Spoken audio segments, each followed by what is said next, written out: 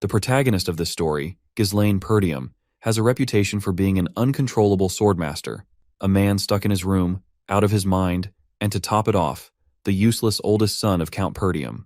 With all these glorified titles, you might think he's just some spoiled brat, but nope, that's not the case, at least not anymore. And his opponent is finding that out the hard way. This bearded bastard can barely believe his eyes as he's getting his ass handed to him by this so-called useless son of a gun. Ghislaine, on the other hand, is as cool as a cucumber during the battle. He's actually pretty glad that all the money he spent on setting this trap is finally paying off. So he asks this bearded bastard if he's enjoying the surprise. Of course, this infuriates the bearded bastard, because it's like Ghislaine knew exactly what was going to happen. Well, Ghislaine doesn't hesitate to own up to it. It's not just that he knew his enemy's plans, he knew everything from the start. He knew how many soldiers there were, who the spies were, and who helped this guy with reinforcements. He knew literally everything. The bearded bastard can hardly believe it. He starts shouting in disbelief. He is mad that his ace card has also been exposed by someone he thought was useless trash. But Ghislaine isn't having any of it. He shuts the guy up with a solid kick to the face, making it clear that this yapping fool can keep talking all he wants. But no matter how many battles take place, Ghislaine is certain that he is going to win. You might be wondering how he is going to win every time. Well, it is because my guy literally knows everything. Now let's rewind a bit. Almost a year ago, in the kingdom of Lithuania, near the Perdium estate, Ghislaine Perdium wakes up to a shock. He's alive, but he shouldn't be. He was supposed to be dead. The last thing Ghislaine remembers is being in the middle of a losing battle, facing off against one of the continent's top 7 noble knights, a guy named Idun, who was supposed to be the one to take him down. Ghislaine, on the other hand, was no slouch himself. He held the title of one of the continent's top 7 mercenary kings, known far and wide as Ghislaine Perdium. Before ending Ghislaine's life, Idun remarks how he did not expect to encounter the trash of a fallen Perdium household. As far as Idun knows, Ghislaine had left the family after his sister's death, so it seemed like his name had faded from memory. Ghislaine is surprised to hear this, and asks this bastard how he knows so much about him and his past. Idun claims that he had known this for a long time. He'd worked tirelessly to track Ghislaine down because he was one of them, someone who had worked alongside the Delphine household to bring the Perdium family to its knees.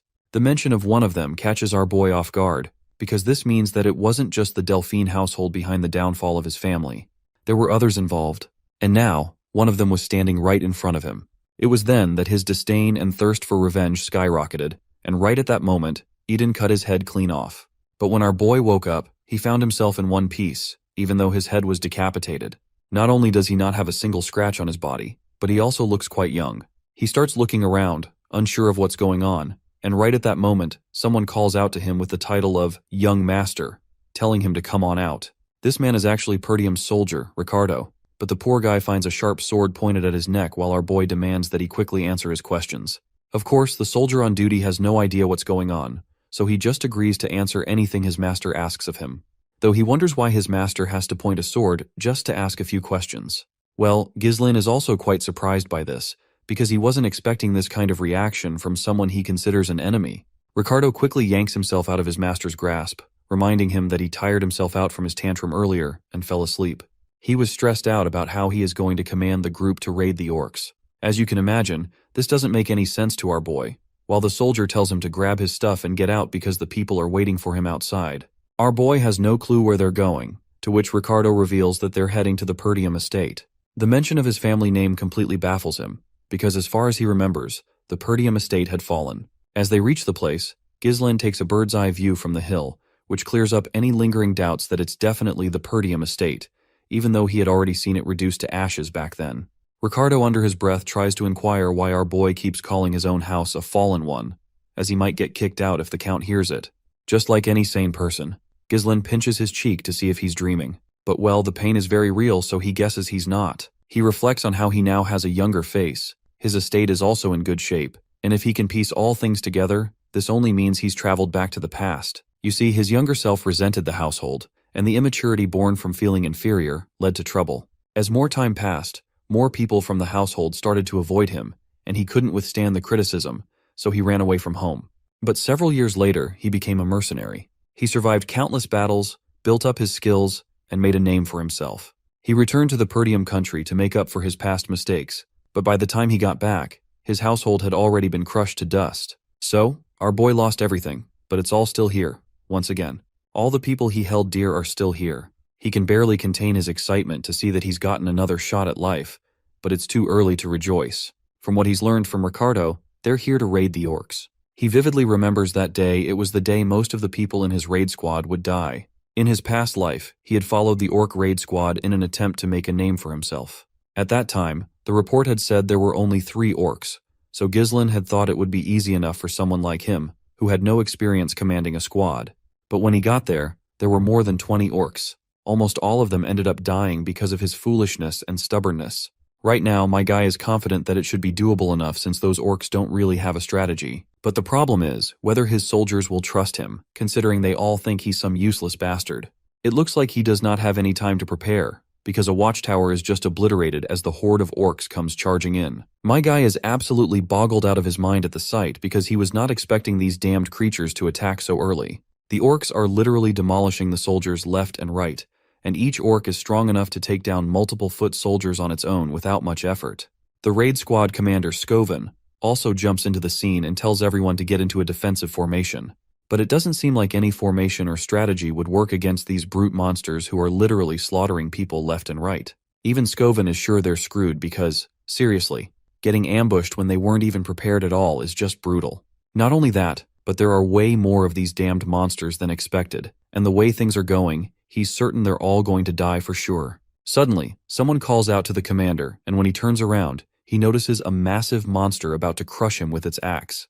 It seems like the commander doesn't have much time to move away to save his life. That's when our guy launches himself and yanks the commander away, then brutally cuts through the monster's hand like it's nothing more than a cucumber. Everyone is absolutely jaw-dropped to see how effortlessly Ghislain pulled off that move. After all, he is supposed to be a trash. The monster finally falls down, while Ghislain feels annoyed that his body still can't use mana. He then walks back to the commander, extends his hand, and demands the commander's rights.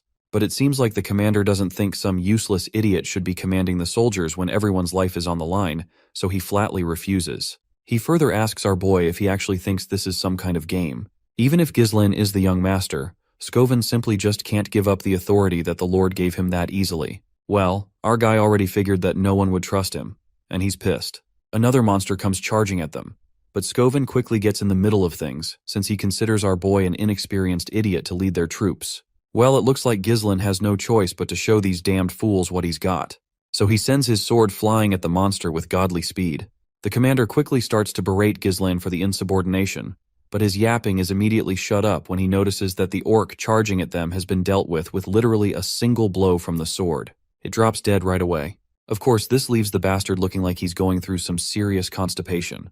Meanwhile, our guy questions this fool if he even knows the most important thing in battles. Of course, the commander doesn't know, since he's the actual useless trash here. So, Ghislain shifts his attention to the terrified soldiers and reminds Scoven that there's no hope in winning a battle when their troops are filled with fear.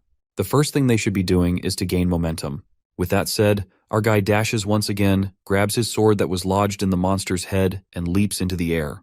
He lands right on top of another orc and thrusts his sword into the monster's skull. Scoven can barely believe his eyes.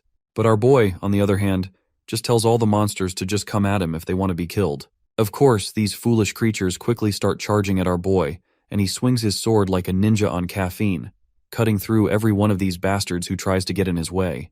His speed, movements, reflexes, everything is so fast, and everything is happening so quickly that Scoven has no reaction but to stare in utter disbelief. Even as a mana user, it's hard for him to do anything, so how that skinny young master is even doing all of this. Though Scoven can tell that our boy is getting tired, he's still using the smallest of movements to dodge attacks, and his swordsmanship is striking their weak spots, like a manaless swordmaster, or perhaps even something greater.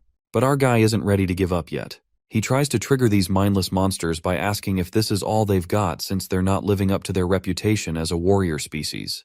The other soldiers also stare in utter disbelief, seeing that all the orcs are charging at the young master. Everyone calls to their commander for his next order, but this bastard is too cowardly to show the courage our boy is displaying. He can't get over the fact that our boy ran into a group of orcs and drew their attention in order to make them chase him. He doesn't seem to understand why he is running now, and why he's running toward the edge of a cliff. It doesn't take long for him to realize that Ghislain is planning to send those orcs plummeting off the cliff. Acting fast, he orders his troops to raise their shield wall as they prepare to follow the young master's lead. Meanwhile, the orcs are hot on our boy's heels. He's pretty sure Scoven, being a skilled commander, will figure out his plan. Although he'd love to slice all those orcs down himself, his crappy stamina won't allow it. Still, this idea is not bad either. Once he finally reaches the edge of the cliff, the orcs notice soldiers positioned behind them in a defensive stance. Without hesitation, our boy jumps off the cliff, signaling to Skovan to execute the plan. The soldiers charge at the monsters, and with one push, the orcs are sent tumbling off the cliff to their bloody deaths. The effort pays off, and every last one of them is taken out. The soldiers are left exhausted, but Skovan is completely stunned when he notices our boy still hanging onto the cliffside, his sword lodged into the rock. Despite the situation, there's not a hint of fear on his face, just a confident smirk aimed straight at his commander. For a moment, the big-mustached Skovan is startled, but then he breaks into a proud smile. He quickly extends his hand, but it's too short to reach the young master, and the grip our boy had on his sword eventually loosens. The boy starts to fall, leaving everyone bewildered by this unexpected turn of events. Meanwhile, Ghislain begins to descend into the realm of unconsciousness, where he hears his sister's voice and fragments of memories of her. He's not sure what's going on, and right at that moment, his sister grabs his hand and he is yanked out of his dream. He wakes up to find himself in bed, and the first thing that comes to his mind is how he's even alive. He tries to sit up, but his entire body hurts like hell from the movements, making him crawl up in pain. His whole body aches. It must be the consequence of pushing his limits. At least, this pain assures him that he is alive.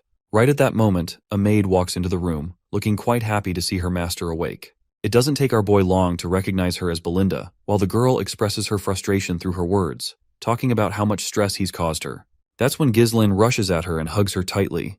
She has no clue why he's acting like this, but we all know he's just glad to see her again after so many years. You see, she used to be his personal maid. Belinda had been by his side since he was little. Despite the mess he used to cause, she was the only one who stayed with him.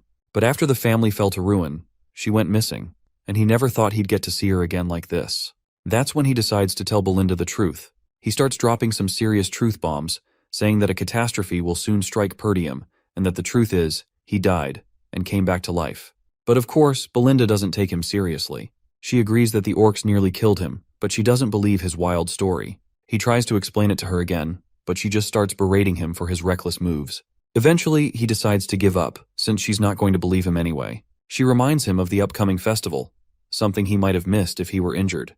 The mention of the festival catches our boy off guard, and seeing his clueless reaction, the lady decides to remind him that Lady Elena has been waiting for the day to go to the festival with him. It would be a great chance for the two siblings to get close to each other again. Finally, Ghislain remembers that there was always a festival around this time of year, and in his past life, he didn't have time to enjoy it because of his traumatic experiences. He then asks her how much time left before the festival starts, to which she responds that since it's next week, he has about a week left. The fact that he remembers this seemingly random festival is because it was the day a traumatic tragedy happened, one that haunted him for the rest of his life. Apparently, on the day of the festival, his sister Elena is supposed to die. With the speak of the devil, his sister enters the room, and our guy rushes to hug her as soon as he can.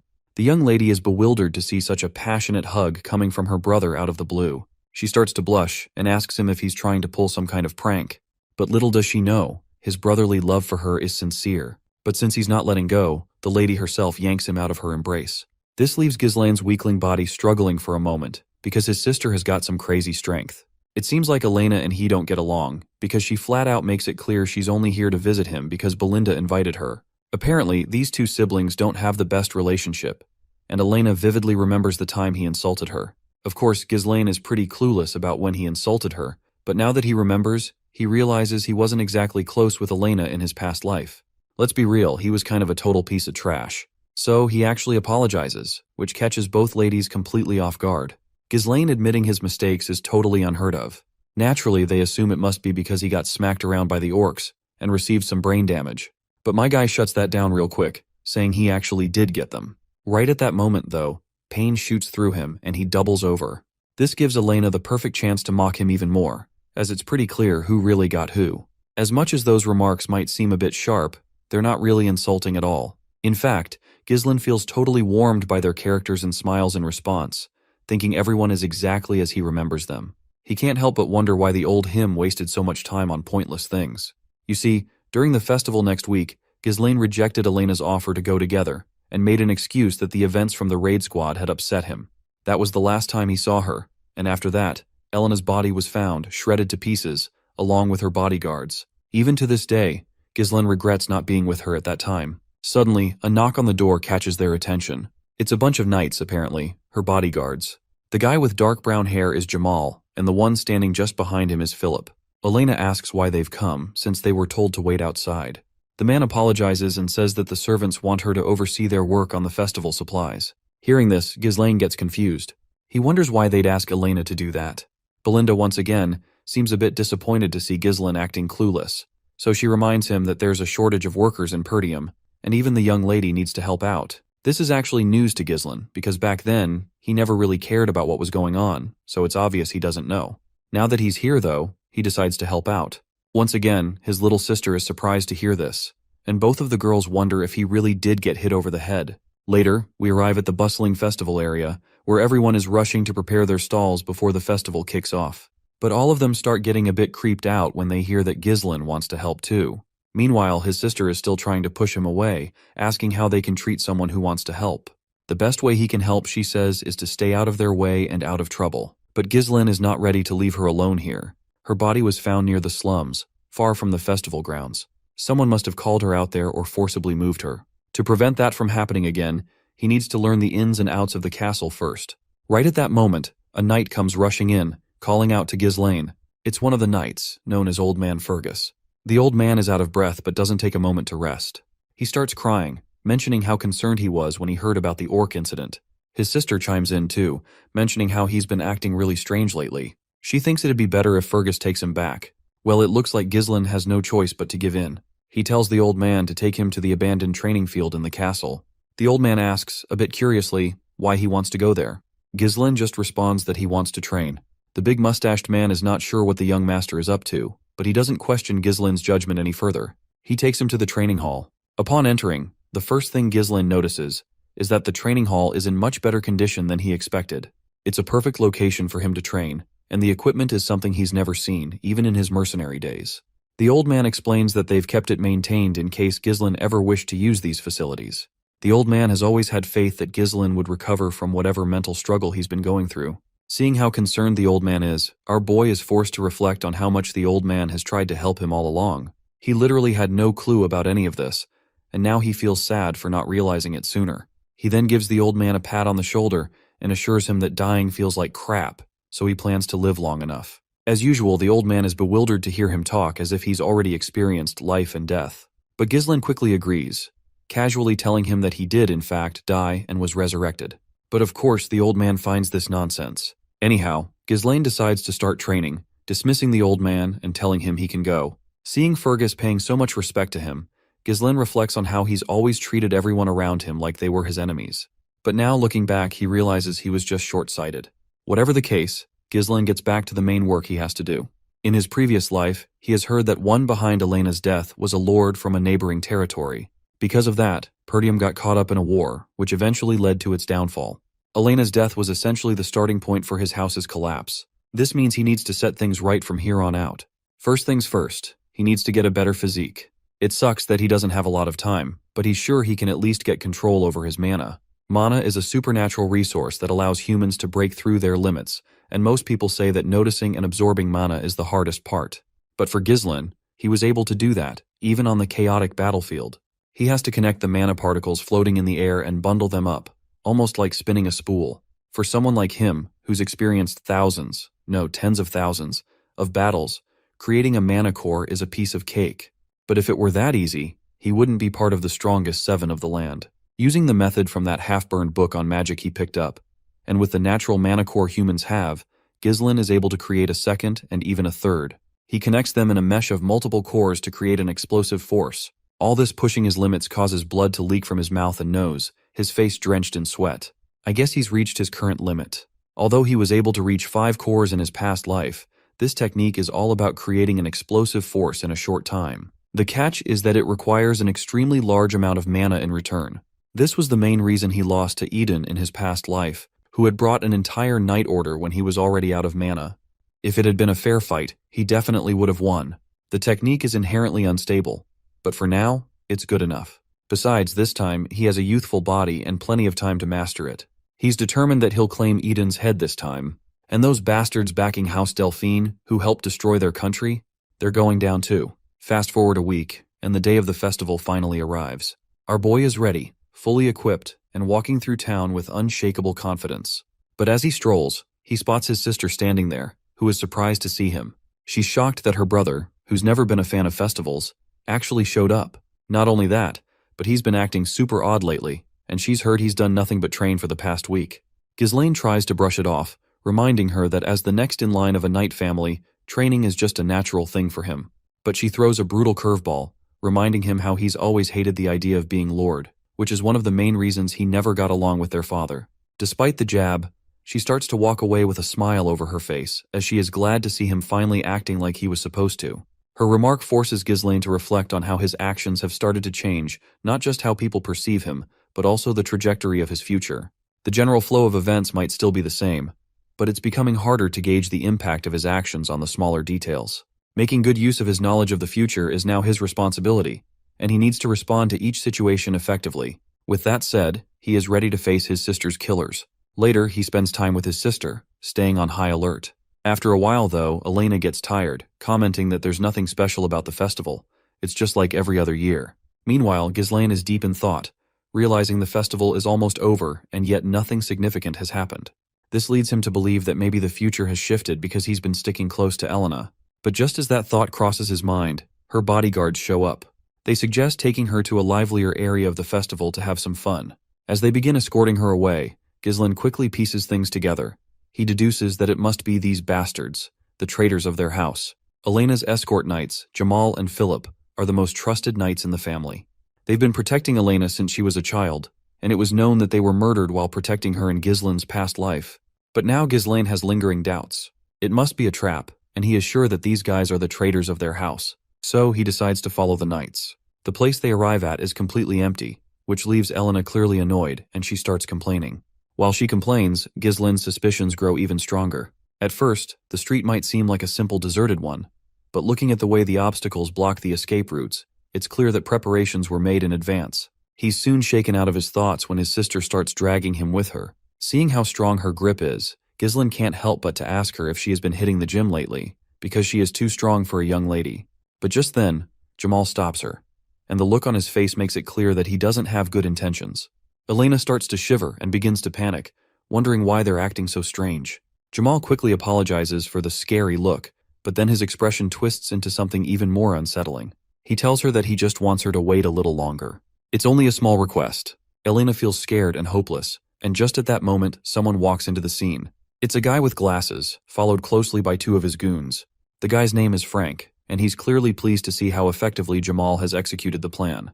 He then questions Jamal about Ghislaine, because he does not remember requesting this sucker to be here. Jamal reassures his boss that he'll take care of this brat and that Frank doesn't even need to pay for it. He explains that Ghislaine foolishly followed his sister without realizing he was walking straight into his own grave. Finally, Ghislaine speaks up. The first thing he wants to ask this filthy bastard how he is going to get away after betraying Perdium family. The bastard just snickers with little to no fear, claiming that all he has to do is run away to some far-off place. Besides, he's tired of this poverty-stricken land that's already been torn apart by barbarians. He's sure that it's not just him, but plenty of others want to leave Perdium too. But before he can finish speaking, my guy cuts him off. Instead of words, blood pours from his mouth. The sight is enough to shock everyone watching. As the traitor falls to the ground in two pieces, my guy looks at him furious. He reminds this sucker that even if people are leaving this place, they never betrayed them. He is absolutely livid and shoots a deadly glare at the other bastard, who, in a panic, pulls Lena closer, hoping to escape the same fate as his friend. But well, he doesn't make it.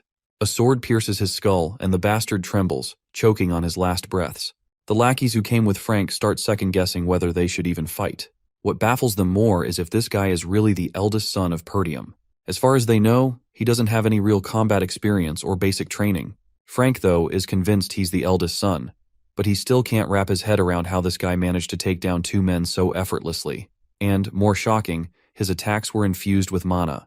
Meanwhile, the girl clings to her brother, trembling, but he knocks her out with a quick hit to her neck, telling her to take a little rest. Frank, the bastard, shows his gratitude to our guy for taking down the two knights, claiming they were planning to handle them themselves. He even compliments our guy on his godlike skills and can't help but ask where he learned them. But Ghislaine is not obligated to reply to them, so he shuts them down immediately, reminding them that it is none of their business. He then sizes them up, 3 in total, but only the one in the middle is radiating any significant mana. But whatever the case, My guy is ready to finish this quickly. Before making a move, he demands to know who hired them for the ambush. Frank, with a smug grin, brushes off the question, implying that someone about to die shouldn't care about such things. Well, Ghislain knows these bastards won't give up the information easily, but he has his own ways of making them talk. One of the lackeys suggests severing his head, but the boss shuts him down because he wants him alive, as he plans to break every limb in his body until he's completely helpless. His goal is to leave him in agony, unable to do anything but writhe in pain, believing that the suffering must be as drawn out and excruciating as possible. With that, the two of the goons charge at him. Anticipating this, Ghislain pulls out a firecracker and throws at them. The unexpected move from our boy startles one of the lackeys for a split second, leaving him confused as to why someone would use a firecracker. That brief moment of distraction is all Ghislain needs. In the blink of an eye, he strikes, killing one of the goons instantly. The second lackey charges next, but Ghislain is ready. He quickly blocks the attack with ease, disarms the attacker, and yanks the sword from his hands. Finally, he follows through, cutting the man down as if it's nothing. As soon as the lackeys drop, their leader doesn't waste any time and tries to attack our guy from behind like a coward. But my guy's reflexes are on another level, and he blocks the attack without much effort. The bastard is left stunned, realizing his nearly perfect sneak attack has been completely ruined. Not wasting any time, my guy decides to retaliate. He moves so fast with his sword that Frank barely has time to react. The sword cuts deep across the bastard's throat, and the pipe he had in his mouth falls to the ground. The bastard tries to recover and launches another attack, but once again, my guy blocks it with ease. Frank quite frankly admits that his throat would have been completely sliced if he hadn't used mana. Even my guy is impressed, realizing that this bastard concentrated all the mana around his neck to reduce the damage. It's insane how he managed to pull that off. That's when Frank finally decides to show what he's really got. Gripping his sword as tightly as he can, he launches himself at our boy. But then, he notices the grin on our boy's face. That grin catches him off guard for a moment. It's almost like my guy wanted this to happen. And that's when Ghislain overpowers this bastard and lands a solid kick straight to his face. Frank manages to land on his feet instead of tumbling over and smirks, claiming that with his mana levels, that kind of move won't work. But then he's proven dead wrong when he suddenly starts coughing up a copious amount of blood. Frank's face twists in confusion as he has no idea what just happened. Even with thick mana reinforcing his entire body, he's in disbelief. How did Ghislain manage to pierce through his enhancement with sheer skill alone? Meanwhile, Ghislain thinks about how he never found out about the culprit behind his sister's death. But now that he knows, he's ready to make this bastard pay. He warns Frank to prepare for the worst.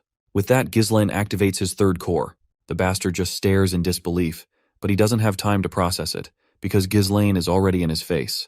The two clash at a speed so intense that all you can see are the trails left by their blades. Frank is giving it everything he's got, but it's clear he can't keep up. His hands are already going numb, and no matter how much mana he draws, it's not enough. His sword begins to crack under the pressure. He's never heard of a technique that can boost mana so explosively, let alone with this level of precision. It's like Ghislain has become a completely different person, and that different person lands a devastating blow that gives a nasty cut on Frank's body. But Ghislain isn't done yet. He drives his blade into his sister's killer with full force, but he doesn't let him die. There are burning questions he needs answered. Through gritted teeth, he demands to know who ordered the hit on Elena. But it looks like Ghislain isn't about to get his answers easily from this bastard. The sucker quickly pulls out these sneaky ninja daggers, but before he can throw them at Elena, some sort of threads block his hand from moving further. And the one holding those threads is our boy. Ghislain decides to give this bastard another chance to talk. If he answers everything right, he promises to sheath his sword. Meanwhile, Frank's mind is once again officially blown when he realizes that the threads our boy is controlling are made of mana. Meanwhile, Ghislain is sure someone of his caliber would know how to patch himself up. But well, not that it would matter if my guy destroys this bastard's mana core. So, without a second thought, Ghislain starts pouring some magic energy into the sword he's already stuck in the bastard's belly. The bastard screams in pain as he feels his mana core shattering. This is one hell of a move our guy is pulling off, because one wrong step and the backflow of mana could cause an explosion and blow this whole area to pieces. It literally feels like Ghislain is trying to self-destruct. But you see, my guy isn't some unskilled amateur. He can handle it pretty easily. Even this long-haired bastard can tell that Ghislain isn't bluffing. With the way things are going, he knows he's as good as dead. When he stares into Ghislain's eyes, all he sees is a bloodthirsty reaper.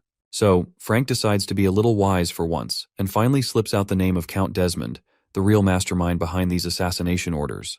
He further admits that this whole setup is supposed to be a pretext to start a war against Perdium and Degard families. Seems like Ghislain doesn't have a good impression of this name, because in his previous life, Such underground work was left to the families allied with the ducal houses.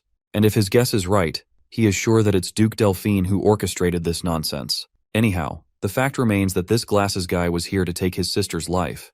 So my guy makes sure to take this bastard down as well to get his revenge from his previous life. Frank is in disbelief, thinking Ghislaine is backing down from his previous words. But our hero just reminds this bastard of all the sins he's committed, so this sucker has no right to feel terrified when it's finally his turn to become the victim. But to our boy's surprise, the bastard begins snickering even in his last breaths. This bastard is sure that nothing will change, even if our boy kills him, since he's already finished the work with the Degard family. He makes it clear that Perdium will perish due to the war, no matter what. Ghislaine quickly puts his hand over this bastard's filthy mouth to stop him from yapping.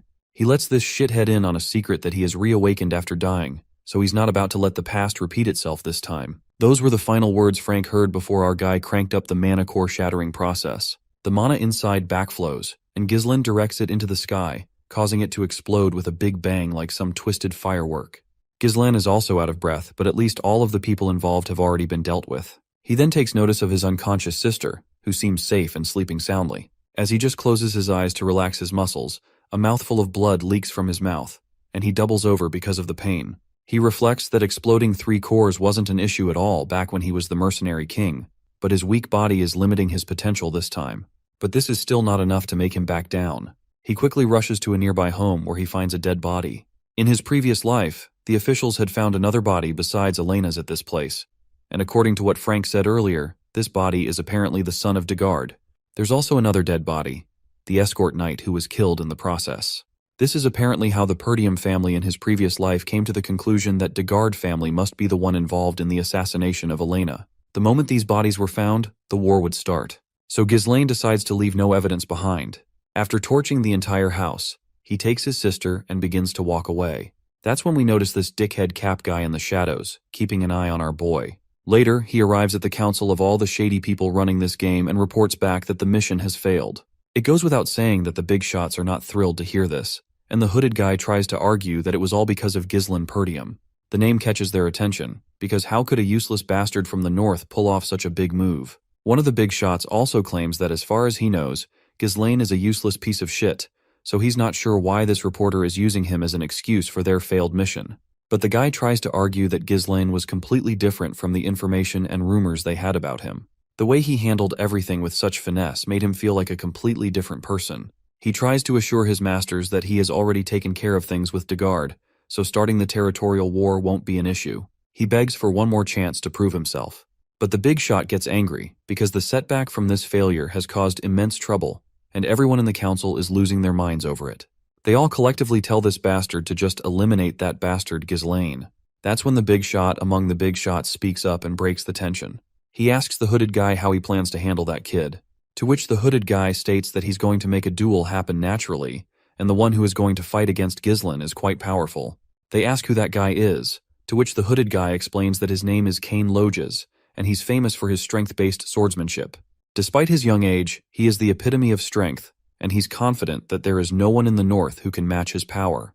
Not to mention Cain is Ghislaine's cousin, so the hooded guy is sure it won't feel forced to have them meet. Everyone goes silent as they begin to consider this plan.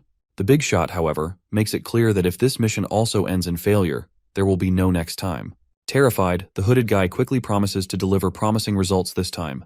The scene transitions to the Perdium Castle training hall, where we see Fergus, who is here to announce mealtime to our boy.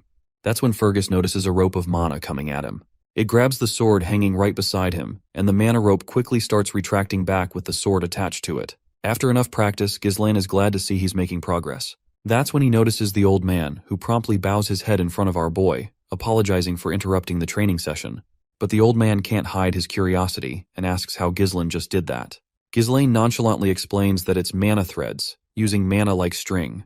In his previous life, he used it all the time, but at his current skill level, he needs to implode his core to use it like he used to, because he currently lacks enough mana.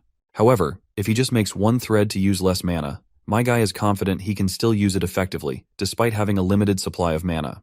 Fergus is sure he's trained his mana for a long time, but he's never seen anything like this before. Now that the old man thinks about it, he remembers that just a while ago, Ghislaine didn't even use mana, let alone train with it. He can't figure out how our boy came up with the idea of using mana like this. Anyhow, Fergus snaps his attention back to the task he came for. He humbly tilts his head slightly and expresses his gratitude for protecting the young lady.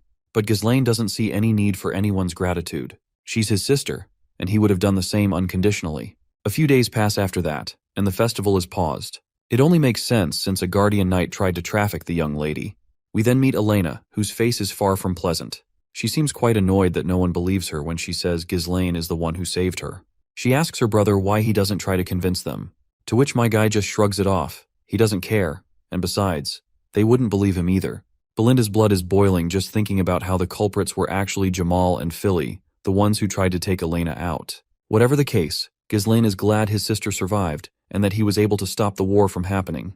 But he is sure that those bastards won't give up that easily, and he can't stop them on his own forever. So, he needs to grow his military force. Right at that moment, a maid arrives with food. When the maid serves him, Ghislaine finds it odd that he is being served a dry piece of bread instead of something delicious. He asks Belinda about it, to which she explains that it's one of the consequences of the recent mess. Right then, a fat sucker starts screaming out loud, demanding compensation for the damage caused by the festival's cancellation. And it's not just one fatty. There's a whole group of merchants protesting outside the castle. Their demand is simple. They want compensation for their losses. Our boy looks out the window and inquires about the angry mob. That's when Belinda reminds him that this country is full of merchants who make a living from the profits brought in by the festival. Last year the merchants had a great season, but since the festival was cancelled after just one day, it makes sense that they're furious. Ghislaine didn't realize until now just how badly his country is doing economically. He knows that if he doesn't meet the merchants' demands, the situation will only get more aggressive. So, he tells Fergus to command the soldiers to calm the angry mob down. But the old man casually replies that they don't have any soldiers. He explains that most of them have been dispatched to the Forest of Monsters for reconstruction because of the damage caused by the orc raid. Well, it seems like Ghislaine's situation is even more dire than he had thought. You see, Perdium is basically in a state of eternal war.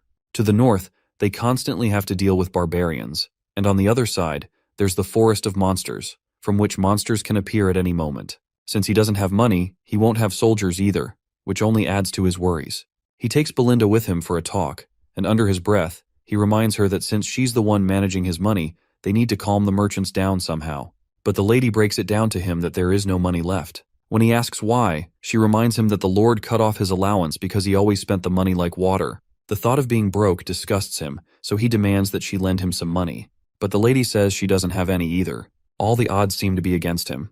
No money, no soldiers, what the hell does he even have? Without even the smallest amount of money, there's nothing he can do. Even with his knowledge of the future, he's going to need funds first to make any of it work. Just as he's thinking about it, Ricardo comes rushing in at full sprint. He's completely out of breath, and our boy quickly asks him what's going on and why he's in such a hurry. Ricardo, practically shouting at the top of his lungs, says there's a problem. Apparently, young Master Cain wishes to see our boy. The mention of Cain catches Ghislaine off guard. That's when we see one of our boy's knights, Commander Scoven, getting absolutely destroyed by Cain. Cain's jacked up muscles and sheer strength are literally crushing the knight's face like it's a tomato. Each punch lands with the force of a hammer, and it's clear Cain isn't holding back. The last punch finally knocks the poor knight out cold. Ghislaine arrives just in time to see his knight on the ground, totally injured. The look on Ghislaine's face makes it clear that our boy is not thrilled to see his knight in such a state. Anger burning in his eyes, he turns to face his cousin. The bastard in front of him is so huge that Ghislaine literally looks like a puny punk. The smile on the big guy's face is even terrifying. Along with this jacked up dude, there's also his escort knight. You see, the heir of the Logis County, with whom House Perdium had an alliance, is Cain Logis. He was both Ghislaine's only friend at the time, and his enemy. The big guy walks toward Ghislaine after beating up his knight. But Ghislaine doesn't flinch. He calmly asks Ricardo what exactly led to this situation. Ricardo quickly explains that they responded to a report of a disturbance at a tavern, where they found Cain and his escort knight. It is when Cain asked Commander Scoven if the rumors about young Master Ghislaine were true. So, Commander Scoven explained the details of the rumors about our boy. But that's when Cain grabs the commander by the mouth, because Cain believes the commander is lying under his breath, and he would not tolerate someone lying in front of the heir of Logis. With that, Ricardo wraps up the flashback. At that moment, Cain's escort knight speaks up. Since Ricardo isn't telling the full truth, he decides to explain it himself. According to him, Commander Scoven claims that Ghislaine, who never even trains, took down an orc with his bare hands and dealt with the traitorous escort knights all by himself. That's why Scoven got beaten up, which was meant to be a wake-up call for him for his lies. The knight smugly claims that none of this would have happened if Scoven hadn't lied in the first place. Ghislaine doesn't speak out loud, but in his thoughts, we learn how much he hates Cain. Apparently, Cain used to be his subordinate, and whenever he visited Perdium, he always caused a mess. Even after causing all that trouble, no one could say anything because he was basically one of the allies for House Perdium. No one ever looked down on Cain, unlike Ghislaine, who always had an inferiority complex. Cain's confidence and bold demeanor were praised as qualities befitting of an heir, which is why our boy was criticized more. Let's now turn our attention to Cain's perspective. This big jackass is amazed at how much patience Ghislaine is showing because usually he would have charged at him with this much provocation. We then flash back to a little while ago in Logis County. There, Cain got an order to kill Ghislaine. The one who gave him the order was the same hooded guy who had gotten a lot of slack from his leaders for failing his previous mission. The hooded guy promised Cain that if he succeeded in this task, the esteemed one would support the Logis family. Cain assured him that he could easily defeat Ghislaine since he was just a weak brat. But what bothered Cain was that Ghislaine was also an heir to this land, so he wasn't sure how he was going to eliminate him without complications. The hooded guy suggested they could lure Ghislaine into a duel, making it look like an unfortunate accident. It would simply appear as a trivial dispute between heirs. The hooded guy also promised to support Cain by disguising himself as an escort knight to orchestrate the situation so there would be no need for concern. The thought that he gets to kill his own cousin fascinates Cain, and the bastard agrees with this right away. In the present, Cain is thinking about why they want Ghislaine eliminated. He wonders if perhaps Ghislaine has changed a little, and that's the reason for the order. But in any case, Cain proceeds with the plan. In order to provoke Ghislaine, he calls out to him, asking why he's standing still. Since they're facing each other, he better make arrangements. Ghislaine has no clue what arrangements he's talking about. Cain reminds him that he's heard the festival has been interrupted, so why not liven up the mood and have an amazing time? He further reminds how they've always been in sync when it comes to things like this. Ghislaine doesn't react much, and cryptically asks if he's talking about alcohol. You see, this bastard always had Ghislaine prepare alcohol and women every time he came here. Ghislaine granted his request back then because he didn't want to get beaten up, but he's not going to comply with this bastard anymore. Because of Cain, he had to waste a lot of money, which is also why his father cut off his allowance. But it looks like Ghislaine has finally found the root cause of his money problems, and he's sure Cain is also the solution to this issue. Cain, on the other hand, keeps on demanding, telling him to bring the goods right now. Of course, Ghislaine plays along and tells Cain that he'll bring them right now, but first, he wants this bastard to repay the debts he owes. The hooded bastard can feel the aura and vibe Ghislaine is exuding. Even Cain gets serious and asks what debts he's talking about. Ghislaine just flashes a pleasant smile as he reminds him that he had been handling and arranging everything Cain asked of him with money, so now he wants that money back. At least 1,000 gold. Of course, the jackass is bewildered to hear such a ridiculous demand, because he believes that all of that should have cost no more than 100 gold. Besides, Cain always thought that Ghislaine did all of that because they were friends. It was like a friends with benefits situation. But well, Ghislaine wouldn't call their relationship friends, because he had been this bastard's doormat for the longest time. But now he wants this jackass to pay up if he values his life. He's in dire need of money, and he won't let this bastard get away without taking the dues. Silence fills the room, and even Ghislaine's knight, Ricardo, is sweating his balls from the bold declaration Ghislaine just made. The big guy furiously stands up, clearly enraged. He doesn't like the idea of Ghislaine getting too full of himself. He's sure that all the rumors Ghislaine is spreading about his deeds have gone to his head, which is why he's acting so bold now. To Cain, Ghislaine is still nothing but a parasite feeding off this land. So the bastard balls up his fist, ready to kill this leech once and for all. But even as the fist comes directly at Ghislaine, he doesn't even flinch, let alone move. And before the punch can connect, he just tilts his body slightly and lets the punch slide harmlessly past him. The whole scene is nothing short of shocking. Cain swings again in full fury, but Ghislaine ducks down and delivers a sharp, open-handed punch straight into the big guy's belly. The force of the punch is so intense that it nearly causes Cain to cough up blood. Our boy attempts to retaliate with another swing, but Cain stops him mid-motion. Even though Cain does not take any damage, he still pretends as if he in pain. The hooded figure rushes over, asking Cain if he's all right, but it's clear that the massive man is far from fine. His pride, the only thing larger than his body, is now shattered. Ghislaine nonchalantly tells him to stop whining, because that punch did not do any damage. But Cain keeps on pretending as if he is suffering. The onlookers in the pub are left speechless, unable to process what they just witnessed. Ghislaine, the so-called weak heir, just took down Cain Logis with barely any effort, and the entire room is unsure of what to think. My guy can obviously tell that this bastard is pretending, and he can clearly tell what Cain is trying to achieve by doing this. The big bastard then quickly turns to his hooded knight, asking if he liked the acting. Of course, the hooded bastard gives him props for the stellar performance. Cain has set the stage perfectly to make it look like the fault lies with Ghislain in everyone's eyes. So this should be more than enough to justify a duel. Cain is more than ready to seize this opportunity, because helping the big shots to eradicate Ghislain means he'll have backing from those in authority, and he must want the support of those above him. Not only that, it'll also help him cut off the Perdium household. So he plays along, pulls out the glove, and with some verbal foreplay, he sets the scene to demand a duel.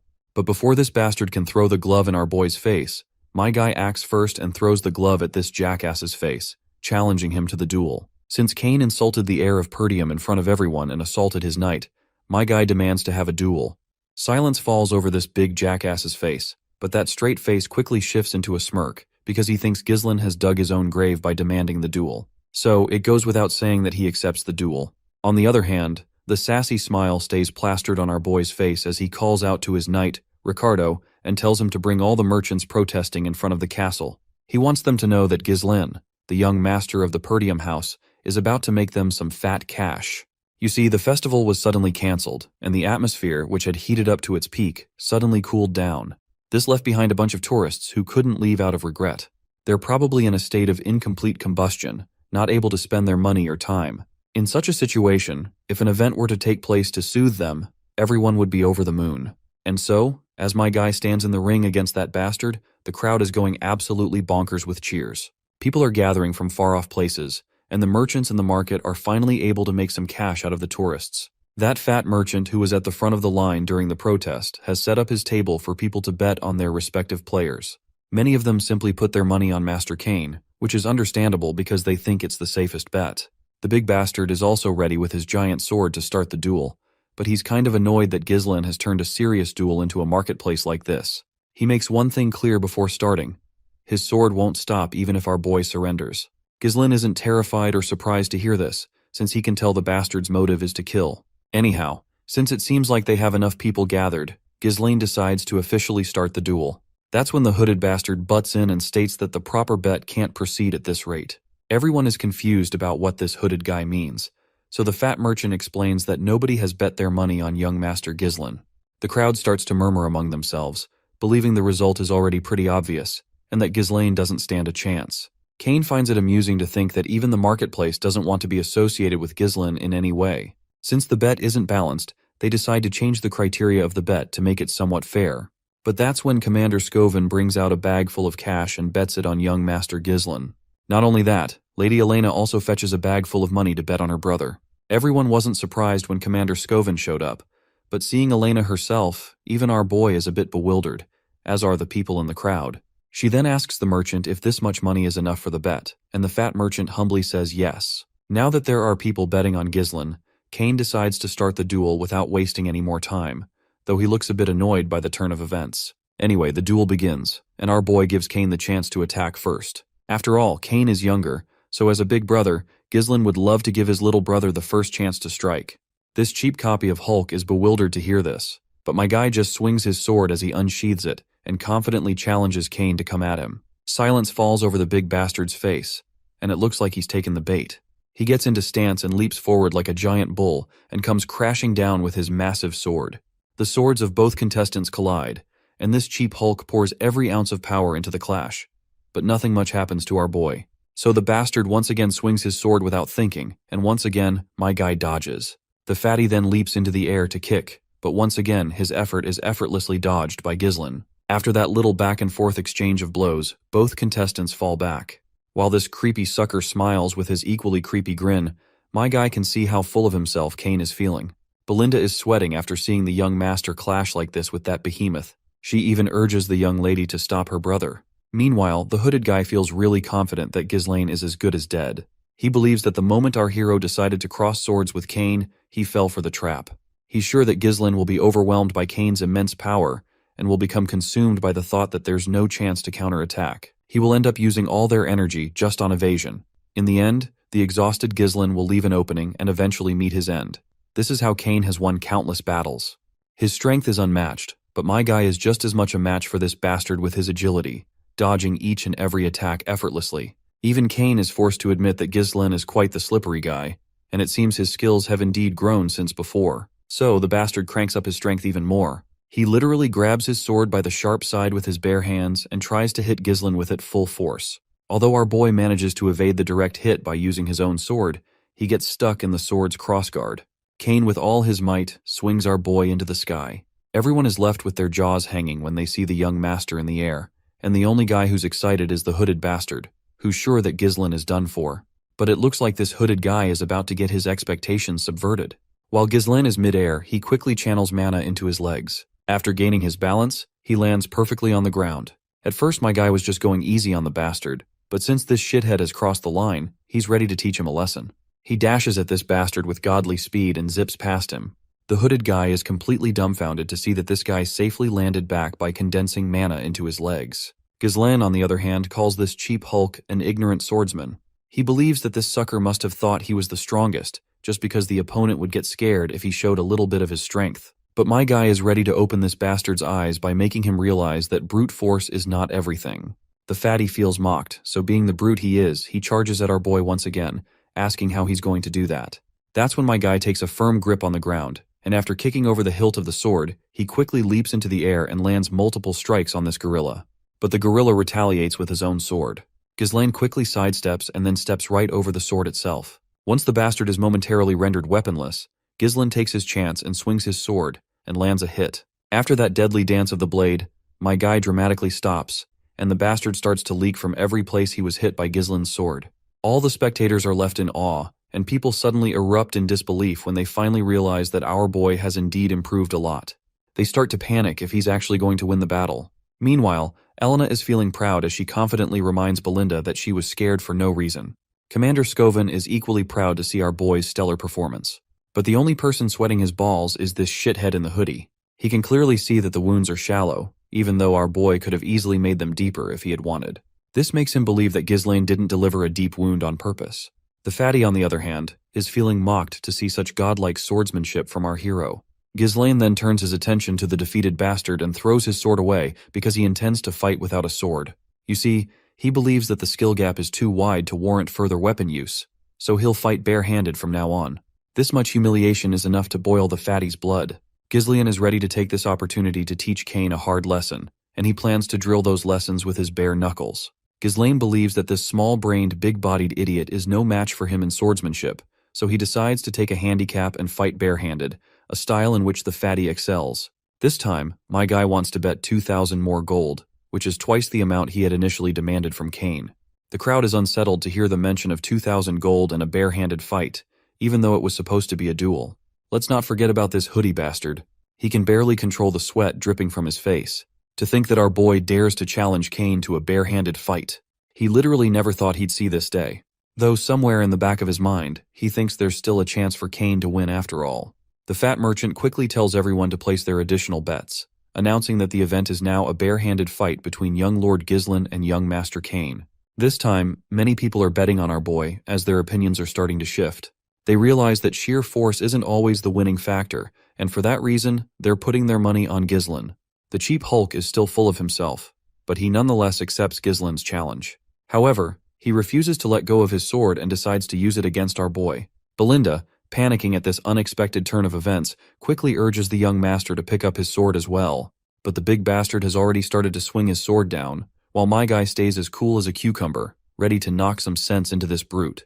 As soon as that sword comes crashing down, Ghislain ducks, moving so fast that his silhouette seems to lag behind. He delivers a crushing blow to the sucker's overgrown leg, following it with a devastating uppercut under the chin. The bastard's face is left leaking blood. That one punch was enough to scramble his brain, and one of his knees hits the ground. This was unreal. Cain didn't even see those punches coming. The audience is just as surprised as everyone else, thoroughly enjoying this unexpected turn of events. Meanwhile, Ghislain exudes confidence and charisma, claiming he hasn't even started yet and wants to play some more.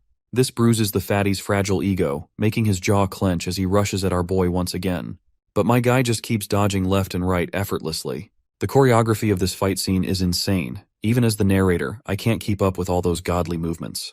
No matter what the fatty tries, every move gets countered and overpowered. In return, he's met with one crushing blow after another.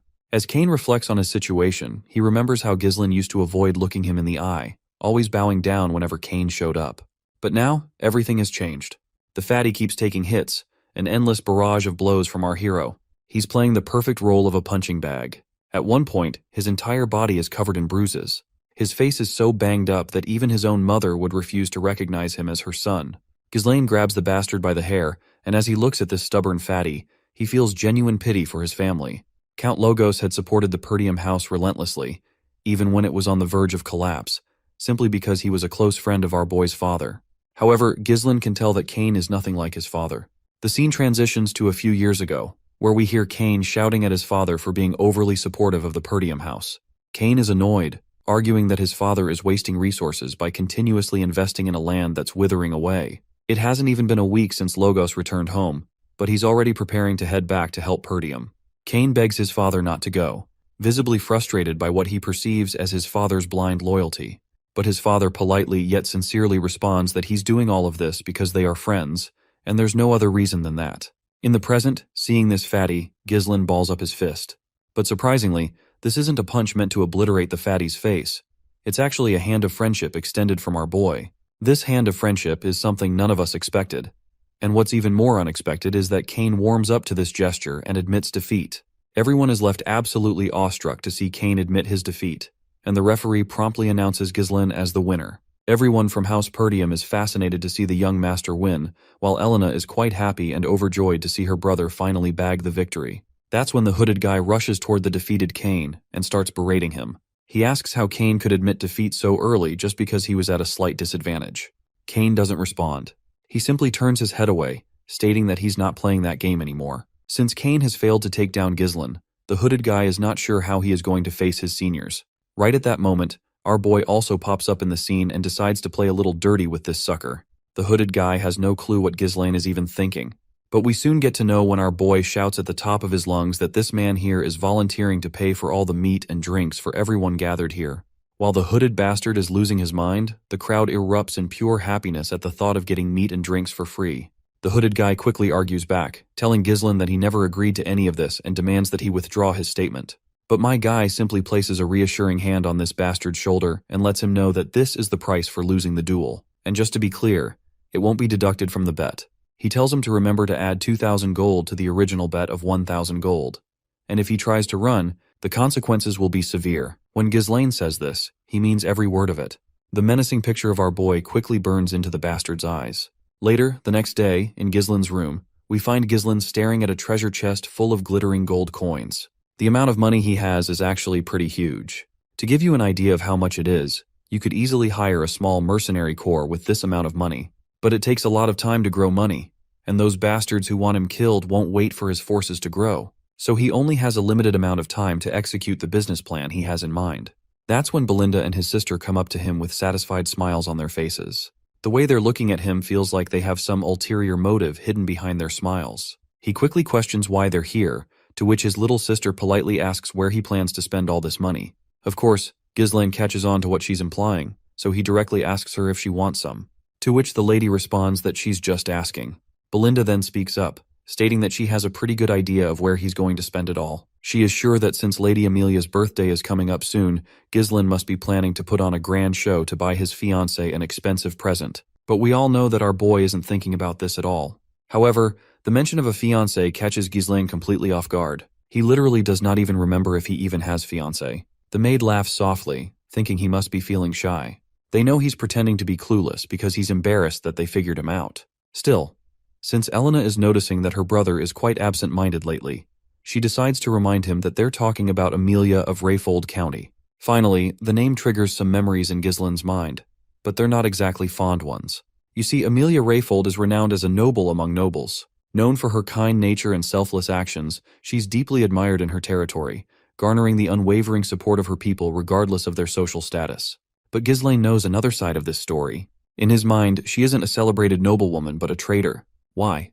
Because Amelia Rayfold, who once stood as a shining beacon of nobility, would later incite rebellion. She would become infamously known as the Witch of the North, aligning herself with the Delphine Duchy to deliver the final blow to Perdium's downfall. To Ghislaine, she is no gentle fiancée, but the very woman who betrayed everything his family stood for. He then asks Belinda when his father will return, to which she responds with uncertainty, saying probably in a week. This is good enough for Ghislaine, With a full week ahead of him, he decides to take a trip to Rayfold County. Belinda isn't sure why he's leaving already since it's not even her birthday yet, but my guy says he's going to get some money from them. Later, we finally see the lady in question, Amelia Rayfold. At first glance, she looks dead-eyed, but I can't take my eyes off her major assets. Nonetheless, she's in this town, where she's offering a poor little girl a pair of sandals. Amelia is apparently offering her own sandals, so the little girl isn't sure whether to take them or not. But Amelia assures the hesitant girl that if anyone has to walk barefoot on her land, it should be her. She then commands her soldiers to provide food and shelter for them right away, and the soldiers quickly jump into action. As she walks away with her entourage of soldiers, all the civilians echo their gratitude. Later, we arrive at Rayfold County, in Amelia's garden, where we see this guy washing her feet with such dedication that you might feel jealous of. He's really proud of the great job she's done. This guy is actually Amelia's escort knight, Bernaf. Amelia responds to him that her father had always demanded absolute obedience from the people of his territory, but the common folk will always follow the one who keeps them warm and well-fed. The guy then says that with this, she has won the people's hearts, and that it will definitely prove favorable in her future successor competition. But it looks like Amelia is not on the same wavelength as him, so she quickly puts her feet right over his face like a sadistic bitch. She questions him about what happened in the duel against the finest sword of the North, to which the guy apologizes, saying he lost intentionally to avoid unnecessary attention. If he had stood victorious, people might have started paying attention to her, and it's not yet the time for her to reveal her hidden claws. He then kisses her feet passionately while expressing his full support and loyalty to her. But the lady believes that this is how it should be since she has invested so much to raise him, and she definitely would never allow him to be a weakling. She then starts questioning him about the merchants. The knight assures her there is nothing to worry about with the Arctium Merchant Guild. All the materials used for the reconstruction of the Forest of Beasts outpost, which was recently half destroyed by the orc attack in Perdium, are being purchased through their merchant guild. In essence, her merchants are recouping all the support funds that Count Rayfold sends to Perdium each year. Moreover, he is recruiting all the soldiers and knights who are leaving Perdium. Many of those soldiers are great knights who are well trained from battles against barbarian tribes. Basically, her plan to squeeze everything out from Perdium is a total success so far. The lady is glad to hear this, and, as she said before, she tells him to maintain the appearance of an ordinary merchant guild and be thorough, because she cannot let their true identity be exposed until they have fully built up their strength. That's when her butler arrives. The knight is annoyed to see the butler entering the garden without permission, but the butler quickly delivers urgent news he received from the castle gate. Apparently, young Lord Ghislain Perdium has come to visit. Although we were told he is her fiancé, she definitely doesn't look even a little happy at the mention of his name. She questions the butler about the reason for his visit, and the butler gets all sweaty when he reveals that Ghislain is here to discuss the merchant guild. Both the lady and her knight Bernaf are wide-eyed upon hearing this. We then arrive in the visitor's room, where we find her sitting in front of our boy. My guy sits as casually as he can and greets her in the same laid-back tone. But the lady responds with a contemptuous expression to his greeting. She's clearly annoyed that he came here without prior notification, leading her to believe he still hasn't learned proper etiquette. My guy reminds her that since it's her birthday soon, he thought he'd give her a gift in advance. He places a flower on the table and explains that he picked it up from a merchant guild nearby. He mentions the fragrance is quite nice and that he plans to buy flowers from there from now on. If his memory serves him right, the merchant guild is called Arctium. Of course, the lady immediately knows where he's going with the conversation, but she plays clueless and says she isn't sure what he's trying to imply. Now that she's received his gift, she claims she'll take her leave and begins to walk away. But that's when my guy calls her name. With a serious look on his face, he tells her to sit down. The girl instantly picks on the pressure Ghislain is exuding.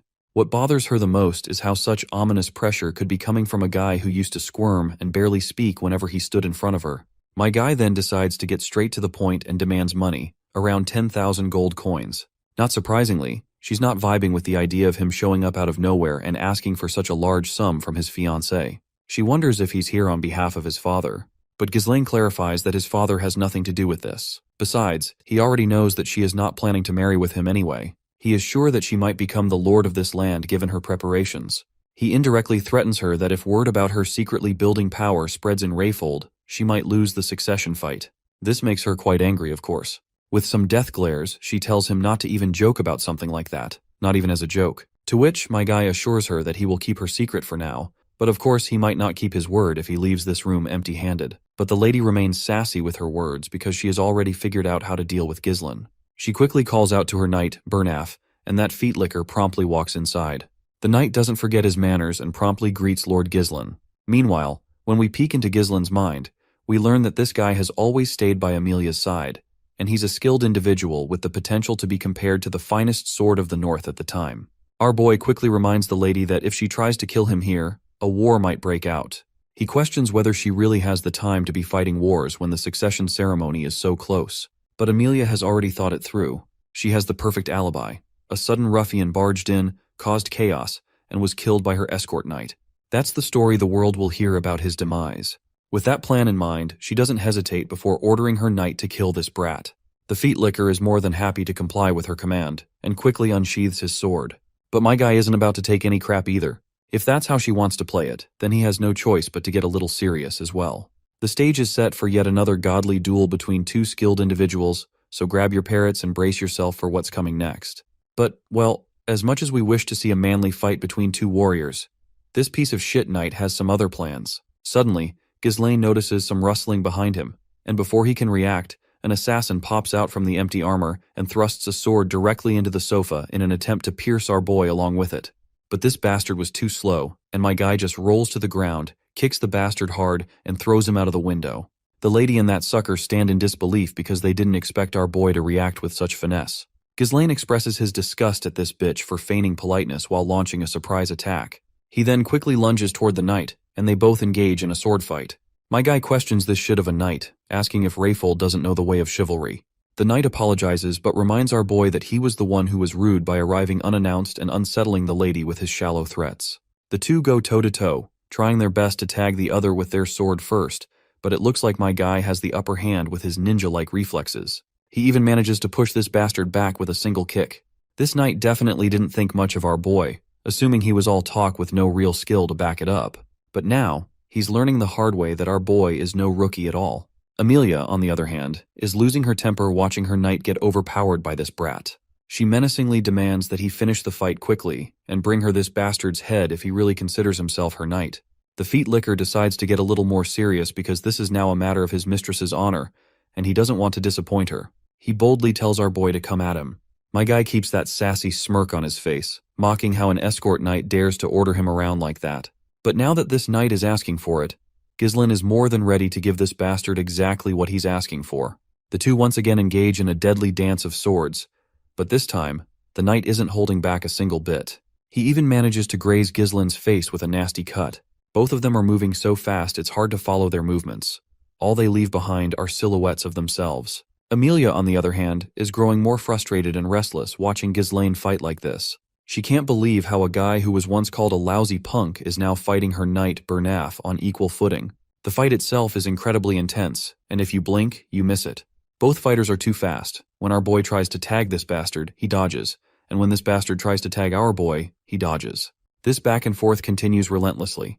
Ghislaine then tries to use the same attack he did before, but this time he gets slammed hard onto the ground.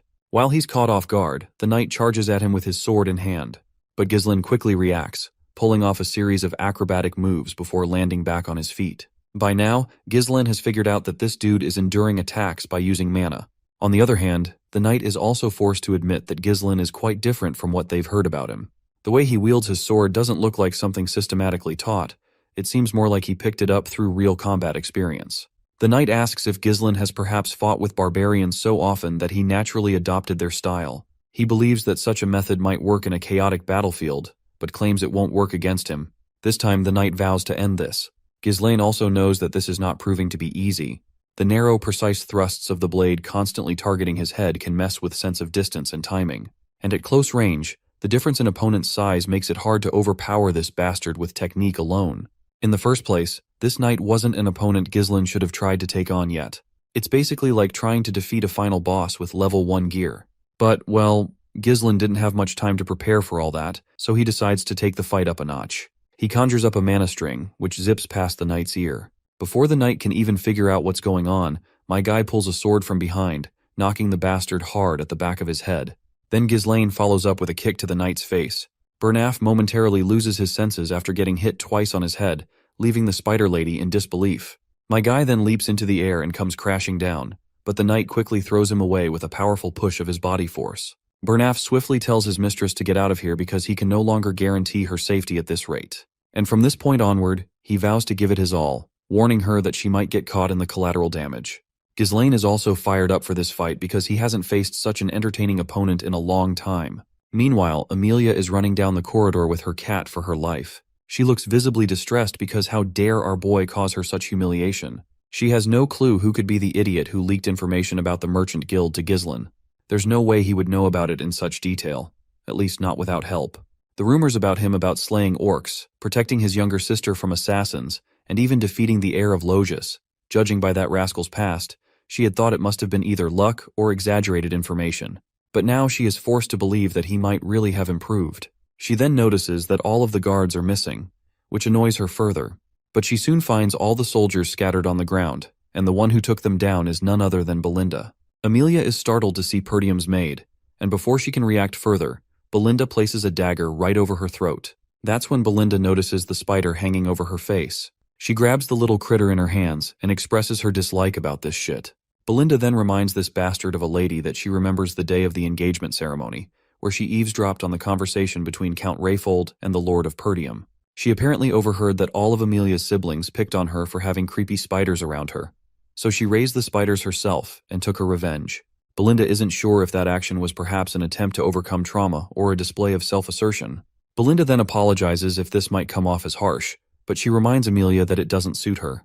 With that, she crushes the spider under her feet. After crushing the spider brutally, Belinda requests that this bitch cooperate with her a little. But before we can learn what kind of request Belinda wants to make, we're back to the fight between the boys, and it looks like the knight has started to exude some serious ominous power already. The air has gotten rough, and the overwhelming amount of mana is really making our boy quite concerned. The knight is really pissed that our boy isn't taking him seriously and had called him an entertaining opponent previously, because that sounds almost like something a lowly mercenary would say. He despises the very idea that someone as lowly and non-serious as our boy dares to call himself a noble and tries to stand on equal status as Amelia.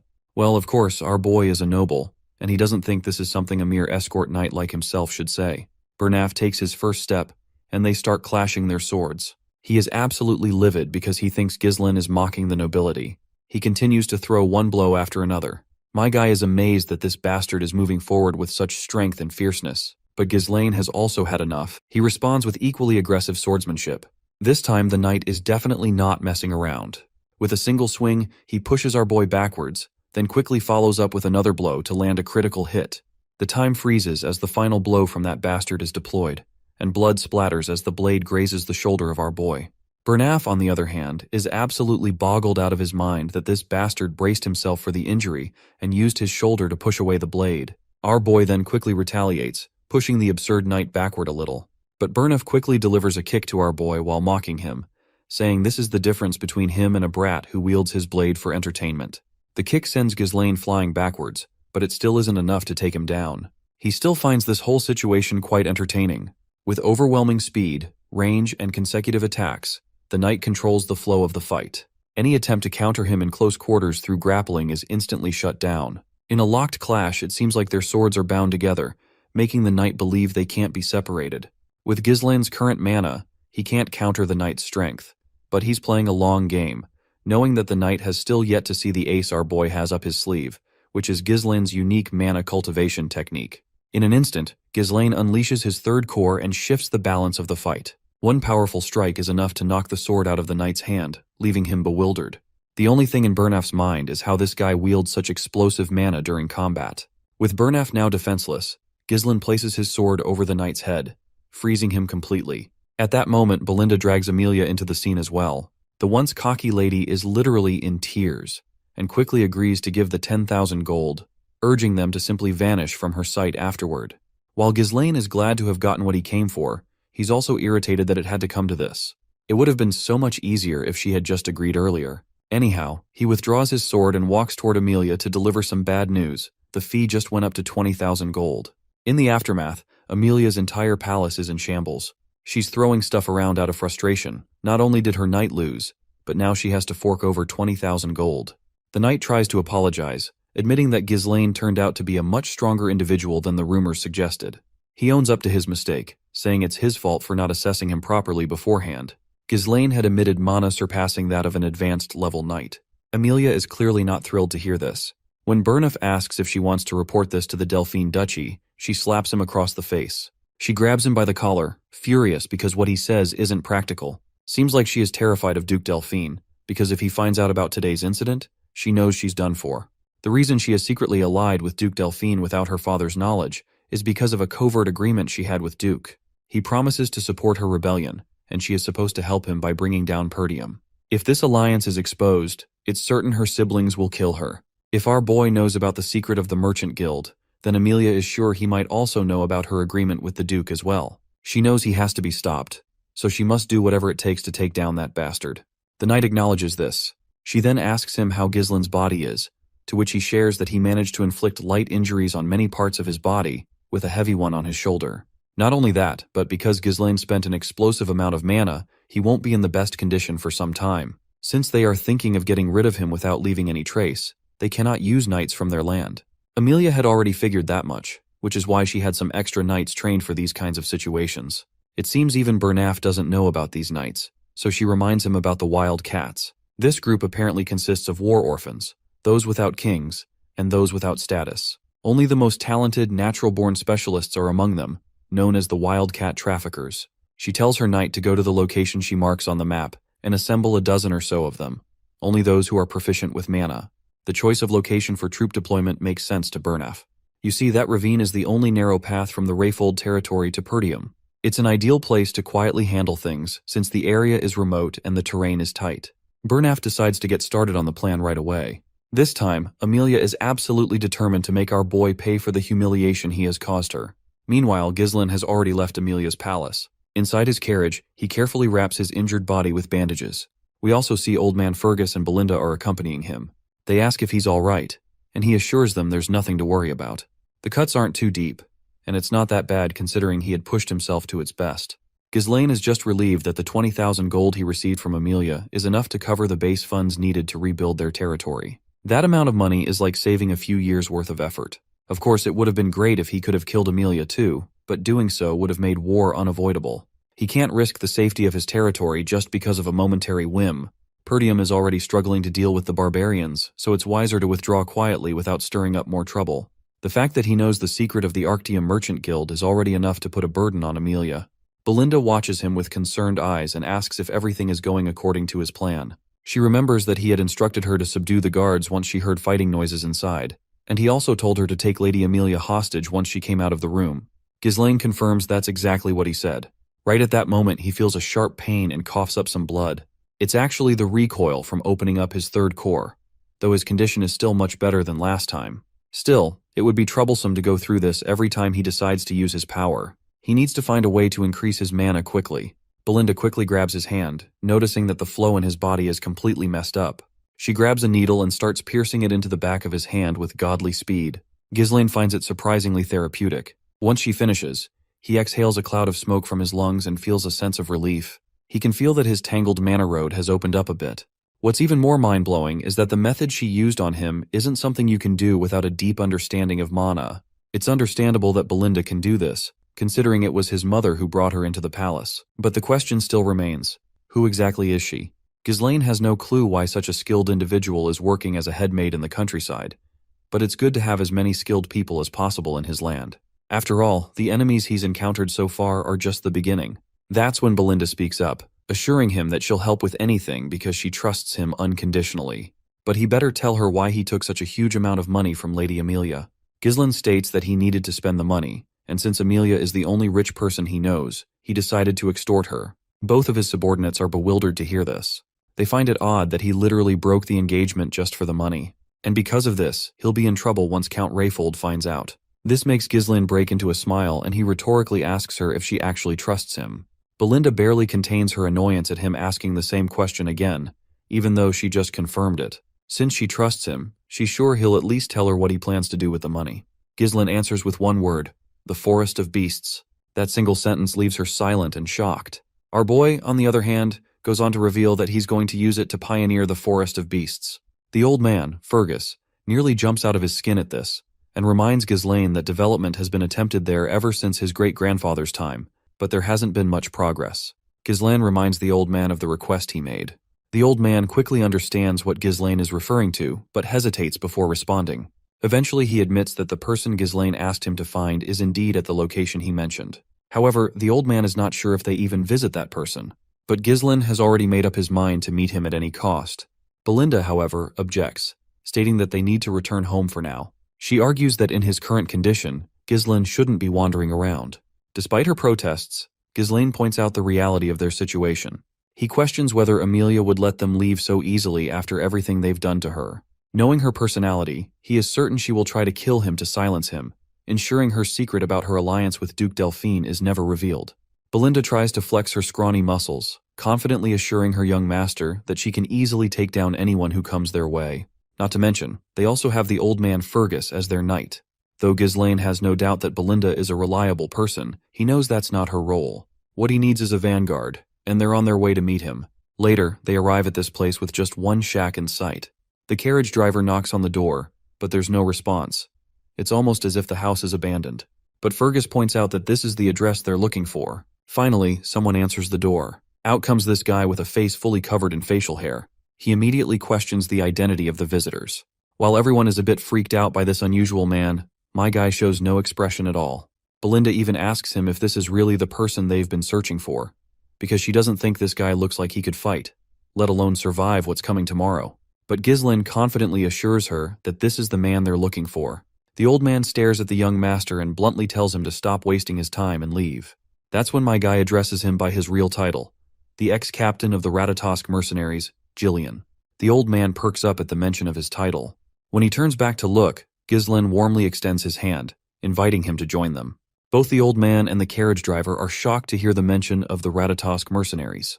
Here's the thing. The Regressed Mercenaries were a legendary group that only master warriors skilled with most weapons could join. Though they no longer exist, their reputation is so strong that knights from even distant lands have heard their name at least once. And the captain of that legendary group is Gillian. That's the man Ghislaine has come all this way to meet. The old man throws his axe with full force, but my guy just tilts his head slightly, and the axe zips past him. Everyone else immediately goes on high alert. They quickly surround their young master and take fighting stances, ready for whatever comes next. But Gillian is all business. He's not here to waste time. He bluntly asks Ghislaine the reason for his visit. Belinda steps in front of our guy, believing this man is a complete nutcase. But Ghislaine keeps it short. He only says one thing, the eternal punishment, and further claims he knows the cure to the incurable illness his daughter is suffering from. Well, that's enough to pique Gillian's interest. Apparently, his daughter's condition causes her high fever, frequent coughing up of blood, and red spots blooming like flower petals on her skin. The sight of her pain, similar to a prisoner enduring punishment, gave this incurable disease its name, eternal punishment. Finally, we see the girl in question. She screams at the top of her lungs in pain, and the mercenary rushes inside the shack to tend to his daughter, Rachel. Ghislaine can see that it's not too late for her. In his previous life, our boy had tried to find Gillian to recruit him, but the man had taken his own life shortly after his daughter passed away. Judging by the state of this house, it's clear that all of Gillian's assets must have been spent on her treatment. Now, all that remains are his weapons. The poor girl cries out, pleading with her father, saying she's in pain and can't bear it anymore. Seeing her suffer, Ghislaine decides to act quickly. He quickly tells Gillian that he's going to start the treatment right away, but Belinda immediately steps in to stop him before he can go any further. She doesn't understand what he thinks he's trying to do, but she knows this isn't something strength alone can solve. This disease is so severe that even priests have failed to cure it, and they called it a punishment from the gods for a reason. She doubts there's anything he can do, but my guy just yanks her hand off his shoulder and makes it clear he can fix her. He reminds Belinda that since she claimed to trust him, she'd better stick to her words. With that, it seems Belinda has no room left to argue. He then hands her a paper listing all the medicinal herbs they'll need and tells her to come back with them. When she reads the ingredients, she's stunned for a moment. The reason my guy knows all this is because, for wandering mercenaries without a home, knowledge is directly tied to survival. You see, eternal punishment might be incurable right now, but a cure will be discovered in the future. Back then, it became quite a hot topic, especially because the method was relatively simple. Thanks to that, my guy remembers it clearly. The only problem is that the exorbitant cost of the ingredients, and one of them is a rare herb called Fairy's Blessing. Now that he has the Fairy's Blessing and the other herbs, he carefully chops them, packs them tightly into a bottle, and pours distilled alcohol over the mixture. He shakes it thoroughly to blend everything and lets it sit for a while. Once ready, he adds the remaining ingredients, stirs them together, and prepares the potion. With that, the remedy is complete. He presents it to Jillian and instructs him to have his daughter drink it. Since Jillian has no reason to refuse, he quickly pours the medicine into his daughter's mouth. The moment it reaches her stomach, the effects begin to take hold. Her bruised red body starts returning to normal, leaving everyone speechless. It's just unbelievable. No one, not even Jillian, expected the medicine to work. But Ghislaine was already confident in the results. Jillian turns to him and asks how he knew about this cure when even divine power couldn't heal her. To this, Ghislaine explains that the priest's divine powers aren't omnipotent. They enhance the body's vitality and strengthen its regenerative abilities, helping it fight the illness. But that's different from offering a fundamental cure. The man's hands tremble as he reaches out to our boy, asking if his daughter will actually be cured. Ghislaine gives the father the positive response he's been longing for. He reassures Jillian that it will take a couple of months, but guarantees that his daughter will be completely cured. The man's eyes widen in disbelief. As big and strong as he is, he falls to his knees, bows his head, and humbly asks what our boy could possibly want in return. Since Ghislaine came all this way, there must be a good reason.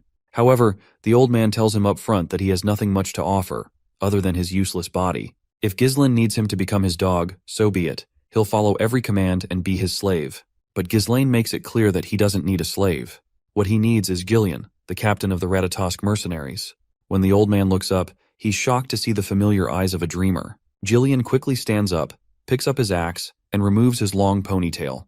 Now he looks like an absolute giant, exuding an aura of power and confidence. He asks if anyone else has come here aside from him and his party. Ghislaine confirms that it's just him and his 3 companions. The man then asks if there's anyone with a grudge against him, to which Ghislaine confidently replies that there is, and there will be more in the future. With that said, the giant man grabs his harpoon, and after imbuing it with mana, he launches it with godly speed. The harpoon drills straight through his hut and into the forest.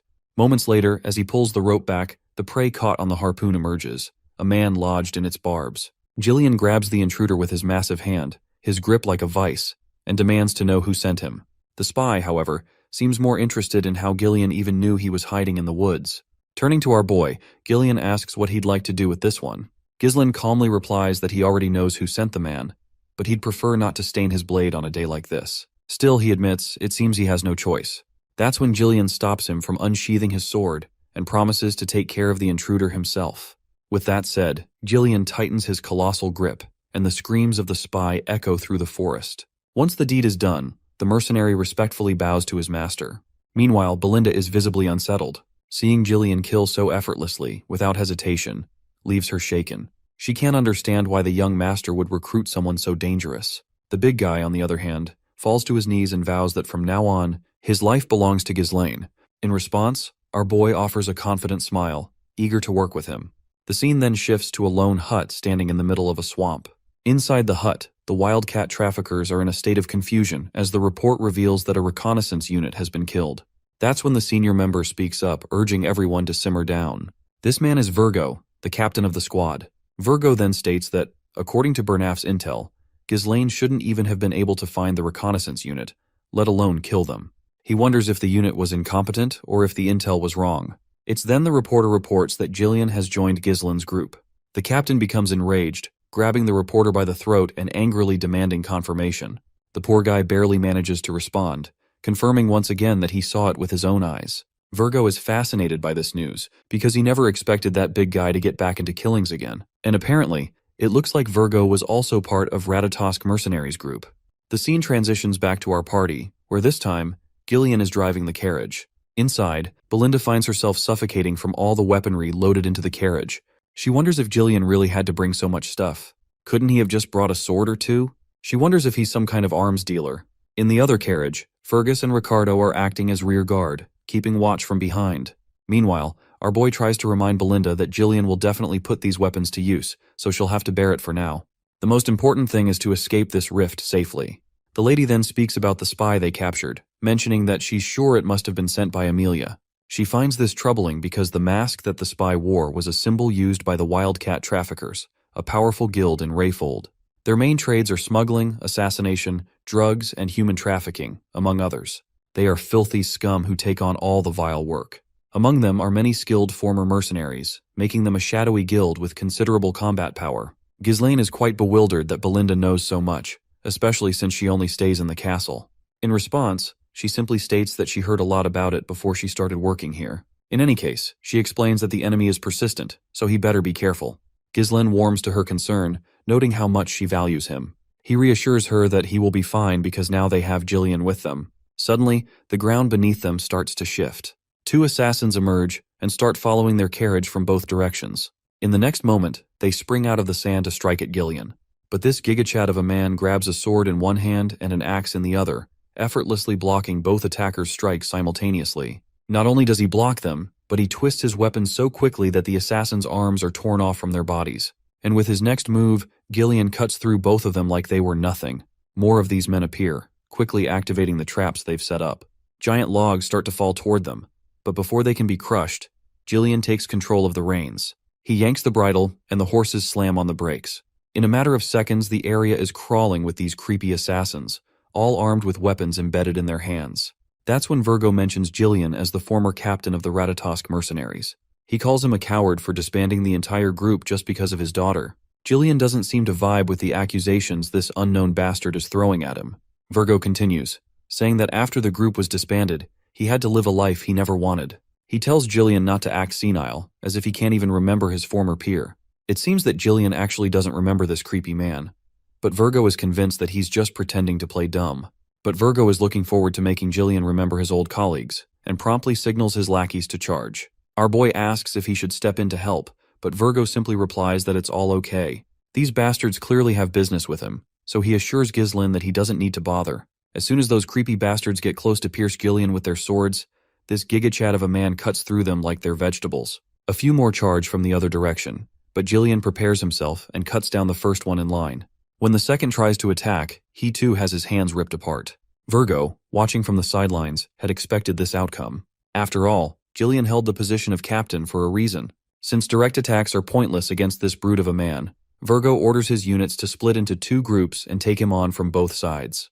But Gillian quickly hops onto his horse, axe in hand, charging at these bastards. With a single swing of his axe, he obliterates them, not letting a single one come close. Seeing no chance of getting closer, the men then decide to aim for the horse first, but they stand no chance. Gillian is swinging his axe like a blender, cutting down everyone in his path, leaving the ground a bloody mess. Finally, Virgo himself jumps into the fray, but Gillian quickly safeguards himself with his shield. Virgo, seething with rage since Gillian ruined his life, declares that he won't let him ruin his plans as well. For that, Gillian must die. The bastard quickly kills the horse Gillian was riding, but our big guy quickly jumps off, unharmed. Virgo doesn't waste any time and comes charging with his blade, but the old man quickly blocks the direct hit with his axe. In the middle of the fight, he reminds this bastard that he's no longer the captain of the Regressed Mercenaries. One crushing blow from our old hero leaves this sucker in pain, and Gillian further throws him away with ease. Virgo is in shambles after just one hit. Blood leaks from his mouth as he questions who the captain is if it's not him. In response, Gillian begins to channel his mana, calmly stating that he has discarded his past. He is now nothing but young Lord Ghislaine's subordinate. This leaves Virgo utterly bamboozled. He furiously charges like a madman, realizing that this bastard is acting so nonchalant after destroying his life. The exchange of blows begins again, both warriors pushing themselves to overpower the other. But it's clear that the one struggling is Virgo, who is only acting out of sheer frustration. He reminds Gillian that the mercenary company was disbanded after he left, and thanks to Gillian's decision, Virgo lost his power and ended up living a disgraceful life just to survive.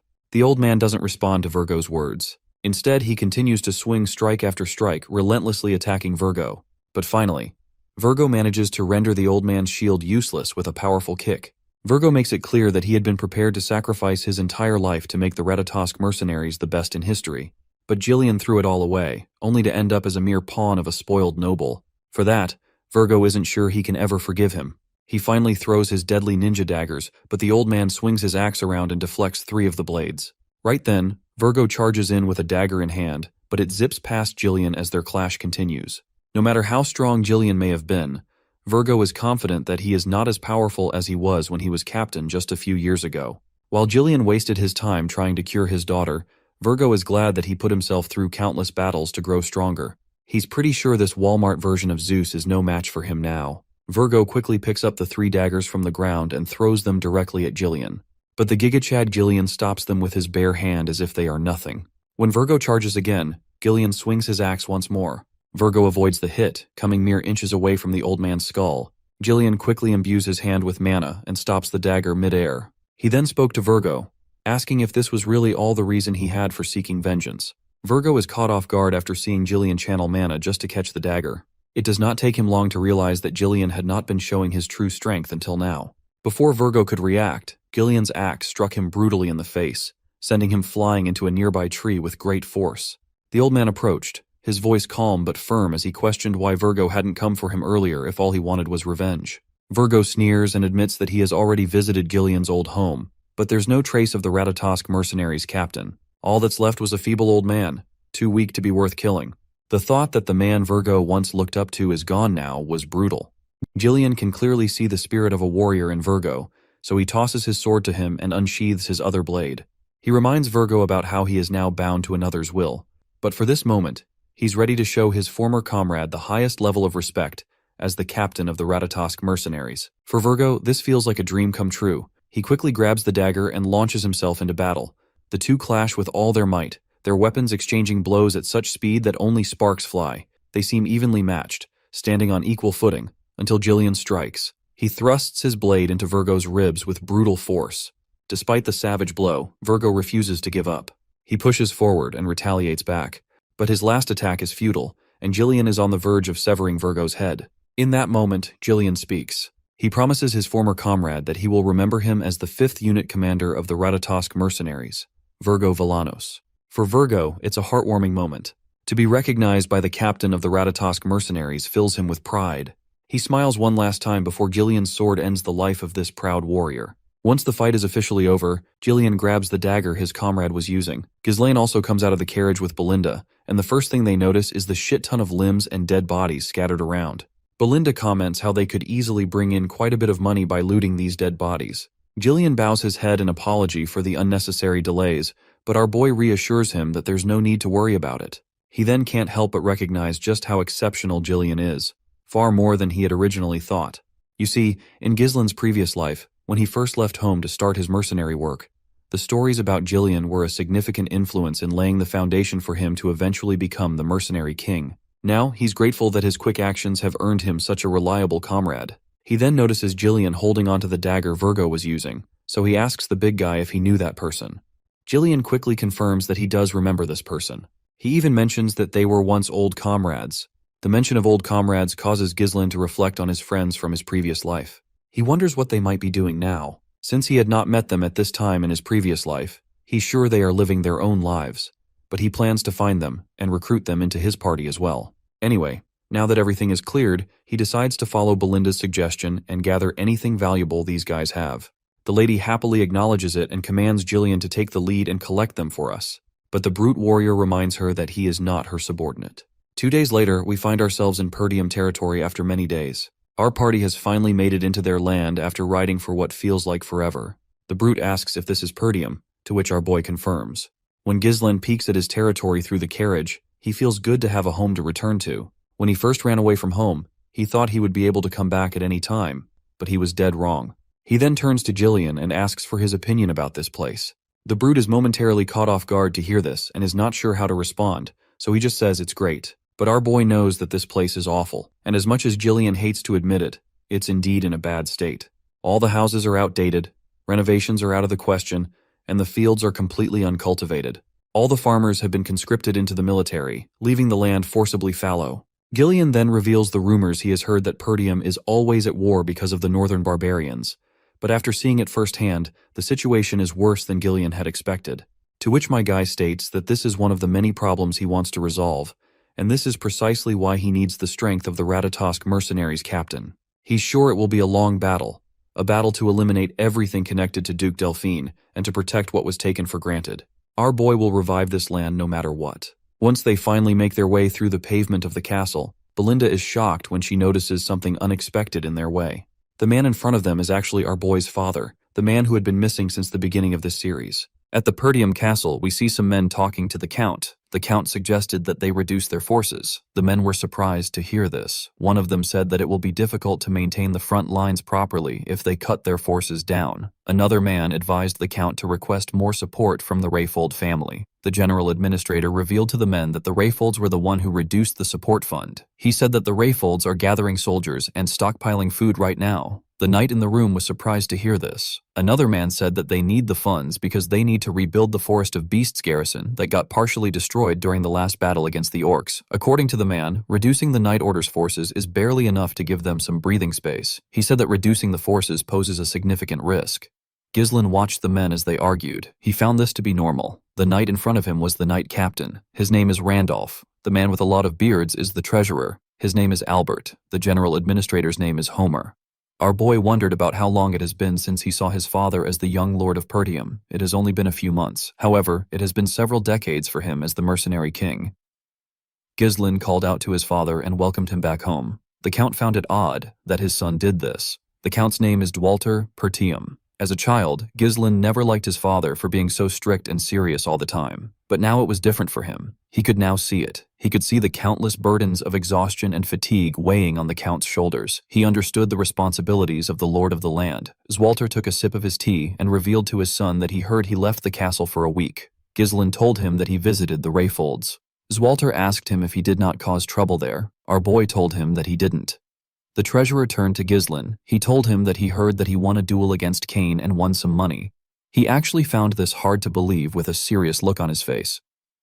Albert asked him if he went to Rayold to gamble.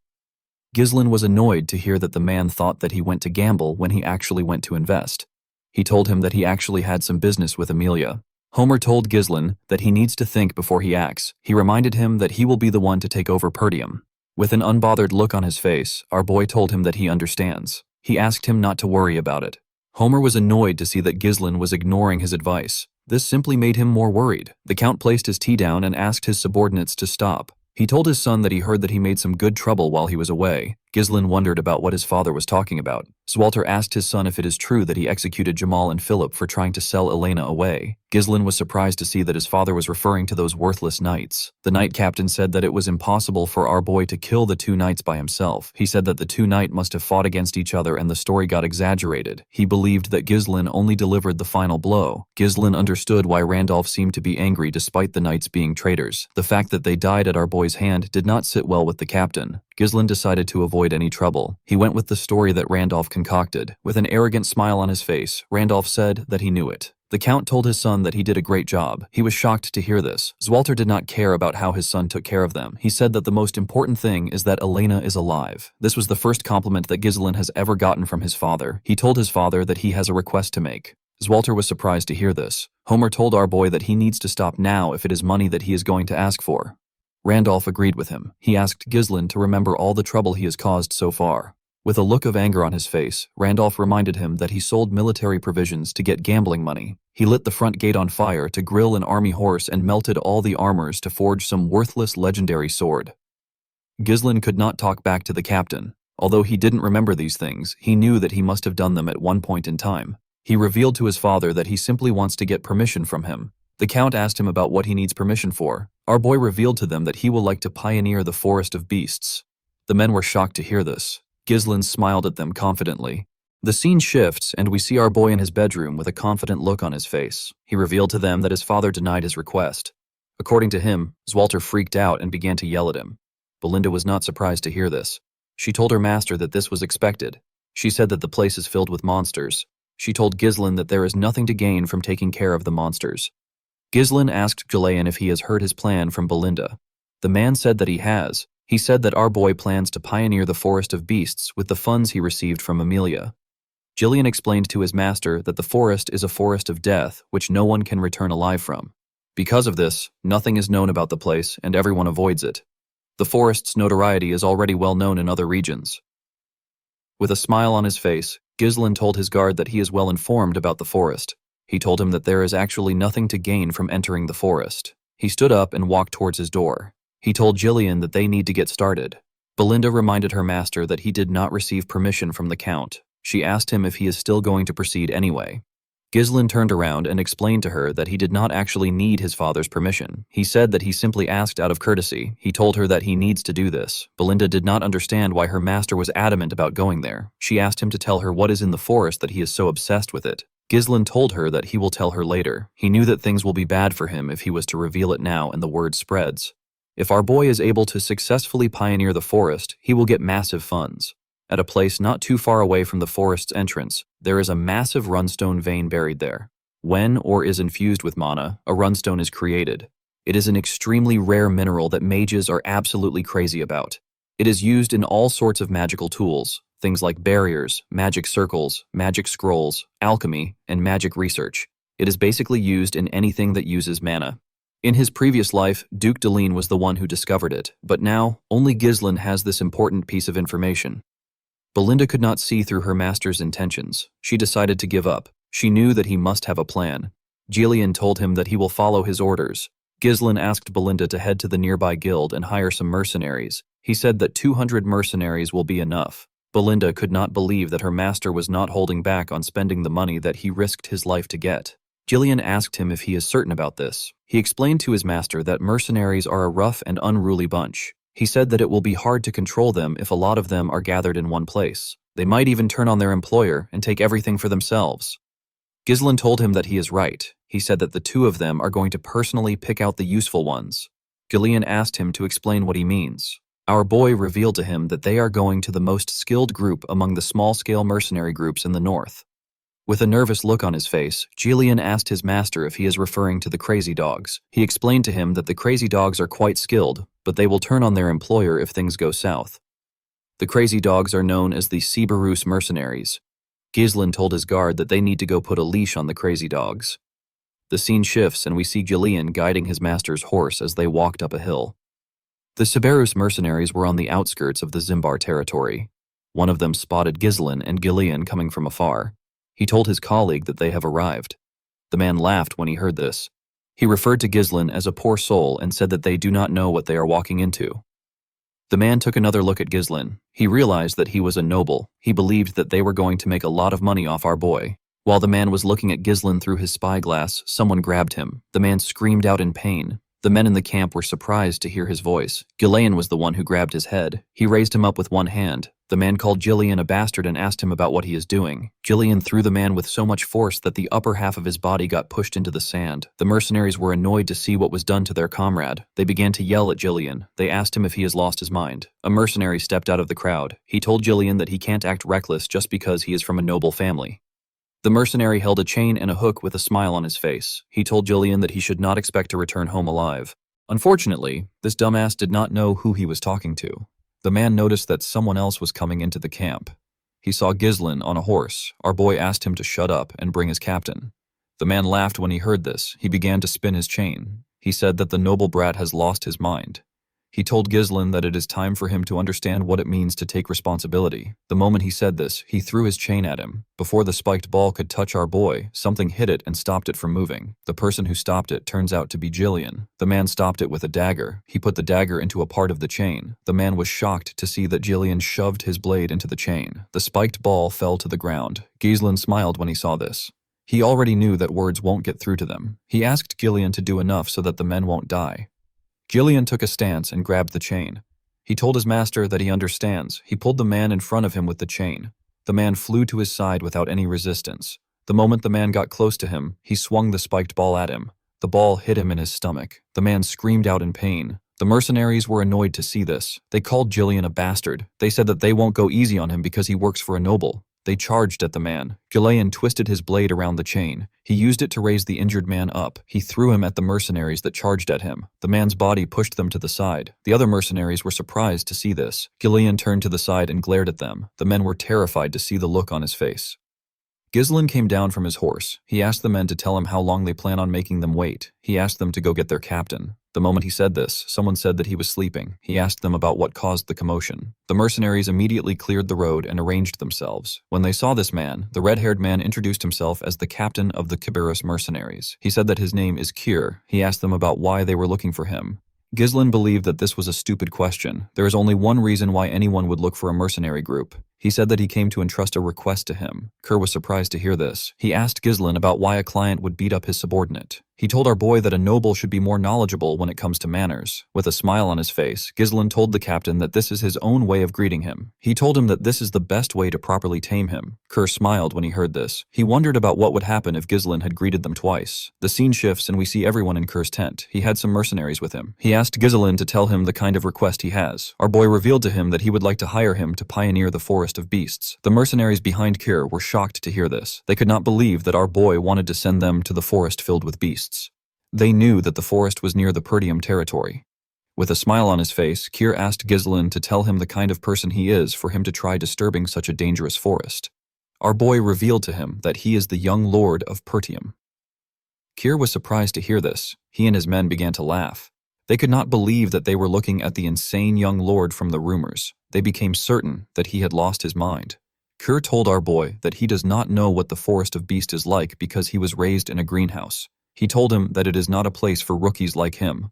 The captain said that he is no longer interested in hearing anything from Ghislain. He signaled his men and told them that the negotiation is over. The men raised their weapons. Gillian raised his axe when he saw this. Ghislain asked Kerr if he is scared. The man was shocked to hear this. With a smile on his face, he said that he is disappointed because he heard that his mercenary group is quite skilled. He told Kay that it is just a hoax. Carr placed his leg on his table. He asked Ghislain to not mess with him. He reminded him that they are mercenaries. He told him that they do not take jobs that don't pay off. Ghislain said that weaklings usually like to come up with excuses. Keir was annoyed to hear this. He told our boy that the mood is ruined. He told him that all he is doing is throwing around pathetic provocations. He referred to Ghislain as a clueless brat. He told him that he is not even worth killing. He assured our boy that he will let him go. He asked him to hand over some money for the trouble he caused and to get lost. Ghislain told him that this won't happen. With a serious look on his face, our boy requested to have a Marana's recognition with the captain of the Regressed Mercenaries.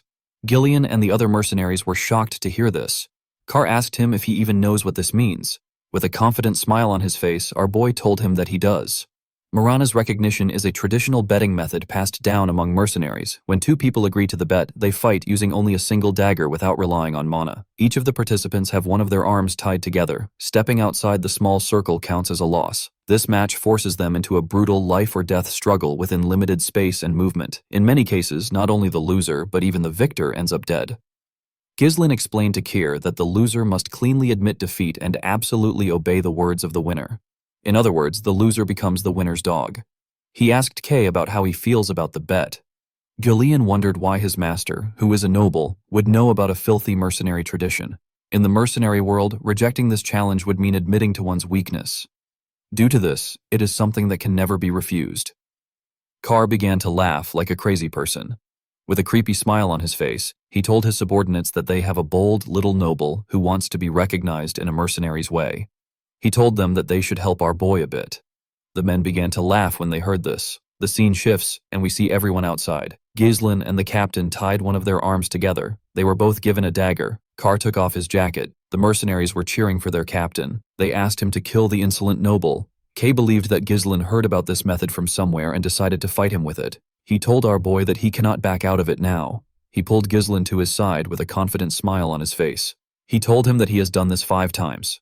Ghislain went back to his original spot. He pulled the captain close to him with a condescending look in his eyes. He revealed to Sir that he has done this over 100 times. The captain was shocked to hear this. Ghislain and Keir were asked to start. The two of them charged at each other with their daggers. They both managed to dodge the attacks. They swung the daggers at themselves again. They barely missed each other. Ghislain attacked Keir with more strength. The mercenary was able to block his attacks. He pulled our boy in front of himself and tried to stab him from behind. Ghislain managed to block each of his strikes. Even though he couldn't see the dagger well, he bent his head and made Kay miss an attack. He quickly attacked him with the opportunity. Carr managed to dodge it. He pulled our boy close to himself. He gave him a heavy kick on his leg. Our boy felt the power of the kick with a smile on his face. The mercenary told Ghislain that he is doing better than he expected. He could not believe that our boy was claiming that he has done a Marana's recognition 100 times. This is something that most people don't get to do once in their life. Carr charged at Ghislain. He advised him to make his bluffs sound realistic. He did not give our boy the chance to attack. The members of the Regressed Mercenaries were happy to see this. They asked their boss to kill Ghislain for messing with them. Gillian glared at them when he heard this.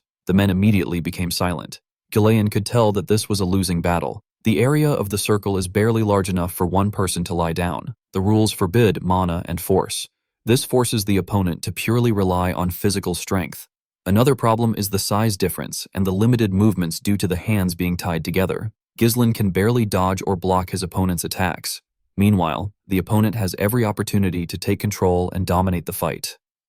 Jillian gently placed his hand on his axe. He decided to interfere if the situation becomes dire. Kier grabbed our boy's hand and held him down. He swung his dagger at him. Ghislain jumped to dodge the attack. He landed on the other side. The moment he landed, our boy noticed that he could feel some pain in his leg. The pain was surging from the leg he used to block Caesar's attack earlier. The damage was stacking up due to the lack of mana protection. Sears smiled when he saw the look on Ghislain's face. He told him that he is looking pale. He asked him if he has already reached his limit. He began to attack our boy more fiercely. The mercenary believed that our boy looked pathetic the way he was trying to resist his strength. Although he did not like Ghislain, he believed that our boy still had more guts when compared to the other nobles he has met. He believed that Ghislain was not skilled. He was certain that he could see through him. He assumed that Ghislain's strategy was to deflect and dodge the blade strikes with his weapon, while enduring less damaging blows by absorbing them with his body. However, Mirana's recognition is a fight that prohibits the use of mana. All the attacks will inevitably stack up. Kier could tell that our boy was already aware of the strain building up in his legs. It was showing on his face. The mercenary smiled. He wanted to see Ghislain struggle for his life. This was the only way that it would be fun for him. He spun his dagger and charged at our boy. Ghislain managed to block his attack. Kier moved closer to him and swung his dagger at his head. Our boy bent his head to dodge the attack. He tried to attack Kay from below, but he blocked the attack. Kier dragged his hand to the side and held him down. He used his leg to attack him. Ghislain blocked the attack with his already wounded leg. He felt a lot of pain because of the look on his face. Kurao believed that he had won. He raised his dagger and asked our boy to die. His subordinates became excited when they saw this. Jillian took out his axe. He wanted to rescue his master. Ghislain smiled. He dodged the dagger by going low. Kier was shocked to see that he was able to dodge from that position. Our boy pushed himself to the other side and gave Kar a cut near his ribs. Kair was shocked to see what just happened. The Regressed mercenaries and Jillian were also shocked to see this. Kay charged at Ghislain out of anger. Our boy skillfully went low. He gave Kar another cut on his chest while he was below him.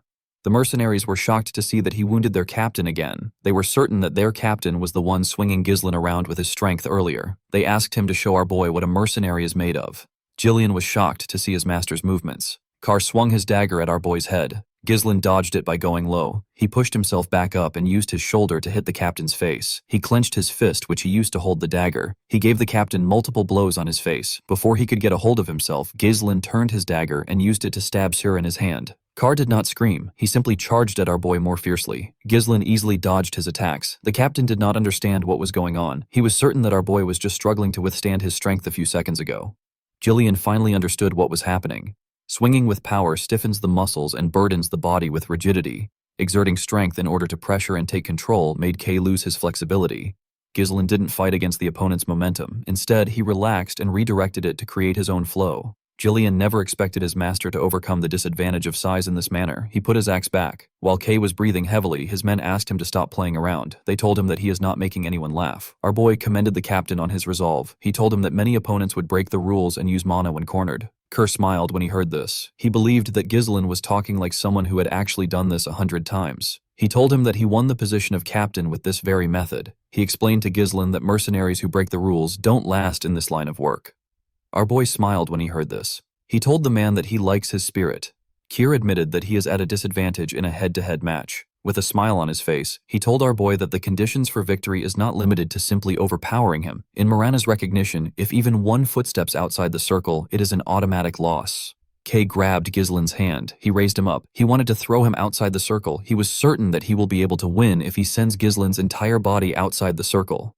Before Ghislain's leg could touch the ground, he tightened his grip on Kay's hand. He pushed his legs to his knees and stopped his body from touching the ground. He basically used Kyr's body to support himself. He pulled the captain with his hand. Shir did not expect it. He climbed his leg and wrapped his own hand around his neck. The moment he got behind him, he slammed his head to the ground. His head was pushed outside the circle. The mercenaries were shocked to see this. Kier was annoyed to see that he lost. Ghislain gently smiled and told him that he won. The captain turned around. He asked our boy for his identity. He did not believe that someone this skilled was a noble. With a cold gaze in his eyes, Ghislain told him that he does not like his attitude. He reminded him that he is now talking to his new master. Ghislain pulled him up with his hand. The captain asked him about what he wants. He told him that the fight is over. Our boy told him that it is not yet over. He said that he hasn't gone outside the circle yet. Kar was surprised to hear this. Ghislain clenched his fist. He said that he is going to discipline his subordinate. He gave the captain a punch on his face. The punch knocked him down. The man quickly asked our boy to wait. He reminded him that the fight is over once a combatant steps out of the circle. Ghislain gave him another punch on his face. He asked him if he is going to fight according to the rules on the battlefield. Cain called him a bastard. He said that a noble is not supposed to behave this way. With a serious look on his face, Ghislain asked him to not talk back to his master. Craw called him a lunatic. Our boy gave him another punch. Ghislain did not stop. He continued hitting the captain on his face. His hand was covered with his blood. The mercenaries were not happy to see this. They believed that our boy would let their captain go since he won the bet. Carr begged our boy to stop. Ghislain pulled him up with a cold gaze in his eyes. He told him that he is not yet out of the circle. Cain was horrified to hear this. His face was already quite swollen. He quickly turned to his men. He asked them if they were going to allow this to happen. He asked them to kill Ghislain. The mercenaries immediately grabbed their swords. Before they could move close to their captain, Ghislain took out his axe. They quickly stopped moving. With a scary tone in his voice, Ghislain told them that anyone who hinders his master's disciplinary measure will be killed. Everyone knew that Ghislain was not messing around. Cain was shocked to see what happened. While trembling like a scared dog, he turned to his new master. Ghislain asked him if he is done. The next thing Cain saw was our boy's fist. The captain laughed out of fear. He knew that he messed up. The punch pushed him back. All the nobles Cain had met in his life were simply losers. They were overconfident pigs, traitors, narcissists. A little scare tactic worked wonders for them. Cain found it entertaining to take money from their pockets. It was thanks to how he treated the nobles that he earned the title of Mad Dog.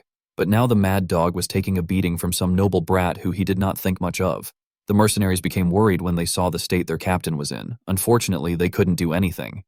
Ghislain took a look at Cain's body. He wondered if he had done enough. He asked the men to stop standing around. He ordered them to bring him some water, a bandage, and a towel. The men were surprised to hear this. Ghislain told them that their captain will die soon if they don't act quickly. The men were shocked to hear this. They accepted his order. Ghislain carefully watched his master. He noticed that the unruly mercenaries were listening to his orders. In the world of mercenaries, where fists are closer than the law, Ghislain engraved his position into their heads using the most direct and surefire method. He showed them who the boss is. In the next scene, we see Kerr sitting on a chair. His body was wrapped in bandages. Our boy placed a paper on the table. He asked him to sign on the paper. Cyr stared at Ghislain. He knew that he had no choice but to do it. He took out his pen and signed. He asked our boy to take it. With a scary look on his face, Ghislain asked him to repeat what he just said. The captain became nervous. With a shaky tone in his voice, he told Ghislain that he looks forward to working with him. Our boy grabbed his hand. He was quite scared to see this. Ghislain told him that they are now family. He told him that he also looks forward to working with him. A few days later, we are taken to the outskirts of the Perdium territory. We see some mercenaries gathered there. One of them yawned. He asked the others if they know the reason why they were called early in the morning. A bald man with a shield told some of them that he heard a rumor that their employer is the young lord of Perdium. The men were shocked to hear this. One of them said that our boy is just a brat. He believed that Ghislain will not be able to handle the mercenaries properly. He said that the job might turn out to be easy. A shirtless man clapped his hand and called for the attention of his fellow mercenaries. The huge man said that they need a representative to handle their brat employer. The other mercenaries were surprised to see the man. They referred to him as Gordon the Muscle. With a smile on his face, the man said that they are correct. He said that he thoroughly observed the admirable posture of all of them, discussing ideas to reap rewards without working hard. He told them that they won't be able to get the result they want if they don't unite their voices. The mercenaries realized that he was right. One of them remembered a time when an idiot made an unreasonable demand and made the whole thing fall apart. The bald man asked Gordon about what he plans to do. The man said that it is important to know one's boundaries in matters like this. He opened a bag which contained some coins. He explained to the men that he will pressure their employer as the representative. He asked them to put the compensation for his hard work into the bag. The men believed that Gordon was perfect for the situation. They knew that his large build would be good for pressuring a person. They told him that he is quite reliable. They did not expect someone who works out all day to be so good at making money. They poured their money into the bag. The moment they did this, one of them said that someone is coming. Everyone quickly raised their head. They saw Ghislain coming from the distance. He was riding his horse towards them. They were shocked to see that he was alone. One of them said that our boy might run away after seeing Gordon's muscles. Gordon asked the men to move close with him. He said that it will help them set up a scary mood. With a smile on his face, the man said that it is time to teach a brat how scary the real world is. Before he could walk up to Ghislain, he noticed something strange. He saw some people moving close to our boy. It was Gillian and the Regressed Mercenaries. One of the mercenaries quickly recognized the dog snout-shaped helmet. He said that this men are the Regressed Mercenaries. Gordon was shocked to hear this. He wondered about how Ghislain managed to make the crazy dogs follow him. When Ghislain got close to them, the men stepped back. He turned to Gordon and asked him if he is the representative. With a nervous look on his face, Gordon said that he is. Ghislain asked him for his name. The man introduced himself as Gordon the Muscle. Our boy found the name to be unique. He tapped Gordon on his chest and told him that his name is pretty cool. Our boy introduced himself as the young Lord of Perdium. He asked Gordon to gather the mercenaries. With a serious look on his face, he announced to them that they will now begin the pioneering of the Forest of Beasts. In the next scene, we see Belinda helping Ghislain wear his armor. All the preparations for pioneering the forest were done. Construction of the expedition's temporary base and resource procurement were complete. He also acquired the most important asset, which is the troops. Ghislain begged Belinda to do a head count one more time. The maid accepted his request. She revealed to him that there are 148 mercenaries contacted from the office and 41 Regressed mercenaries which he brought there. The total number of people there was 192. Ghislain told her that she did well. He asked her if she has properly informed Scoven. Belinda said that she has. She expected Scoven to have stopped them from going. To her surprise, the knight stepped in to ensure that they aren't detected while entering the Forest of Beasts. Since he is the commander of the Forest of Beasts post, Belinda believed that they would not have any issues. She asked her master to not worry about him. Ghislain smiled when he heard this. He found this reassuring. He called out to the mercenaries. He asked them to line up. He told them that the land they're going to pioneer lies ahead of them. He believed that everyone must have heard the rumors about the forest being a place filled with unknown danger. He explained to them that various monsters, unseen threats, and something beyond what they can imagine is lurking in the forest. He told them he is determined to conquer this place even with its dangers. The mercenaries were shocked to hear about the Forest of Beasts. They said that they didn't know that they would be venturing into the forest. They knew that they could die in the forest. Belinda asked them to not interrupt her master while he is talking. Ghislain asked those who wish to withdraw to do it now. He promised the mercenaries that he will pay them 3 times of their current pay if the mission succeeds. The mercenaries were shocked to hear this. The offer was quite tempting. Belinda quickly moved close to her master. She whispered to him. She asked him about why he is spouting nonsense. She reminded him that they already spent all their funds on the preparation. Ghislain told her that this is how to boost a person's morale. Our boy knew that he would be able to pay them and still have more left if the mission succeeds. He turned to Belinda and asked her if she trusts him. The maid said that she doesn't have any other choice but to trust him. Carr told Gillian that their master must be crazy to offer 3 times the pay. He wondered how Ghislain was going to live up to his promise. He said that our boy is quite bold. Gillian told the captain that Ghislain is a man who always has a plan. Ghislain referred to the troops as the Forest of Beasts expedition team. He told them that it is time to move out. In the next scene, we see the group cutting down the trees in their path. Everyone was cutting down a tree. Even Ghislain was assisting them. After he cut down the tree in front of him, Ghislain looked up. He was relieved to see that the trees had cleared up a bit. The sunlight was able to enter the forest. Our boy raised his hand and asked the men to keep clearing the path in the direction he is pointing to. He asked them to cut down the trees and chop them into logs. The logs are to be loaded onto the carriage. Those without a task were asked to dig around the stumps to make it easy to uproot the trees. According to the Forest of Beasts developmental journal, which Ghislain obtained in his previous life, the forest is ridiculously large. Our boy believed that one day they will drive out the monsters and make full use of the forest resources. However, what Ghislain needed right now is money. He had to ignore everything else and secure the fastest route to the Runestone Vein. The wealth to be gained from this expedition will greatly help in stopping the conspiracy surrounding Perdium. Carr found it odd that their employer was stepping up to do something. One of the mercenaries said that Ghislain was doing this to show the dignity of a noble. Another mercenary with a helmet said that our boy is just pretending. He said that Ghislain will soon give up.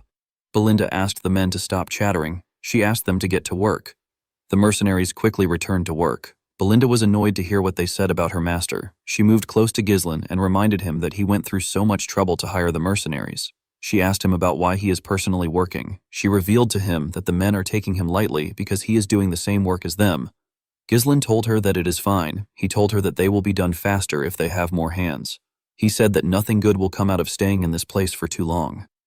Belinda decided to accept her master's explanation. She told him that he talks as if he already knows everything in advance. Carr smiled when he saw Ghislain and Belinda talking. He could not believe that his employer had a woman worrying about him while he became his employer's dog and is now walking to hell with his own feet. Gillian hit him with his log when he heard this. Carr asked the man if he is trying to pick a fight. So far, everything was going smoothly. The Duchy of Deline, which conquered the kingdom and established a new dynasty, began a large-scale development in the Forest of Beasts. Our boy wasn't able to find out why the Duke chose to develop this place. Instead, he managed to obtain a developmental journal that recorded the locations of major resources and the ecosystem of monsters. Thanks to the journal, Ghislain was able to come somewhat prepared. One of the mercenaries wondered about why Ghislain brought hundreds of oil lamps. He believed that torches would be cheaper if our boy wanted to use something at night. The absence of incidents made Ghislain feel uneasy. He only read about what happened. He was not there to experience it himself. He asked the men to not let their guard down. He told them that the forest is getting deeper. While some mercenaries were cutting some trees, one of them asked if they were already in the night. Everywhere had gotten darker with a smile on his face. Another mercenary said that they haven't encountered a single monster. Even though they said that the forest was dangerous, the man he was speaking to agreed with him. He said that it might have been a false rumor. He said that things would have still been easy for them even if Gordon did not do anything. The mercenary he was speaking to said that he feels bad that their pay was tripled for such a simple job. While they were talking, the bald mercenary hit Gordon on his back while he was carrying a log of wood. He asked him to give him his money back. Gordon noticed something strange. He reminded them that they cut down countless trees on their way there. The men said that they did. Gordon turned around and asked the men to tell him why this path is blocked. The mercenaries were shocked to see this. Ghislain called out to everyone. He asked them to pay attention. The troops quickly grabbed their swords. The mercenaries who were talking about how easy the work was began to panic. They noticed the sudden change in the atmosphere. Ghislain called out to Gordon. He told him that he will die if he stays there. He asked him to slowly walk to them. Gordon accepted the order. When he turned around, he hit a tree and fell to the ground. The group quickly took a stance. They called the man an idiot. Gordon quickly turned around. To his surprise, nothing happened. The mercenaries were confused. They did not know what was happening. With a smile on his face, the bald man said that their employer gets scared easily. He said that there is nothing there. He told everyone that it only seems like there is no path because the scenery is similar. He said that Gordon was mistaken. He told them that the Forest of Beasts is just a grand name. In reality, it is just a slightly dense forest. With a serious look on his face, Ghislain asked the man to move close to them if he doesn't want to die. The man was annoyed to hear this. He asked our boy to tell him why he keeps trying to create a scary atmosphere. He told him that they know that he is trying to intimidate them. The moment he said this, some vines got wrapped around his waist. Before the man could react, the vines pulled him to the top of the tree in front of them. At the top of the tree, we see a large mouth filled with sharp teeth. The monster threw the man inside its mouth. This monster had no presence at all. There was no way to predict how it would move. It was a being that you can only fall victim to if you are unaware. The huge monster tree opened its eye. Ghislain realized that he was looking at a Derusant. A large amount of Derusants surrounded the group. Gordon and the rest of the mercenaries began to panic. They wanted to run away. They believed that they were going to be eaten. Before Gordon and the mercenaries could get away, the monsters stretched out their vines and grabbed them. They managed to throw the mercenaries into their mouths. Fortunately for Gordon, he was able to hold onto a tree. He screamed out for help. One of them moved close to him with his axe. He asked him to hold on tight. He hit the vine with his axe. He wanted to cut it. To his surprise, the vine was not affected. Instead, his axe began to slowly break. The man wondered why the vine was so sturdy. While he was looking at his axe, the monster pulled Gordon. The huge man began to scream. Before it could raise Gordon up, Ghislain appeared above it. He covered his sword with his mana and used it to hit the vine. He managed to cut it. While he was in the air, he landed a cut on the monster's eye. A large amount of blood burst out of its eye. The mercenaries were surprised to see that their employer managed to cut it down. They assumed that the Derusant's eyes were their weakness. Ghislain took a deep breath. While screaming at the top of his voice, he asked the mercenaries to get themselves together. The men were shocked to hear their employer's voice. Our boy told them that they will become easier targets if they spread out. He asked them to raise their shields and form a tight formation to make sure that no one gets caught by the vines. He asked them to focus on defense until they received the next order. They all accepted his orders. They quickly got into position. One of them said that he is not going to die in a place like this. Ghislain quickly went to the carriage. He asked Keir about the oil lamps. The captain said that they were all there. Our boy asked Kay to light the lamps and throw them at the monsters to burn them down. Keir was surprised to hear that this was the reason his master brought so many lamps. One of Keir's teammates told him that the monsters are looking at them. Ghislain asked the captain to throw the lamps now. Sir and his teammates began to throw the lamps at the monsters. Unfortunately for them, the monsters were using their vines to destroy the lamps before they could get close to them. Sir was shocked to see that they swatted the lamps away. His subordinate told him that they cannot burn the monsters down like this. A Derusant fired its vines at them before it could touch them. Jillian appeared in front of them. He used his axe to destroy the vines. Belinda took out some knives. She threw them at the monster's eye. Ghislain asked Gillian and Belinda to prepare to throw the oil lamps while guarding the Regressed Mercenaries. Our boy raised his sword. He said that he will draw the attention of the monsters. The moment he said this, a Darussan fired its vines at him. Belinda called out to her master. She asked him to look out. Ghislain swung his sword and managed to cut through the vines. The other Darussans began to attack him. Our boy skillfully dodged their attacks. One of the Darussans raised its leg to crush him. The mercenaries were shocked to see that the monsters had legs even though they were trees. They believed that their employer was going to get stomped on. Ghislain covered his sword with mana and used it to cut the monster's leg. He jumped and stabbed the Darussan directly in the eye. The other Darussans turned their attention to Ghislain. The mercenaries were surprised to see this. Belinda ordered the Regressed Mercenaries to throw the lamps now. The mercenaries were certain that it would work this time. They quickly began to throw the lamps at the Darussans. The monsters screamed out in pain when the lamps touched them. The Regressed Mercenaries were happy to see this. Ghislain asked them not to stop. He asked them to keep throwing the lamps until they burn all the Darussans down. The flames spread on the monster's body. The mercenaries were shocked to see what was happening. They could not believe that they were able to fight against them. One of them said that the entire forest will burn at this rate. With a nervous look on his face, Gordon said that the Darussans aren't anything big. He said that it is natural that they are weak to fire because they are trees. Ghislain asked the men to not let their guard down. He told them that it is not over yet. The mercenaries were shocked to hear this. With a serious look on his face, Ghislain informed them that the Darussans will now show their true appearance. The Darussans released some steam into the surroundings. The mercenaries did not understand why there was steam there. They wondered if the fire has already been extinguished. Belinda and Gillian quickly ran to their master. Belinda asked Ghislain about what is happening. Our boy explained to her that the shells of the monsters are weak against fire, but their insides are different. He said that the fire that is burning the shell is meeting the moist flesh and causing them to release steam. When the steam cleared up, we see the true form of the monsters. The Darussan screamed at them. The mercenaries were shocked to see this. They could not believe that the monsters were still alive. Ghislain raised his sword and called for everyone's attention. He asked them to raise their weapons. He told them that it will be a close quarters battle from now on. He ordered them to charge. He also ran to attack the Darussans. The mercenaries were shocked to see Ghislain running towards the monsters. They could not believe that he wanted them to have a close quarters battle against this massive monsters. They were scared that the monsters would stomp on them to death. Unlike Gordon and his friends, the Regressed Mercenaries and their leader charged at the monsters. They said that they have been waiting for this moment. The men seemed to be excited. Belinda also ran to her master. Gillian asked Gordon and the other men to tell him why they are hesitating. He reminded them that Ghislain gave an order with a serious look on his face. He asked the mercenaries to trust our boy. The moment he said this, Ghislain cut one of the Darussans down. The mercenaries were shocked to hear what Gillian said. They decided to follow their employer. They believed that Ghislain was going to do something about the monsters. Gordon asked his teammates to trust their employer. They all raised their weapons and charged at the monsters. Ghislain raised his sword and pointed it at the monsters. He revealed to his men that they will be able to cut the monsters without mana because their barks has burned away. He asked them to not be afraid. He told them that the Darussans are nothing but huge target dummies.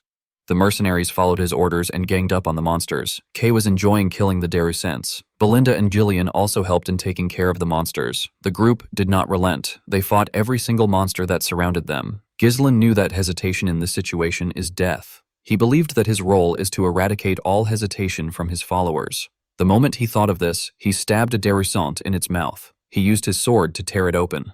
Our boy believed that he needs to instill them with the will for making the impossible possible. He wanted to instill this will into his men. When the monster which our boy killed fell to the ground, the mercenaries looked around. They realized that nothing was around them. The men could not believe that they killed all the Darussans. Ghislain asked them to line up. The mercenaries quickly followed his order.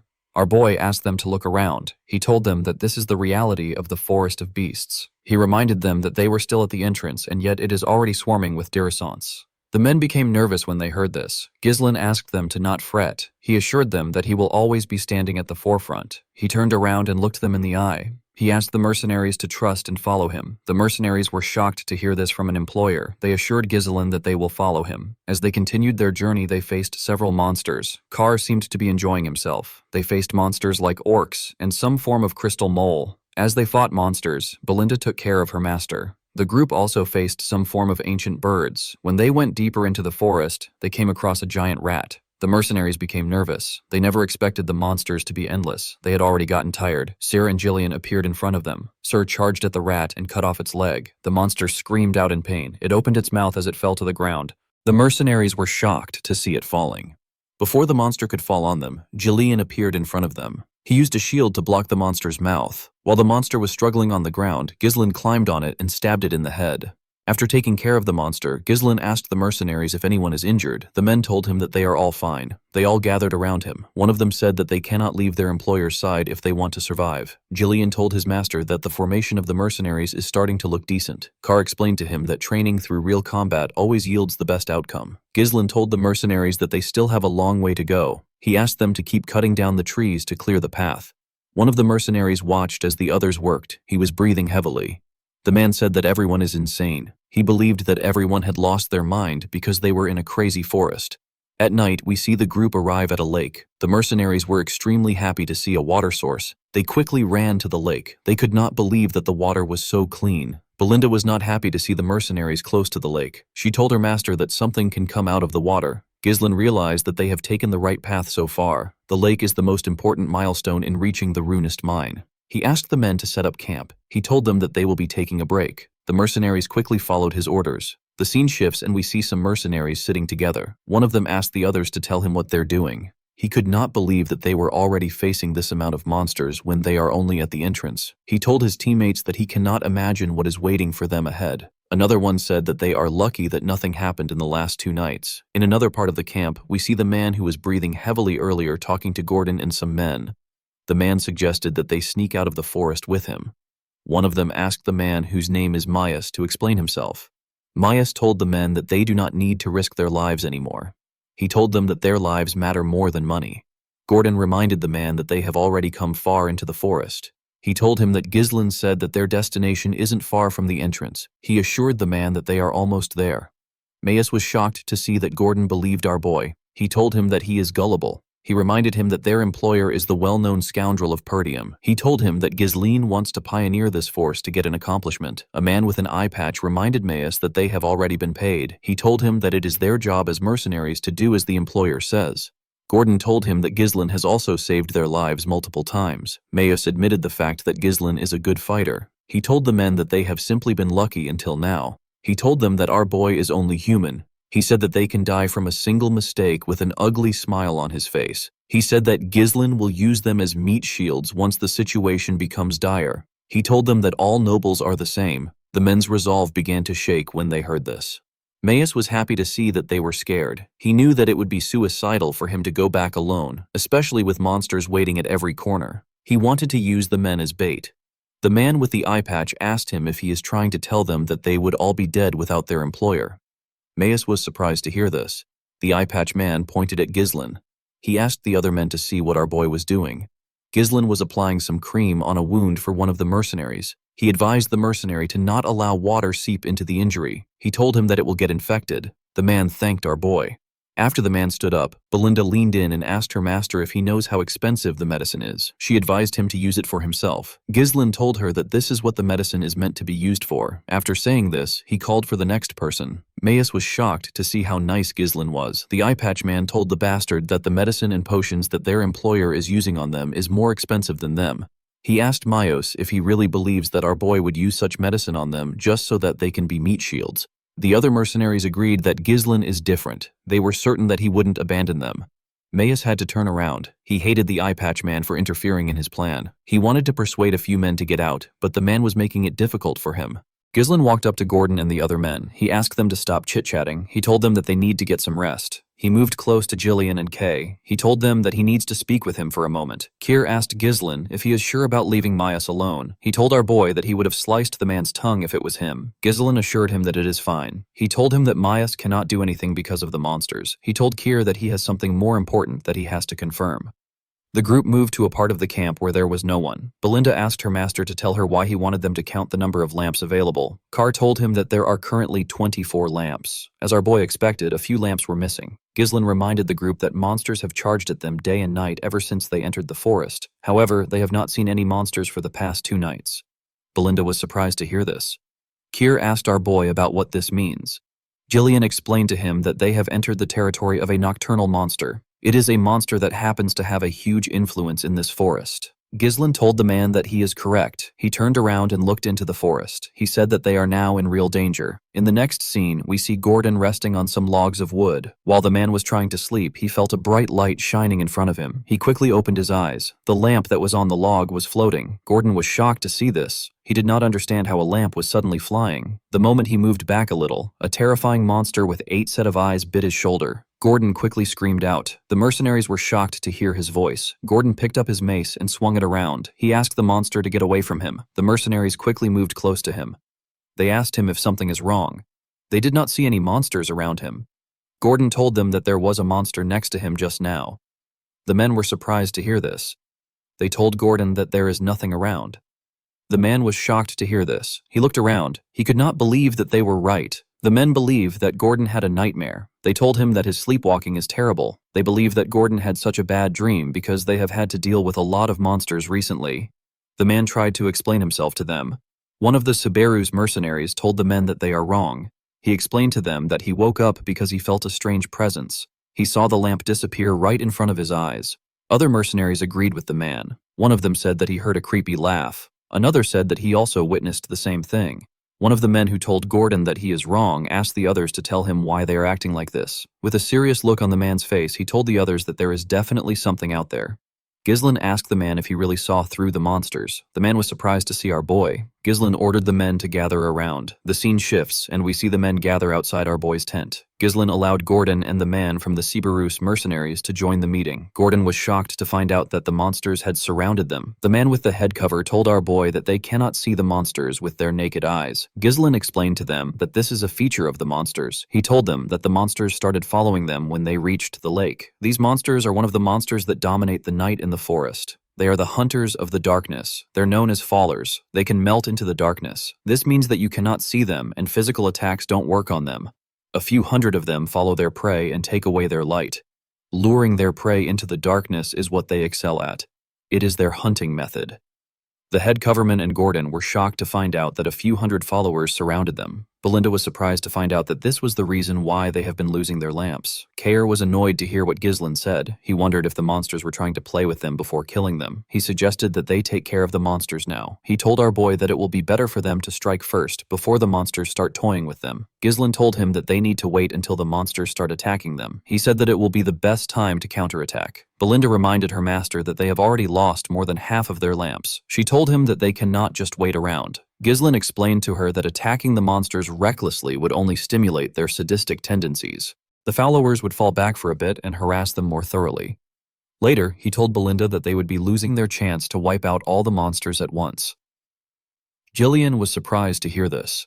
He asked his master if there was a way to achieve this against hundreds of invisible monsters. Our boy told him that there is a way. He asked Belinda if she has prepared the magic scrolls. The maid said that she has given out one to each of the mercenaries. Ghislain told the group that he will now explain how they are to fight the monsters.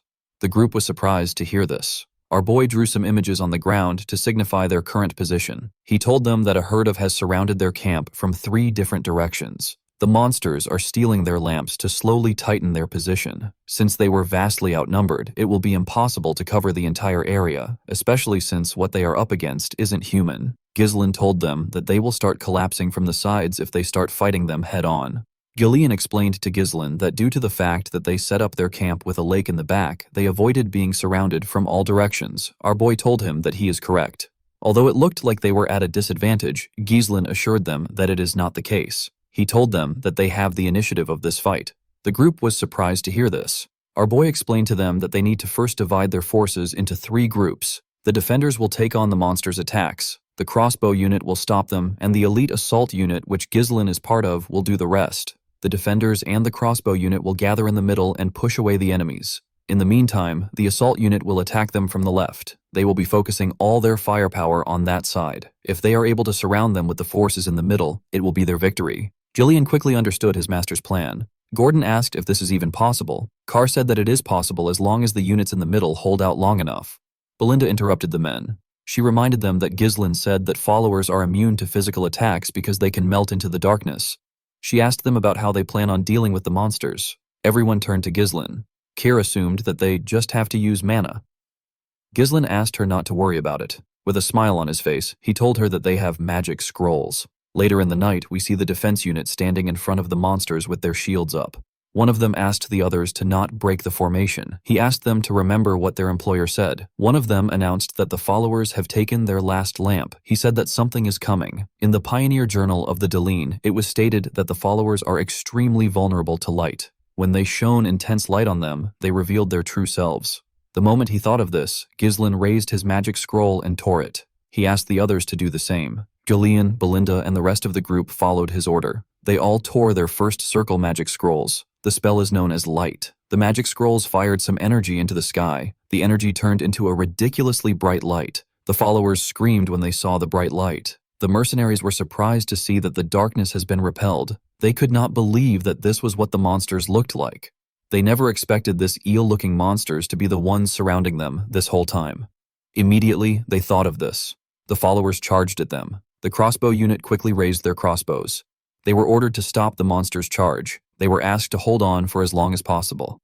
The men fired their arrows at the monsters. Ghislain raised his sword. He told his men that the true appearance of the falls has been revealed. He covered his sword with mana and swung it. He pointed his sword at the monsters and ordered the assault unit to charge at them. The team immediately charged at the monsters. They tore them apart when they got close to them. Ghislain made a huge swing and tore through them. Although possessed the ability to assimilate into the darkness, their actual defense is extremely weak. Our boy was certain that he can tear through the followers with this unit. He ordered the group to cut down as many monsters as they can. They overtook him and charged at the monsters. Gillian was taking their attacks and keeping their attention on himself. While he was doing this, Carr disrupted their formation. Belinda was responsible for creating an opening. She threw her knives at the monsters' heads. Immediately, she did this. She called out to her master. Our boy jumped and made a huge swing when he landed. His attack was able to cut through a large amount of monsters because of how big his sword is. This team was the elite unit of Praetorium. While Ghislain and his unit were taking care of the monsters in their path, the crossbow unit fired their arrows at Fowlers. Unfortunately, this did not slow down the monsters a lot. There were quite much. The crossbow unit began to panic. They were almost out of arrows. They wondered about when the assault unit were going to reach them. While they were panicking, the followers got close to the defenders. Before the followers could ruin the formation, the assault unit arrived and cut through them. Ghislain turned to the men. He told them that they have done well. Gordon and the rest of the mercenaries were extremely happy to see their employer. They knew that they were saved. Ghislain ordered them to widen their formation and surround the fallers from all directions. He said that it is now their turn to overrun the fallers. The mercenaries quickly followed his order. One of the followers screamed and signaled the rest of the group. The moment it did this, the fowls began to run. The mercenaries were shocked to see this. Our boy did not expect them to retreat before they were surrounded. He realized that the monsters are very quick-witted. He turned to Belinda and asked her to find their leader. He said that the monster has a horn on its head. It was the one that was sending out the retreat signal. As they ran after the monsters, Kerr asked our boy if they need to chase the monsters. Belinda told her master that it is better if they retreat. Ghislain explained to them that followers tend to obsess over their prey. Even if they retreat now, they will still come back and harass them for days.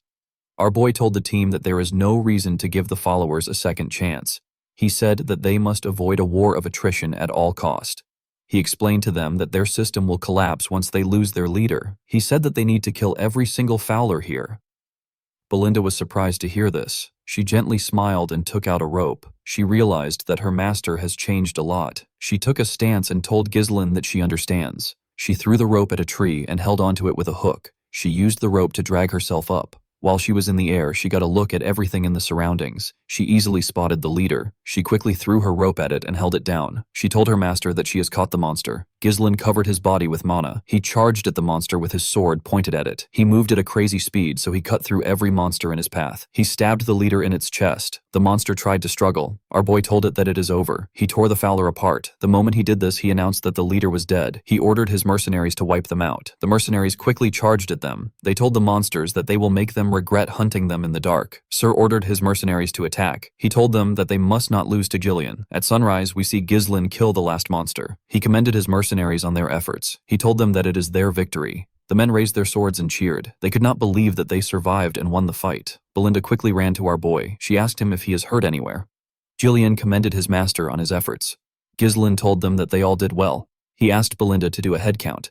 He ordered Cyr to gather his mercenaries. He said that he needs the men to go with him and Gillian to spread the corpses of the followers around the camp. Cher was surprised to hear this. He asked Gislin if this has some sort of effect. Our boy explained to him that the smell of the corpses will chase away the other monsters. Followers are one of the monsters that are at the top of the food pyramid at the forest's entrance. Gillian referred to Sir as Kid and told him that the corpses will make the camp safer. Sir was annoyed to hear this. He took a stance and asked Gillian if he wants to settle their issues now. It has now been 10 days since the group entered the Forest of Beasts. Now that the followers have been exterminated, the group has successfully eliminated all sources of danger from their planned route. The only thing left was to mine the runstones. Gislin took a look at the mountains. He wondered if the danger was really over. While he was thinking, Belinda told him that she is done with the head count. She revealed to him that there are 42 people from the Regressed Mercenaries and 126 people from the Contract Mercenaries. They lost 3 people. Gislin asked Belinda if there are no casualties from the Regressed Mercenaries. With a cocky smile on his face, Care reminded our boy that he is their captain. Gislin asked the maid if the 3 dead people are among the Contract Mercenaries. Belinda said that she cannot confirm it because they cannot find the bodies of the 3 mercenaries. Gordon noticed something odd. He asked his teammates if they know where Maius is. One of them said that he might have died fighting. Another person said that they can't find Maius' body. The man with the eye patch said that Maius must have fled. The scene shifts, and we see Maius and the 2 other mercenaries who are missing. They were running away from the camp. One of them said that he heard a fierce battle sound. He said that they would have died if they stayed at the fight. The other man suggested that they slowed down since they are quite far away from the battle. Maius turned around and called them fools. He asked them to get themselves together. He told them that they need to get out of the forest while the group was busy fighting. He asked them to keep running if they want to leave. The moment he said this, he noticed that the men stopped moving. He moved close to them and asked them if they are deaf. The men began to tremble. One of the men pointed up and asked Maius to look behind him. When the idiot turned around, he saw a terrifying beast. He did not know what he was looking at. In the next scene, we see a ridiculously huge snake on the runstones. The snake had a large amount of bones in front of it. It opened its mouth and let out something. It dropped the bodies of Maius and the stupid men on the bones. The scene shifts, and we see the group cutting down the trees in their path. The mercenaries wanted to end their journey and returned back to the town. They were working extra hard. Sir noticed that they were working well without someone ordering them around. He said that he has never seen the lazy mercenaries working so hard. Gillian told him that the mercenaries are different from him. Kerr decided to ignore him. He asked Gislin if he is going to let the mercenaries go once the mission is over. He told our boy that it is a waste to only use the mercenaries once. Gislin asked him not to worry about it. He pushed a tree down and revealed to Kair that he is going to hire the men as his personal mercenaries. Mercenaries naturally have weak organizational skills. It is impossible for them to win against a regular army in large-scale battles. However, these men have already surpassed the limits of mercenaries just through the experience they gained in this forest. Gislin knew that they will be an excellent foundation for expanding his power. The man with the head cover told his captain that they spread the corpses of the falls around their path. Kerr commended the man known as Gazelle for his efforts. He turned to Gislin and told him that the effect of the corpses has been really good. He said that they have not seen a single monster ever since they left the camp. They did not even encounter a lone monster that has lost its path. Gislin looked into the forest. He got an eerie feeling. He hoped that it was just a needless worry. While he was looking around, Belinda jumps down from a tree. She called out to him. Gislin asked her if she saw anything up ahead with a bright smile on her face. Belinda said that she did. Gislin was shocked to hear what she found. He turned around and ordered the mercenaries to pave the path with all their might. They all accepted his orders. As they moved closer to their destination, they saw a bright light through the trees. When they walked out of the woods, they saw something shocking. The mercenaries were shocked to see what was in front of them. With a confident look on his face, Gislin told them that this is the reason why they started the expedition. He told them that they came for the highest quality runstone mine. Around the mine there was some fog. Sir could not believe that the forest really had something that was worth a lot of money. Gillian told him that his master always acts upon reason. Belinda hugged our boy. She asked him about how he knew about the runestone mine. The mercenaries could not believe that they were actually looking at runestones. They were stones that most people don't see in their entire lives. They knew that they were going to be rich once they take it back to the town. The moment they thought of this, someone rose up from the fog. He told them that they are not going anywhere. Gislin quickly knew that something was wrong. The person turned out to be Manus. The dead man told them that it is all over. The moment he said this, he fell to the ground. Gordon and the other mercenaries wanted to run to him. Gislin stopped them with his sword. He asked them to step back. He took a stance and made a huge swing. His sword pushed away the fog. The men were able to see the bones of the monsters and humans. They were shocked to see the amount of corpses that were there. They wondered about what happened there. Kir, Belinda, and Jalayan quickly grabbed their weapons. They called out to our boy. Ghislain told them that they cannot mine the runstones for free due to the amount of bones. Our boy was able to tell that this was the nest of a high-class monster. Since some corpses are yet to be corroded, the monster must still be staying there. Ghislain was not able to figure it out immediately because the harmful gases from the corpses were mixed in with the fog. Our boy did not like the situation. There was no particular recording that stated that the mine itself had any danger factors. He turned around and asked everyone to prepare for battle. Immediately he said this. He saw something on the runestones. He saw the python. The monster quickly charged at them. Ghislain ordered everyone to scatter. He charged at the python. He dodged its mouth by going above it and made a slash on its head. When he landed on its body, he covered his sword with mana and charged at its head. He pushed his sword into its head. Unfortunately, it barely damaged the monster. Jillian and Sarah were shocked to see this. They could not believe that Ghislain only left a scratch on the python even after using many. Sarah had never seen such scales. The monster tried to push Ghislain down. Our boy jumped off its head.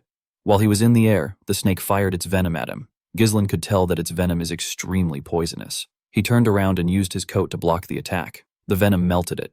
Before our boy could get in a good position, the snake charged at him with its tail. Ghislain used his sword to stand his ground. He tried to push the tail back. Unfortunately, the monster was much stronger. It pushed him into the ground. Belinda quickly called out to our boy. The snake spread its body around the group. The men quickly realized that it was trying to squash them before the monster was able to crush them. Ghislain, Belinda, and Carr saved them. They were trying to save as many men as they could. As the group struggled to put themselves together, they called out to Ghislain. They wondered about where he was. Our boy was standing on top of the bones. Now that he had seen the monster with his own eyes, his bad feeling went away. He knew that this monster is the master of the runstone mine. It is known as the blood python.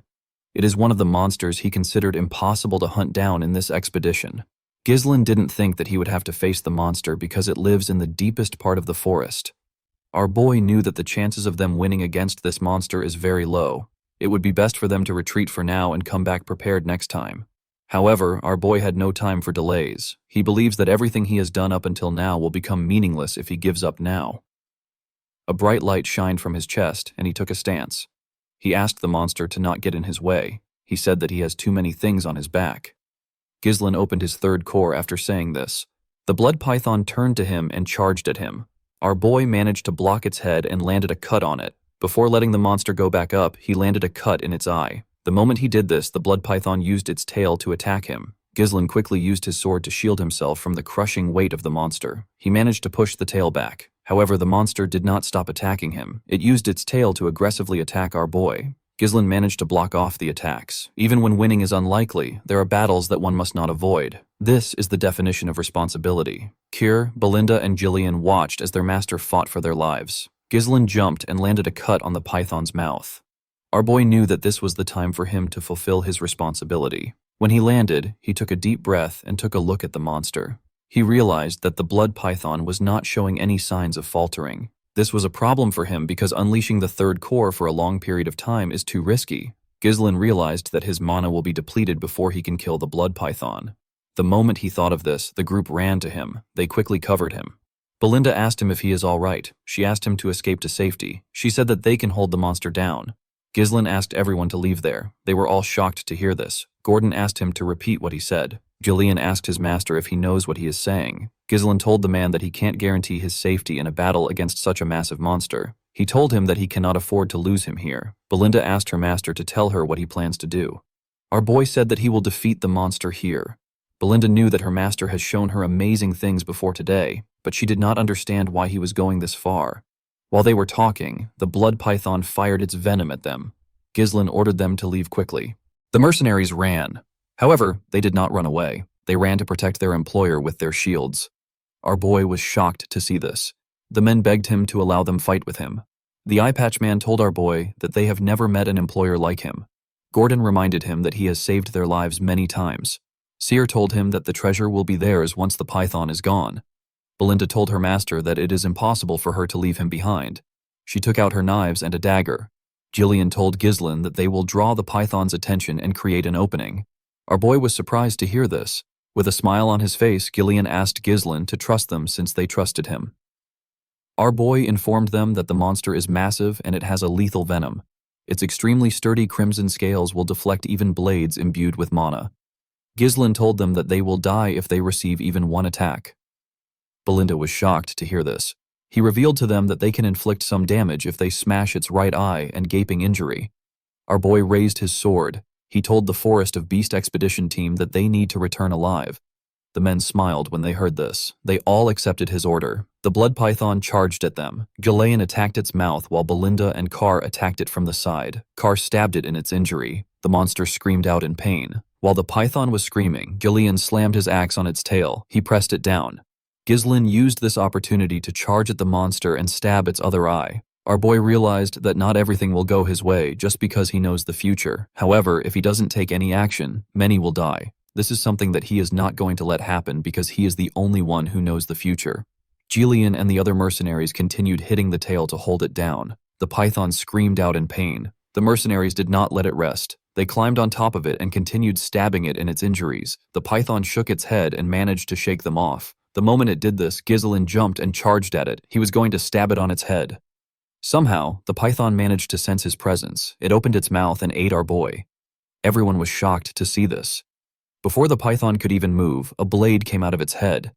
Ghislain used his sword to split the monster's head open. He came out of the python's mouth. His clothes were covered in its venom. The group was shocked to see him. He referred to himself as the future of Perdium. The scene shifts and we are taken to the Perdium castle. We see Albert and Homer talking to Zwalter. Albert slammed his hand on the table and told his lord that Ghislain has committed a serious crime. He could not believe that our boy ignored his father's order and went into the forest. Homer asked Albert to calm down. Albert said that he always knew that Ghislain acts unruly. He told the count that our boy thinks that he is the lord of the land because of his long absence. Homer and asked Albert to not get worked up by the issue. He reminded him that it has already been 2 weeks since Ghislain entered the forest. He said that they could have stopped our boy if Scoven had not made a false report. The general administrator did not understand why Scoven would help Ghislain. A crime like this could cost him his knight status. Albert told the count that he cannot let our boy continue to behave as he wishes. He told him that he should imprison Ghislain the moment he returns and punish him. Zwalter was quite annoyed with his son's actions. While they were talking, the knight captain barged into the room. He told the count that he needs to come down to see something. Zwalter asked Randolph if something is wrong. The man revealed to him that Ghislain is back. The men were surprised to hear this. The scene shifts and we are taken outside. We see Ghislain walking towards the castle. He was in normal clothes. In the next scene, we see Ghislain in his father's office. The officials were there with him. They all glared at him in silence. Even the count glared at his son. Ghislain told his father that he is home. The count reminded his son that he did not permit the development of the Forest of Beasts. Our boy apologized to his father. He told him that it had to be done. Homer was annoyed to hear what he said. Randolph reminded him that he downright ignored his father's orders. He explained to Ghislain that entering the Forest of Beasts is a serious crime. He told him that he could have lost his life and the monsters from the forest could have invaded their territory. Ghislain told him that he is fine. He said that the monsters did not invade their territory. Homer and Randolph were annoyed to hear this. They could not believe that he was talking back. Albert asked our boy if he finds this funny. He said that they can let the Forest of Beasts incident pass since it didn't lead to any trouble. He put his hand into his clothes and brought out a paper. He placed the paper on the table. He asked Ghislain if he has any excuse for this. When our boy picked up the paper, he was able to tell it was from Count Rayold. Albert said that he felt uneasy when he heard about our boy's visit to the county. He told Ghislain that they found out about how he extorted 20,000 gold, which is the estate support funds that is given to Perdium regularly from Amelia, by threatening her. Albert told our boy that Count Rayfold was absolutely furious, and he has decided to cut off all forms of support to their territory and cancel the engagement as if it never happened.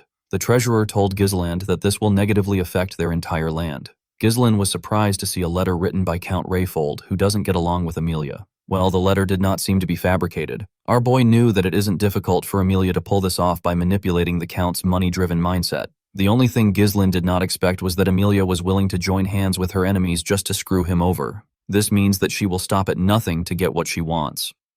Our boy had a feeling that the assassins weren't going to be the end of things. Unfortunately for him, he no longer has a leverage over the girl. If he was to reveal the secret deal with the Duke and the merchant guild that she controls, everything he will say will be dismissed as nonsense meant to cover up the incident. Ghislain realized that he would be tied down in the territory if he had been a little late. He became more certain that time was not on his side. Albert asked Ghislain to say something. Homer and told our boy that they are in an urgent situation. He said that they need to ask him to return the money first. Randolph said that the 20,000 gold will be enough to run the entire night order for months.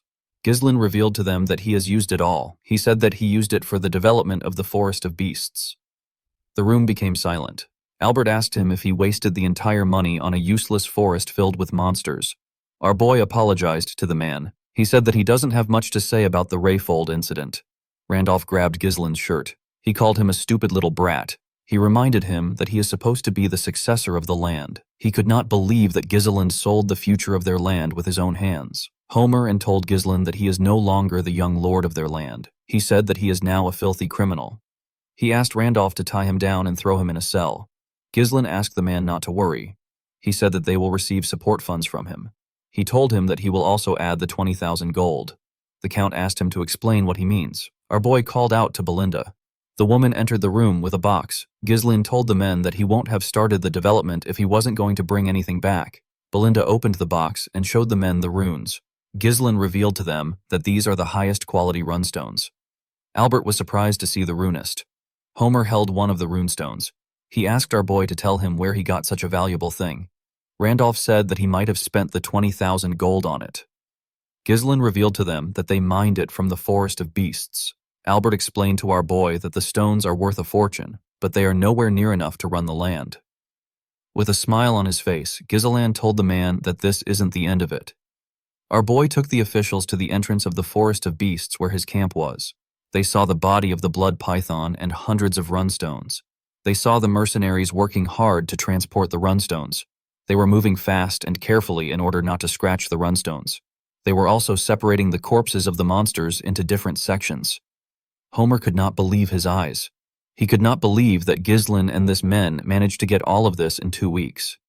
Randolph asked Homer if he is seeing things. The Count asked Belinda if all of this truly came from the expedition. The woman said that it did. She said that Ghislain led the expedition himself. Ghislain told the men that they obtained the inner hide of the Darusents and they got some byproducts from the blood python. He revealed to them that the amount of runstones here is merely a fraction of what they found in the mine. He told them that the reason for his expedition was to help the land. He said that he will use the gains for their land. Albert revealed to the Count that they won't have to struggle with the lack of support funds with the amount of items available here. He said that this is only a rough estimation. Homer and Randolph were shocked to hear what the man said. They both tapped Ghislain on his shoulders. Randolph commended him on his efforts. He asked him if he is tired from his expedition. Homer and asked our boy to let them know if he needs anything. Ghislain revealed to the men that he has a few conditions for the support funds. Randolph was shocked to hear this. He asked them to release Scovin and Ricardo. He said that they were just following his orders. He told them that they have to continue to prohibit civilian access to the Forest of Beasts just as they have done so far. He said that unnecessary rumors can spread and it can cause needless trouble. Homer believed that this was reasonable enough. For his last condition, Ghislain told the men that he will take care of recruiting and managing the mercenaries and security forces by himself. He said that having interference every time he moves troops within the territory would be a waste of time. The general administrator asked him if he intends on maintaining a private army. Randolph was against this idea. He told our boy that they do not know what he is plotting. Albert told Ghislain that he seems to have misunderstood something. He said that he will explain it to him. He told our boy that he is currently in a position where he should be begging for forgiveness. He told Ghislain that he sounds as if he is saying that he will do as he pleases, so they should stay out of his way. Ghislain told the man that this is a misunderstanding. He said that he is simply laying out the conditions necessary for him to provide financial support to Perdium in place of Rayfold. He explained to the man that if such trivial issues were to disrupt their operations, it will also negatively affect Perdium's finances. He asked the treasurer if he is okay with this. Albert was shocked to hear this. He called out to the Count. He asked him to say something. He told him that they are currently making a deal with the future of their land. The Count was simply looking around. Gillian and the other mercenaries came up to Gizon. They wanted to report to him. Gillian explained to our boy that the runist loading process is almost complete. He asked Ghislain to give the order. He said that they will be ready to move at any time. Cyr revealed to him that the hides of the Darusants have been stored without any preservatives. He asked Ghislain to tell him what he plans to do with the blood python. Our boy told him that the blood python will soon be dismantled. The venom, blood, flesh, and hides will all be separated and preserved to prevent decay. Cyr told him that he understands. The Count called out to Randolph. The man revealed to him that the mercenaries are individually formidable and they have an overwhelming presence. He said that he has no clue on how Ghislain could have such people under him. He said that it is just like an elite force. Zwalter moved close to his son. He commended our boy for getting such difficult mercenaries to follow his orders willingly. He told our boy that he must have put in a lot of efforts. Ghislain said that the expedition wouldn't have prevailed without them. Upon hearing this, the Count turned around. He told his officials that they should return back to the castle. Before leaving, Zwalter told Ghislain that he will let things slide this time. He asked our boy to prepare to face the consequences if he ever defies his order again. With a nervous smile on his face, Ghislain thanked his father. The Count reminded his son that he is the successor who will inherit the land in the future. He told Ghislain that he seems to possess the spirit of the Northern Wolf. The Northern Wolf is the alias given to Count Perium, the one who guards the frontier of the Lithania kingdom. Zwalter was a lonely person. He had weak military forces and a treasury plagued by poverty. Yet in the northernmost reaches where war never ceases, the Count dedicated his entire life to protecting the land even without his wife, his son, or his daughter. In the end, he was met with a miserable death and he was forgotten by all. Belinda moved close to her master and asked him if he is headed straight for the castle. Ghislain said that he is not yet going to the castle. He asked her to get everything ready so that they can leave immediately. Belinda was shocked to hear this. She asked him if he is not going to rest. Gillian told him that he has overworked himself. He advised his master to rest. Belinda told him that it is a miracle he made it out alive from the blood python's body. She asked him if he knows how hard she worked to detoxify the poison from his system. Ghislain tapped the woman on her shoulder and begged her to do it. Belinda was surprised to see this. Ghislain knew that other people will soon find out that they secured the runestones. Those who want to invade their land will soon find out too. He knew that he had to expand his power as quickly as possible. He wanted to reach a level where no one would dare challenge him. The moment he thought of this, Ghislain fell to the ground and lost consciousness. Everyone was shocked to see this. In the next scene, we see a dove fly into a building. It was carrying a letter on its neck. The dove landed in the hand of a man on a throne. The man quickly opened the letter to read it. The letter confirmed that a part of the Forest of Beasts has been developed. The man reading it was asked to initiate a war with the Dard family in order to annihilate Perdium. The letter said that the ducal house will step in after this. The man did not expect the ducal house to ask for the annihilation of Perdium. Members of his cabinet said that it is time to make Perdium a land without a lord. They believe that the ducal house will appoint a new owner of Perturium. The man on the throne asked the cabinet to tell him the amount of their people that are still inside Pertium. One of the men said that they have 2 retainers and 1 knight remaining. The Count asked his cabinet to send 2 retainers to the Dard territory. He said that the fact that the young Lord of Dard died in Pertium is more than enough justification to start a war. With a cold gaze in his eyes, the Count said that the supreme commander of this operation will be Victor. The cabinet was shocked to hear this. They never expected that their county's strongest card would be revealed so soon. One of them said that Pertium would have fallen if Frank had done his job properly. Another member told his master that he understands that Victor will be able to handle the task flawlessly. He told his master that it might be too soon to reveal their hidden card. He reminded the Count that they have proceeded with caution so far. He said that this decision feels rash. He said that it is odd that the ducal house, which has always operated in secret, is now choosing to directly intervene in Perturium. The Count told him that it is because of the Forest of Beasts. The man was surprised to hear this. The Count told the man that all decisions were made by Duke Deline. He asked the man not to question any orders no matter what they may be. The Count stood up and asked his cabinet to prepare for the war. This Count is known as Harold Desmond. He is the Count of the Desmond County. Count Desmond asked his men if there is anyone else who is aware of the situation. The scene shifts and we see Amelia screaming as she rested her head on Bernaf. The man called out to his mistress. Amelia revealed to him that Ghislain has secured a runestone mine with her 20,000 gold. She said that he survived even though she sent the wildcats to kill him. She told Bernaf that she even bowed her head to her wretched father to cut off support funds for Pertium. She said that this made her look like a fool. Bernaf told his mistress that she is not acting like her usual self. Amelia took a deep breath. She told the man that he is right. She said that she got too emotional. She said that what is done can't be undone. Bernaf smiled when he heard this. He told Amelia that he is waiting for her orders. Amelia moved close to a map.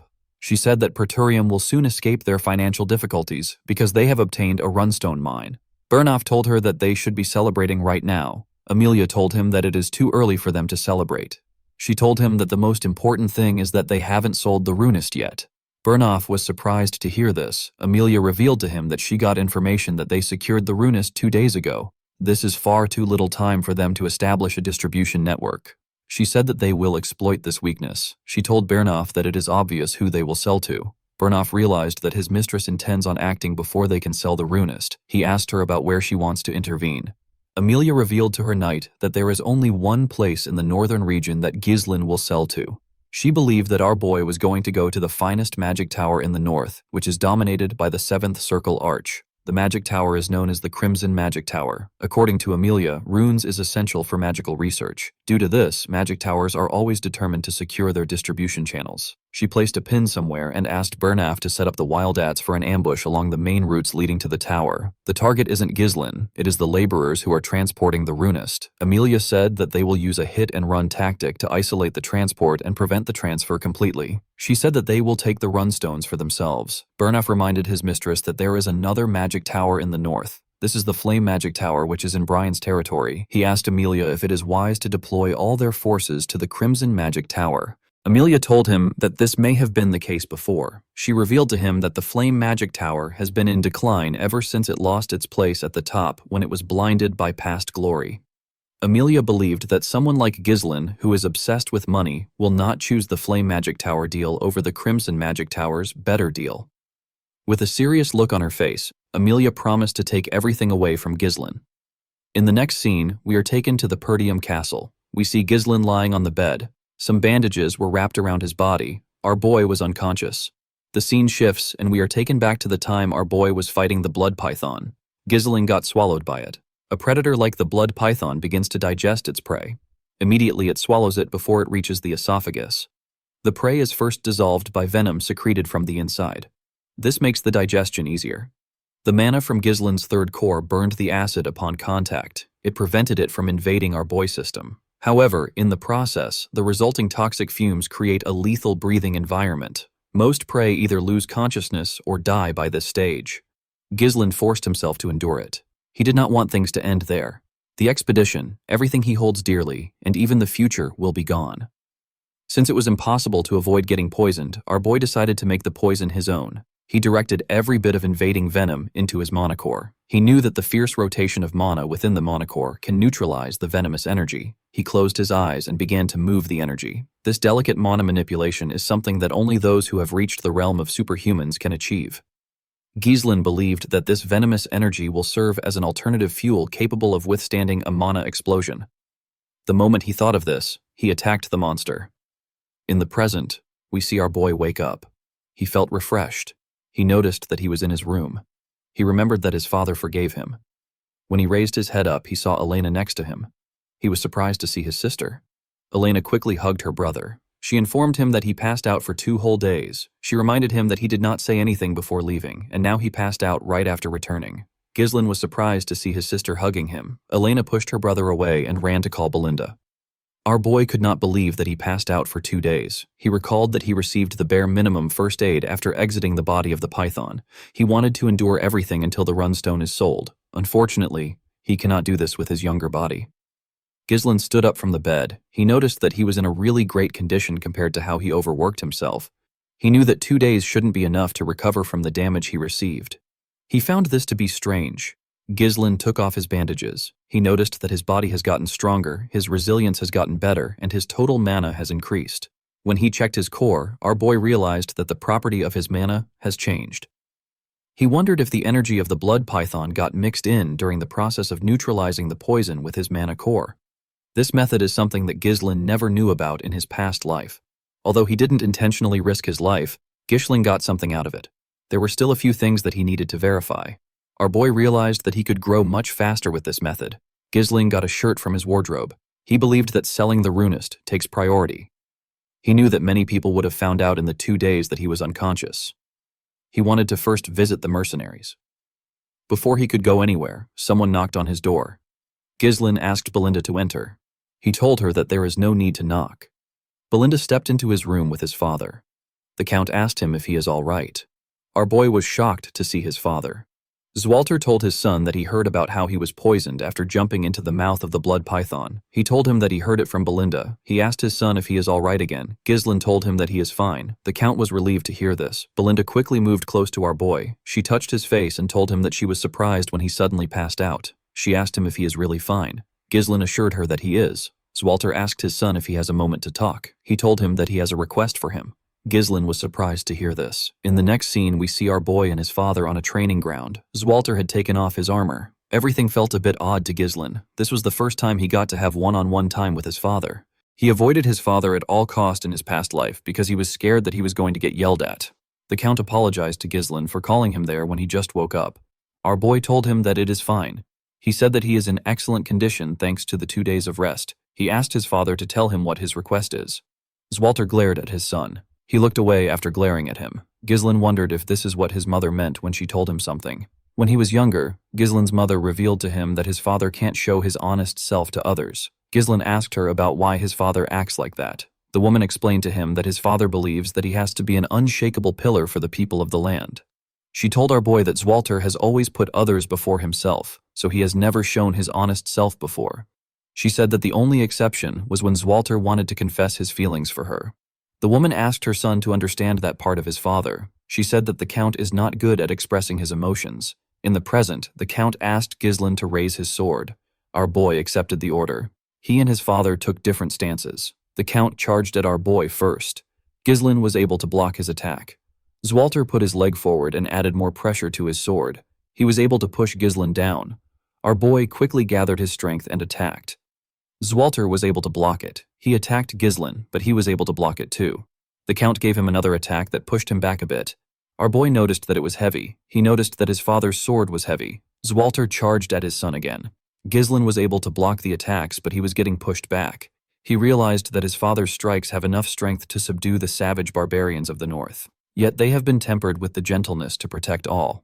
When Zwalter got close to him and attacked him, Ghislain was able to push his sword down. He attacked his father from the side. The Count was able to block it. He and Ghislain ended up pointing their swords at their necks at the same time. Zwalter was surprised to see this. He commended his son on his efforts. He told him that he has improved a lot. Our boy thanked him for the compliment. The Count advised his son to loosen his sword pressure slightly when he is locked in a blade clash. He told Ghislain that he has the strength and reflexes to take down massive monsters in the forest. He told him that his intent might become too easy for his opponent to read if he is not careful. Ghislain was surprised to hear this. He usually gets a feel for his opponent's movements as the fight goes on. Our boy realized that this is his first time receiving guidance from someone. Our boy's swordsmanship is instinctual, born from real combat and experience. Ghislain realized that there must be some things that he overlooked and never learned because he never followed formal training. His father pointed them out precisely to make him aware of this flaws. Ghislain always believed that he could only rely on himself. He believed that he will struggle through everything alone. He now realized that receiving guidance isn't such a bad thing. He thanked his father for teaching him. The Count revealed to his son that he actually intended on scolding him today. Our boy was surprised to hear this. He explained to Ghislain that no matter how great his contribution is, he still broke the rules. He told him that if everyone starts disregarding the rules under the pretense of making a contribution, the only thing that will follow is greater chaos. Zwalter told his son that he has actually changed. Unlike the past incidents which he caused in his reckless pursuit of merit, Ghislain was actually looking beyond this towards something greater. The Count advised his son to keep acting the same way. He asked him to think of Perdium and those around him. He asked him to fulfill his responsibilities as a successor. After saying this, Zwalter walked towards the exit. Ghislain thought about his responsibilities. While he was thinking, he remembered something. He reminded his father that he said that he has a request. He told the Count that he has not yet told him what it is. Zwalter stopped walking when he heard this with a nervous look on his face. He asked his son if he has some extra funds. In the next scene, we see our boy arrive at the Forest of Beasts outpost. His men were waiting for him. Ghislain smiled when he saw them line up. He asked them if they have all been well. While screaming at the top of their voices, the men said that they are good. Gillian asked his master if he has gotten better. Carr told him that he is looking much healthier now. Ghislain apologized to them for making them wait so long. He asked Gillian about how Rachel is. The man bowed his head. He said that he never thought a day would come when he would see her walk again. He told Ghislain that it is all thanks to him. Ghislain was happy to hear this. He told Belinda, Cain, and Gillian that he has something to tell them. With a serious look on his face, our boy revealed to them that their land is in danger right now. The three of them were shocked to hear this. They all went into a tent. Ghislain told them everything about what happened on the day Elena was attacked. He told them about how he stopped them from killing her and using her death to start a war. He also told them about how he discovered the corpse of the Dard's young lord. He also mentioned the existence of those who are eyeing Perdium. He explained to them that this people are currently surveilling them right now. He said that they have probably been active for a long time. He said that they have neither the time nor the resources to prepare for an attack. Belinda finally understood why her master was in a hurry. She said that she thought that they could catch their breath after securing the runestones. First, it was the Forest of Beast, and now it is war. Cyr said that this land never gives him a chance to be bored. Gillian told our boy that this is the perfect time to attack Perdium. In a territory known for its weak military and poverty, the discovery of a runestone mine, which is a highly valuable resource, can change everything. Ghislain told the man that he is correct. He said that their enemies won't let them be. Belinda told our boy that he should have mentioned this earlier. She told him that they need to tell his father and the vassals. Ghislain told her that it is not yet time to do this. He explained to her that Elena's bodyguards betrayed them. He said that they could be traitors among the vassals. There is no way to confirm who is on their side, so they need to keep it to themselves. Belinda knew that our boy was right. He told them that he bought some time with Elena's survival, but now that they have found the runestone, there is no reason for their enemies to sit still. With a serious look on his face, Ghislain told them that it will be a tough fight. Everyone became silent. Cyr asked our boy to order them around. He told Ghislain that staying around him has been fun so far. Gillian reminded our boy that he already swore his life to him. He promised to fight with him until the very end.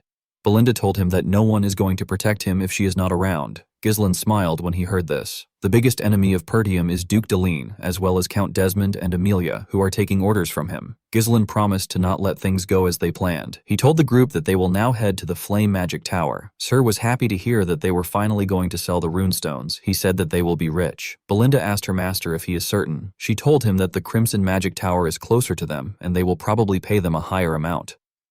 Ghislain explained to her that the Flame Magic Tower will cause less friction. Gillian told him that he is right. He explained to them that when transporting high-value goods, unwanted guests are bound to appear. Since their payload is filled with runstones, staying one step ahead of the enemy is the only rational course of action. Belinda realized that they could be ambushed, like last time. Ever since Delmuth of the Crimson Magic Tower ascended to a 7th circle arcage and made his name known, the Flame Magic Tower has been on a downward spiral. Ghislain knew that it will be more profitable for them to sell the runestones to the Crimson Magic Tower, which is the greatest in the north. The Flame Magic Tower is making its own efforts, but it won't be easy for them to return to their former glory. Yet, despite all this, Ghislain still chose to head for the Flame Magic Tower for his own reasons. Our boy wanted to meet someone. The scene shifts and we are taken to the Flame Magic Tower. We are shown its amazing and luxurious buildings. Inside the tower, we see a girl surrounded by books shaking. She called out to someone known as Professor Ronato. She asked about when the light that he mentioned will come for her. In the next scene, we see Ghislain and his group arrive in the Brevant territory. They saw the huge tower of the Flame Magic Tower in the land. Gordon was surprised to see how huge the tower was. The man with the eye patch said that he has only heard about the tower before. He said that he has never been here before.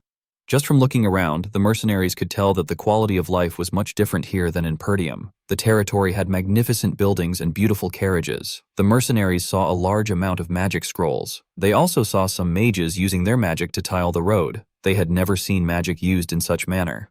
The mages were annoyed to see that the mercenaries were staring at them. They activated a different spell and used it to cover themselves. The spell made them invisible. The mercenaries were shocked to see this. They could not believe that the mages disappeared in broad daylight. Ghislain explained to them that the mages used a spell to conceal their presence. He told them that the mages don't welcome them. Cyr called the men idiots. He asked them to stop fooling around. Belinda was also surprised to see how big the magic tower is. Even though they were pushed down from the top spot, their magic tower was still amazing. Gillian revealed to her that the Brevant territory is one of the richest lands in the kingdom. Ghislain understood why they were impressed, but he knew that this magic tower that was once at the peak will later fall to ruin.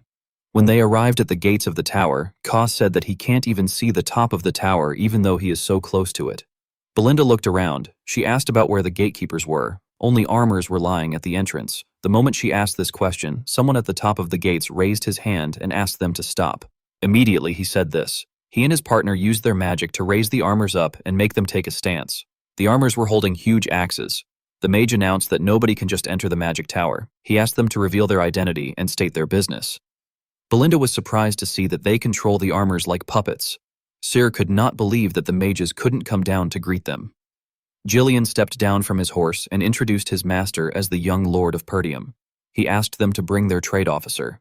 He told them that they have some fine goods to sell. With an arrogant look on his face, the mage told Gillian that they are not buying anything. Belinda was annoyed to hear this. She told the man that he has not even looked at their product. The man said that Perdium is the beggar land in the north. He said that anything from Perdium is probably just low-rank monster materials or garbage potions. He told them that it is a waste of time to deal with them. He and his partner made the puppets point their axes at them. The man asked the group to get lost.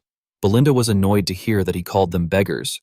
She asked him to come down and say it to her face.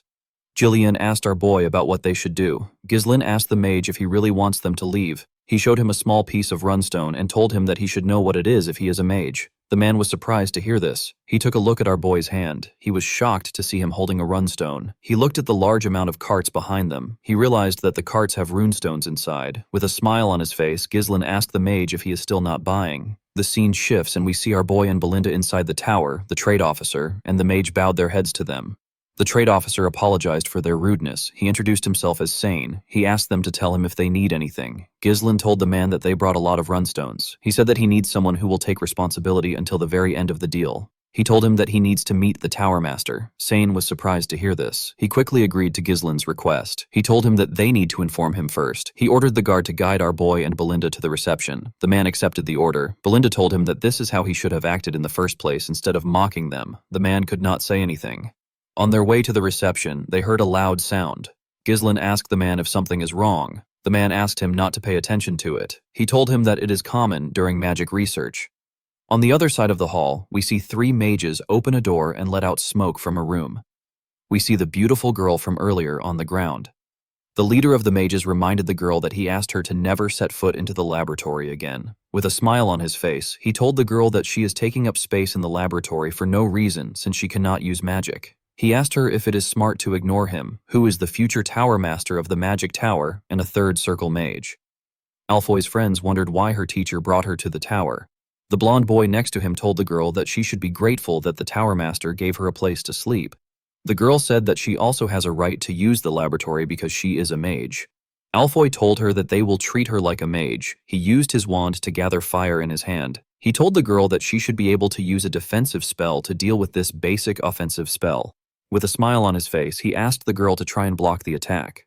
The moment he said this, he fired the first circle magic known as Fire Sling at the girl. She quickly raised her hand. She screamed out defense, but nothing happened. She quickly used her hand to cover her face. Fortunately for her, Ghislain appeared out of nowhere and used his sword to cut through the attack. The boys were surprised to see this. Ghislain asked the idiot if this kind of behavior is what is called magic research in the Flame Magic Tower.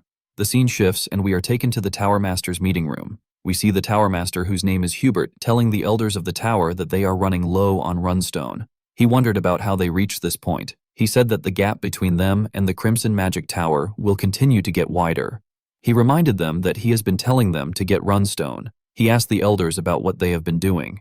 An elder with a yellow hat remembered that the Tower Master usually asked them to wait each time they try to secure a distribution line.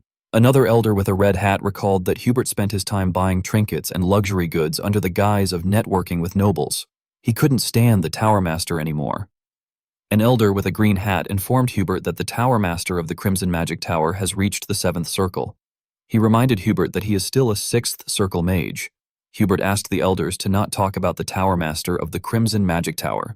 He said that he will reach the 7th circle if he has more runestone.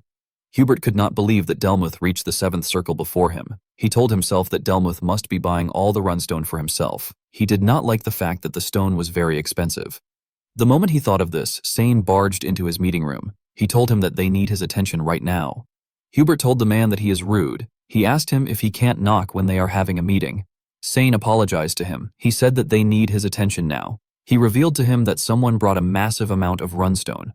Hubert and the elders were shocked to hear this. The scene shifts and we see Alfoy firing more attacks at Ghislain. Our boy easily used his sword to block the attacks. Alfoy made a huge fireball and shot it at Ghislain. Our boy cut through the fire with his sword. Alfoy's friends and the girl were shocked to see this. Alfoy could not believe that Ghislain sliced his attack in half. He did not think that this was possible. Before he could make another move, a rope went around his body and tied him up. Belinda was the one using the rope. She made the idiot get on his knees. She told the idiot that he has a lot of guts to attack her master. Alfoy was shocked to hear this. He asked them about who they are. Before Belinda could do anything, someone asked everyone to stop. The person turns out to be Hubert. The man asked them to explain what is happening. The girl became nervous when she saw Hubert. She called him Tower Master. Upon hearing this, Ghislain asked Belinda to release the idiot. The maid let go of him. Alfoy stood up and called out to his teacher. He ran into his arms. Hubert asked his disciple to tell him what is happening. Alfoy told his teacher that Ghislain and Belinda are intruders. He said that he was trying to make sure that the girl whose name is Vanessa doesn't enter the laboratory again, but Ghislain and Belinda attacked him.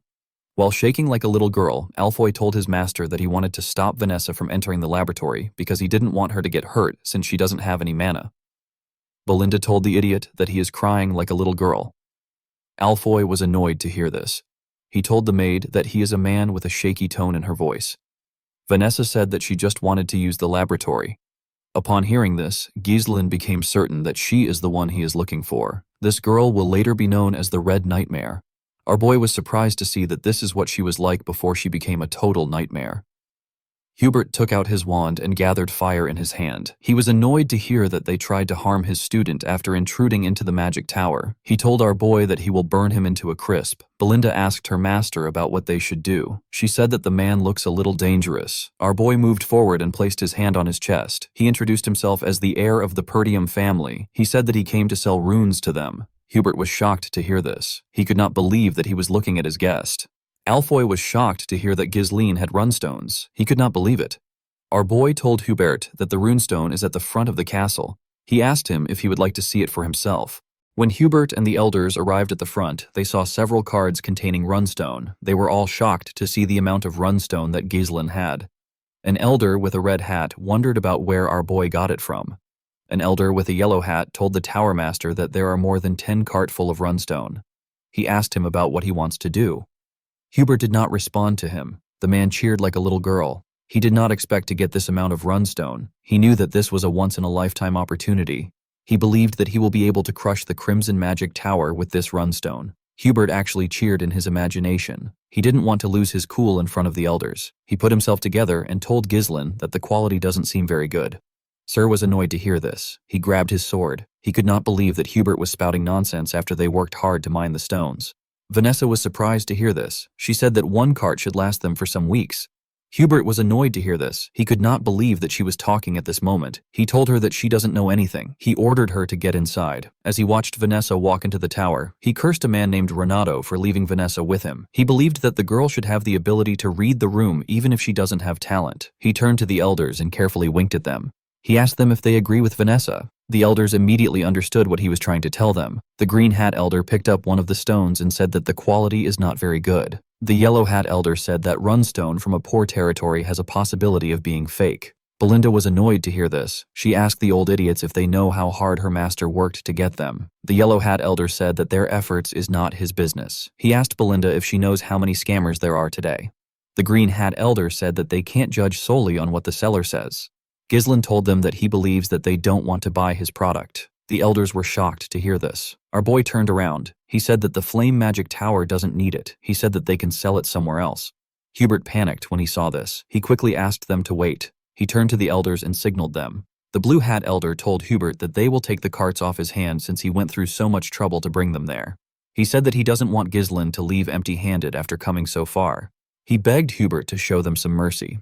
The Tower Master decided to play the role of Messiah. He told the Blue Hat Elder that he will do it since the elders agreed on it. With a smile on his face, he told Ghislain that he will buy all of them out of the generosity of his heart. He said that he has to buy it below the market price. Ghislain told him that he is misunderstanding something. He asked Kay to take all the carts back except one. With a smile on his face, our boy told the mercenary that they only planned on selling one cart. Hubert and the elders were shocked to hear this. With an evil smile on Kay's face, he apologized to Ghislain. He said that he forgot about this. Sir ordered the men to take the carts away. The mercenaries immediately began to move. Hubert quickly moved close to Ghislain. He asked him about what he is doing. Our boy apologized to him for the confusion. He said that his subordinates made a mistake and brought too much goods. He told Hubert that their actual destination is the Crimson Magic Tower. He said that they just need some money for their trip. Hubert became annoyed when he heard about the Crimson Magic Tower. He quickly changed his expression. He told Ghislain that he was just joking around so that their first meeting wouldn't be too awkward. He asked our boy to follow him inside for a little chat. The elders were disappointed when they heard this. They could not believe that he quickly stopped bluffing with a smile on his face. Our boy told him that a meeting will be fine. The scene shifts and we see everyone inside the meeting room. Hubert introduced the old men as the elders of the tower. He said that they are all fifth circle mages. Ghislain said that this is impressive. He said that this is expected from the second strongest in the northern region. Hubert told our boy that he has heard some strange rumors that are not true. He said that the Flame Magic Tower is still the strongest magic tower in the northern region. Ghislain told him that it is not important. Belinda was surprised to see how her master spoke. She wondered if he is trying to piss Hubert off. Keir liked what he was seeing. Ghislain told the woman that their master definitely has a plan. Hubert asked Ghislain about the amount he wants to sell it for. He told him that he won't get a better deal than what he will get here if he tried to sell it to anyone else. Ghislain raised his hand and told Hubert that he wants double the market price. Hubert and the elders were shocked to hear this. They believed that our boy was just too naive to understand how the world works. Hubert told Ghislain that this isn't how negotiations work. He explained to him that it is about both parties making a compromise. He told Ghislain that he can't just make a one-sided decision. Our boy told him that he simply felt like he needed to get double the market price from the Flame Magic Tower. The elders were annoyed to hear this. They told Ghislain that he shouldn't joke in a place like this. They asked him if he is mocking them. With a serious look on his face, Hubert asked Ghislain to watch himself. He told him that he gets angry when he sees clueless brats flailing in a world that they don't understand. He told Ghislain that he understands that he makes mistakes because he is still young. He said that he will show him mercy once out of generosity. He asked our boy to take the negotiations seriously. He told him that he will give him a little extra on top of the market price. He asked our boy to sell to them. Ghislain stood up when he heard this. Hubert was surprised to see this. He asked him about why he stood up. Ghislain told him that he doesn't seem interested in buying them. He said that double is actually a discount. He told the Tower Master that he will simply go to the Crimson Magic Tower. The moment Ghislain turned around, Hubert panicked and called out to him. He asked him about why he is in a rush. He said that he was simply upset. He asked our boy to sit down and chat a little longer with them. Ghislain smiled when he heard this. Hubert told our boy that he has guts. He said that they will take the runist for double the market price because they are the first people he visited. Our boy smiled and agreed to Hubert's offer. The Tower Master became relieved. Ghislain revealed to him that the double price is just for one cart. The elders and Hubert were surprised to hear this. The Tower Master told our boy that he needs to sell everything he brought to them. Ghislain explained to him that he can sell the rest of the runestone for triple the market price if he tells the Crimson Magic Tower that he sold it to them for double the price. He asked Hubert to tell him why he would sell everything here. The Tower Master was annoyed to hear this. He told Ghislain that there is a limit to how much they can let him joke around. Ghislain stood up and told Hubert goodbye. The moment he saw this, the Tower Master panicked. He quickly accepted our boy's offer to buy at triple the price. Ghislain smiled and sat down. He said that this is what he expected from the greatest magic tower in the north. Hubert stood up and asked our boy to wait there. He said that he wants to get the money immediately. The elders were shocked to hear this. They did not expect their Tower Master to panic this much. The Tower Master couldn't believe that a sixth circle mage like him was getting played by a country bumpkin. He didn't understand why he was buying into this nonsense. He had no choice but to buy them since they were currently experiencing a shortage of runestone. He told himself that he will burn Ghislain if he acts out again. Before Hubert could take a step forward, Ghislain called out to him. He told him that he has not finished stating his conditions. The Tower Master turned around out of anger. He asked our boy to tell him what he wants. With a serious look on his face, Ghislain told the Tower Master that he wants him to give Vanessa to him. Hubert was shocked to hear this. He asked him if he really wants the girl. Ghislain revealed to him that he intends on making her his exclusive mage. The scene shifts and we are taken to the past. We see an older Ghislain roasting some meat on his sword. His comrade was next to him. The man had a hook in his right hand. Ghislain told the man that the meat is burning. The man asked him to roast the meat by himself. He reminded him that he is missing an arm. Our boy clenched his fist and asked the man to repeat what he said. His comrade became scared. He told him that it is nothing. The man asked his captain if he has heard about Vanessa the Red Nightmare. Ghislain had never heard of anyone like this. His comrade revealed to him that he has been going around to collect information. He said that he found something very interesting. He revealed to our boy that he heard about a mage who burned down the entire northern region of Lithuania. The mage was a woman who had reached the 7th circle. Ghislain said that her name is pretty flashy. He asked his comrade about why he brought her up. The man revealed to our boy that he believes that Vanessa has gone completely mad. He explained to Ghislain that the woman actually learned a mana cultivation technique, even though she is a mage. Ghislain was surprised to hear this. He asked his friend to tell him why Vanessa learned a mana cultivation technique instead of circles. The man said that it is because she is crazy. He told Ghislain that Vanessa is a walking disaster who burns down everything in her path. Thanks to her, the nobles are having a lot of trouble. The man told our boy that the subjugation request they received a while back is for her. Ghislain still found it odd that a mage reached the 7th circle through a mana cultivation technique. With a smile on his face, he told his comrade that he is curious. He told the man known as Claude that they should recruit her. Claude was shocked to hear this. He did not expect to hear this after all he said. Unfortunately, Ghislain was not able to recruit her. By the time he found Vanessa, she was as good as dead. She was not able to control her magic. Vanessa had the talent to reach the 7th circle even though she never properly learned magic. Ghislain believes that her talent will flourish with a little guidance.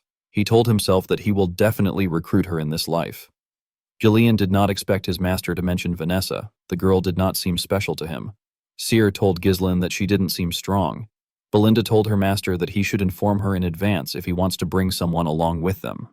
The elder with the red hat told the tower master that this is a great opportunity to get rid of the useless girl he asked him to do as Ghislain said.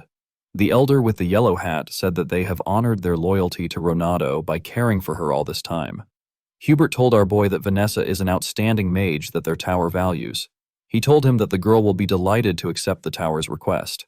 Ghislain revealed to him that he also wants him to dispatch battle mages who have reached the third circle to Pertium. Hubert was shocked to hear this. Our boy revealed to him that he needs mages for the upcoming territorial war.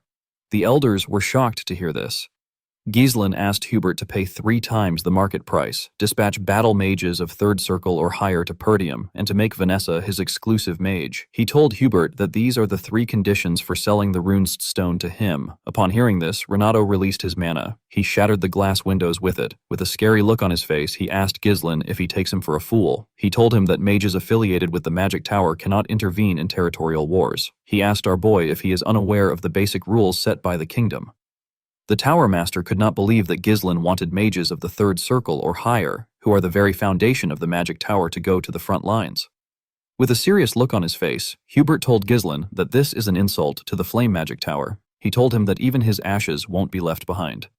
Jillian quickly grabbed his sword. He could not believe that Hubert was able to exert such pressure just with his mana.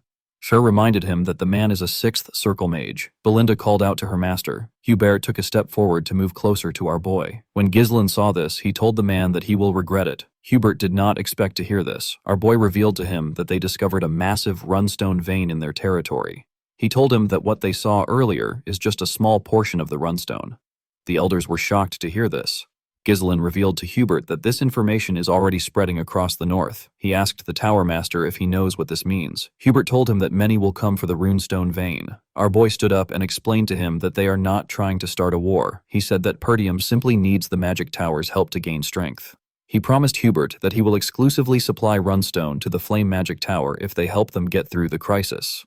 The Tower Master did not expect to hear that they would have a monopoly over the runestone. Ghislain stretched out his hand to him. He told him that it will only be a matter of time before the flame overtakes the crimson and stands as the top magic tower. Hubert glared at Ghislain's hand. He didn't like the terms that came with the deal, but he knew that it favored him. He grit his teeth and shook our boy's hand to accept the deal. In the next scene, we see him talking to Alfoy. He told him about what happened. The boy asked his master about why it has to be him. He told him that there are several other mages. Hubert asked him not to misunderstand him. He told him that he is sending the greatest talent in the Flame Tower's history for the sake of his own future. Alfoy was happy to hear his master call him the greatest talent. His master explained to him that this experience will eventually be a huge help to him when he becomes the Tower Master. He asked him to keep a close eye on Ghislain to make sure that he doesn't smuggle the runist somewhere else. He asked Alfoy to quickly retreat if an actual territorial war breaks out. Hubert placed his hand on his disciple's shoulder and told him that he simply needs to endure for a year. He told him that they will take over the #1 spot as the best tower in 1 year. Alfoy smiled and accepted his master's decision. He quickly regretted his decision. He did not expect to see that Pertium would be so poor. One of the mages with him said that the castle is quite old-fashioned. He said that it is practical enough. Alfoy believed that it was just some rural dump. He could not believe that the successor of the Magic Tower got dispatched to this miserable excuse of a territory. When Ghislain moved close to him, he introduced himself to him as a third circle mage. He said that he has been entrusted with the important task of leading the mages.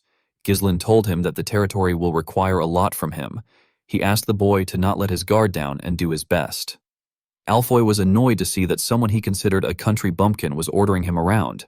He told himself that he will first deal with Ghislain once he becomes the Tower Master. Ghislain looked around. He was looking for someone. He called out to Alfoy and asked him about where Vanessa is. The boy turned around and said that Vanessa is bringing their bags. When our boy looked behind him, he saw the girl carrying the heavy bags while walking barefooted. She was breathing heavily. She moved close to Ghislain and bowed her head to him. Alfoy asked her about what took her so long. He told her that Ghislain almost thought that she wasn't coming. Ghislain asked Vanessa to leave the bags and follow him. Vanessa told him that she hasn't finished moving the bags. Alfoy asked him to let her do it. He said that this is what the girl has been doing in the Magic Tower. He said that she should be able to do these chores if she can't use magic. Ghislain picked up one of the boxes. He threw it at Alfoy's face. The boy fell to the ground. The mages were shocked to see this. While holding his nose, Alfoy asked Ghislain about what he is doing. Ghislain explained to him that Vanessa is no longer affiliated with the magic tower. He told him that the girl is now his personnel. He asked him to not order her around. Our boy told Alfoy that he will let it slide this time. He told him that he will be risking his life if this happens again. Vanessa did not expect this. Alfoy stood up in anger. He could not believe that Ghislain would treat the heir to the flame magic tower and a third circle mage like this. He told Ghislain that he has crossed the line that even nobles can't cross. He told him that him and his teammates can burn down the territory in seconds if they wanted to. He asked his comrades to stand up. He said that they need to show Ghislain the pride of mages. The moment he said this, Ghislain snapped his fingers. His mercenaries surrounded the mages. They pointed their swords at them. Alfoy said that this is barbaric. He told them that they are barbarians who draw their weapons against mages. He demanded that they treat them as mages. He said that they deserve the best treatment. Ghislain asked him to shut up. He reminded him that he is there due to a contract. He explained to him that he has been granted full authority to command him freely for a year through a legitimate deal with the Tower Master. He told him that he has to exclusively supply runestone to the Flame Magic Tower in return. He asked Alfoy to tell him whose side the Tower Master will take if the contract is voided because of his reckless action. The boy became nervous when he heard this. Ghislain explained to him that his role is nothing more than that of a reserved bundle of living mana. He asked the boy to obediently fulfill his role if he wants to be treated well. Aloy became angrier when he heard our boy call him a reserved bundle of living mana. Ghislain turned around and asked Julian and Ser to take good care of the mages. With a creepy smile on his face, Ser asked the boy if he liked it better when he was at the magic tower. He told him that he will guide him so that he can adapt to their land. Alfoy began to tremble. He called them miserable human beings. While they were screaming, our boy walked up to Vanessa. He asked her to not take orders from anyone other than him. He told her that she is his exclusive mage. Vanessa was shocked to hear this. She put her head down. She informed Ghislain that she can't use magic like Alfoy. With a smile on his face, our boy asked her to follow him. He told her that he will help her use magic. In the next scene, we see Ghislain take Vanessa to his training room. He called out to her when they stepped inside. The girl quickly answered him. He turned around and asked her about how far she got in her magic studies. The girl said that she got up to the 5th circle in theory. Ghislain told her that this is excellent. Vanessa did not expect to hear this. She said that it is all useless because she can't use magic. Our boy asked her if there is a particular reason why she can't use magic. Vanessa explained to him that she was never able to feel mana since she was a child. Even though she couldn't feel it, she believed that she would be able to use magic someday if she worked hard enough. The more she studied magic, the more she realized that this day will never come. Vanessa held her staff close to her chest. She said that she must have been kicked out of the tower because her teacher who guided her has passed away. Ghislain realized that a 5th circle mage possesses the strength that is on par with the average elder of the Flame Magic Tower. Magic isn't something that can be mastered just by memorizing it. It requires insight and understanding of the principles behind activation and the ability to infuse it with your interpretation and will. Vanessa may understand it in her head, but her body can't keep up. Ghislain knew that she must have endured grueling efforts and countless trials and errors to overcome this problem. He believed that the girl's efforts were not in vain. He just wanted to lead her down a different path. He remembered Claude telling him that Vanessa reached the 7th circle in his past life. The man told him that she learned a mana cultivation technique. He said that she did this because she is crazy. Our boy smiled when he remembered this. He revealed to Vanessa that he will teach her a mana cultivation technique from now on. The girl was surprised to hear this. She asked Ghislain to tell her why she will learn a mana cultivation technique when she is a mage. Our boy explained to her that both circles and mana cultivation techniques are used for controlling mana. He asked Vanessa if she has ever tried it before. Vanessa was shocked to hear this. She said that it is crazy. She asked Ghislain to tell her how she can use magic with a mana cultivation technique. She said that she can become magically crippled for the rest of her life if things go wrong. Ghislain stretched out his hand and told Vanessa that she should try it with him. When Vanessa saw the look in Ghislain's eyes, she knew that he was being serious. She never thought of herself actually using magic. She clenched her fist and told herself that she will do it if this is what it takes. The scene shifts and we see her and Ghislain sitting on the floor. She loosened her dress to show Ghislain her back. Our boy recalled that the girl had the same eyes as him in his past life. It was filled with regret, rage, and hatred. The place she fell to after endlessly yearning for magic was an endless abyss. She mastered a mana cultivation technique of unknown origins only to become a disaster driven by instinct. She burned everything to ashes. However, it is different this time because Ghislain is there to prevent her from falling into that abyss again. Our boy told himself that he will reach out his hand to her. He activated his mana and placed his hand on her back. He pushed his mana into her body. Vanessa grit her teeth to endure the pain. Her body became hot. Ghislain immediately asked her to close her mouth. He told her that she is twisting her mana road. He told her that his mana just entered her body. He asked her not to let go of this sensation. He asked her to feel the flow of mana as much as possible. Vanessa quickly closed her eyes to focus on the mana. She felt the flow of mana stretching through every corner of her body. It was circulating along the edges and converging at the center. Vanessa's eyes shined brightly. Her body released a large amount of mana. Vanessa fell into a trance. We see a younger Vanessa watching her master talk to Hubert. Her master found out that the tower was going to cut off his support. He asked Hubert if he knows what he is saying. He told Hubert that Vanessa has talent. He said that they would have never been able to prove the pattern of mana particles transmuted into mana without Vanessa. With a nervous look on his face, Hubert said that he understands. He said that the situation is a bit weird. He told Renato that it doesn't matter if Vanessa is very smart. It doesn't mean anything if she can't use magic. He told Renato that they can't really call her a mage. Renato asked him about what he is saying. Hubert asked him to tell him if they will get anything out of Vanessa if they invest in her. The older Vanessa saw herself crying after hearing what Hubert said. She saw herself apologizing to her master with tears in her eyes. She told Renato that he wouldn't have to leave the tower if she was just talented. Her master pat her on her head. He told her that he is not leaving the magic tower. He said that he is simply going on a journey to find a method for her to use magic. He asked her to lift her head high and look at the sky. He told her that there is no place in the world where darkness lasts forever. He promised her that a light will come to find her one day. When she remembered this words, Vanessa saw an image of our boy stretching his hand out to her. Ghislain shined brightly in front of her. Vanessa stretched out her hand to touch our boy. Their hands shined brightly when they touched. Vanessa realized that her teacher was right. The light eventually came for her too. After seeing this image, Vanessa fell to the ground and lost consciousness. In the next scene, we are taken to a building. We see a man fighting some soldiers in the building. The man had already beaten up 4 soldiers. Some men were cheering for the huge man. The man asked the other soldiers to come at him. He asked them if they believe that they can cut him down with a piece of metal. One of the soldiers asked him to stop being stupid. He charged at the man. Before his sword could touch the man, he grabbed his hand and slammed him to the ground. Another soldier tried to attack the man from behind. The man was able to sense this. He used the soldier he put down to slam the soldier that charged at him. The soldiers were sent flying. They destroyed the wall and landed outside. The man told them that he is not even warmed up yet, and they are already on the ground. The man's subordinates commended him on his work. They said that the worms were stupid to interfere with their party. They said that no one around there can stop them. A man slammed his cup on the table when he heard this. In the next scene, we see the man outside the bar with his fishing rod in the river. His helmet was next to the fishing rod. Someone walked up to the man and asked him if his training is going well. The man asked the person to go straight to the point. The person informed the man whose name is Victor that Count Desmond has issued a mobilization order. Victor stood up when he heard this. He grabbed his helmet and wore it. He also picked up his fishing rod. He went into the bar and asked the man to follow him.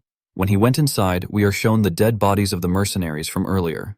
Victor said that he was just getting bored to death. In the next scene, we are taken to Zwalter's office. Randolph was next to him. The Count's hands began to shake when he opened a letter. Count Dard told him that Ghislain killed his son. He told him that he will have his vengeance. Zwalter asked the knight captain to assemble the soldiers. He said that this is a declaration of war. The scene shifts, and we see the officials in the Count's office. Randolph told his master that the guards must have lost their minds. He could not believe that they were claiming that Ghislain killed Gilmore. Another official said that they have to teach them a lesson for declaring war with a false pretext. The officials did not expect the Dards to turn on them because they treated them like family for a long time. The officials wondered about what the Degalar watched his officials as they screamed at each other. Ghislain informed them that it is because of the runestone. Zwalter was surprised to hear this. Ghislain reminded them that 2 vassals were sent to the Dards' territory when he was at the Magic Tower. He said that the vessels must have spread the information about their territory. The officials were shocked to hear this. They could not believe that the vessels betrayed them. They told our boy that he is making a bold accusation. Zwalter knew that it was not uncommon for a good thing that can save one's land to bring crisis. Instead, he realized that his son already knew that this would happen all along.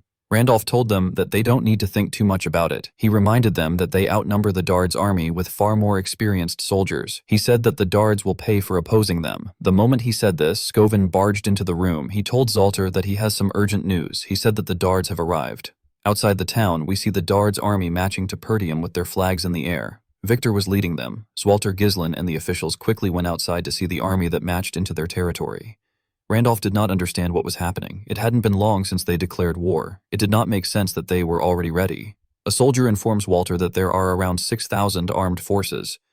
The supply unit that departed later consists of 1,000 troops. Additionally, multiple siege weapons have been identified. The troops have already begun construction. Albert asked Randolph about what is happening. He said that the army vastly outnumber them. He said that the Dards are as poor as Pertium. He asked him about where they got this amount of troops. Randolph reminded him that he told him not to reduce the funds for maintaining troops.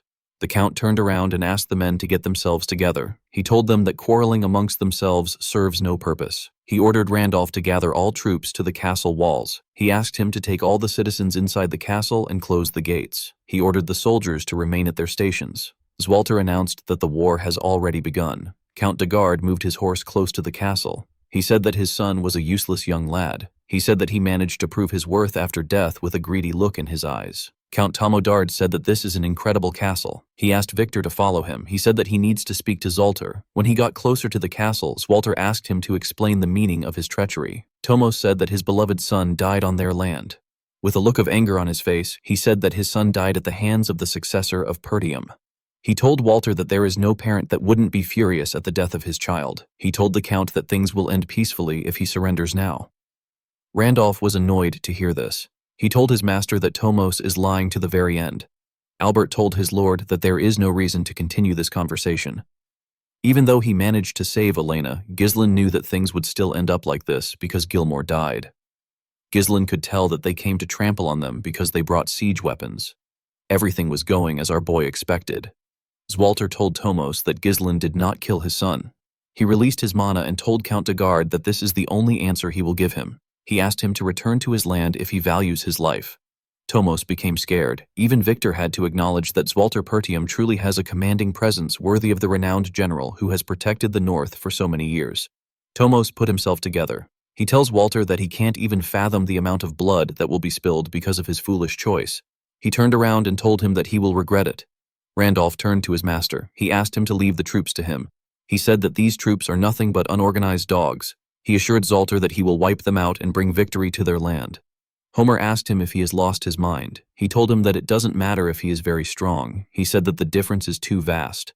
Albert told him that one lost battle can cost them their lives. Randolph told them that they can't just stand by and watch.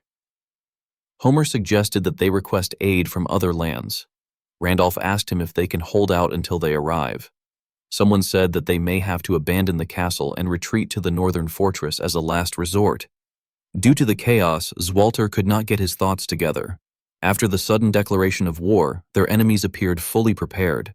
Due to the number of enemy troops, Walter was able to tell that someone must have assisted Count Dard from behind. He didn't know who it was. Walter wondered about what he should do in this situation. While he was thinking, our boy told him that they should prepare for a defensive battle. The Count was surprised to hear this. His son explained to him that they can only muster 2,000 soldiers, which is small when compared to Dard army, which is close to 7,000. They outnumber the Pertium army by more than 3 times. They are fully prepared and their morale is high. Ghislain told his father that they will probably begin a full-scale assault in roughly 15 days when the siege weapons are complete. He told Zoltar that requesting reinforcement and holding out in the castle is the best option. Zoltar said that this would have been the usual course of action. However, he cannot see anything they can do after this. Our boy moved close to his father and whispered something to him. Zoltar seemed to be very shocked. In the next scene, we see Ghislain wearing an armor. He was holding his helmet in his hand during the 15 days before the enemy's full-scale assault. Ghislain decided to pour everything he has into turning things around. Our boy went into a tent to meet Belinda, Jillian, and Kair. The mood in the air was not friendly. Belinda said that the war really broke out. Ghislain said that it did. He told them that he will tell them what they must do from now on. He informed them that they are going to ambush their enemies. Ghislain explained to them that they will ambush their supply units before they begin their assault once they block off their supply route. Continuing the war will become much more difficult for them. Belinda asked her master about how they will do it. She reminded him that the Dard soldiers have occupied the front of their castle. Due to this, there are many eyes watching them. The enemies will notice immediately if they try anything. Ghislain called out to Sarah and Jillian. Sarah informed him that he has already stationed the troops in the forest of Beast Outpost. If things go south, they can retreat into the woods, so there is no need for worry about being discovered. Jillian informed his master that they have finished distributing the ponchos made from the Daracent skin as he ordered. The man said that the ponchos should be well suited for nighttime operations due to the dark materials. Ghislain told him that a large army moving would be easily detected. But if it is an elite unit in camouflage, spotting an ambush won't be so easy. The only issue they had was that they don't know the location of the supply unit. Ghislain turned to Belinda and told her that he needs her to find out where the supply unit is. Belinda did not expect this. She put herself together and accepted the order. Our boy knew that this was a dangerous role that requires one to prepare for death and slipping into enemy lines. However, he was certain that Belinda could handle it easily. The last thing our boy needed for his plan was the strongest card that will land the finishing blow in this war. He wanted this card to be Vanessa. A few days later, we are taken to the Dard supply unit camp. We see a man known as Fao in the camp. He was previously a vassal of Perdium. He has now become a commander of Dard's supply unit. Fabro was extremely happy that the war had begun. He said that he will be rewarded with some land in a few weeks. He clinked glasses with his friend and told him that it was a good thing that they sided with Count Desmond.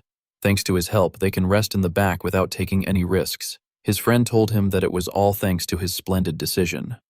Fabro took a sip of his drink and wished Perdium goodbye. He said that a part of the land will soon belong to him. Outside the camp, we see Ghislain and his unit lurking in the forest.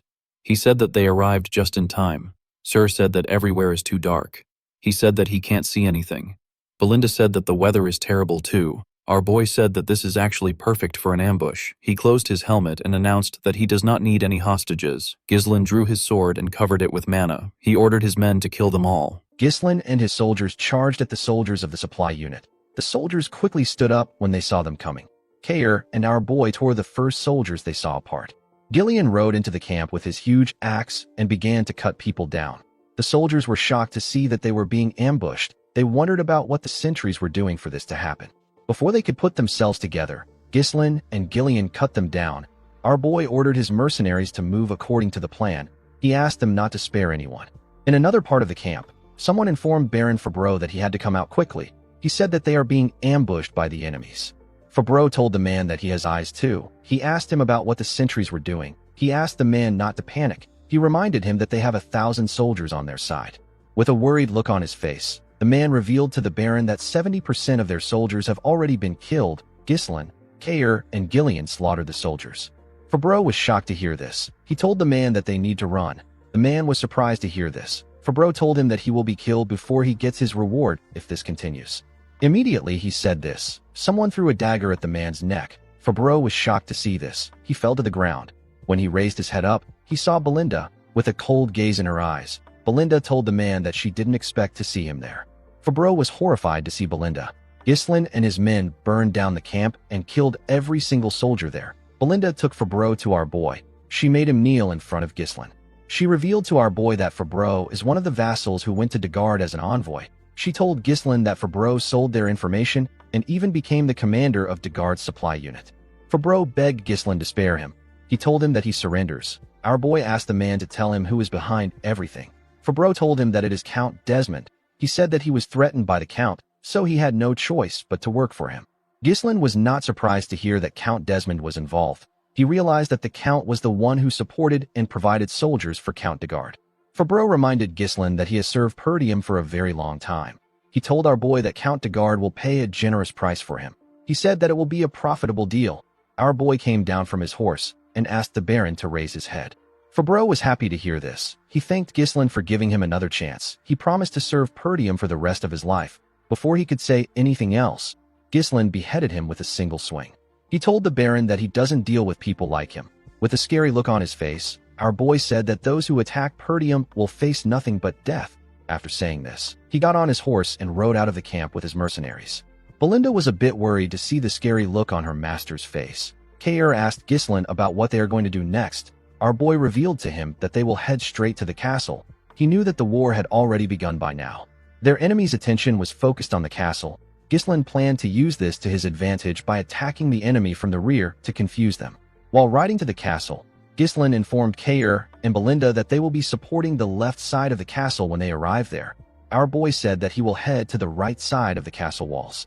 He turned to Gillian and told him that he will be entrusting him with their main forces. He reminded him that he will be fighting thousands of soldiers with a handful of men. He asked Gillian if he thinks he can handle it.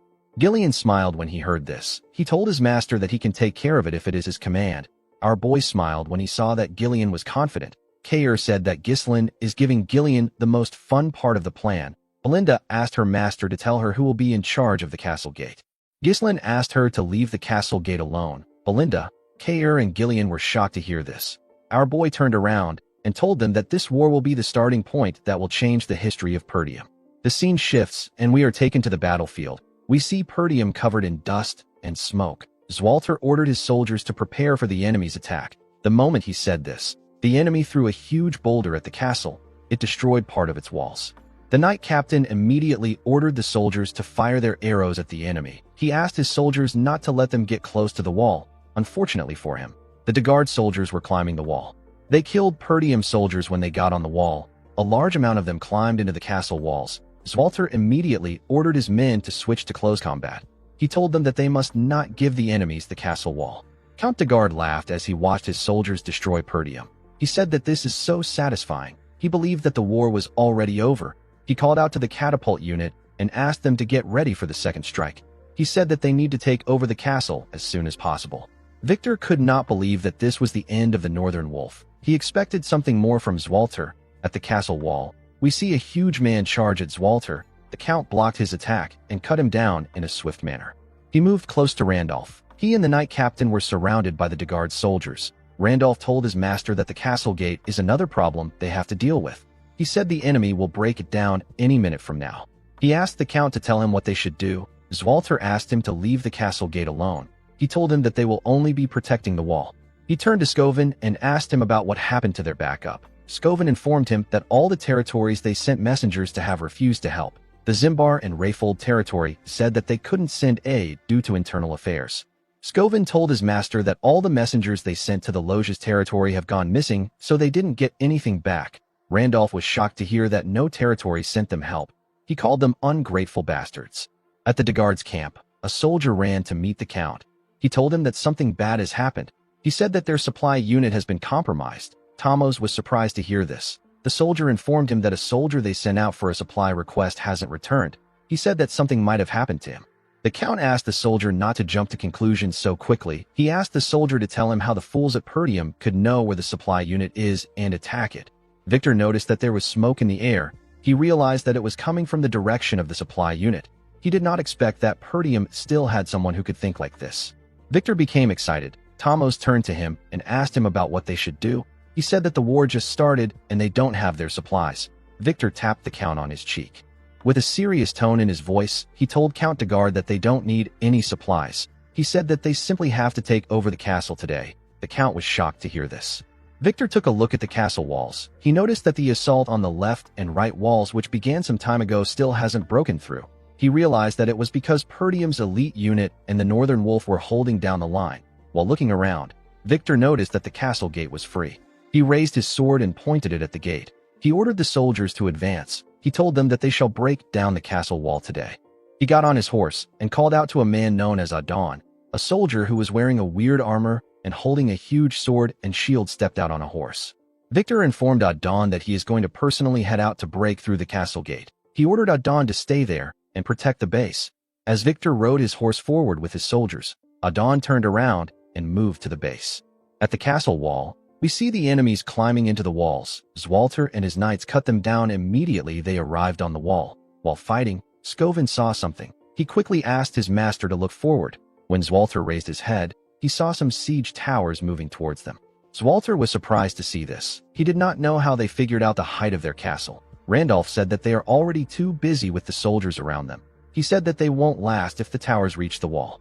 Zwalter quickly turned to his soldiers. He asked them if the catapults are ready. The soldiers informed him that they just finished their preparations. Zwalter ordered them to fire immediately. He told them that they need to stop the towers from approaching. The soldiers quickly fired a huge rock at one of the towers. The enemy was shocked to see the rock. They wondered about how Perdium was able to quickly make a catapult before the huge rock could destroy the tower. Victor grabbed a spear and covered it with his mana. He raised his hand up and threw the spear at the rock.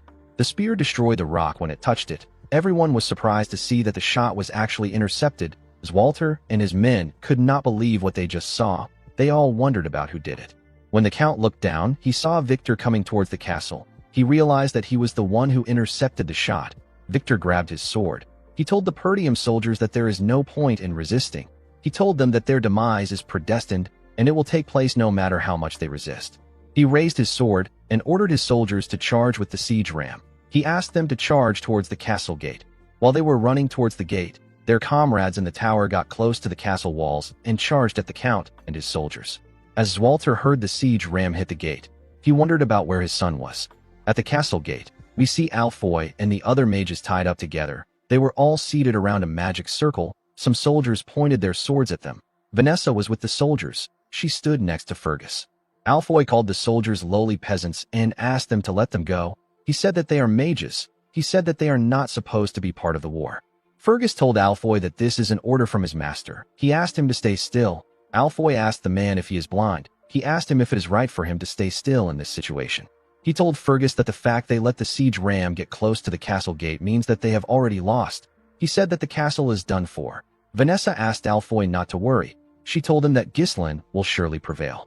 Alfoy was annoyed to hear this. He asked her not to mention Ghislain in front of him. He said that they are going to die a meaningless death because of Ghislain. He asked Vanessa to tell him what Ghislain will do now. The girl said that she still believes in him. Alfoy became angrier when he heard this. He asked Vanessa to shut her mouth. He called Ghislain a lunatic and asked Vanessa if she is going to continue listening to his orders. With a serious look on her face, Vanessa told Alfoy that our boy is not a lunatic. The scene shifts, and we are taken back a few days. We see Vanessa trying to use magic. She was barely able to shoot out a small amount of energy. She apologized to Ghislain for her pathetic display. She said that this is everything she can muster, even though she can now use magic. Our boy smiled and told her that it is fine. He told her that the important thing is that she can use magic. He explained to her that time will sort her lack of mana since it will accumulate soon. He asked Vanessa to follow him. He told her that he wants to show her something. Ghislain took Vanessa to the entrance of the gate.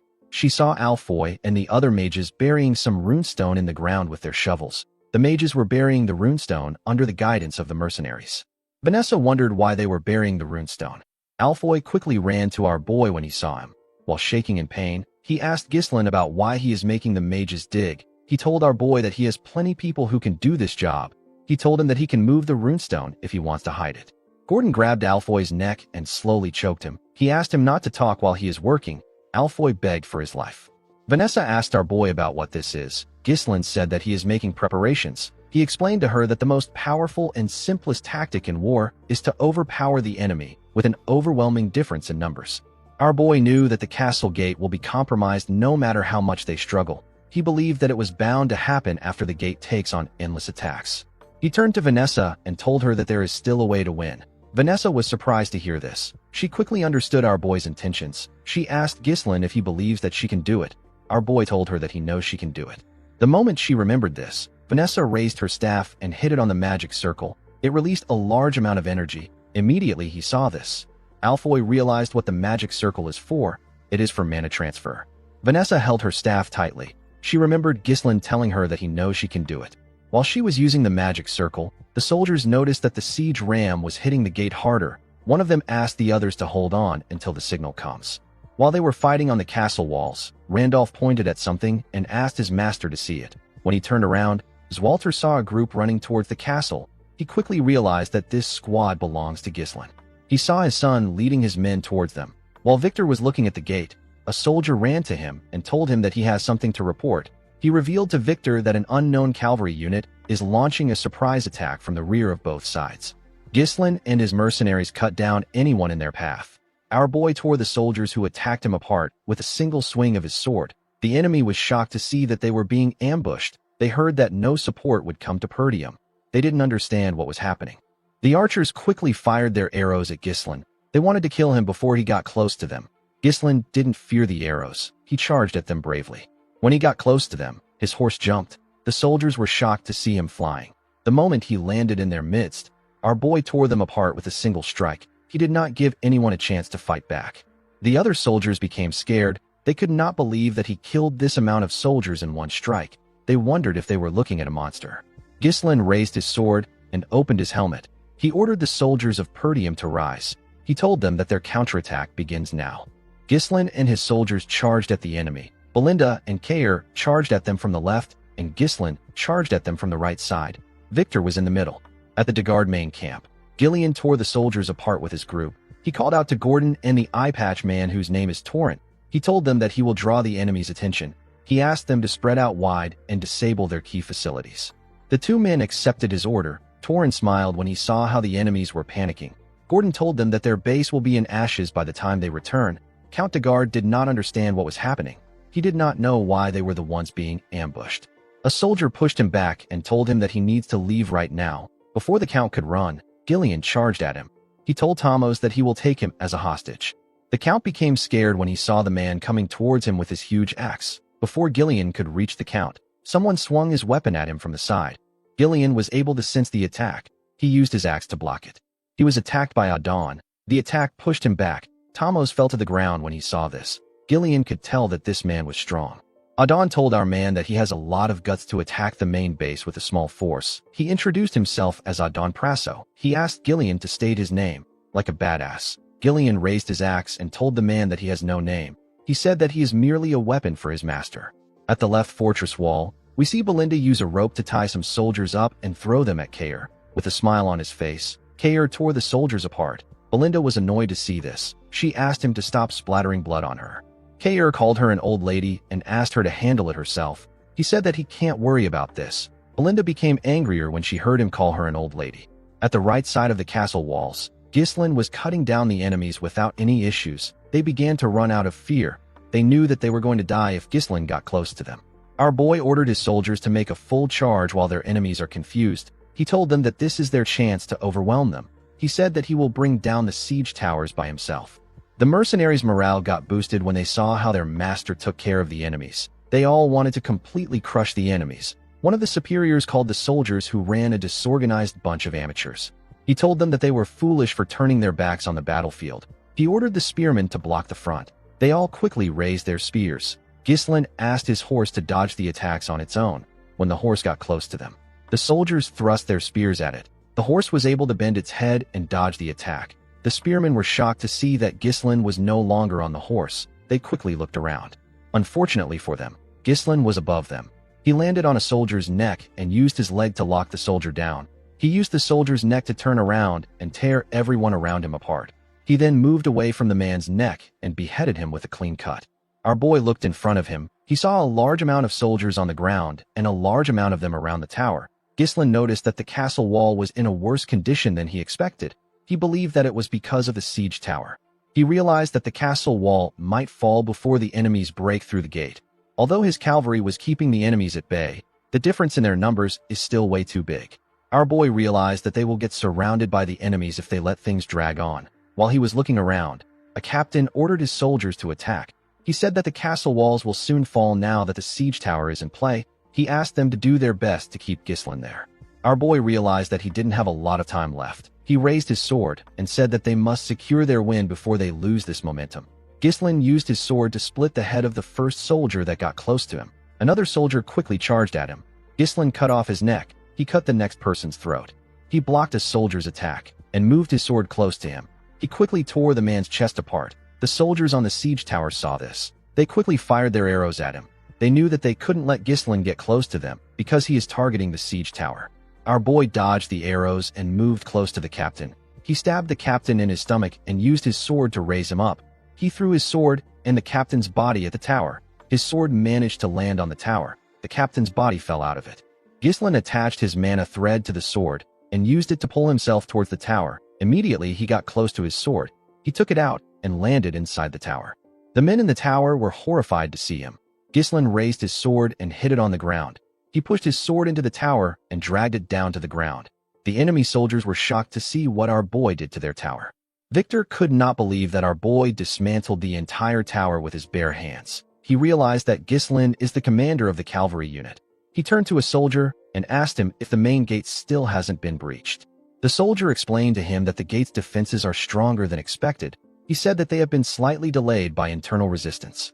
He told Victor that they should be able to break through in about 10 minutes. Victor asked the man to make it 5 minutes. He said that he will take out Ghislain. He asked the man to have the gate open by the time he returns. With a scary look on his face, Victor asked the man to fail if he wants to die by his hands. The soldier became scared. He told Victor that he understands. Before Victor could move forward, someone called him a flying tin can. The person told him that he is not going anywhere. Victor turned around and asked the person for his identity. Cain introduced himself as the commander of the Regressed Mercenaries. With a smile on his face, he asked Victor to play with him. Cain charged at Victor and asked him to stay with him. Victor tapped his horse and made it use its hoof to hit Cain's horse in the neck. This destabilized Cain. Before he could get himself together, Victor swung his sword at him. Cain was able to dodge the attack, but his horse got beheaded. He charged at Victor from above and swung his sword at him. Victor easily blocked the attack with his sword. Cain grit his teeth and swung his sword at him again with more force. Victor easily blocked it. Cain was surprised to see this. He did not expect him to block his attacks. Victor moved his sword and made Cain lose his balance. He told Cain that he has seen tons of people like him. He referred to the man as a mediocre mercenary who simply uses brute force. Immediately he said this, he swung his sword at Cain. The man quickly used his sword to block Victor's heavy attack, but he got pushed back. He could barely stand his ground. Victor used his sword to break Cain's sword and landed a cut on his shoulder. Victor glared at him and said that there is nothing easier to deal with than beasts who just swing their front paws instinctually. Cain quickly moved back. He placed his hand on his shoulder to slow his bleeding. He realized that Victor is as strong as Ghislain said. The scene shifts, and we are taken to the past. We see Ghislain reveal to Cain that Victor is the hidden Joker card of Count Desmond. Cain asked our boy if Victor is stronger than him. Our boy told him that Victor is stronger than everyone he has ever fought except for himself. Ghislain explained to Cain that Victor will use his overwhelming advantage in numbers to force them to focus all their attention on defending the walls. While they are focused on the walls, Victor plans to break through the weakened gate and launch an all-out attack. Ghislain told Cain that this is actually what he wants Victor to do. He told him that the plan might fail if Victor makes it out of the castle gate. Our boy asked Cain to hold Victor down. Upon remembering what his master said, Cain smiled and stood up. He said that our boy is asking for too much.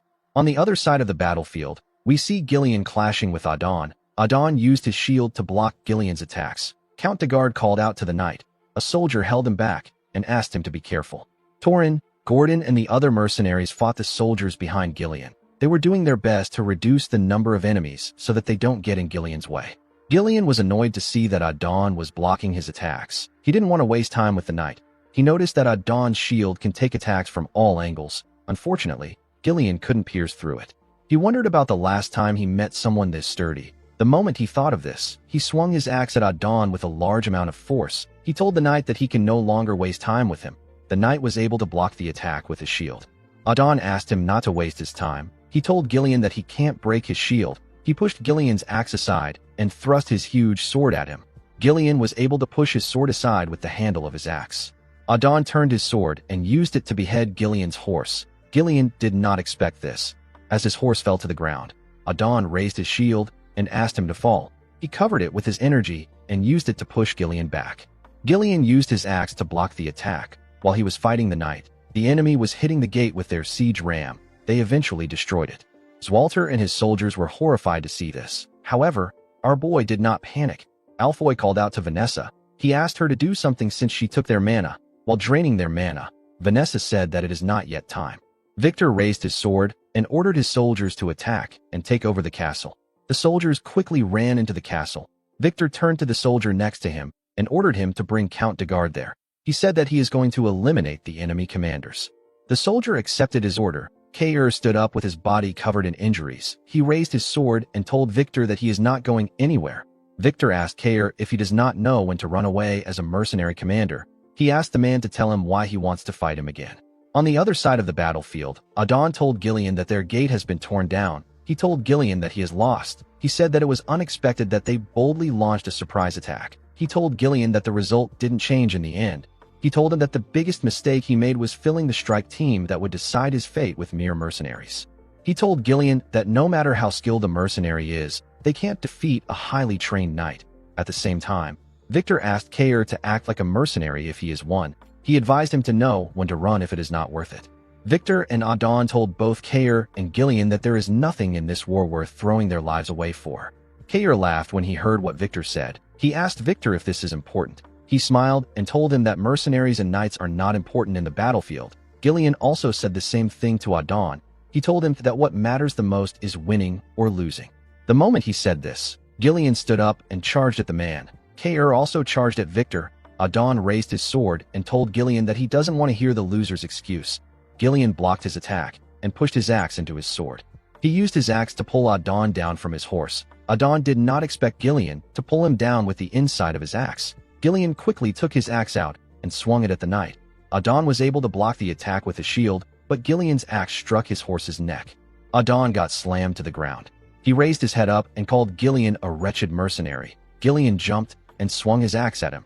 Adon quickly used his shield to block the attack. While standing on top of the knight, Gillian told him that even the sturdiest defense has a gap. He took out a sword and revealed to the knight that he has already offered his life to Ghislain to serve him as a weapon. He raised his sword and told the knight that he must bring only victory to his master. The moment he said this, he stabbed Adon in the head. On the other side of the battlefield, we see Cain running towards Victor. Cain knew that Victor was much stronger than him. He knew that he could die fighting the man, but he still charged at him because Ghislain asked him to hold Victor down. Cain believed that he can slow Victor down if he can land one strike on him. He remembered asking Ghislain about how he is going to do something. Our boy asked him about what he means. Cain asked him to show him how he used the moves he used when they had their duel.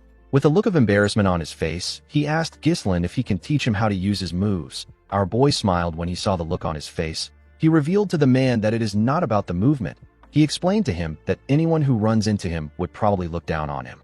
Cain raised his sword and ran towards Victor. The man told him that he is just an animal that charges forward. He blocked Cain's attack and swung his sword at him.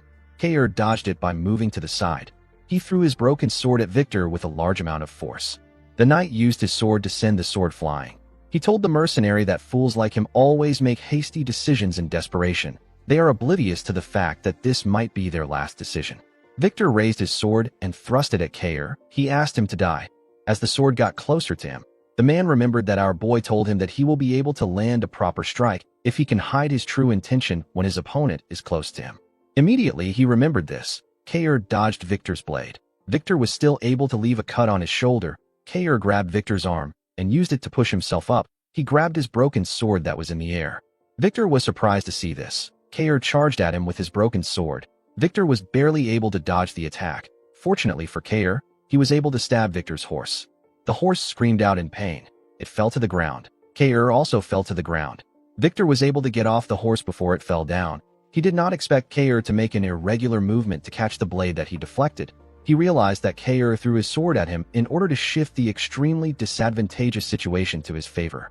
Victor knew that only those prepared to face death could reach this caliber of skill. He told Cain that he is not as thoughtless as he believed. He walked up to him and said that it is not uncommon for one to surpass their limits at the crossroads of life and death. He told Cain that he missed his chance because he met the wrong opponent. He raised his sword and asked the mercenary if he has any last words. Cain raised his head and smiled at Victor. He told him that he landed a hit. The knight was surprised to hear this. Before he could question Cain, someone threw some daggers at him. Victor was forced to move back to dodge the dagger. The person who threw it was Belinda. Our favorite maid jumped and took out a rope with a hook. She threw the hook at Cain and used it to hold his jacket. She landed on a horse and used the rope to drag Cain with her. Victor didn't chase after them. He was more worried about what Cain meant when he said that he landed a hit. He knew that he lost his horse because of Cain's attack, but he would have still been able to kill him if Belinda had not interfered. Victor knew that Cain wasn't so stupid that he would trade his life simply to kill his horse. He realized that the mercenary was risking his life for something important. He turned to his dead horse. Victor quickly raised his head to see his soldiers. He watched them as they rushed inside the castle. He looked past them to see Vanessa gathering mana. He quickly realized that Cain's goal was to hold him down there. While gathering mana, Vanessa remembered our boy telling her that the situation can be flipped to their advantage even if the enemies get right under their noses after breaching the castle gate. He told Vanessa that the situation can be flipped with the help of her magic. Vanessa asked Ghislain if he really thinks that she can do it. Ghislain smiled and told her that he is certain that she can do it. The moment she remembered this, Vanessa released her magic. A bright blue light shined in the eyes of the soldiers. Vanessa activated a spell known as Flame Strike. A ridiculous amount of fire got released. The fire destroyed the castle wall and broke outside. It burnt everything in its path. Zwalter and his allies were shocked to see the scale of the attack. Ghislain and everyone on the battlefield could see this ridiculously powerful flame. The soldiers burnt to death. They screamed out in pain. The soldiers outside began to retreat. Before they could get far, Ghislain attacked and cut them down. He ordered his mercenaries to surround the castle gate and not allow a single enemy escape. Victor was able to survive the fire thanks to his armor. A soldier carrying a shield ran to meet Victor. He informed him that most of the soldiers have been burned to death. He told them that they need to retreat. Victor said that this is irritating. This was a war that was meticulously planned with long preparations. The army had effectively blocked every path Perdium could take to survive. With all their efforts, Victor and his masters couldn't predict the special forces, the Mad Dog, and an elder class mage capable of incinerating thousands of soldiers in an instant. Victor knew that these factors were far too convenient to see them as a mere coincidence. It was all perfectly aligned to thwart his victory. Victor used his sword to push himself up. He accepted the fact that he has fallen into Gislin's trap.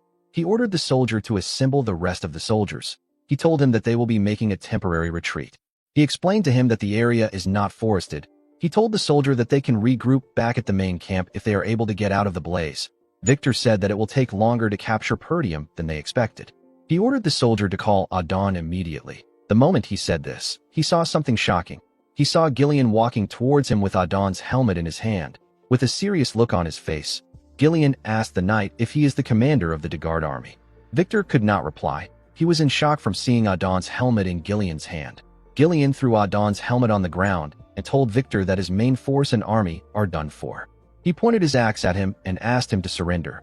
Victor released his mana and asked Gillian not to make him laugh. He raised his sword and asked Gillian if he really believes that his war will end this way. He told him that he will simply cut off everyone's head by himself. He covered his sword with his mana and said that the war has just began. While the enemy soldiers were rushing to retreat, Zwalter ordered his men to fire at the enemies. He told them that the enemy is trapped. Gislin ordered his mercenaries from the ground. He asked them not to allow any of their enemies escape from the fire. He told them that this is their golden opportunity to turn the tides of the war. Gislin asked his soldiers not to spare anyone. While the mercenaries were tearing the enemies apart, Belinda called out to her master. She moved close to him and asked him if he is hurt. Our boy said that he is fine. He asked her about how she and Kair are. Belinda turned to Kair to see if he was conscious. The man raised his hand and gave our boy a thumbs up to show that he is fine. Our boy smiled when he saw this. Belinda told her master that things would have gone wrong if the fire had happened a little later. She revealed to him that she actually thought that his plan was ridiculous. Gislin told her that it ended up working out. Belinda asked him not to ask them to do this again. She could not believe that they spent all their mind runestones in that one strike. Gislin looked around. He asked Belinda about where Gillian is. The girl was surprised to hear this. Our boy quickly rode his horse past her. Belinda called out to him. Gislin didn't respond to her. On the other side of the battlefield, we see Gillian block Victor's attack with his axe. Victor attacked him again. Gillian was able to block it, but he got pushed back. He was surprised to see how heavy Victor's strikes were. Victor didn't give him the chance to think. He attacked Gillian with more strikes and pushed him back with each swing of his sword. Gillian was impressed with Victor's momentum. He quickly swung his axe at the knight when he got close to him.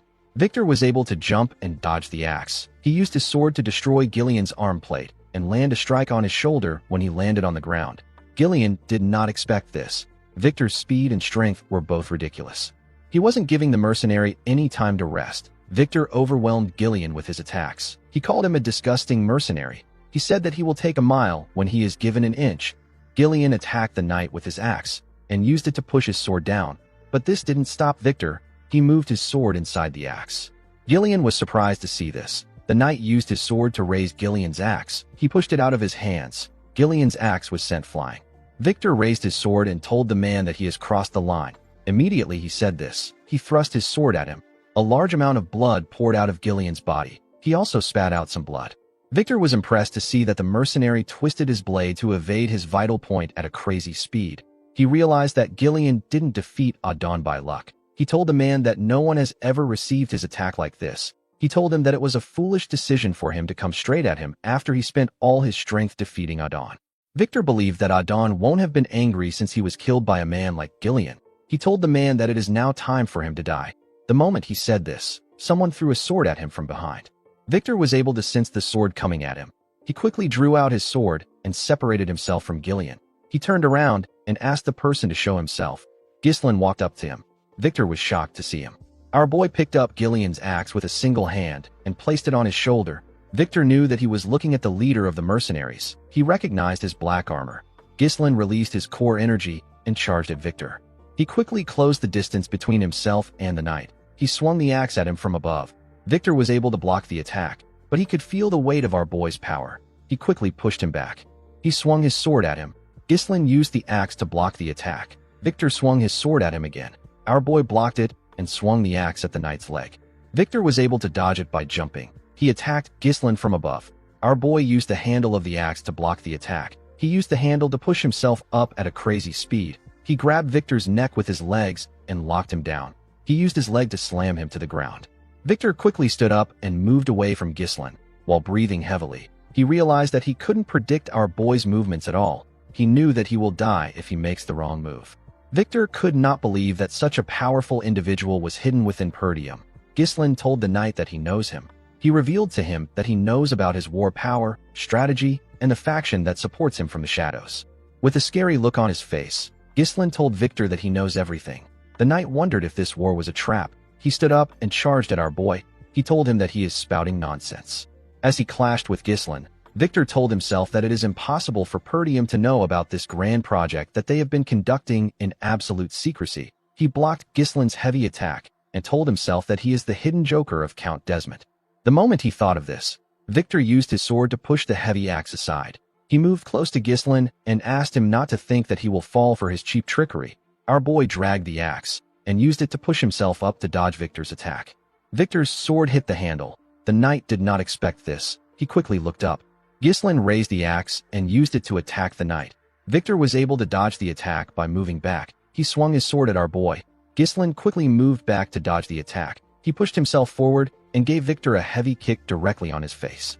The knight was able to quickly regain his balance. Ghislain raised the axe while he was in the air and swung it at the knight. Victor was able to block the attack, but it was too much for him. Our boy pushed his sword down. The attack caused a huge explosion. Victor's helmet was sent flying. We get to see the knight's blonde hair and face. His head was covered in blood. While breathing heavily, Victor raised his head up to see Ghislain. Our boy moved close to him. He took out his sword, which was in the ground. He told Victor that he likes using axes, but a sword suits him better. The knight asked Ghislain to tell him who he is. Our boy grabbed his helmet and told the man that he is the young lord of Perdium. He took off his helmet and introduced himself as Ghislain Perdium. Victor couldn't believe his eyes. He began to laugh like a crazy person. He couldn't believe that the strongest knight in the north lost to a mere scoundrel. Ghislain told him that he wants to show him the real strongest knight in the north.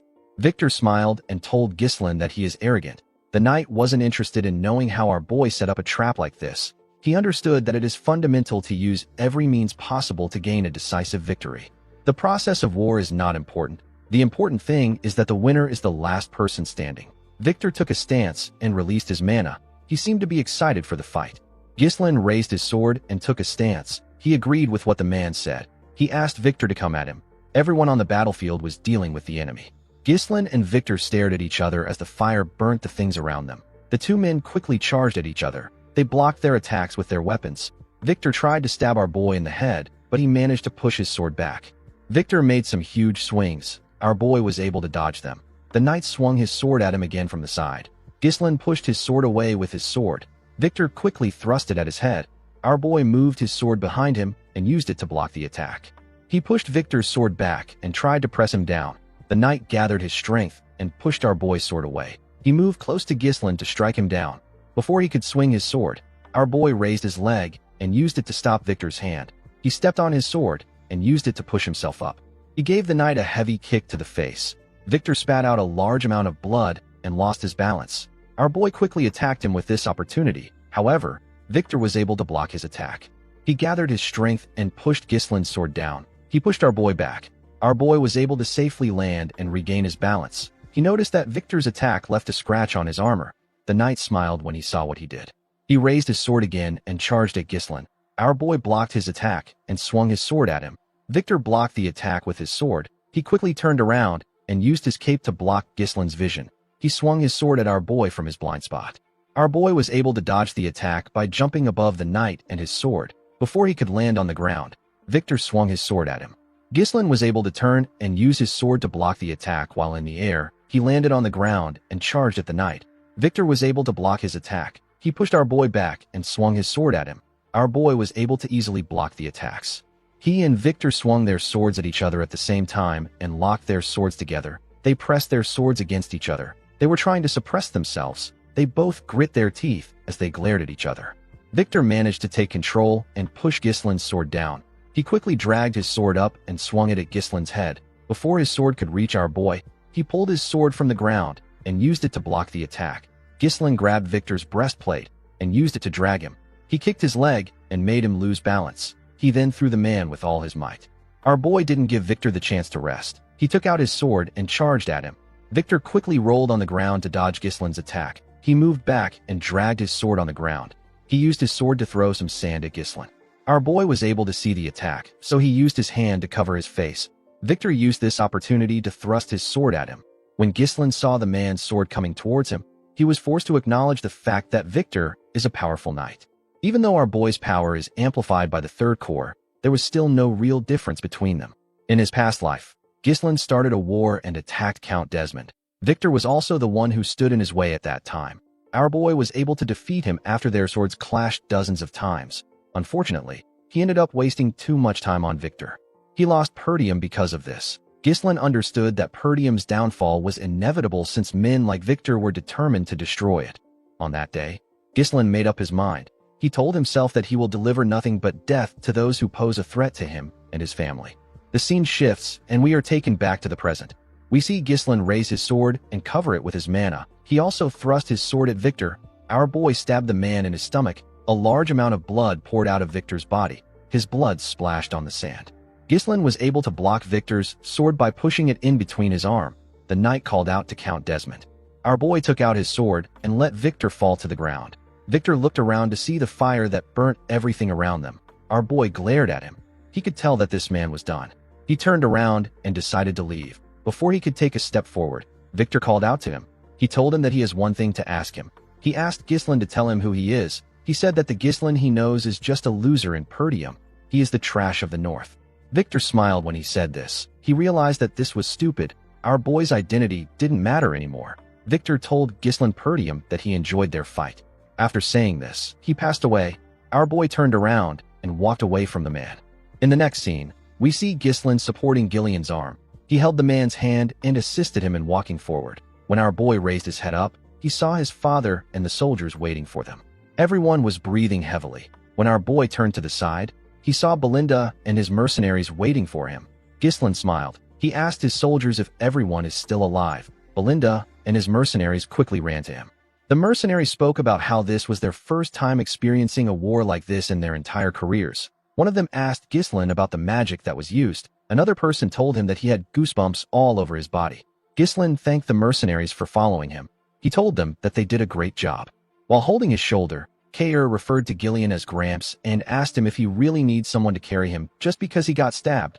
Gillian said that it is nothing. Belinda asked him to stop spouting nonsense. She asked the man to let her see his wound. Gislin asked Belinda about where Vanessa is. The woman revealed to him that Vanessa passed out because she used all her energy. She said that Fergus moved Vanessa and the other mages inside the castle. While Belinda was talking, someone called out to our boy. When Gislin turned around, Randolph hugged him tightly. He told him that he is proud of him. He told our boy that he is truly the successor of Perdium. Gislin told the knight captain that he also did a wonderful job. He turned to the side and told his father that he also did well. Zwalter could only look at his son. He looked worried. He moved close to Gislin and gave him a hug. He told his son that he did an amazing job. Gislin was shocked to hear this. Zwalter told his son that he thought his plan was impossible when he first heard it. He never expected that Gislin would actually be successful. Gislin told his father that he was only able to carry out his plan because he fended off the enemies from the castle wall. The count smiled and told our boy that he is wrong. He said that he did everything by himself. He raised his son's hand and screamed that they were victorious. He announced that Perdium had won the war. The men joined the count in screaming. They were all excited. The mercenaries also joined them in screaming. Gislin was shaken by the sound of their voices. He smiled and told himself that this is what he came back for. Our boy suddenly clenched his fist. He remembered Duke Delphine. He told himself that the war isn't over yet. Randolph told his master that he is going to check on the state of their soldiers. He asked the count about what he will do. Zwalter advised his son to check on his soldiers too. He asked Gislin to rest for now because there will be much to do later. Our boy declined his father's request. Zwalter did not expect this. Gislin told his father that they don't have time to waste. He explained to him that they need to secure a formal surrender from Count de Garde as quickly as possible. Zwalter asked him not to worry about it. He said that he will head out tomorrow. Gislin told him that it will be too late by that time. He said that he is going to head to the de Garde territory with his mercenaries immediately. He told his father that he needs him to grant him the authority of a lord's deputy. Randolph was surprised to hear this. Zwalter asked his son if there is a need to be so hasty when he and his mercenaries are exhausted. With a serious look on his face, Ghislain told his father that the war isn't over yet. The Count was surprised to hear this. Our boy explained to him that Count de Garde broke their alliance and declared war on them to seize their territory. He told Zwalter that they can't afford to give the Count time to think. If they let this slide, he will strike them again. Our boy told his father that they must strike immediately, use their advantage and demand reparations on their own terms so that he will never challenge them again. Zwalter could not believe what he was hearing. It was natural for a person to be basking in victory, even if it is for a moment, and yet his son was already planning their next move. Zwalter told his son that they must push forward to take the chance to end things decisively. He granted Ghislain his permission. Our boy thanked him. Before our boy left, Zwalter reminded him that Count de Garde was once their ally, and he is a noble who has sworn his loyalty to the royal family. He asked Ghislain to do his best to treat the Count with as much courtesy as the situation allows. Our boy smiled and asked his father not to worry about this. Ghislain turned to Cain and Belinda. He asked them if they can still move. Cain said that he is fine. Ghislain got on his horse. He asked his men to follow him. He told them that they are heading to the de Garde territory at full speed.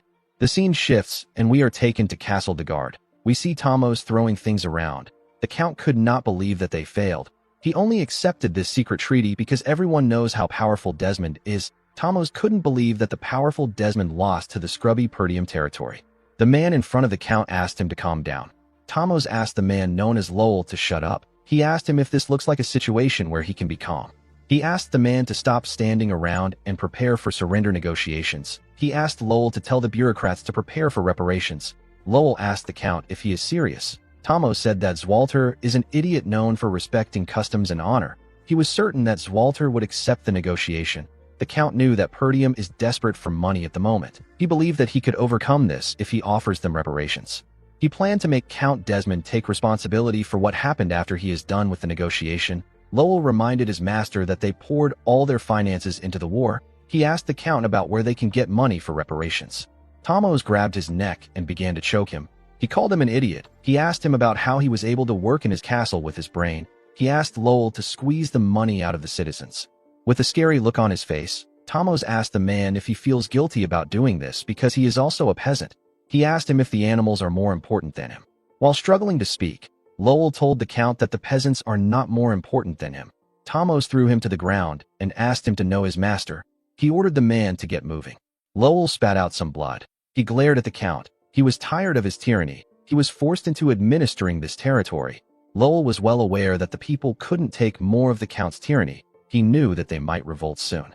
Before he could get up, a soldier ran into the room. He told the Count that there is trouble. He revealed to him that the soldiers from Perdium have already arrived. In the next scene, we see the mercenaries lined up in the Count's office. Thamos sat on his chair waiting for Zwalter. Lowell was behind him. Thamos couldn't believe that the soldiers got here so quickly. He told himself that he won't let anything go as Zwalter wants. The moment he said this, someone stepped into the room. It was Ghislain. Belinda and Cain were with him. Our boy asked Thamos if he is prepared for the surrender negotiation. Thamos was shocked to see Ghislain. He asked our boy about where his brother is. Ghislain told him that his father is quite busy focusing on the recovery of their territory. He told him that he is the Lord's deputy and he has been put in charge of this negotiation. With a serious look on his face, Ghislain asked his men to bring Thamos to his knees. A few hours earlier, we see Ghislain and his mercenaries riding their horses towards the de Garde territory. Cain said that Count de Garde is quite fast when it comes to running away. He couldn't believe that the Count abandoned his soldiers and ran back to his territory so quickly. Gordon apologized to Cain for letting the Count slip away. Cain smiled and told the man that Gillian is the one at fault. He told him that he and the other men did their jobs well. Upon hearing how Cain spoke about Gillian, Ghislain wondered if he should grant Cain the chance to fight against Gillian one day. Cain moved close to our boy and asked him if he plans on sparing Count de Garde by asking for a surrender negotiation. He asked Ghislain to tell him why he will do this. Our boy explained to him that everyone knows that Count de Garde is a shameless bastard who tried to take over Perdium. His external pretext is the vengeance of his successor. If Perdium demands excessive compensation, they will be put in an uncomfortable spot. Ghislain told Cain that they need to end their negotiation with reparations.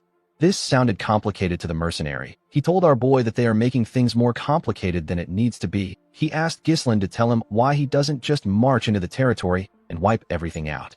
Belinda felt like Cain made a stupid suggestion. She asked the man if he thinks that a dispute between nobles can be resolved the same way as a fight between mercenaries. Cain was offended by this. He told Belinda that mercenaries and nobles are both humans. He asked her to tell him what makes the nobles better than them. He said that the Daguards were the ones who attacked them first. It didn't make sense to him that they still had to think about the position of their enemy. Ghislain asked the man not to think about it. He told him that what he said is what his father would have done. Belinda became worried when she heard this. She asked her master about what he means. Ghislain smiled and told her that he is different. He said that he will make the Daguard territory his own. The scene shifts and we see Cain and Gazelle raise the Count up by carrying his arms. They kicked the Count's table down. Thamos could not comprehend what was happening. He asked the men to let go of him. The men pushed him down and made him kneel in front of Ghislain. Belinda moved close to her master and gently asked him if he is certain about what he is doing. Our boy told her that he is sure. Belinda asked him to remember that she tried to stop him when his father is questioning him. Thamos told Ghislain that he has sworn his allegiance to the kingdom. He asked our boy if he thinks that he can get away with doing this to the king's subject. He ordered Ghislain to show some respect. Our boy pointed his sword at him. The Count quickly became silent. Ghislain explained to Thamos that he is a traitor who was deceived by the enemy's sweet temptations. He broke their alliance and tried to seize Perdium for himself. Our boy told him that only death awaits those who dares to harm Perdium. The Count became scared. He asked Ghislain to stop playing around. He couldn't believe that our boy was really going to kill him. Ghislain explained to him that he must also risk his life if he pushes countless lives into the battlefield. He told him that he must pay the price that such actions deserve. Thamos began to laugh. He realized that Ghislain was an insane bastard. He was really going to kill him. Our boy raised his sword. Before he could swing it, Thamos asked him to wait. He said that he has a price to pay. He told Ghislain that he will give him the territory. Belinda and Lowell were shocked to hear this. Ghislain simply smiled. He knew that Thamos would do this. He reminded the Count that one must be from the same bloodline or a rightful successor to inherit a territory. Otherwise, they would be against the inheritance law. A domain isn't something that a person can just trade like battering goods. Thamos told our boy that he will handle those issues himself. He asked him not to worry about it. He told him that they will say that he is a distant blood relative. Thamos revealed to Ghislain that he will have his people forge the inheritance rights. He told him that all he has to do is accept it. The Count turned to Lowell and asked him to stop standing around. He ordered him to bring a pen and paper. Ghislain decided to press the Count more. He told him that he is not sure about the arrangement. Thamos told him that he will still pay reparations. He said that he doesn't have money right now, but he can get some by taxing the citizens. He begged Ghislain to give him some time. Thamos begged our boy to spare him. Ghislain asked the man if he really values his life this much. He told him that he will give him a chance. Thamos was happy to hear this. Ghislain dragged his armor. He took the Count outside the castle and threw him to the ground in front of his subjects. The people were surprised to see someone throw their lord to the ground. Thamos turned to Ghislain and asked him about why he put him in front of the peasants. Our boy advised him to watch what he says. He revealed to him that the people get to decide whether he lives or dies. The Count did not know what he meant. Ghislain called out to the people of Daguard and introduced himself as the young lord of Perdium. He announced that their lord declared war against Perdium to avenge his successor and was defeated. He told them that the Count wants to collect reparation from the people. He asked if there is anyone that would like to volunteer. The people were shocked to hear this. The Count took a lot from them in order to start the war, and now he wanted to take more. The people said that the nobles should handle their issues among themselves. Ghislain announced that he will offer them mercy as the deputy lord of Perdium. He told them that he will also give them a choice. Ghislain asked the people if they will save their lord and pay a massive reparation or let him die and have their land absorbed by Perdium. He revealed to them that they won't have to bear the weight of defeat if they do this. Thamos could not believe what he was hearing. He did not expect that Ghislain would insult him in this way. The moment he thought of this, someone threw a rock at his head. Thamos was shocked to see this. Before he could react, more of his citizens threw heavy rocks at him. The citizens picked up pitchforks and stones. They moved close to their lord. One of them told Thamos that he took his mother's keepsake and the bread for his children. The citizens asked him if he knows the amount of people that have suffered because of him. Thamos couldn't respond. The citizens attacked him with their pitchforks and stones. They beat Thamos as if they had forgotten that he was their lord. They didn't give him the chance to beg. The man could only cover his head and scream out in pain. Ghislain walked up to his men and told them that they can go back now. He said that the war is over. He turned to Belinda. He said that he has something to say to his father. Belinda believed that our boy must have a plan to deal with his father. She told him that she is not worried. The scene shifts, and we are taken to Perdium. We see Zwalter and his council looking shocked after finding out that Count Daguard is dead. Zwalter asked his son to repeat himself. Ghislain told his father that the Count is dead again. Zwalter asked his son if he remembers that he asked him to treat the Count with as much respect as the situation allows. Ghislain assured him that he did not forget his words. He explained to his father that he judged that this was the best course of action after seeing the Count for himself. He told him that the Count would have attacked them again if they spared him. Albert and Homern were shocked to hear this. Homern said that this is impossible. Ghislain reminded the men that the Dagard attacked Perdium with an army of over 7,000 men. He told them that this isn't something that the Dagards could do by themselves. Our boy revealed to them that Desmond provided the troops, and Rayfold worked behind the scenes. The men couldn't believe what they were hearing. They could not believe that two dominant powers were targeting them. They knew that the Desmond territory is known for maintaining neutrality. They wondered why they supported the Dagards. Ghislain already knew that the reason they didn't receive any aid from their allied territories is because of Amelia. She killed the messengers to cut off the flow of information completely. This isolation tactic has always been her specialty. Once Ghislain takes control of the Dagard territory, the situation will change. The Desmond and Rayfold County would not be able to launch an immediate attack on Perdium because it would now share a border with the Dagard territory. If any of their enemies make a move that is even slightly suspicious, our boy will be able to respond immediately. Zwalter now understood his son's reason for killing Tomos. He reminded his son that the land won't belong to him just because he killed the Lord. He told him that it must be inherited by a blood relative or a rightful heir. Ghislain took out a scroll and placed it on the table. He asked his father to take a look at it. When the Count opened the scroll, he saw that Tomos wrote that Ghislain is a distant blood relative of his, and he is the first successor of the territory. Zwalter could not believe his eyes. Our boy revealed to him that he got it from Count Dagard himself. He assured his father that they can dodge all the issues that comes with inheritance with this document. Zwalter was in disbelief. He put himself together and told his son that ruling over a territory is not an easy task. He asked Ghislain if he can handle it with the manpower he has. Our boy smiled and asked his father not to worry. He said that he has someone fit for the role. The scene shifts, and we are taken to the Austin territory in the Syrian kingdom. We are shown a bar in the territory. We see people screaming inside the bar. They were watching some men gamble.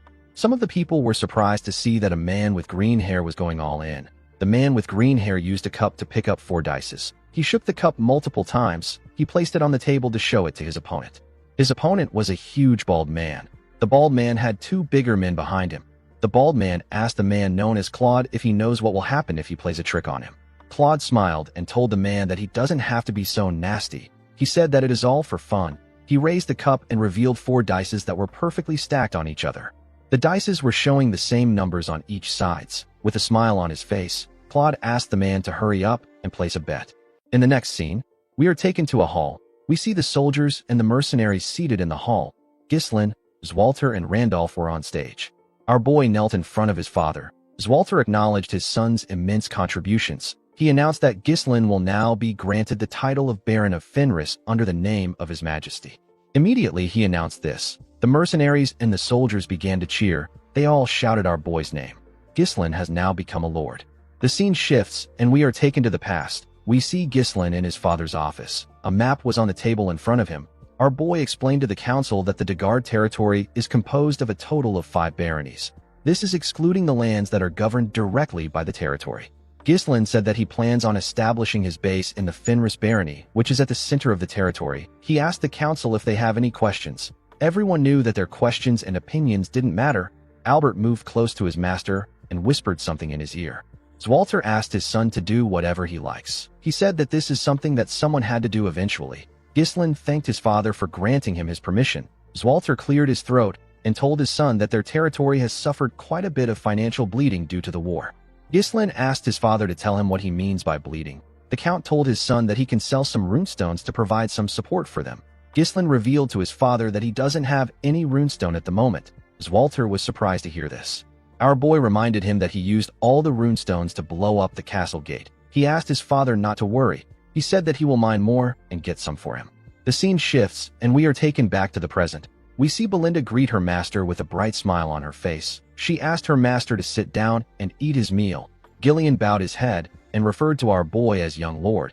He quickly corrected himself by calling him lord and congratulated him. Cain told Ghislain that he is well established now.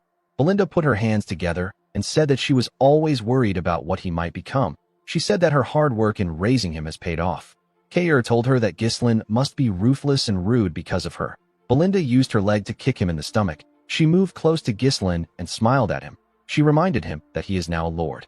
While they were talking, someone called out to our boy. When Ghislain turned to the side, he saw Elena and another girl with light blue hair. Elena moved close to her brother and asked him if she should call him brother or lord. Ghislain asked her to call him whatever she wants. He turned to the shy girl with blue hair. He referred to her as Rachel. Rachel greeted our boy. Ghislain asked her to let him know if his sister bullies her. He said that Elena can be violent when she doesn't like something. Elena hit her brother's chest when she heard what he said. Ghislain turned to Gillian and told him that his daughter is completely healed now. The man told him that it is all thanks to him. Our boy clapped his hands and called for everyone's attention. He thanked his mercenaries for following his orders during the war. He said that he is now the Lord of Fenris. He revealed to them that his base will now be in Fenris instead of Perdium. He said that he plans on hiring them as his private army. The men were shocked to hear this. They asked Ghislain if they will be getting permanent positions. Our boy told them that they will. He revealed to them that he plans on training them as knights. The mercenaries were shocked to hear this. Ghislain explained to them that what they displayed in the recent war already shows that they are worthy as knights. He assured the men that they are qualified. Belinda moved close to her master. She told him that an army of this scale would cost a lot of money. Our boy smiled and told her that they are going to have to make a lot of money. He turned to Gillian and asked him about his condition. The man said that his body is in a good state. Ghislain ordered him to lead the people to Fenris and wait for his arrival. Gillian was surprised to hear this. He asked his lord if he won't be following them. Our boy revealed to him that he has somewhere to visit. He explained to Gillian that Fenris will be in poor public order since the war ended. He asked the man to first go there and solve this issue before anything else. Gillian did not seem excited to take on the job. It was like his master was pushing him away. Ghislain told the man that he is one of the people he trusts the most. Gillian did not expect to hear this. Our boy tapped his arm and told him that this is the reason he left the task to him. Gillian bowed his head and asked his lord to have a safe trip. Ghislain moved close to Belinda and Cain. He told them that they will be going with him. He asked them to prepare. Belinda asked her master about where they are headed to. Our boy revealed to them that they are going to the Austin territory of the Syrian kingdom. Belinda could not believe that they were going overseas. Cain asked our boy if he is referring to the territory that is famous for its games. Belinda told her master that she loves to travel. Cain asked our boy if they will be playing some games now that the war is over. Ghislain told him that they are not going there for entertainment. In the next scene, we see Vanessa ask someone to let her suck it one more time. Alfoy was shocked to hear what she said. He quickly moved back. He asked her to tell him what she wants to suck. Vanessa explained to him that she might be able to use all the magic she has in her head if she sucks his mana like last time. Alfoy asked her about why she would take his own mana. The girl told him that Ghislain said that he is a mana battery. Alfoy was shocked to hear this. Ghislain stepped into the room and told him that he is still as energetic as ever. Alfoy asked our boy to do something about Vanessa. He said that she keeps trying to take away his mana. Our boy ignored him and asked Vanessa if she is feeling alright. The girl said that she is fine. Ghislain asked her if she was nervous because it was her first time in real combat. He pat her on her head and told her that she did well. Vanessa blushed and thanked our boy. Alfoy said that he also contributed. Ghislain commended him on his efforts. He told him that he played his role well. Alfoy grit his teeth when he heard this. He told our boy that things will be different when he returns to the magic tower. Ghislain revealed to the boy that he is traveling with them.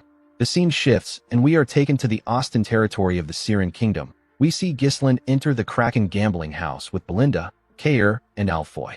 Cain was happy to be in the gambling house. He said that he missed the atmosphere and smell of this place.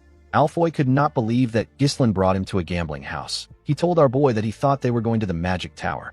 Ghislain threw a pouch full of cash at Cain and asked him to have fun with Alfoy. He told him that he will call him when he needs him. Cain was happy to get some gambling money. Alfoy asked Cain about how they will have fun with the cash. Cain smiled when he heard this. He placed his hand on Alfoy's shoulder and told him that he knows how to use magic, but he doesn't know how the world works. Alfoy asked him about what he means. Cain smiled and asked him to watch and learn. He told him that he will show him how to make money with money. Belinda and Ghislain walked forward. The maid told her master that he can be honest with her. She asked him if he is also there to have some fun. She promised not to nag him if he gambles a little. She told him that he has done a lot. Ghislain assured her that he is not there to gamble. He revealed to her that he came to find the man that he wants to make the steward of the territory. He said that the man lives in this gambling house due to his circumstances. He said that he wants to take the man away before he loses his hand. Belinda was shocked to hear this. She couldn't believe that her master wanted to make a gambler the steward of the territory. Ghislain told her that the man is under special circumstances. He asked her not to worry about it. He assured her that the man is good at handling resources. Before he could tell her the man's name, someone called Claude a crazy bastard and told him that he caught him. Ghislaine and Belinda quickly turned around. In another part of the gambling house, we see a large amount of people gathered around a particular table. The people spoke about how it was odd that Claude had been winning. They said that he deserves what he is about to get for boasting about his education. On Claude's table, we see one of the huge men that works for the bald man holding him down. He held out his hand. The other guard took out a sword. People asked the bald man, whose name is Captain Crank, to cut off Claude's hand. Crank reminded Claude that he asked him not to play any tricks. He accused Claude of swapping and using a die that has weight in it. He told him that he can't use tricks with a fake die. The man crushed the die in his hand and asked Claude if he has been scheming this entire time. Claude said that he has never prepared or swapped a die like that. He told Crank that he is the one playing tricks on him, even though he asked him not to play a trick. Crank asked Claude not to feel mistreated. With a smile on his face, he told the man that they can never fully understand each other. Claude grit his teeth out of anger when he heard this. Crank ordered his subordinate to cut his hand off. When the man raised his hand, Claude closed his eyes. He began to sweat. While he was panicking, he heard someone say that it is a fun game. The person asked Crank to let him join them. Claude quickly opened his eyes. He saw that Ghislaine was blocking the man's sword. With a look of anger on his face, Crank asked our boy for his identity. Our boy introduced himself as Baron Ghislaine Fenris of the Lithania Kingdom. Crank did not expect to meet a noble from a foreign land. His men quickly raised their swords. They wanted to attack Ghislaine. Crank ordered them to stop. He welcomed our boy to the Kraken gambling house. He asked him not to start a fuss in this place. He asked Ghislaine and his men to put their swords away. His men quickly followed his order. Our boy put his sword away and called out to Belinda. The maid put her dagger away. Crank referred to our boy as a distinguished guest and asked him about why he came to a place like this. Ghislaine said that he was looking for someone. He said that he has found the person. He asked Claude to stand up. He told him that he came to get him. In another part of the gambling house, we see someone roll 3 dice. The 3 dice all landed on 1. This roll made Alfoy win the game. He was given a large amount of gold. The boy was shocked to see what he won. The other gamblers could not believe that they lost to a newbie. They wondered about how he was so lucky. Cain placed his hand on Alfoy's shoulder and asked about the amount of money he won. He did not think that Alfoy would be so lucky. Alfoy did not say anything. He realized that he just earned more money than he has ever gotten from selling magic scrolls all day. The boy felt his heart beating fast. He wondered about the last time he felt his heart beat this fast. I think Cain might have created a gambling addict. Cain noticed that people were shouting upstairs. He wondered why they were doing this. Alfoy did not care about the noise. He was more focused on his newfound passion. Belinda asked her master if this is the gambler he is looking for. Our boy told her that it is. Crank told Ghislaine that things can't go as he wants. He explained to him that Claude did not honorably participate in the sacred game and resorted to trickery. He said that Claude must pay. Ghislaine asked him if he is serious. Claude smiled and bowed his head to Ghislaine. He referred to him as Baron Fenris and apologized to him. He told our boy that he lost the money he gave him to support himself to a swindler. He said that this gambling house manages all the dice used here, and they thoroughly screen for the smuggling of cheating tools through inspections of personal belongings. Claude said that it is quite suspicious that a rigged die appeared precisely at the moment he played a big bet. Belinda wondered why Claude was speaking to her master like he knew him. She told him that he has never seen her master. She said that he is lying. Ghislaine stopped her before she could raise her voice. He asked Crank if what his subordinate said is true. Crank wondered where Claude got such a huge amount of money. He believed that Ghislaine gave him. He told our boy that he doesn't know how he and Claude are acquainted. He asked him not to trust Claude's words. He said that swindlers always have excuses. He revealed to Ghislaine that this gambling house belongs to Baron Austin. He explained to him that he won't be able to avoid a diplomatic dispute if he causes trouble there. He suggested that they just pretend that nothing happened and our boy returns to his land quietly. Ghislaine told the man that he cannot do this. He told him that he has swindled him. Crank did not expect this. Our boy sat down and asked the man not to scowl at him. He suggested that they find a compromise since they both want Claude. Our boy asked Crank to play a game with him. He told him that he will take Claude and his money if he wins. He said that he will give him his status and all his assets if he loses. Everyone was shocked to hear this. Claude became scared. He told Ghislaine that he appreciates the thought. He asked him about why he is going so far for him. Our boy pulled him close and told him that he is someone he needs. Claude did not expect to hear this. Crank laughed and said that he doesn't remember the last time he saw a noble with this much gut. He accepted Ghislaine's offer and told him that a person must gamble if they are at a gambling house. Everyone around them began to cheer. They couldn't believe that some no-name noble was challenging Crank. They were all happy to witness a big match. Crank placed the dice on the table and told Ghislain that the person with the lowest number wins. There is no such thing as a tie in this game. Crank laughed and said that nobles these days don't seem to understand the rules if they are too complicated. Ghislain told him that he understands. He asked him to start. Crank was annoyed to hear this. He told our boy that he is hastier than he thought. Someone took out a coin and tossed it up. Ghislain chose heads and Crank chose tails. The coin landed on tails. Crank was asked to start first. The man picked up the cup and said that he will go first. He began to shake the cup. He shook it vigorously. Belinda believed that he was doing too much. She did not know why he was taking all the time in the world to throw a single die. While shaking the cup, Crank swiftly opened the bottom of the cup and did something to it. Immediately he did this. He slammed the cup on the table. When he removed the cup, it was shown that the die landed in 1. The dealer announced that he got 1 point. Everyone began to cheer. They couldn't believe that the game was over the moment it started. They said that people need to stop bothering Crank. Belinda became scared. Claude didn't know what to say. Crank apologized to Ghislain. He said that the game ended too quickly after they caused so much noise. Ghislain asked him to keep quiet. He told him that he has a big mouth. Crank did not expect this. He believed that our boy was bluffing. He assumed that Ghislain was pretending to be calm. He was certain that our boy was panicking. He believed that Ghislain was wasting his time. Crank used a special custom-made cup with a bottom that opens depending on how it is held. He took out a weighted die that always lands at 1 between his fingers. The motion of shaking the cup is used to conceal the process of switching the die. No one has ever caught Crank using this trick. He smiled and told himself that our boy cannot avoid defeat, no matter how hard he tries. Ghislain covered his hand with his mana and pressed it against the cup. A small wave of energy covered him. The energy dispersed when our boy released his mana. He placed the cup down and reminded the man that he said that the person with the lowest number wins. The moment he said this, our boy removed the cup and showed everyone the crushed die. He told Crank that he got 0 points. The man was shocked to see this. Everyone around the table were also shocked to see that Ghislain turned the die into dust. They wondered if this counts as a loss for Crank. Crank stood up and pointed at our boy. He told him that this doesn't count. He said that it is trickery. He told Ghislain that he can't do this even if he is a noble. Ghislain grabbed his hand. He pressed it and made the man drop a die. He asked him to tell him what he was holding. Everyone was shocked to see another die drop from Crank's hand. They couldn't believe that he has been lying to them this entire time. Our boy reminded him that he talked about acting honorably in the sacred game. Crank could not comprehend what was happening. He wondered if Ghislain knew everything from the start. He quickly took out a dagger and thrust it at Ghislain. Our boy easily dodged the attack by moving to the side. Belinda and Claude were shocked to see this.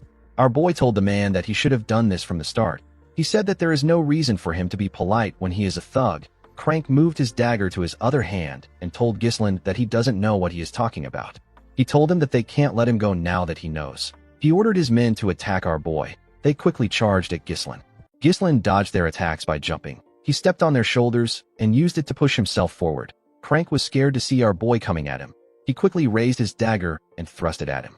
Our boy dodged the attack and landed behind the man. He drew his sword and pointed it at the man's neck. Crank realized that he was screwed. His men quickly turned to him. They were shocked to see Ghislain's blade on their master's neck.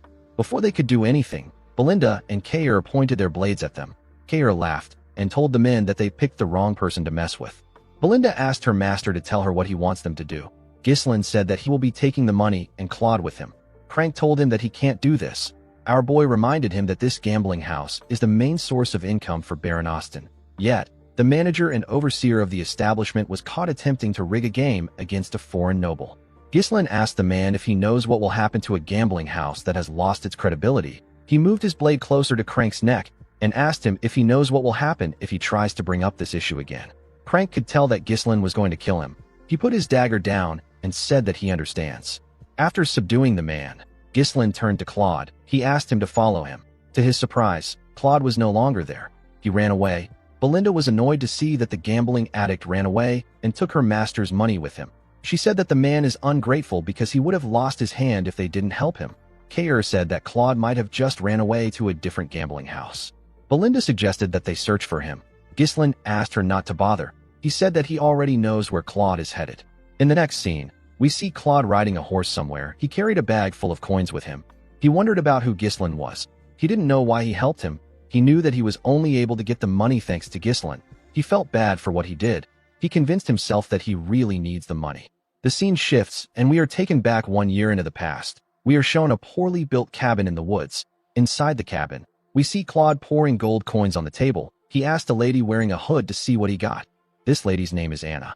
Claude told the woman that he got everything through gambling. He said that gambling isn't all luck. There is a certain winning formula. He told her that they won't have to hide anymore if he can keep making money like this. He said that they can live a normal life again. Anna asked him to stop. She begged Claude to stop with her trembling hands. Anna told him that she is aware that her father, who is his teacher, didn't pass away because of him. The woman couldn't even look at Claude. His body was covered in bruises and his face was swollen. Claude told her that it is his fault. He said that he made his teacher a traitor because he was stupid and immature. The scene shifts and we see Anna tied up. She was being held by Crank and his subordinate.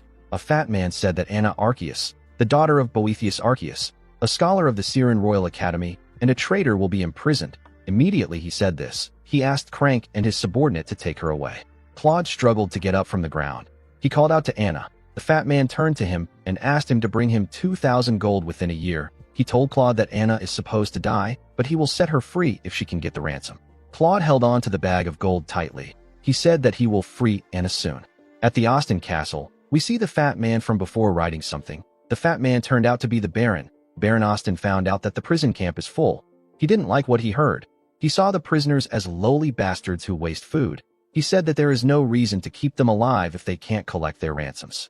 He asked a knight named Rogier to execute anyone who doesn't pay their ransoms within a week. The knight accepted the order. He reminded his master that it has almost been a full year.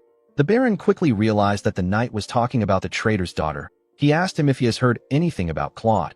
Rogier said that Claude is only wasting his time at the gambling house. The Baron said that Crank is doing his job well.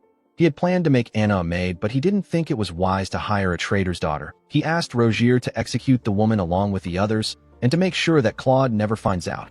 Rogier asked his master about what they should do if Claude pays the ransom one day. The Baron asked the man to take the money and eliminate him later. He knew that no one would care about a dead gambler. He smiled and said that this can only happen if Claude is able to pay the ransom. Immediately he said this, a soldier stepped into his office. The Baron asked him about why he came to see him at this late hour. The man revealed to him that someone known as Claude is making a fuss and shouting about how he wants to pay a ransom. Baron Austin and his knight were shocked to hear this. A while later, we see Claude place the money on the Baron's table. He told him that the bag contains 2,000 coins. There were 4 soldiers in the Baron's office. Claude asked him to release Anna. Baron Austin carefully looked at the coins. He was surprised to see that the coins aren't fake. He asked Claude about where he got the money from. The man told him that he won it in a bet. The Baron ordered his men to lock Claude up. The man was shocked to hear this. Before he could do anything, the soldiers grabbed him from behind. Claude asked the Baron to tell him what is happening. He told him that he brought the money he asked for. The Baron said that the source of the money is too fishy. He told Claude that he has to confirm things from Crank. He asked him to stay in prison if he doesn't want to be executed. With an evil smile on his face, Baron Austin said that he can't believe a gambler really got the money for the ransom.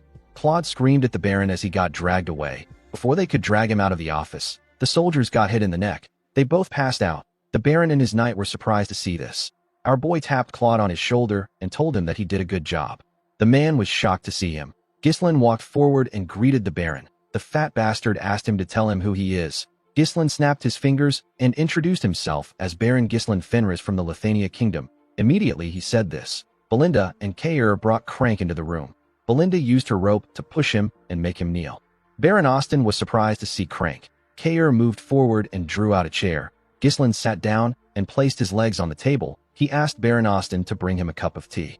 The Baron was annoyed to hear this. Rogier drew his sword and told Ghislain that he is acting insolent. He asked our boy to stand up and show the Baron some respect. The moment he said this, Cain pointed his sword at him and asked him to step back. He told him that he can't handle this situation. Rogier was annoyed to hear this. Baron Austin could not believe that Ghislain was acting violent in front of him. He ordered his men to get our boy out. Ghislain assured him that he is not there to cause trouble. He said that he only came to receive compensation. Baron Austin asked our boy about what he means. Ghislain called out to Belinda. Immediately she heard her name. She pushed Crank forward. Our boy grabbed the man's chin and told the Baron that the manager of his gambling house was caught cheating in a game against him. He told the Baron that he and Claude almost lost their life savings on the game they bet on. Baron Austin quickly realized that the money in front of him was gotten from the game. Crank told the Baron that Ghislain is lying. He said that our boy was the one who cheated. Belinda was annoyed to see that Crank was still lying. She kicked his head with her leg. Baron Austin did not expect Crank to cause trouble for someone like Ghislain. He believed that the man should have carefully chosen his opponent. He asked our boy to tell him what he wants him to do. Our boy said that it is unacceptable to cheat in a gambling house where trust and credibility is the utmost priority. He asked the Baron to give him and Claude a fair compensation. Baron Austin said that Crank just said that he is lying. He told Ghislain that he doesn't know who to believe. He asked him to meet a judge if he is looking for a just solution. He said that the situation has nothing to do with him. Ghislain told him that the situation actually has something to do with him. Baron Austin asked him to tell him how it concerns him. Ghislain explained to him that the Kraken Gambling House is a place where many nobles from various countries visit to indulge in gambling. At least half of the Baron's total income comes from the gambling house. Ghislain told the Baron that if people find out that cheating was uncovered in the gambling house, it will look like he brazenly tried to scam the nobles. He said that things will become interesting if this happens. With a look of anger on his face, the Baron asked Ghislain if he wants him to pay him hush money. Ghislain told him that the compensation must be at least twice the amount in the bag. He asked him to also release Anna Arceus. Claude was shocked to hear our boy's request. He didn't know how Ghislain knew about his situation. Our boy told the Baron that he will act like nothing happened today if he can fulfill his requests. Baron Austin said that he finally understands what is happening. While screaming at the top of his voice, he called Claude an ungrateful prick. The man was surprised to hear this. The Baron told him that he gave him the chance to save a woman that is supposed to be executed, but he repays him by working with another country's noble to rob him. Immediately he said this, his soldiers ran into his office. Cain asked Claude to move aside. He told him that he will only get in the way. Belinda felt offended that Baron Austin thought that they were working with Claude from the start. Ghislain asked her to give him a dagger. Baron Austin told our boy that no one will hear about anything if he kills them there. He ordered his men to take out the group. Immediately he gave the order. Rogier swung his sword at Ghislain. Before his blade could reach our boy, he used his leg to kick the bag of gold. The bag hit the knight's head and made him lose balance. Ghislain took out the dagger and charged at the Baron. He stabbed his hand and pressed it into the table. Baron Austin screamed out in pain. His men couldn't reach him because Belinda and Cain were holding them back. With a cold gaze in his eyes, Ghislain asked Belinda and Cain to not kill the soldiers. They accepted his order and charged at the soldiers. Cain used his sword to block his opponent's attack. He then gave him a punch that knocked him out. Belinda took out some thin and light strings. She used it to block her opponent's sword. She gave the man a bone-crushing kick in his neck. Ghislain got on the table and blocked one of the soldiers' attack with his sword. He pushed the man back with his sword. The moment he did this, Rogier charged at him. He swung his sword at him from behind. Our boy easily turned around and blocked the man's attack. He used his sword hilt to hit Rogier in his neck. His attack went through the knight's helmet. Claude watched the group as they fought. He didn't understand what was happening. He couldn't comprehend why they were going this far for someone they didn't know. Immediately he thought of this. He remembered our boy telling him that he is someone he needs. Claude didn't want to believe this. Life had already taught him that there is no such thing as kindness without a reason. Ghislain and his subordinates took out the entire unit. While crying, Baron Austin called our boy a scoundrel. He couldn't accept the fact that Ghislain wounded a noble. Our boy took out the dagger. He told the Baron that he will be taking the money and Anna. Before he could say anything else, Claude grabbed his clothes. The man decided to accept Ghislain's kindness. He believed that it was better for him to accept it now and regret it later. With a confident look on his face, he told the Baron that he can come to the Fenris territory of the Lithania kingdom if he has a problem with them. He told him that he will treat him like a guest. The next day, we see Cain and Belinda riding their horses in front of Ghislain's wagon. Claude sat with our boy. Ghislain asked him if he is certain that he doesn't want to live with Anna. Claude said that Anna will find it more comfortable to stay in her homeland without the person who caused her father's death. He looked up and said that he didn't even save the girl by himself. Ghislain smiled when he heard what he said. He told himself that he has now repaid his debt to his friend. It was a debt that he owed him when he was obsessed with revenge. He recalled how he held Claude's dead body in his hands. Ghislain looked at the sky and said that he feels much lighter now. He looked at the land in front of them and asked Claude to tell him how he likes the place. Claude asked him to kill the lord of the land if he gets the chance. He said that the land looks a bit strange, but it will be easy to take over. Ghislain asked him if he is suggesting that he harms himself. Claude was shocked to hear this. He couldn't believe that this poor-looking countryside belongs to our boy. He told him that he only followed him because he looked rich. Ghislain grabbed his head and moved him closer. He revealed to Claude that he is now the steward of their land. He told him that everything he sees will now be under his management. Claude realized that he messed up. He told Ghislain that he takes back everything he said. He begged him to take him back to Anna. Unfortunately for him, it was too late. The scene shifts, and we are taken to the Desmond territory. We see Count Desmond sitting on his throne. His officials sat on a round table in front of him. The Count mentioned Perdium and Fenris. His officials became nervous when they heard him speak. With a serious look on his face, Count Desmond mentioned our boy's name. He raised his hand and ordered his officials to send a messenger to Amelia. He said that they will be moving up their plan. In the next scene, we are taken to Ghislain's castle. We see our boy standing in front of his men. He was dressed like a proper noble for once. He thanked them for gathering there. He told them that they need to get to work. Everyone accepted his order. The state of the territory that was just freed from Count Degard's tyranny was abysmal. Ghislain appointed Claude to various administrative roles and began to restore order in the territory. As they walked around the town, Ghislain asked Claude to do a census and track down every last person. He asked him to purchase at least 6 months of food supplies in bulk. He told him that solving the food crisis is the top priority. Claude accepted his order and wrote it down. Since they will soon start farming, Ghislain asked Claude to assign oxen with plows to the farming households in order to get the land tilled. He asked him to also check if they can clear parts of the nearby forest to secure more arable land. Claude was surprised to hear this. He asked our boy if they are really going to farm on the dried-up, withered land. Ghislain told him that they are. He explained to him that they will grind the bones of the blood python and use it as fertilizer. He asked Claude to replace all the outdated structures because they are useless. He asked him to construct a warehouse and a sewer. As he heard Ghislain's orders, Claude realized that he was dead.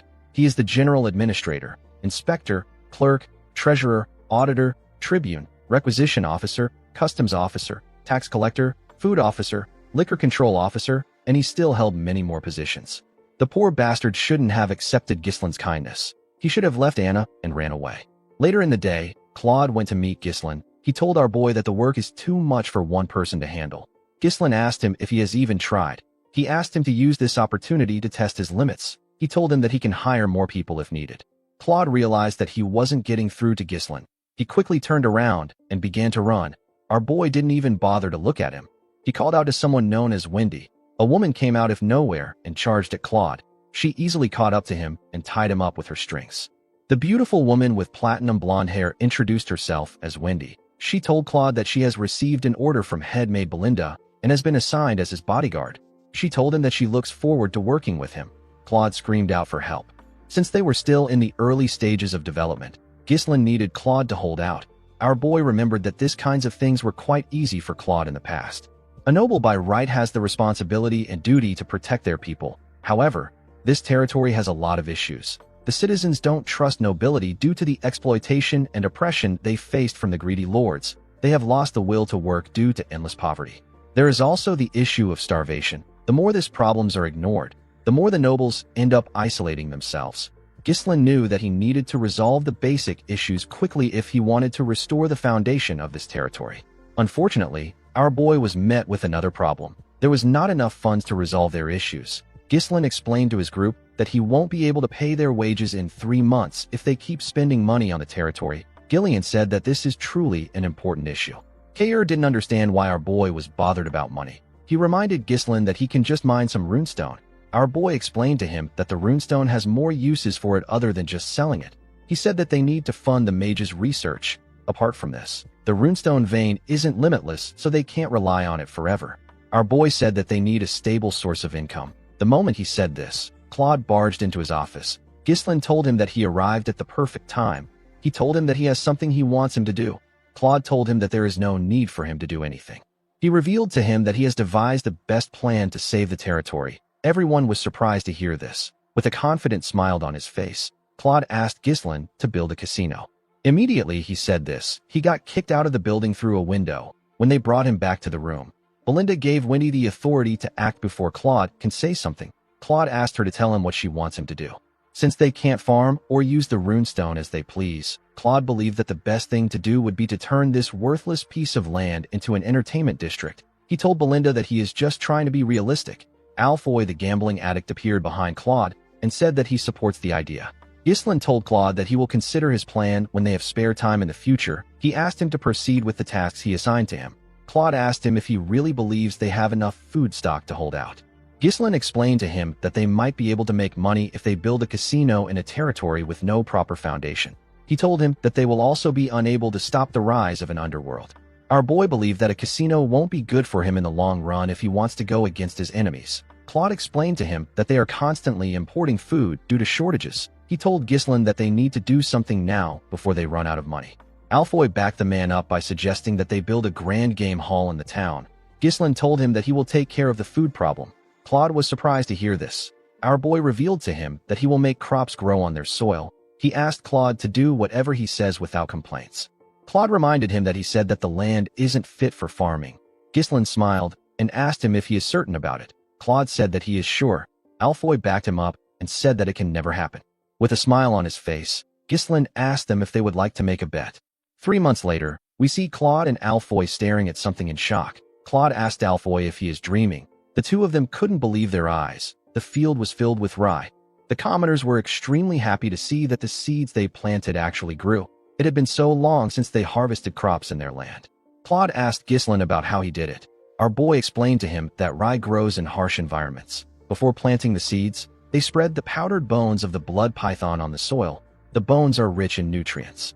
They then planted rye seeds which were enhanced with the mana compression sigil. Ghislain touched the rye and told the man that this method will make crops grow faster and allow them to be harvested frequently. Upon hearing our boy's explanation, Alfoy now understood why our boy made them develop a mana compression sigil. Vanessa was amazed by Ghislain's knowledge. She asked him about how he thought of using a mana compression sigil on seeds when it is normally meant for humans. The truth was that Ghislain didn't come up with the idea himself. A mana compression sigil is a magic circle that extracts power stored in a runestone to accelerate growth several times over. When mages first suggested that mana compression sigils could be used this way, they experienced some backlash. People didn't want to use something so valuable on mere grains. However, once the results were shown, no one argued again. This method of farming has already been verified by magic scholars in the future. The principle behind it was none of Ghislain's business. The people began to cheer for Ghislain. They said that they will now trust him. They were extremely happy to see that they will no longer starve. While the people were cheering, Claude and Alfoy tried to sneak out of the fields. Ghislain called out to them. He asked them about where they are going. He told them that they need to write their contracts. With a nervous look on their faces, they asked Ghislain about the contract he is referring to. Our boy took out some papers and reminded them that they made a bet saying that he will give them 5,000 gold each and grant them freedom if they won. However, if Ghislain won, they will work as unpaid slaves for 10 years. Immediately, our boy reminded them of the bet. His soldiers surrounded them from all ends. The two of them realized that they were screwed. Now that they had resolved their food problems, they were free to use the runestone for purposes beyond just selling them. In the next scene, we see the tower master of the flame magic tower sitting with Ghislain. Hubert was shocked to hear our boy ask him to build a branch of his magic tower in his territory. He didn't understand why Ghislain suddenly made this request. He told him that he simply stopped by to congratulate him on becoming a lord. Ghislain revealed to him that they won the war at a heavy cost. He told him that the victory came at the cost of detonating runestones. He said that this happened even though they received help from the magic tower. Hubert was shocked to hear this. He only heard about Perdium's victory. He didn't hear about the runestone. Ghislain let out a sigh and said that if a young territory like Fenris is attacked, they will have no choice but to blow up more runestone meant for the magic tower. Hubert became scared when he heard this. He asked Ghislain to stop doing extreme things. With a smile on his face, our boy told him that they will need more mages. Hubert easily accepted his request. Ghislain believed that mages shine the brightest when used for construction projects. He used them to solve his housing issue, his waterways issue. He used them to build churches and to construct the Flame Magic Tower's Fenris branch. Due to the fact that more mages were dispatched from the Magic Tower, they were able to complete the large-scale construction swiftly. Of course, there were occasional minor conflicts by some mages who struggled to adapt to the territory. The mages protested against Ghislain's treatments. They called him a ruthless scum. They couldn't believe that he was making mages like them do hard labor. Ghislain found a way to resolve the issue through what he calls amicable agreements. Of course, our boy knocked them out. He asked Alfoy to get the contracts. Alfoy gladly accepted the order. He didn't want to be the only one who became a slave in this territory. Thanks to the efforts of the mages, the territory quickly regained its functionality. Unfortunately, there were still external issues that Ghislain had to face. In the next scene, we see Claude barge into Ghislain's office. He told our boy that there is trouble. He revealed to him that a rebellion has broken out in Rayfold. He said that Amelia has started a rebellion. Our boy wasn't shocked. He already knew that the rebellion was going to take place. However, it took place sooner than it did in his past life. Ghislain knew that his interference caused this. Desmond and Amelia are puppets dancing to the tune of Duke Delphine. Since the Duke's attempt to use Degard to seize Perdium has failed, he has no choice but to act directly. Ghislain was well aware that his war wasn't over. Gillian asked his master about what he wants to do. Belinda said that things are bad for them if Amelia now runs the territory. Ghislain wasn't just going to sit back and let the Duke pressure him. He said that they are heading to the kingdom's capital. The scene shifts, and we are taken to Cardinia, the capital city. We are shown a room in a tower. We see sunlight entering the room through the roof. Someone in the shadow moved close to the sunlight. The person put their hand into the sunlight. Immediately they did this, their skin began to burn. It quickly turned red. The masked person glared at their hand. They said that they want to die. In the next scene, we see an eagle fly over the beautiful capital city of Cardinia and its fortress. The capital was more developed and beautiful than other territories. There were several soldiers watching over everyone. There was a ridiculously huge castle at the center. Ghislain and his subordinates marched into the capital. Torin was shocked to see how massive the capital was. He said that the territories they have been to look like trash when compared to the capital. Gordon was also shocked to see how big it was. He said that the castle on their land cannot compare to that of the capital. Cain smiled and dared him to say this in front of Ghislain. Alfoy and Vanessa sat together in a carriage. Vanessa was very excited to see the capital. She told the boy that they are selling materials that she has never seen even in their magic tower. Alfoy didn't really care. He said that they must have worked harder than their tower. Outside the carriage, we see Ghislain moving with Claude. He said that he doesn't like it. Claude was surprised to hear this. He didn't know what Ghislain meant. Our boy said that he wants to tear the capital down because it feels like it is boasting. Claude didn't know what to say. He moved close to Wendy and asked her about what is wrong with their master. Wendy simply said that anything their master says is correct. Claude wondered if Ghislain also had a twisted side to him. He felt like our boy was holding a grudge from his past life. Ghislain stared at the city's fortress. He referred to it as the impregnable fortress. People used to say that Cardinia was blessed by the goddess. Our boy once brought down this blessed city. He died in this place. He attacked the capital city to kill Duke Delphine, who had seized the throne at that time. Unfortunately for Ghislain, the Duke wasn't there, due to the fact that he was blinded by revenge. Ghislain made a mistake of turning everyone into his enemies. He knew that he couldn't do everything on his own in this life. The scene shifts, and we are taken to the past. We see Zwalter looking shocked when our boy informed him that he is going to the capital. Ghislain told him that he needs to go there. The Count asked him about what will happen to his territory. Our boy revealed to him that he will provide 1 year's worth of food for Perdium. He said that he wants Homern and Randolph to be sent to his territory during his absence. The administrator and the knight captain were surprised to hear this. They were very happy to hear that Ghislain was going to provide Perdium with a year's worth of food. Zwalter told his son that this is not important right now. He reminded him that he said that the Rayfolds are planning to harm them. He asked his son if he knows what it means for him to leave his post now that a rebellion has broken out. Ghislain told his father that he understands that they won't stand a chance if Rayfold and Desmond join hands to attack them during his absence. He raised his longbow and fired an arrow at a bird that was hovering above them. His arrow easily went through the bird. He explained to the Count that Amelia still needs some time to stabilize her territory since she just took control of the internal affairs. He said that they need to gather enough power to resist during this time. Zwalter was shocked to hear this. He asked his son to tell him what he means. Ghislain told his father that they need to get the kingdom on their side. In the next scene, we see a man present a gloomy and dirty mansion with poor infrastructures to Ghislain. He told him that this is the cheap, huge, and marvelous castle he requested for. Our boy asked Belinda about how it looks. With a nervous look on her face, the woman said that it is quite spacious. Alfoy and Claude moved close to the man and asked him to tell them what is wrong with the mansion. The man was also aware of the state of the mansion. He told the men that the place has been unsupervised for a long time. The moment he said this, Gordon screamed when he heard something move in the trees. He moved close to the others. One of the soldiers asked him to act like his size. He didn't know how someone like Gordon went into the forest of beasts. While shivering, Gordon asked the man if he doesn't think that the place is cold. Vanessa wondered why Gordon doesn't just wear some clothes. The agent told Ghislain that things about ghosts and phantoms of the dead appearing in the mansion are just baseless rumors. He swore on his name that the mansion has no problems.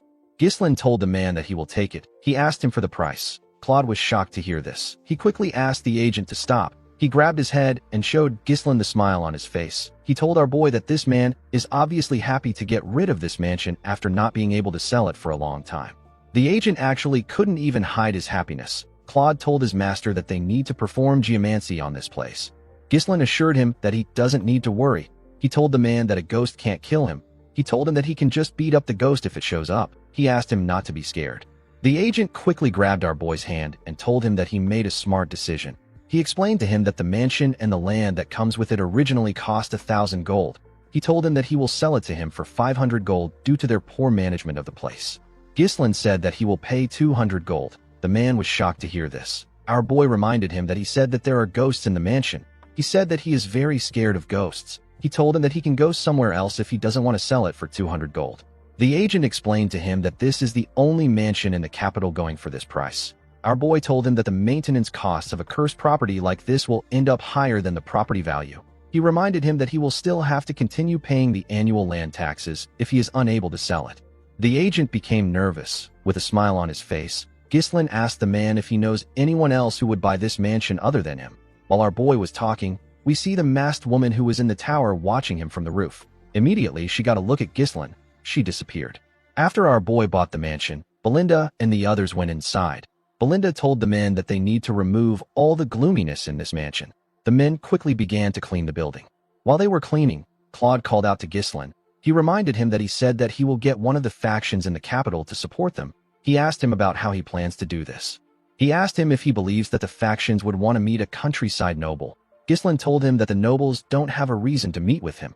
He said that he will give them a reason to meet with him. In the next scene, we see a large amount of ingredients on a table. There were numerous cauldrons next to this ingredients. Claude asked his master about why he prepared these things. Alfoy asked him if he is going to perform some sort of alchemy. Ghislain told him that he is kind of correct. He revealed to the group that they will be making cosmetics from now on. Alfoy and the others were shocked to hear this. Our boy explained to them that he is going to make some samples and send it to every noble house in the capital. Claude asked him if he plans on using this to establish connections across the capital. Belinda wondered if this would really work. Ghislain smiled and told them that they will understand what he means once they use one of the products. He assured them that the nobles won't be able to resist his product. Nobles see exceptional looks as a symbol of power and dignity. They were the kind of people who would stop at nothing to look beautiful or handsome. In the future, it will be revealed that the cosmetics which are made from mercury and cinnabar powder are incredibly harmful to the skin. Duke Delphine created an improved line of cosmetics to address this issue. He made a massive profit from this. Ghislain stole the recipe for this cosmetic when he plundered the Duke's house. This dream cosmetics that resolved all the flaws of the old products is known as Deneb. Our boy asked Vanessa to use her magic to oxidize the zinc and turn it into powder. He placed beeswax into a preheated steamer and let it melt.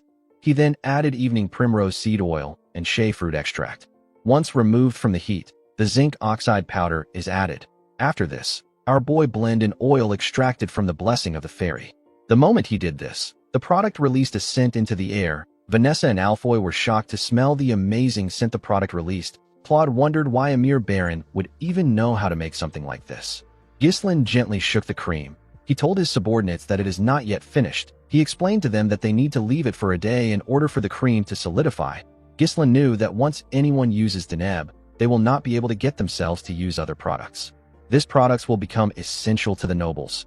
Our boy smiled and said that he will make good use of this product. He turned to Claude and asked him to wrap the product up. He ordered him to send it to the nobles as a gift. Claude was surprised to hear this. He asked our boy if he won't even test it. Ghislain assured him that it is fine. While they were talking, the masked woman watched them from a window. She was staring at the product. Later in the night, we see a heavy rain falling in the capital. Everyone in the mansion was asleep. The masked woman appeared in the mansion. She appeared in the room where the products were. She moved close to the wrapped products and picked one up.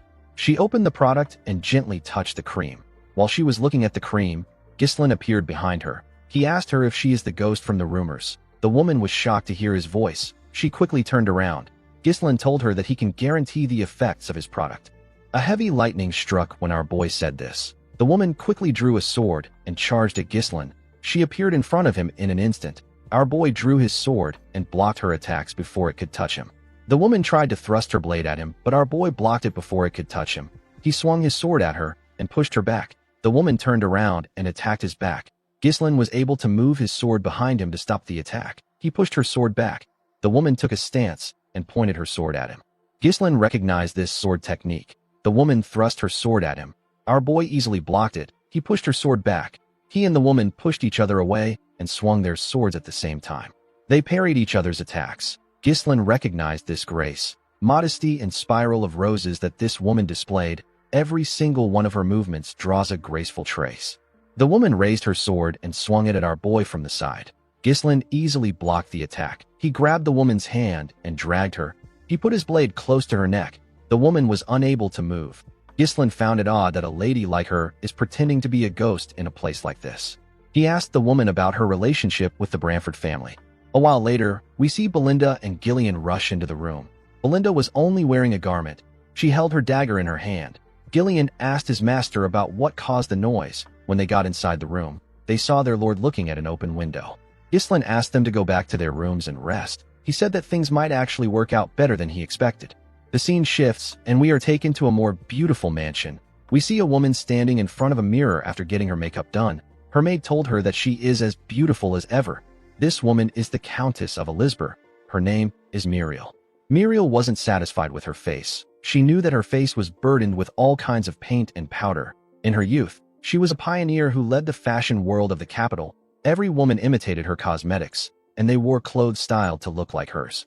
However, her fame began to fade as the years passed. Her makeup is now nothing but a veil to hide the passing of time. Muriel wondered if she can never return to her glory days again. While she was thinking, her maid informed her that she has to go to the salon. The moment the Countess turned around, she saw something shocking. Her maid's face was glowing. Her skin looked amazing. Muriel grabbed her face. She felt the moisture and the firmness of her skin. She ordered the maid to tell her what she did to her face. The woman revealed to her that Count Elisber received cosmetics as a gift, but he didn't want them, so he gave them to the maids. She told Muriel that her husband received it as a greeting from a noble who just arrived in the capital. In the next scene, we see Muriel's carriage at Ghislain's entrance. Alfoy, Claude, and Gordon were shocked to see the woman's golden carriage and white horses. They wondered if the queen was coming to greet them. Claude realized that Ghislain's cosmetics idea worked. He watched the Countess step out of the carriage with her feather fan, when he pushed him and asked him to greet the Countess. Claude bowed his head and greeted her. He asked her to follow him inside to have a talk. Inside the mansion, we see Ghislain sitting in a pavilion in the garden. He was feeding a bird. Claude greeted him and revealed to him that Countess Elisber has come to visit them. Our boy fed the bird and stood up. The woman asked him if he is Baron Fenris.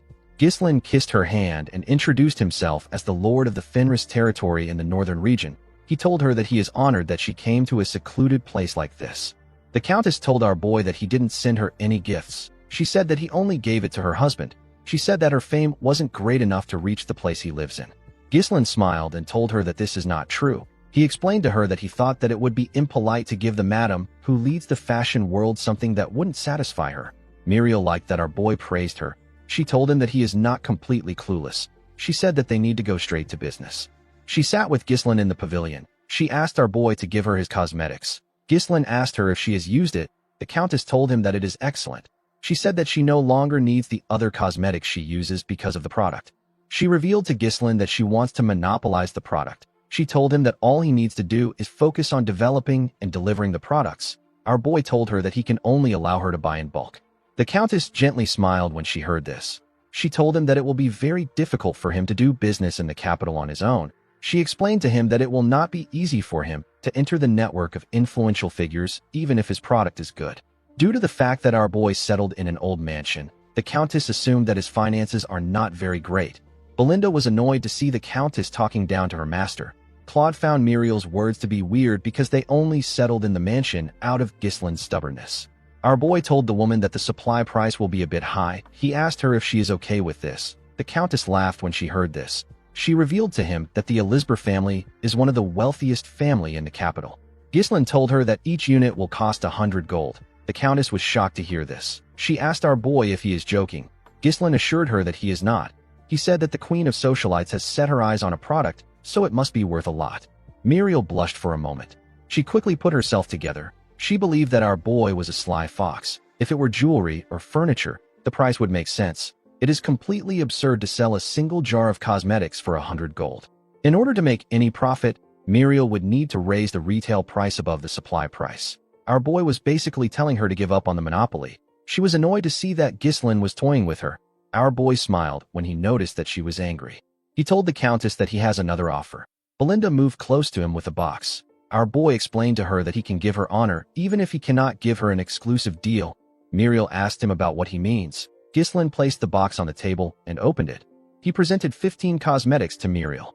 The woman was shocked to see this. Ghislain told her that this is the cosmetic he made by himself. He told her that it is called Deneb. He said that it is a gift to commemorate their connection.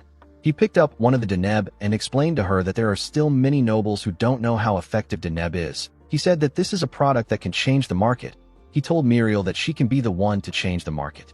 Muriel let down her feather fan and smiled. She told Ghislain that he is a baron who only knows how to pick the prettiest words. She closed the box and accepted his offer. She stood up and moved her fan close to him.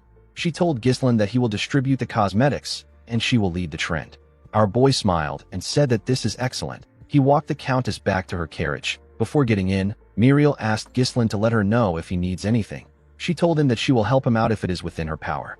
Ghislain asked her if she can grant him a request. Muriel was surprised to hear this. He asked her if she can relay some words to Marquis Branford. He asked her to tell the Marquis that Baron Ghislain Fenris can solve his daughter's problem. The scene shifts, and we are taken to the Branford territory. We see someone telling an old man with red eyes what Ghislain said. This man is the Marquis. In the next scene, we see Claude throwing money in the air. He screamed that they have hit the jackpot. He was very happy. He realized that the Countess was really famous. He couldn't believe that the expensive cosmetics were selling like hotcakes. Cain was also surprised to see how much they made.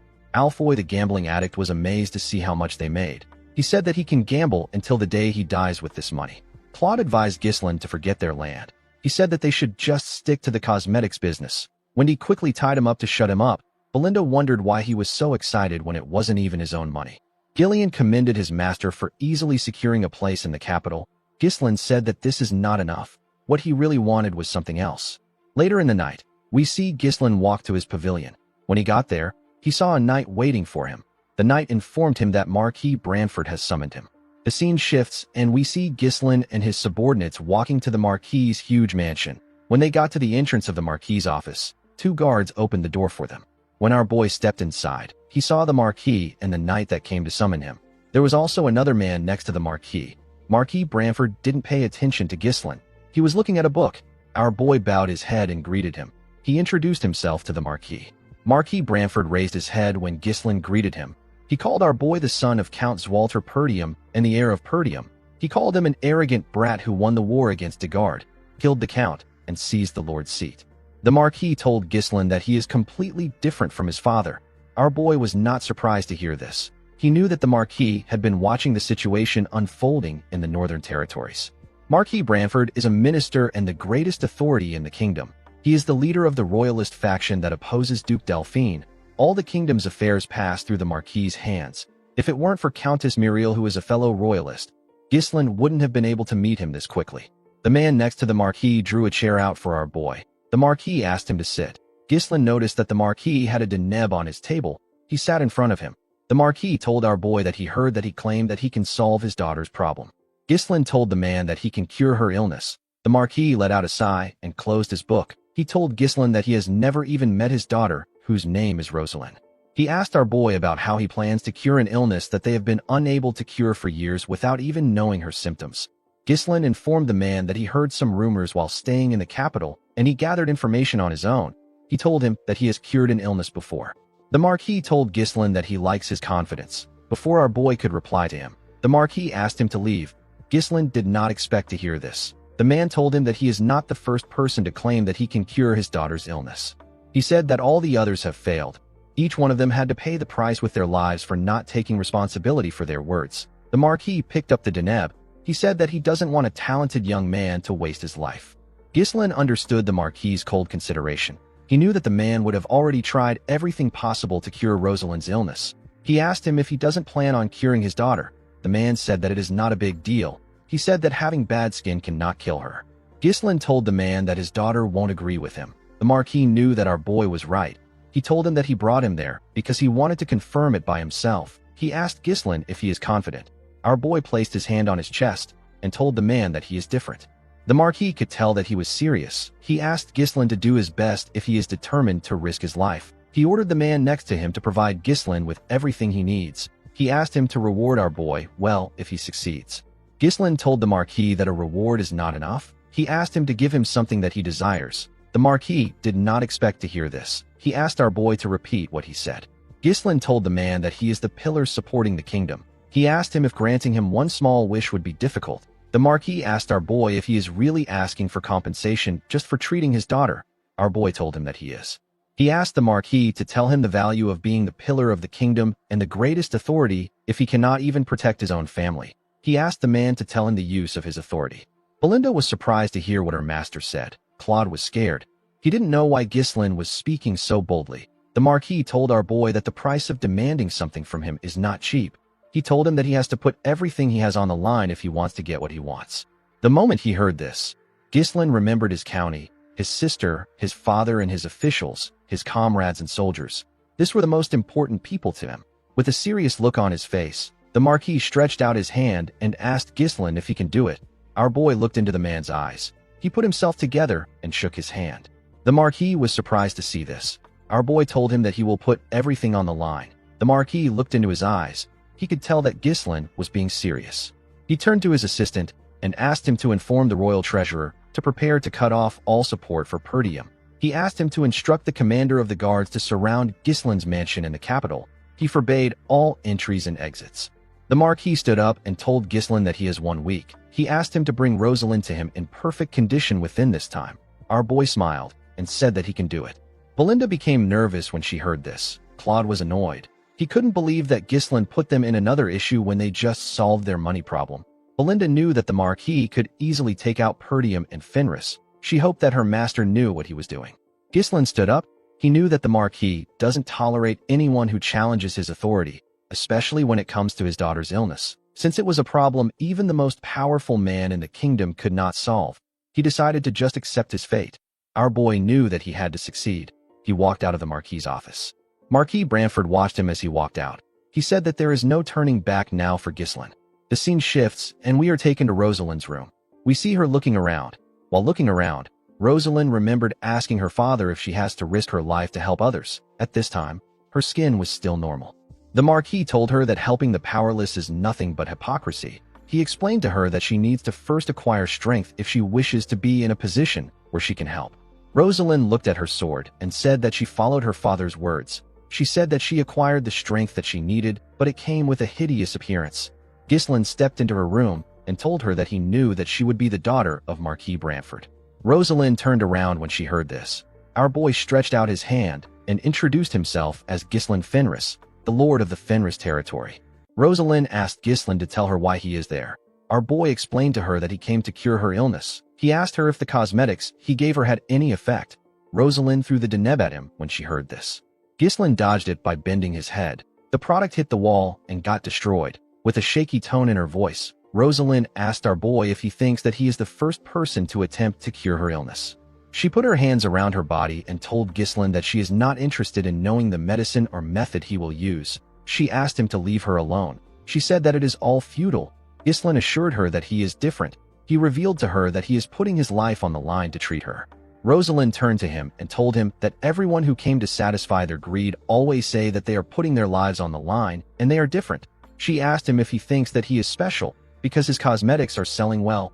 Ghislain told her that he understands that she has been through a lot. Rosalind Branford is a girl who inherited the blood of the Marquis and her mother, who is the daughter of the kingdom's chancellor.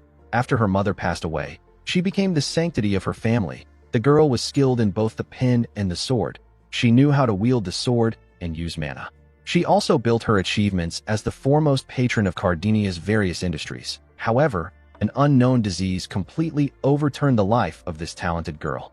Even when the Marquis' family exhausted every possible means, Rosalind's illness couldn't still be cured. Due to this, Marquis Branford sought to resolve his daughter's problem through a political marriage. Even if she could no longer live like before, the Branford name would still be able to protect the girl.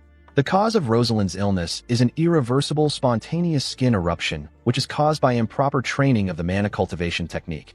This is one of the rare rejection responses that appears when the balance between the polarities of mana collapses. In other words, Rosalind's mana road itself was in disorder. Rosalind drew her sword and covered it with mana. She asked Ghislain to get lost before she kills him. Our boy knew that Rosalind's illness will worsen if she continues to force mana out of her body. He apologized to her and told her that he is going to have to treat her forcefully.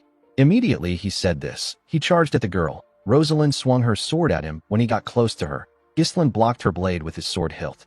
He used his sword hilt to push her blade down and grabbed her arm.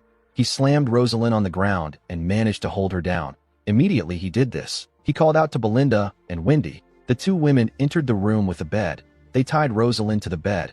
The girl asked them to let her go immediately. Claude stepped into the room with a box. Ghislain took off his jacket and told the girl that he will remove her mask. Rosalind was shocked to hear this. Our boy explained to her that he needs to check her condition before beginning the actual treatment. When he placed his hand on her mask, Rosalind asked him to stop. She told him that she doesn't need his treatment. Ghislain didn't listen to her. He took off her mask. Claude and the rest of the group were quite shocked to see how damaged her skin was. Ghislain didn't seem surprised. He took out a vial from the box Claude was holding and explained to the girl that she will have to endure a lot for a week. He told her that she can endure what is about to happen as long as she is determined. Rosalind grit her teeth out of anger. She asked our boy if he has a death wish. She asked him if he really thinks that he can treat her illness. Our boy told her that he will die if he is not able to treat her. He poured the substance in the vial in her mouth. He told the girl that she will also die if she doesn't get treated. Rosalind was shocked to hear this. Tears flowed out of her eyes. Ghislain covered his hand with his mana. He was certain that his method will be successful. This is because this treatment was invented by Rosalind's future self. Our boy placed his hand on Rosalind's stomach and pushed his mana into her body. His mana entered her veins. Rosalind felt a large amount of excruciating pain when Ghislain's mana entered her veins. She couldn't believe that she had to endure this for a whole week. The girl wondered why she had to get this illness. She wondered why she was the only person in the world who had to suffer this kind of pain. The moment she thought of this, she remembered Ghislain telling her that she will also die if she doesn't get treated. The girl grit her teeth and pulled herself together. Since she was going to die eventually, she asked our boy to try his best until the very end. She told him that she will kill him if he messes up. The scene shifts, and we are taken to Ghislain's mansion. We see the mansion surrounded by the Marquis's soldiers. Ghislain's soldiers were scared and confused. They didn't understand why they were in a situation like this. While trembling, Alfoy said that their stupid lord must have made another mess. Gordon suggested that they look for Ghislain instead of staying like this. Gillian asked him not to bother. He and Cain walked down the stairs with barrels of liquor in their hands. Cain asked the men to relax and have a drink. He reminded them that their lord wouldn't make a move without thinking. A week later, we are taken to the Marquis's mansion. We see the Marquis and two knights walking to the basement. When he stepped into the basement, the man saw something surprising. He saw Ghislain standing in a room covered with blood. His daughter's face had a light veil on it. Our boy turned to the Marquis and looked him in the eye. Marquis Branford stared at Ghislain with a chilling look on his face. Ghislain used his hand to remove the veil on the girl's face. The Marquis was shocked to see what our boy did. The scene shifts, and we see people gossiping about how the daughter of the Marquis has been cured of her illness. Later in the day, we see Ghislain step into the Marquis's office with Claude and Belinda. He bowed his head to the Marquis when he stepped into his office. Marquis Branford smiled and told our boy that he wasn't all talk. Ghislain sat down and told him that he was able to do it because he gave him a chance. The Marquis asked him to tell him what he wants. Everyone in the room nervously looked at Ghislain. They all wanted to know what he would ask for.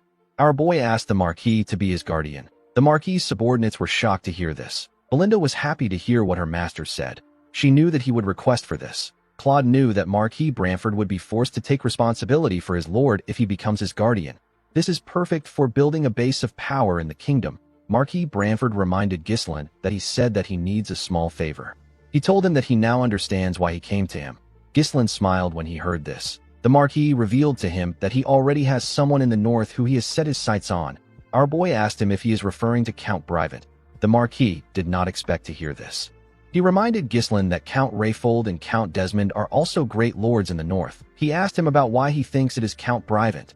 Our boy explained to him that Count Desmond pretends to be neutral, but no one knows what he is really thinking. The Rayfold County is currently in chaos due to internal family strife. Besides this too, the other lords are incompetent and greedy. On the other hand, Count Brivant is wealthy and close to the royalist faction. He also possesses the military power of the Flame Magic Tower. The only person that the Marquis could set his eyes on is Count Brivant. Marquis Branford asked Ghislain if he is saying that he is more worthy than Count Brivant. Our boy smiled and asked the man to be honest. He asked him if he doesn't find the Count to be unsatisfying. Marquis Branford began to laugh when he heard this. He told Ghislain that he is correct. He said that the Count is a good man, but he is lazy, indecisive, and easily influenced. Our boy told him that the Count would have already been influenced by the Duke because of his personality. He asked the Marquis to be bolder if he is going to grant his wish. He asked him to make him the representative of the North. Marquis Branford did not expect this. He told Ghislain that he now knows why he risked his life for this. He stood up and asked everyone present to bear witness. He announced that he will support Ghislain as his guardian. He said that our boy's enemies are now his enemies. Everyone who wants to face Ghislain must remember that the Marquis stands behind him. Marquis Branford turned to our boy and asked him to swear that he will consider his honor in everything that he does. Ghislain went on his knees and drew his sword. He held his blade and swore that he will consider the Marquis' honor. The moment he did this, someone congratulated him. Our boy quickly turned around. The person told him that she couldn't greet him properly because of the chaos. The girl with the blue fan told Ghislain that although her father has rewarded him, she is the one who is truly indebted to him. Immediately she said this. Rosalind closed her blue fan and revealed her beautiful face and shining red eyes. The girl told our boy that she will become his guardian. In the next scene, we see a party taking place in the Marquis' mansion. We see nobles dancing and talking to each other. Some of them talked about how Rosalind's illness was cured by some no-name noble with cosmetics. Someone said that it might be the Deneb that Countess Muriel has been advertising. A noble lady asked the man not to make her laugh. She said that a cosmetic product cannot cure an illness that even doctors couldn't cure. Another man said that Marquis Branford wouldn't host a banquet for no reason. He said that he heard that the Marquis has already decided on whom to support. While the nobles were chatting amongst themselves, someone asked them to look up. Everyone quickly turned to the door. They saw Ghislain walking with Belinda by his side. The woman wore a beautiful dress. Belinda grabbed her master's hand and asked him to take it out of his pocket. She asked him to put a smile on his face. Ghislain wasn't really interested in doing this. He asked the woman if she doesn't think that she is a little overdressed for the event. Belinda smiled and asked her master if he knows when she will get the chance to come to a banquet like this. She said that she cannot miss a banquet hosted for him by the real power of the kingdom. Ghislain said that he is not certain if the banquet is for him. Immediately he said this. The doors slowly opened. Someone announced that Marquis Branford is entering the hall. Everyone quickly turned to the door. They saw the Marquis step into the hall with a lady by his side. Rosalind gently walked down the stairs. She put her blue fan away and revealed her face to the nobles. She asked them if they have all been well. The nobles began to cheer when they saw Rosalind's face. They couldn't believe that the rumors were true. One of them said that she is even more beautiful than before. Belinda said that she almost didn't recognize the girl. She told our boy that no one would believe that this was the same person who had a bad temper a few days ago. While looking at the nobles, Rosalind turned to our boy and carefully looked at him. Ghislain didn't know why she did this. The Marquis thanked everyone for attending his banquet. He said that today's banquet is to celebrate his daughter and to allow him to officially announce that he has decided on his ward. The nobles were surprised to hear this. They couldn't believe that the rumors were true. Marquis Branford told them that some of them might already know our boy, but most of them don't. He said that Rosalind was able to break free from the illness that has been oppressing her for years thanks to the efforts of Baron Ghislain Fenris. The Marquis said that his family will do its absolute best to help Ghislain as its guardian. He asked the nobles to treat our boy the same way they treat him. He smiled and asked them to enjoy the banquet. Immediately he said this. The nobles turned to Ghislain and glared at him with a scary look in their eyes. They looked like predators that have found their new prey. Ghislain realized that the Marquis might be careful when making a decision, but he is decisive when it is time to act. He remembered the Marquis asking him to attend the banquet so that he could introduce himself to the nobles of the faction. He told our boy that the nobles can provide him with help in the future. Ghislain noticed that most of the kingdom's important figures attended this banquet. He didn't like interacting with nobles, but he understood that the banquet would benefit him a lot. While he was looking around, he heard some people gossiping. Some wondered if Ghislain deserved to be under the Branford family. Some said that his family doesn't even have any real power. Belinda was annoyed to see that they were looking down on her master. While the nobles were talking, someone called out to Ghislain. Our boy and Belinda quickly turned their heads. Rosalind bowed her head and told Ghislain that she would like to extend her gratitude to him. The nobles were shocked to hear this. The hall became quiet. Rosalind asked him not to pay attention to the petty noise. She said that it is natural for rumors to follow a popular figure. Ghislain said that he is not interested in this kind of popularity. He told the girl that their intense gazes are almost burning his skin. Rosalind told him that today is a special day. She explained to him that the nobles have confirmed that she has officially returned to the public's eye, and they found out that her father has become his guardian. She said that the nobles must be itching to do something. She stretched out her hand and told Ghislain that they need to greet the nobles. She said that everyone is waiting. Our boy carefully turned and looked at Belinda. The woman smiled and waved at him. Ghislain smiled and grabbed Rosalind's hand. The girl explained to him that the royalist faction is divided into 3 main groups. The first group belongs to the wealthy house of Elizabeth, which dominates the capital's culture and commerce. The second group is under the Chief Justice, who oversees law and administration. He is the eldest son of the royal chancellor and Rosalind's in-law. His name is Sir Bilor Norton.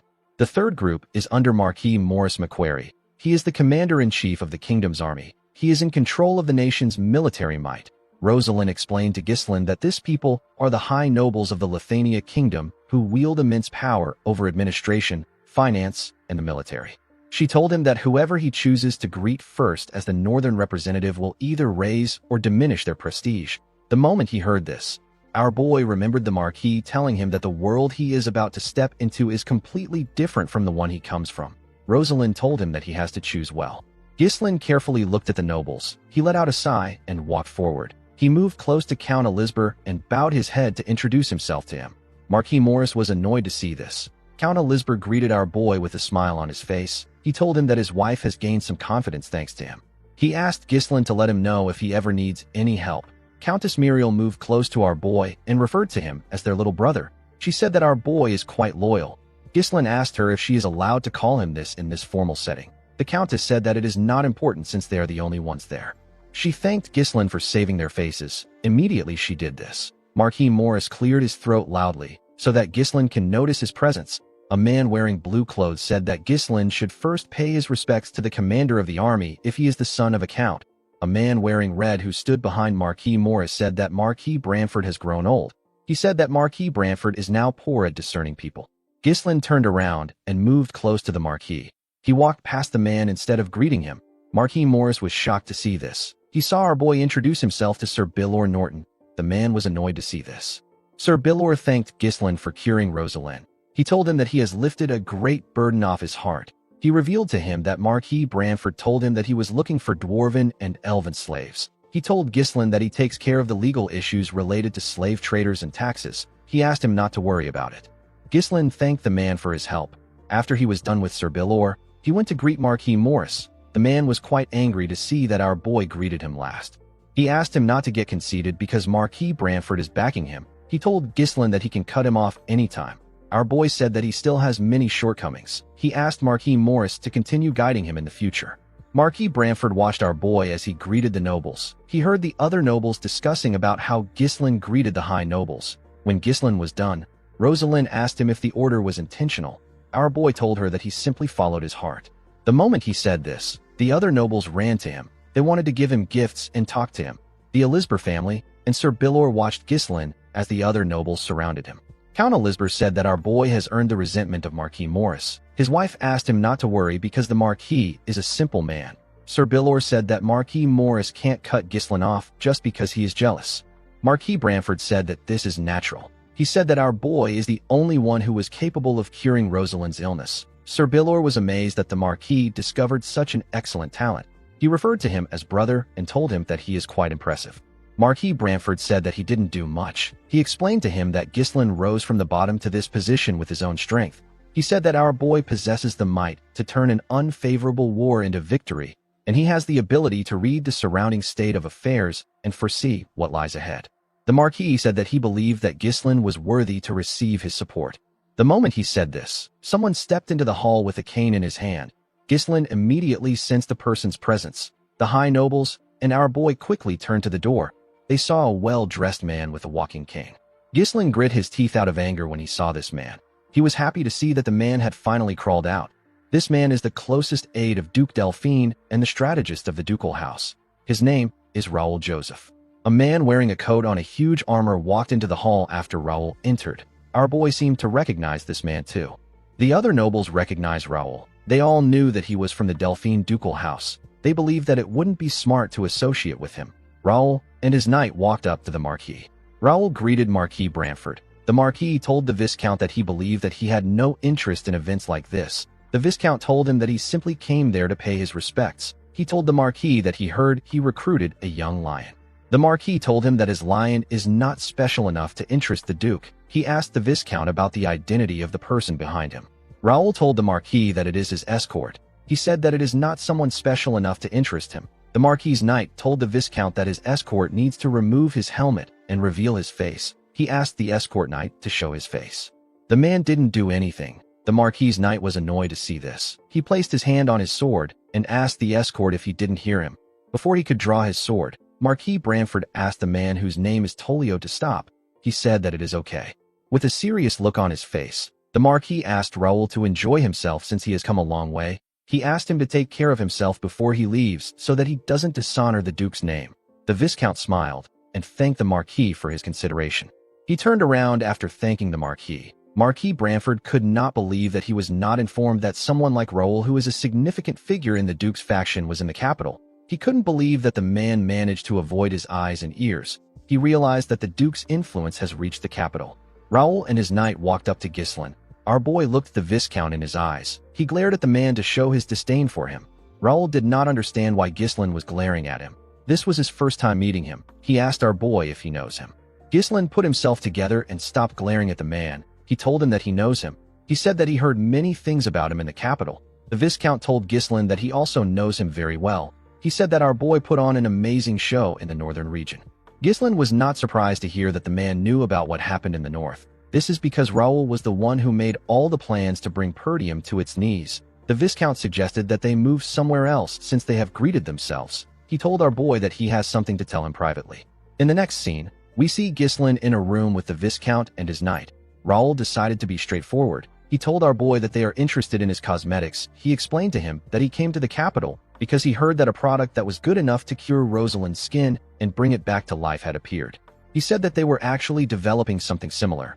Ghislain wasn't looking at the Viscount when he was talking. He was staring at the knight behind him. Our boy turned to the Viscount and told him that he will have to apologize to him if he came to talk about an exclusive contract or technology sharing. The Viscount told him that he did not come there to engage in such a tedious talk. He said that a brilliant young man like him is rotting away in the countryside with nothing. The Viscount said that a scoundrel suddenly made a name for himself, led a war to victory, and secured a successful position in the capital. He asked our boy if this is by luck or skill. Ghislain told Raoul that he improved by studying a bit. This wasn't the answer Raoul wanted. With a smile on his face, the man asked our boy to come to the Duke's faction. Our boy was not surprised to hear his offer. Raoul said that there is an expiration date to talents and abilities. He told our boy that his life will end before he gets the chance to show his talents if he stays in a harsh place like the North. He told him that he will be worn down by barbarians and foreign wars. He said that this is not the first time he has seen brilliant young men waste away like this. He stretched out his hand and told Ghislain that he won't have to worry about this if he joins them, because they have the power to change his life. Our boy reminded the man that he has already joined the Royalist faction. Raoul told him that he cannot really say that he joined the faction when it has not been that long. He revealed to our boy that they can provide some fine lands in the south and give some to his father too. He said that Count Perdium must have been through a lot of troubles to protect the kingdom from the barbarians. He told our boy that the Count can't fight forever. He said that it might be time for him to retire. Ghislain already knew that Raoul would try to convince him like this. Even though our boy already joined hands with the faction that opposes the ducal house, the Viscount is still trying to win him over. He spoke as if joining their side would somehow solve all of Ghislain's problems. He tried to sweet-talk and coax our boy to make him one of their own. Ghislain was certain that the man has used this same tactics on many people. He knew that this tactic was nothing more than a scheme to keep an uncontrollable variable within his grasp. He told the Viscount that the North is actually a better place than he thinks. Raoul told him that he doesn't have to decide right now. He said that he is planning on staying in the capital for a while. He asked our boy to take his time to think. Ghislain told the Viscount that he has a counteroffer for him. Raoul did not expect to hear this. Our boy asked the man to join their side. Raoul glared at Ghislain when he heard this. In the next scene, we see a carriage leaving the Marquis' mansion. Raoul and his knight were inside the carriage. The knight asked him about how he feels about Ghislain now that he has seen him. The Viscount said that our boy has strange eyes. He said that he wants to gouge them out. The knights revealed to him that Ghislain tried to kill him. Raoul was surprised to hear this. The knight told him that he could feel our boy's killing intent. He said that Ghislain was gauging his skills during the entire conversation. Our boy was wondering about how fast he could kill the Viscount after getting past the knight. He and the man locked eyes. They fought with their minds. In his mind, Ghislain swung his sword at the Viscount in an instant, but his attack was blocked by the knight. The knight pushed Raoul away and blocked our boy's attack. Although his first attempt was stopped, Ghislain didn't give up. He tried again, but his attacks were blocked by the man. Our boy and the man glared at each other. Our boy increased his speed and swung his blade at the man. The knight easily blocked his attack. He pushed Gislin's sword back. Our boy gathered his strength and pushed his sword away. He and the knight quickly swung their blades at each other. Their fight came to a standstill. Gislin realized that he couldn't get his way. He glared at the man. He grit his teeth and gave the Viscount the offer to join them. Raoul smiled and told him that he now understands why the Marquis likes him. He stood up and told Gislin that he enjoyed talking to him. He told him that he will see him again in the future. Our boy said that he is also looking forward to it. After Gislin said this, the knight glared at him with his green eyes. Our boy looked him in his eyes and told him that he looks forward to seeing him. He referred to the man as the strongest swordsman of the kingdom. His name is Cain Balzac. The swordsman revealed to Raoul that our boy knew him. Upon hearing this, Raoul realized that Gislin's performance in the north is not a rumor. He said that this doesn't change his plan to take over the north. He said that his plan is only delayed. He told Cain that there are still many methods to use. He said that he will warn Count Desmond about our boy. He planned to tell the Count to consider Gislin as a knight captain of a territory when facing him. Cain told him that he is wrong. Raoul did not expect to hear this. The swordsman had already seen Gislin's skills, so he knew that our boy was not some knight captain. He asked Raoul to tell the Count to consider Gislin as the strongest sword in the north. The scene shifts, and we are taken to Gislin's mansion. We see the soldiers packing up the things in the mansion. Cain and Claude were in charge of supervising. Cain ordered the men to take every last penny. He warned them not to leave a single coin behind. Gillian controlled the soldiers outside. He told them the places where they were to keep each items. While the soldiers were busy packing up, we see Rosalind looking shocked when Gislin informed her that he is returning home. The girl asked him if he is serious. Gislin told her that he has a lot to do. He told her that he will leave the Deneb in the capital to her. He asked her to send the 300,000 gold to him. Immediately he said this. He noticed that she wasn't pleased. Rosalind asked him if he doesn't have anything else to talk about other than money. Gislin didn't know what to say. He reminded her that she is his sponsor. Rosalind told him that he is cold. She let out a sigh and explained to him that she needs to know more about him as his sponsor so that she can understand him better. She said that she would like to know things like the kind of goal he has for him to devote his life solely to work. Gislin told the girl that it is nothing much. He said that he simply wants to live his life well without starving to death. Rosalind said that this is not true. She told him that he would have accepted Viscount Joseph's offer and joined the Delphine faction if this was his goal. Gislin revealed to her that he has set a certain goal for himself as Perdium's successor and the Lord of Fenris. He told Rosalind that he needs her help in order to achieve this goal, but he cannot allow her to share his burden. Rosalind did not like what she was hearing. She asked Gislin to tell her why he won't share his burden with her. She said that a burden is naturally supposed to be shared. Gislin pushed her fan out of her hand and grabbed it. He gently raised her hand and kissed it. Rosalind was shocked to see this. She began to blush. Gislin told her that he cannot share his burden with her because he wants her to be happy. After saying this, he turned around and walked forward. Rosalind watched him as he walked away. She seemed blown away by our boy's smooth nature. As he walked away, Gislin thought about how the banquet ended with a positive mood. By rejecting Raoul's offer, Gislin was able to save the Marquis's image. All the support materials that would have gone to the Brivant territory are now headed towards Fenris and Perdium. Under the Branford name, Gislin can now enjoy many benefits like tax exemptions and preferential treatments. Our boy was able to secure 50,000 residents from the capital who will relocate to his territory. The Dwarven slaves who are precious laborers have been sent to Fenris. With this improvement, no one will be able to look at Fenris as a small and impoverished domain any longer. However, the fact that the nobles from the ducal faction came to see Gislin in person means that they are plotting something else already. Our boy knew that this people will strike him down if he hesitates for a moment. He promised to kill Duke Delphine and erase every trace of him in the world. In the next scene, we are taken to a better-looking Fenris. We see some people handcuffed with chains. These people are Dwarven slaves. The dwarves were being escorted by some soldiers. A bald dwarf called out to a dwarf with full beards. This dwarf's name is Galveric. The bald dwarf informed Galveric that the lord of the territory has arrived.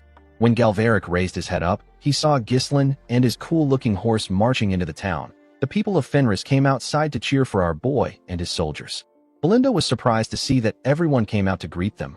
Cain and the soldiers seemed to like the standing ovation. The dwarves noticed that the citizens were excited. One of them said that he has never seen a territory like this. He revealed to his comrades that he heard that their new lord will build them a home and will never starve them. Galveric was annoyed to hear this. He asked his comrades if they haven't learned their lesson. He said that a noble is a noble. He turned to Gislin and said that nobles are pieces of trash who only think about themselves. He said that their new lord is no different. The others became worried when they heard this. The bald dwarf asked him if he really wants to continue with his plan. Galveric told him that they will proceed as planned. While on his horse, Ghislain turned to the side to see the dwarven slaves. He saw Galveric. Belinda moved close to him and tapped him on his shoulder. She asked him to wave to his citizens. Ghislain raised his hand and waved to them. Claude was quite happy to return to Fenris. He believed that he can relax now that they have made a lot of money. Ghislain called out to him and asked him to organize the materials that he told Lowell to research on and bring them to his office. Claude was annoyed to hear this. He told our boy that they just got back. He begged him to give him some time to catch his breath. Ghislain said that there is no time for a slave to rest. He asked him to consider the time he spent in the capital as his vacation. He ordered him to call for a meeting immediately. In the next scene, we see everyone gathered in Ghislain's office. Our boy called out to Lowell and asked him if he had any trouble with Homern. The man said that he didn't. Ghislain asked him to tell Homern that he will visit him soon. He asked the man to report what happened in his absence. Lowell took out a report and revealed to him that the administration of the territory has been carried out exactly how he instructed before he left for the capital. Ghislain asked Alfoy about the construction work on the major facilities. While scratching his nose, Alfoy revealed to Ghislain that the mages finished the roads and the waterway maintenance while he and Vanessa were not around. Vanessa used her staff to hit him on his head and asked him to try to be more polite. Lowell said that Alfoy is correct. He told his lord that they will soon finish building the workshops and the grain storage. He said that it will be completed quickly once they put the dwarven slaves to work. He said that their crop yield is so abundant that they may no longer need to purchase grains from merchant guilds. Belinda curiously asked him about how great their crop yield was. Claude told her that it rivals the Rayfold's yield in sheer volume. He said that it has the highest per unit area of production in the kingdom. Wendy couldn't believe that this was coming from the man who once said that it is impossible to farm there. Belinda was quite happy to hear this. She said that her young master will soon become a great lord. She said that his chances have improved now that he has the backing of the royalist faction. Gillian told his master that his goal of truly reviving his land is slowly becoming reality. Ghislain believed that the territory has only taken a proper form. He said that this is not enough. He turned to Claude and ordered him to keep buying food until he says that it is enough. He said that they need to expand their residential area, so they need to secure land in advance. Claude was surprised to hear this. Ghislain announced that they will now be preparing for a war. Everyone was shocked to hear this. Claude asked him about what he means. He asked his lord to tell him who will dare to attack him now that he has joined the royalist faction. Ghislain said that it could be Desmond or Rayfold. He asked Claude to read the report in Lowell's hands. The man was shocked to see what was written on it. He read that there was a large-scale conscription and training in the Desmond territory. They were also recruiting free knights. Claude saw records of massive purchases of weapons and iron ore. Ghislain revealed to the administrator that this is the data he asked Lowell to collect on Count Desmond's movements before leaving for the capital. He said that the critical part is that Count Desmond has been buying up large quantities of high-quality iron ore from the Cabaldi territory. Gillian said that the most important resources in war are food, manpower, and weapons. Iron ore is an essential resource used in forging and maintaining weapons. However, the amount the Count is purchasing is far too much for a peaceful era. Cain smiled and said that a war might really break out. Alfoy was sad to hear this. He couldn't believe that he had to take part in another war again. Claude told his lord that they will be in trouble if Count Desmond gets more iron ore. He said that Count Cabaldi won't sell the iron ore to them even if it is necessary for the overall advancement of the territory. Ghislain said that they need to consider Count Cabaldi as a part of the Delphine faction. He said that their enemy can already be ready to attack while they're trying to get their iron ore. He asked the group if they now understand how uncomfortable the situation is. The room became silent. Ghislain told them that he is going to share his plan with them. Everyone quickly turned their eyes to him. He announced that they will be attacking the Cabaldi County first. Everyone was shocked to hear this. In the next scene, we are taken to the Cabaldi County. We are shown the Cabaldi Castle. Inside the castle, we see a man eat a berry and spit out a seed on the table. Count Desmond was sitting across this man. The man with the unique chin is Count Cabaldi. The Count asked Desmond to tell him what he means by strongest sword in the north. Count Desmond revealed to him that he received a report about the Fenris territory from the Duke. He said that the Duke asked them to consider Ghislain as the strongest sword in the north when facing him. He told Count Cabaldi that our boy is an unpredictable individual. He advised him to make preparations for war. Count Cabaldi asked Harold about why he is telling him this. He told Count Desmond that he will be the one to go out to fight. Harold told him that it was an order from the Duke. Count Cabaldi began to laugh like a crazy person. He asked Harold if he lost all his senses after losing to Ghislain. He asked him if anyone would dare wage war on his territory. His territory possesses a double wall that is built sturdier than an ordinary fortress. There is also a moat surrounding the castle. The siege weapons in the castle were forged with the North's finest smithing techniques.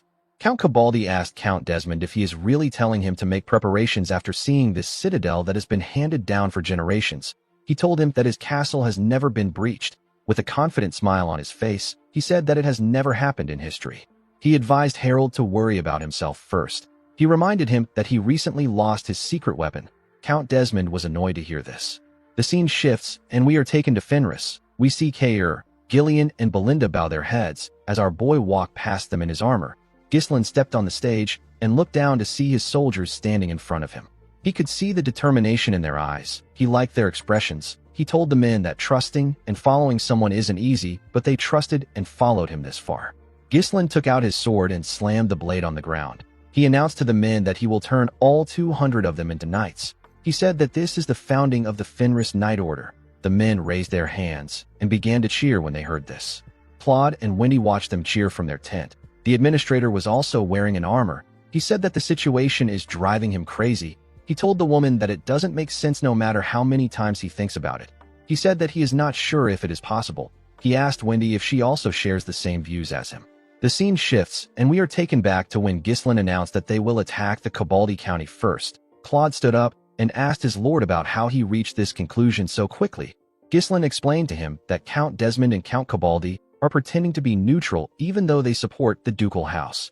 In other words, they are chess pieces that can move freely in place of the ducal house. Our boy told the group that Count Cabaldi is also their enemy. He said that they will get the Count's iron, or if they win the war, they will also slow down their enemy's growth and accelerate their own. This move made sense to everyone. Claude asked his lord about what they are going to do. Gillian told his lord that the armaments of Cabaldi's soldiers are among the finest in the north. Cain said that their overall military power is lacking in quantity and quality. Ghislain revealed to them that he is going to turn all 200 mercenaries into knights who can wield mana. Cain and Gillian were surprised to hear this. According to Ghislain, a well-trained knight has the power of 100 ordinary soldiers. If they are able to form an order of 200 knights, they will gain an equivalent strength of 20,000 soldiers. With a worried look on her face, Belinda asked her master about how he is going to do it. She reminded him that it takes years to master mana properly. Ghislain asked Vanessa to bring something. The girl and other mages brought in some barrels containing a large amount of scrolls. Alfoy said that these are mana compression sigils. Claude asked his lord if he used the runestone to create these things. Our boy took out one of the scrolls and said that the mercenaries will be able to master mana with it. He said that it might stray a little from the normal method. He told his subordinates that he modified the Perdium family's mana cultivation technique to make it easier to learn. He said that it should take the soldiers a month to master it. Belinda became nervous when she heard that our boy modified the family's mana cultivation technique without permission. She asked him if the lord won't be mad about it. Ghislain told her that it is better that his father gets angry than they lose their soldiers. Gillian told him that they won't be able to bring down the Cabaldi castle by simply training their soldiers. He revealed to him that he has been to the castle during his mercenary days.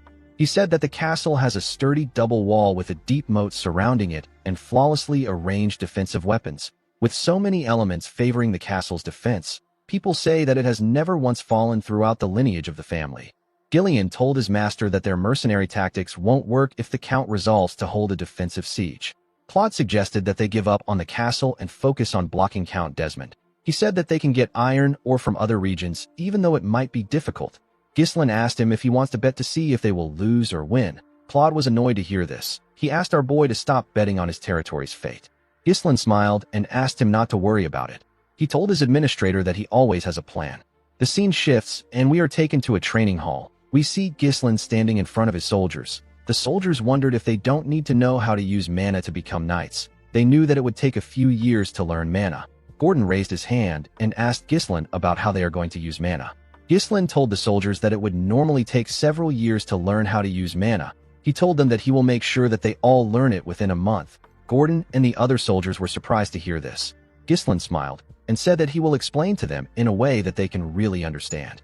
A while later, we see Ghislain pushing his mana into Gordon. There were several exhausted soldiers laying on the ground. They were breathing heavily. Gordon grit his teeth to endure the pain of our boy's mana. Ghislain asked him to bear with it. He told him that he is compressing several years into a single month. The burden for this is naturally enormous. He told Gordon that he will temporarily feel mana through the compression sigil. He asked him to gather the mana particles in the air and take them beneath his lower abdomen to form a mana core. He advised Gordon to imagine winding up a skein of thread. While following his orders, Gordon dragged the mana beneath his lower abdomen. He screamed out in pain. A while later, we see Ghislain step out of the training hall. He saw Belinda and Lowell waiting outside for him. Belinda told him that he did well. Ghislain thanked her and asked her if she can take the soldiers back to their lodgings. He told her that she will need to keep an eye on them for a while. While breathing heavily, he called out to Lowell and informed him that they will be crafting the armor that their order will be using. He asked him about how their dwarven slaves are doing. Lowell informed his master that the elves haven't arrived yet, but the dwarves are already waiting in the territory's lodgings. Ghislain turned to the sky when he heard this. He said that the moon won't be rising tonight. The scene shifts, and we are taken to a forest outside the town. We see someone push his hand out from the ground. The person created a huge hole and came out of the ground. The person turned out to be Galveric. His comrades were behind him. Galveric asked his comrades to come out after looking around. One of the dwarves asked Galveric if he is certain that they will be free once they escape this kingdom. Galveric revealed to him that people said that there is a secret autonomous district in another kingdom where slaves of different races live together. He asked his friends to leave with him. He said that the border is right in front of them. The moment he said this, Galveric noticed that his friends were hesitant. They seemed to be shaking. Galveric was annoyed to see them hesitating. He asked them if they have some lingering attachments to the slave life. He asked them to go back and spend their whole lives crafting toys for nobles if they're scared. The bald dwarf said that this is not it. He pointed at something and asked Galveric to turn around. When the man turned around, he saw Ghislain behind him. Our boy told the dwarves that there is no point in running away. The dwarves were shocked to hear this. They believed that Ghislain knew about their escape plan. Galveric couldn't believe that he already caught up to them. The moment he thought of this, he noticed something. He didn't see anyone behind Ghislain. He asked him if he came alone. Our boy told him that he did. The dwarves quickly came together and had a little meeting. They turned to Ghislain and glared at him. Galveric told him that they will be free if he is gone. Ghislain smiled and asked them to do their best. A while later, we see Galveric struggling to get up after taking a beating from Ghislain. His friends couldn't even move. Ghislain moved close to him and told him that dwarves are quite sturdy. Galveric raised his head up when he heard this. Ghislain explained to him that the slave traders are going to search for him once he runs away. He asked the man if he would like to just work for him. Galveric asked our boy not to make him laugh. He said that he would rather die chasing freedom than getting stuck there and making boring toys for him. He told Ghislain that he is gravely mistaken if he thinks that they are going to work without resisting. Ghislain smiled when he heard this. He liked the dwarf's resilience. He believed that his behavior was normal since he is someone who will later be called the legendary blacksmith in the future. Galveric pushed himself up and took a stance.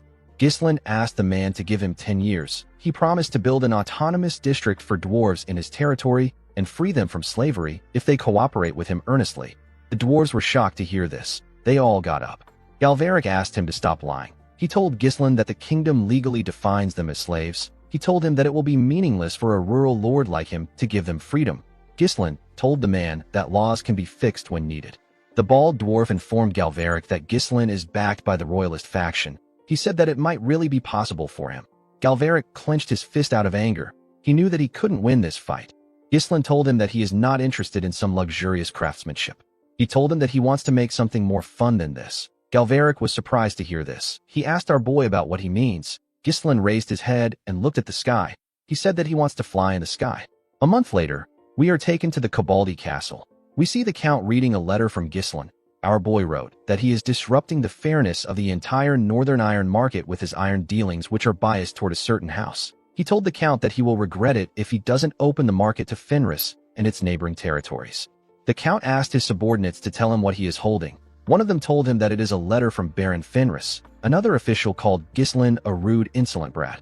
He said that our boy must be out of his mind.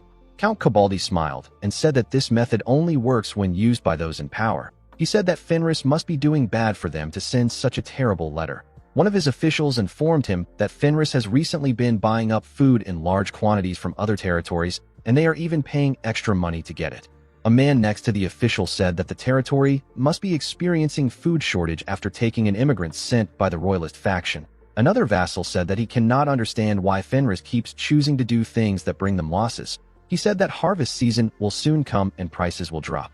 The noble next to him asked him not to bother trying to understand the actions of the territory. He said that it is typical for a youngster to act reckless without thinking. Count Cabaldi used a candle light to burn the letter. He told his subordinates that it is natural for Ghislain to run into trouble because he is trying to bulk up a territory that was just on the brink of ruin some time ago. With a smile on his face, the Count said that he is sad that he won't be able to see Ghislain's downfall. The scene shifts, and we are taken to Marquis Branford's mansion. We see the Marquis step into his office. Before he could take off his jacket, the Marquis saw something on his table. He saw a letter on his table. He noticed that his window was open. The Marquis did not expect this. He picked up the letter and opened it. He saw that it was from Ghislain. Our boy advised the Marquis to tell the royalist nobles to stockpile 10 years' worth of food in advance. He revealed to him that a great famine will soon come to the kingdom.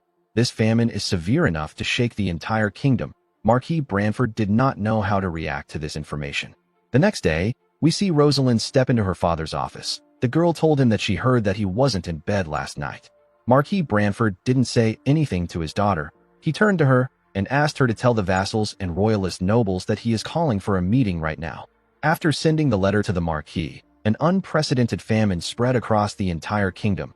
Under an extremely arid climate, the rivers laid bare, crops withered and died. Starvation victims appeared one after another, and mass chaos erupted in the struggle for food. It was a natural disaster that went down in history. In this chaotic time, Ghislain decided that it was time for him to make his move. In the Desmond and Rayfold territories, their vassals informed them about how food prices are skyrocketing. They were complaining about how an abnormal weather strikes without warning. The vassals found out about how the royalist nobles already stored food in advance. Amelia and Count Desmond found out that the Fenris territory has successfully harvested its food. The scene shifts, and we see Count Cabaldi slam his hand on his table. He asked his vassals about the food that Count Desmond is supposed to send. He said that Count Desmond should have taken over Fenris in advance and secured their food and land. One of the vassals said that Count Desmond asked them to wait a little longer. He said that the Count has also missed the right timing due to the weather. Count Cabaldi called Desmond a fool. He asked his subordinates about when Harold is going to send the food. One of them said that he knows a way which they can secure food quickly. He suggested that they follow Ghislain's wish and give him iron in exchange for food. Another vassal asked him to stop spouting nonsense. He said that Ghislain belongs to the royalist faction. He told him that the ducal house won't appreciate it when they find out. A man in blue clothes said that the food can arrive at any time. He reminded his comrade that the ducal house and Count Desmond already promised them. He suggested that they wait for them. The man who made the suggestion told the other vassals that there is a limit to the amount of food they can requisition from the citizens. He said that they can barely suppress public unrest by using the army. He told the others that he is not certain if they can hold out until support arrives. The man turned to his lord and told him that it will be bad for them if the military grain runs out and the soldiers begin to starve. He said that the Iron Fortress, which has never been breached before, will be destroyed by an internal uprising. Count Cabaldi was shocked to hear this. He couldn't believe that his vassals wanted him to crawl to Ghislain. He grit his teeth and put himself together. With a nervous look on his face, he ordered his subordinates to give Fenris iron in exchange for food. The vassals who were against the idea called out to their lord. Count Cabaldi clenched his fist and said that Ghislain will die by the hands of the ducal house. He said that the result won't change even if he gives them some iron. While smiling like a lunatic, the Count said that the ducal house or Count Desmond can come to his fortress if they have a problem with him. He told his vassals that no one can take over his fortress. He turned to a guard and asked him to send a messenger to Fenris before everyone starves to death. The guard told him that there is no need for this. He revealed to the Count that Baron Fenris is already at their gate with his army. Count Cabaldi was shocked to hear this. He couldn't comprehend what was happening. The scene shifts, and we are taken outside the castle. We see Ghislain and his knights marching towards the gate. The knights were all wearing the same armors. Gordon said that the armor is just too small for him. Torin asked him to shut up. He told him that they used twice as many blood python scales for him. Gordon tapped his breastplate. He told the man that he now has mana flowing through him. He said that no one can scratch his perfect muscles now. The moment he said this, someone hit him in his chest. The man felt some pain in his chest. The person who hit him was Ghislain. Our boy said that the dwarves make really sturdy armors. He moved forward with his badass horse and ordered his soldiers to march forward. Under Ghislain's command, the Fenris Order of Knights marched toward Cavalli Castle. From atop the ancient fortress's thick stone walls, Count Cavalli and his vassals beheld a terrifying sight. The Fenris troops stretched endlessly across the fields like a dark tide. The steel of their armor glimmered faintly beneath the bleak sunlight, and their banners fluttered in grim silence. Cavalli's vassals panicked, their faces pale with fear. One of them stammered that Fenris's army had surrounded the entire castle. The moat that had once been their strongest line of defense had long dried up under the relentless drought, leaving them utterly exposed. The men exchanged anxious glances, whispering among themselves as dread took hold.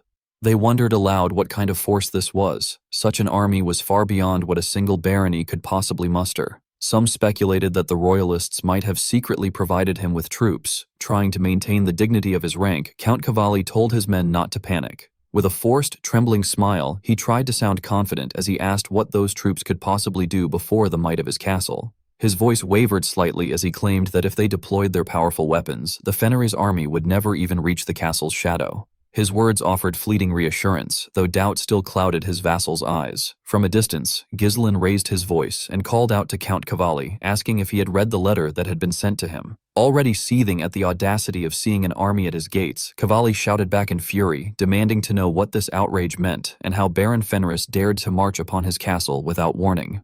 His voice echoed across the walls, thick with disbelief and rage. Yet Ghislain remained calm, his demeanor cold and steady as steel. In a measured tone, he stated that he had already made his intentions clear. He reminded them that he had warned the Count of the regret that would follow if the market remained closed. Though his words were not shouted, they carried such weight that silence fell over the scene for a brief moment.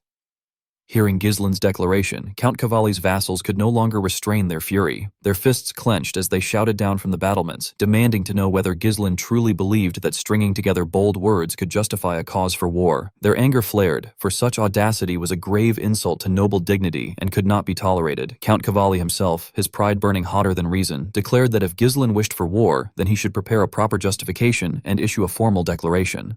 He added that he would not associate with anyone who disrespected noble etiquette in such a disgraceful manner. Though his voice remained stern, it trembled faintly, betraying both the sting of insult and the weight of the situation.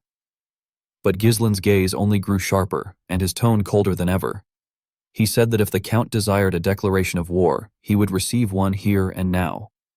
Calling out to Gillian, he ordered him to bring a bow and an arrow. Without hesitation, Gillian obeyed, presenting the weapon with solemn reverence.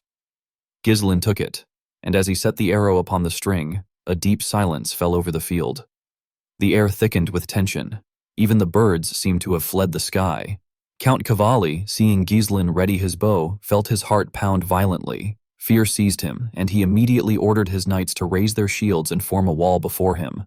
The clatter of armor rang out as they obeyed. Gillian, however, quietly cautioned Ghislain that the walls were high and the distance far, but Ghislain showed no sign of hesitation. His horse, as if sharing its master's will, lowered itself slightly to give him a better angle for the shot. The moment felt almost sacred, as though fate itself anointed him. With a single decisive motion, Ghislain released the arrow. The bowstring twanged, and the arrow cut through the air, slicing the silence apart. It first struck the shield of a knight standing before the Count, piercing through and driving into the man's head, felling him instantly. Yet the arrow did not stop. It grazed past the Count's ear, leaving behind a shallow cut that began to bleed. Count Cavalli stumbled back in shock, his eyes wide with horror as he realized how narrowly death had missed him.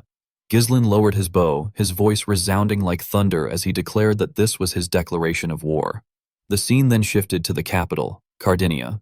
Within the grand halls, the royalist faction convened an urgent meeting. News of the conflict spread swiftly, and the chamber erupted into heated debate.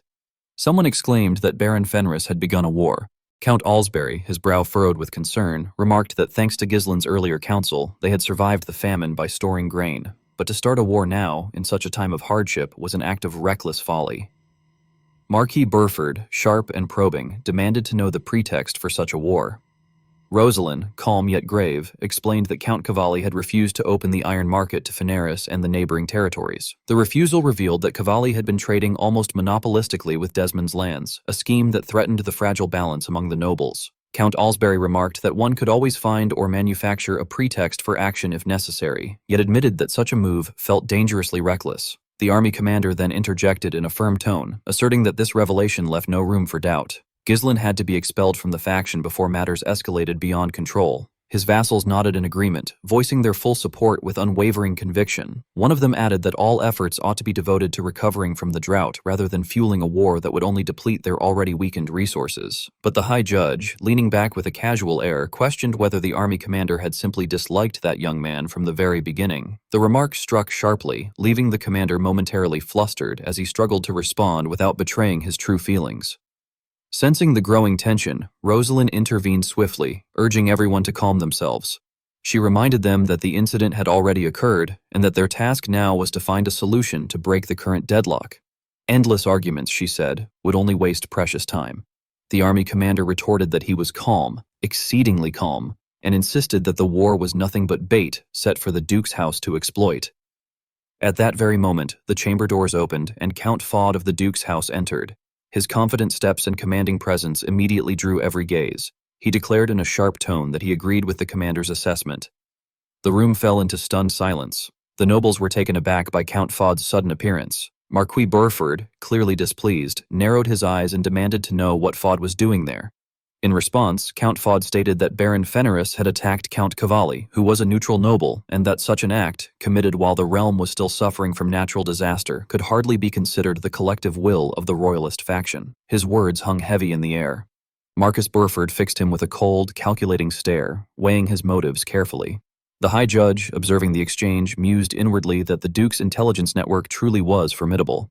Count Alsbury thought to himself that the Duke's house had shown its hand boldly from the very start. A sign, perhaps, that they were confident in their position. Rosalind reflected silently that this incident could drive all the neutral nobles to turn against the royalists. Such a shift, she realized, would grant the Duke's house an ideal opportunity to assert dominance. It was no exaggeration to say that her father's next words might decide the faction's fate. If Baron Ghislain were to be defeated, the royalists would lose their influence in the north, yet even if they chose to withdraw, the outcome would still be the same. Their weakness would be exposed. However, if Baron Fenris managed to claim Cavalli's largest northern iron mine, the royalists could obtain a reward great enough to justify the risk. At last, Marquis Burford spoke in a composed tone, declaring that the justification for war was sound. Count Fod, momentarily taken aback, demanded to know what exactly the Marquis meant by that. Burford replied that this was merely a personal conflict between Baron Fenris and Count Cavalli. It did not represent the royalists' will, and thus the Duke's house had no grounds to intervene. Hearing this, Count Fod grew visibly unsettled. He argued that there was a proper time and place for war, and that to stand idly by now would be equivalent to abandoning their duty as royalist nobles to uphold the kingdom's order. Though his voice remained sharp, it carried an unmistakable note of desperation. Marquis Branford sighed with clear disdain, remarking that he could not comprehend why the Duke's house was so overly sensitive about the issue, as though the county were nothing more than their puppet. Meanwhile, on the battlefield at Count Cavalli's castle, the air was heavy with the stench of blood and fear. The Count screamed in agony, clutching his wounded ear as blood stained his hand. Ghislain, recalling Gillian's earlier warning about the height of the walls, acknowledged his subordinate's foresight and praised him briefly for his excellent judgment. Nearby, Cair smirked and muttered under his breath that the Count would never wear earrings again. The Knights of Cavalli descended into chaos. Some shouted for help to stop the bleeding, while others rushed to shield their lord. Confusion rippled through the battlements, yet despite the searing pain, Count Cavalli regained his composure. Grinding his teeth, he roared in fury, commanding all troops to take their positions and prepare to make the enemy taste their blood. He proclaimed that the majesty of Cavalli Castle, unbroken through all of history, would not fall on that day. His words reignited the troops' morale, and they hurried to their stations. The ballistae were drawn and loaded, their ropes straining under tension as the sound of preparation filled the air.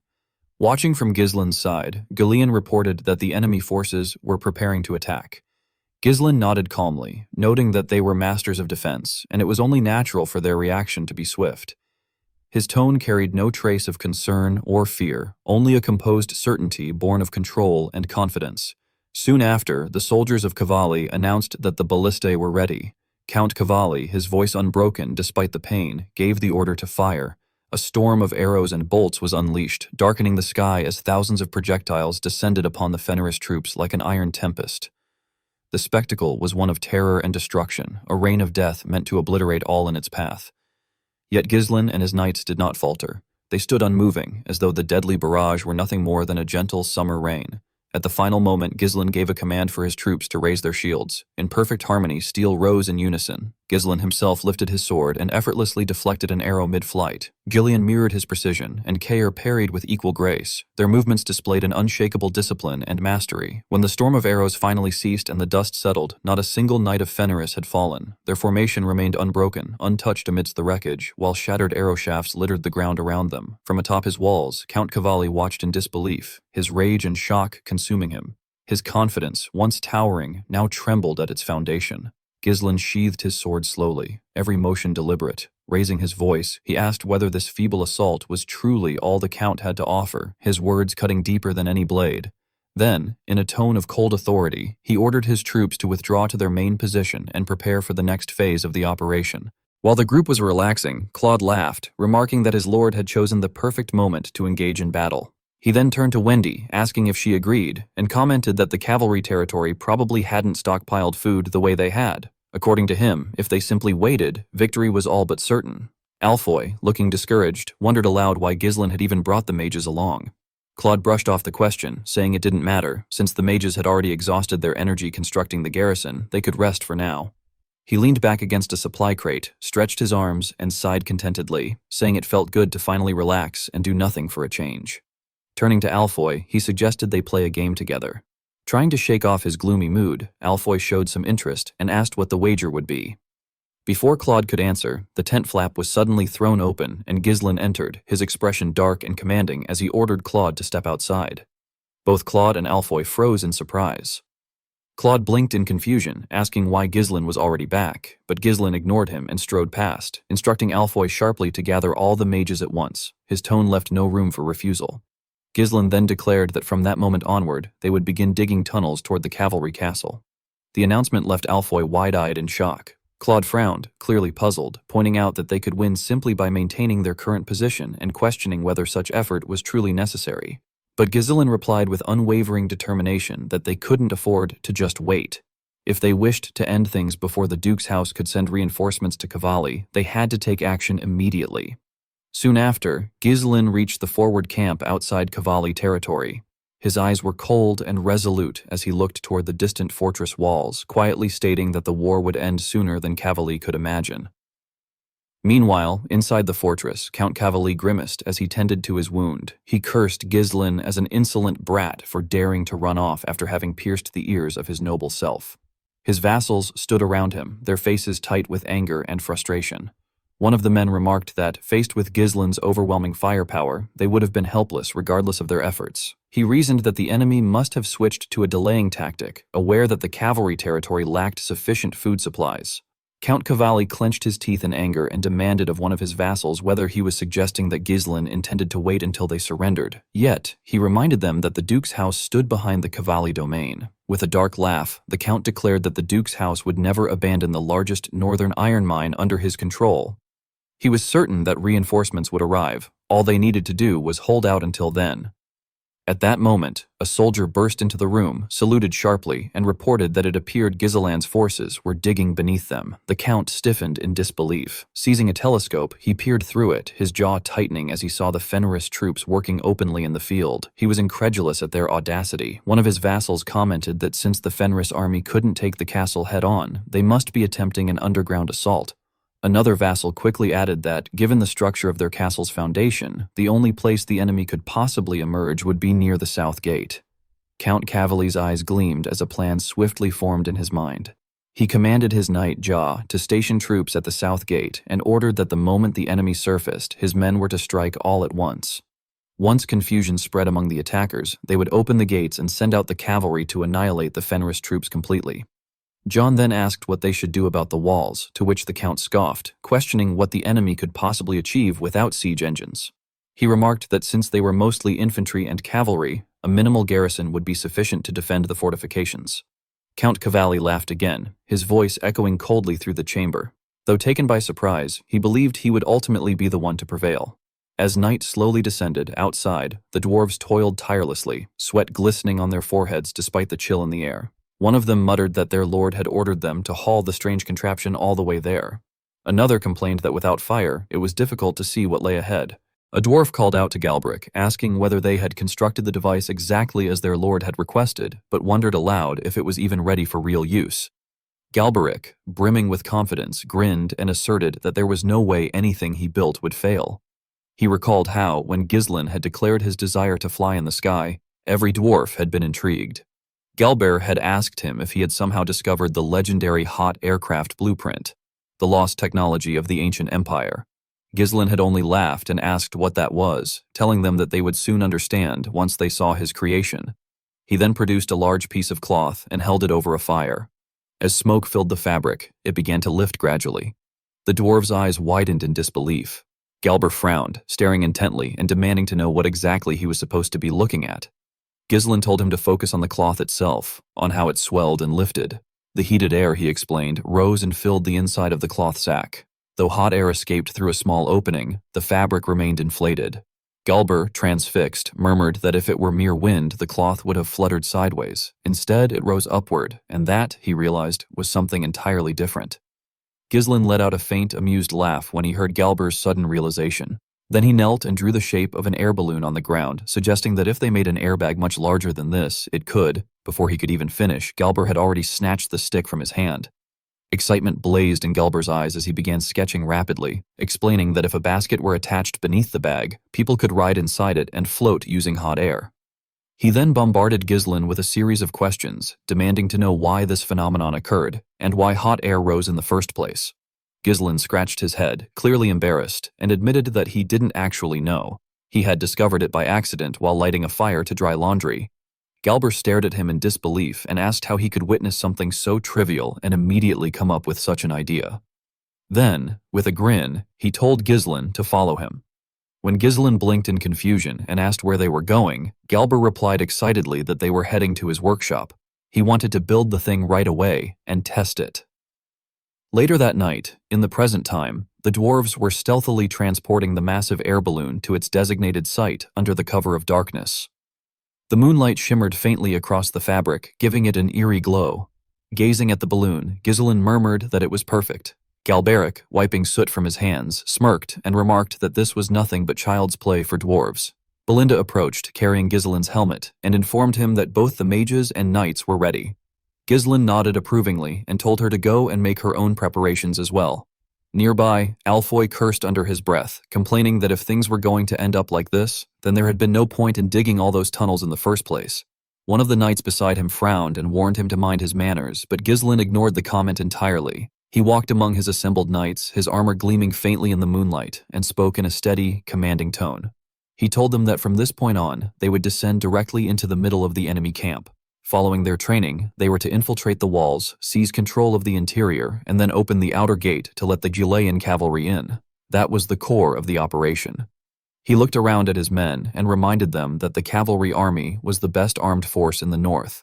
Even though the enemies had begun to learn mana, they would not be easy to face. Moreover, he warned that the foes they would encounter in the future would be far stronger than Cavalli's men. If they could not handle a battle of this level, they would have no future. Seeing hesitation in some of their faces, Ghislain raised his voice and reminded them of their past victories, how they had broken through the beastwood that no one had ever conquered, and how they had turned a hopeless war into triumph. His tone grew stronger as he asked them if their preparations had been lacking. The soldiers shouted back in unison that they had not. He then asked if they were afraid, and once again they roared back that they were not afraid. A proud smile formed beneath Ghislain's helmet as he told them that they had grown faster than anyone could have imagined.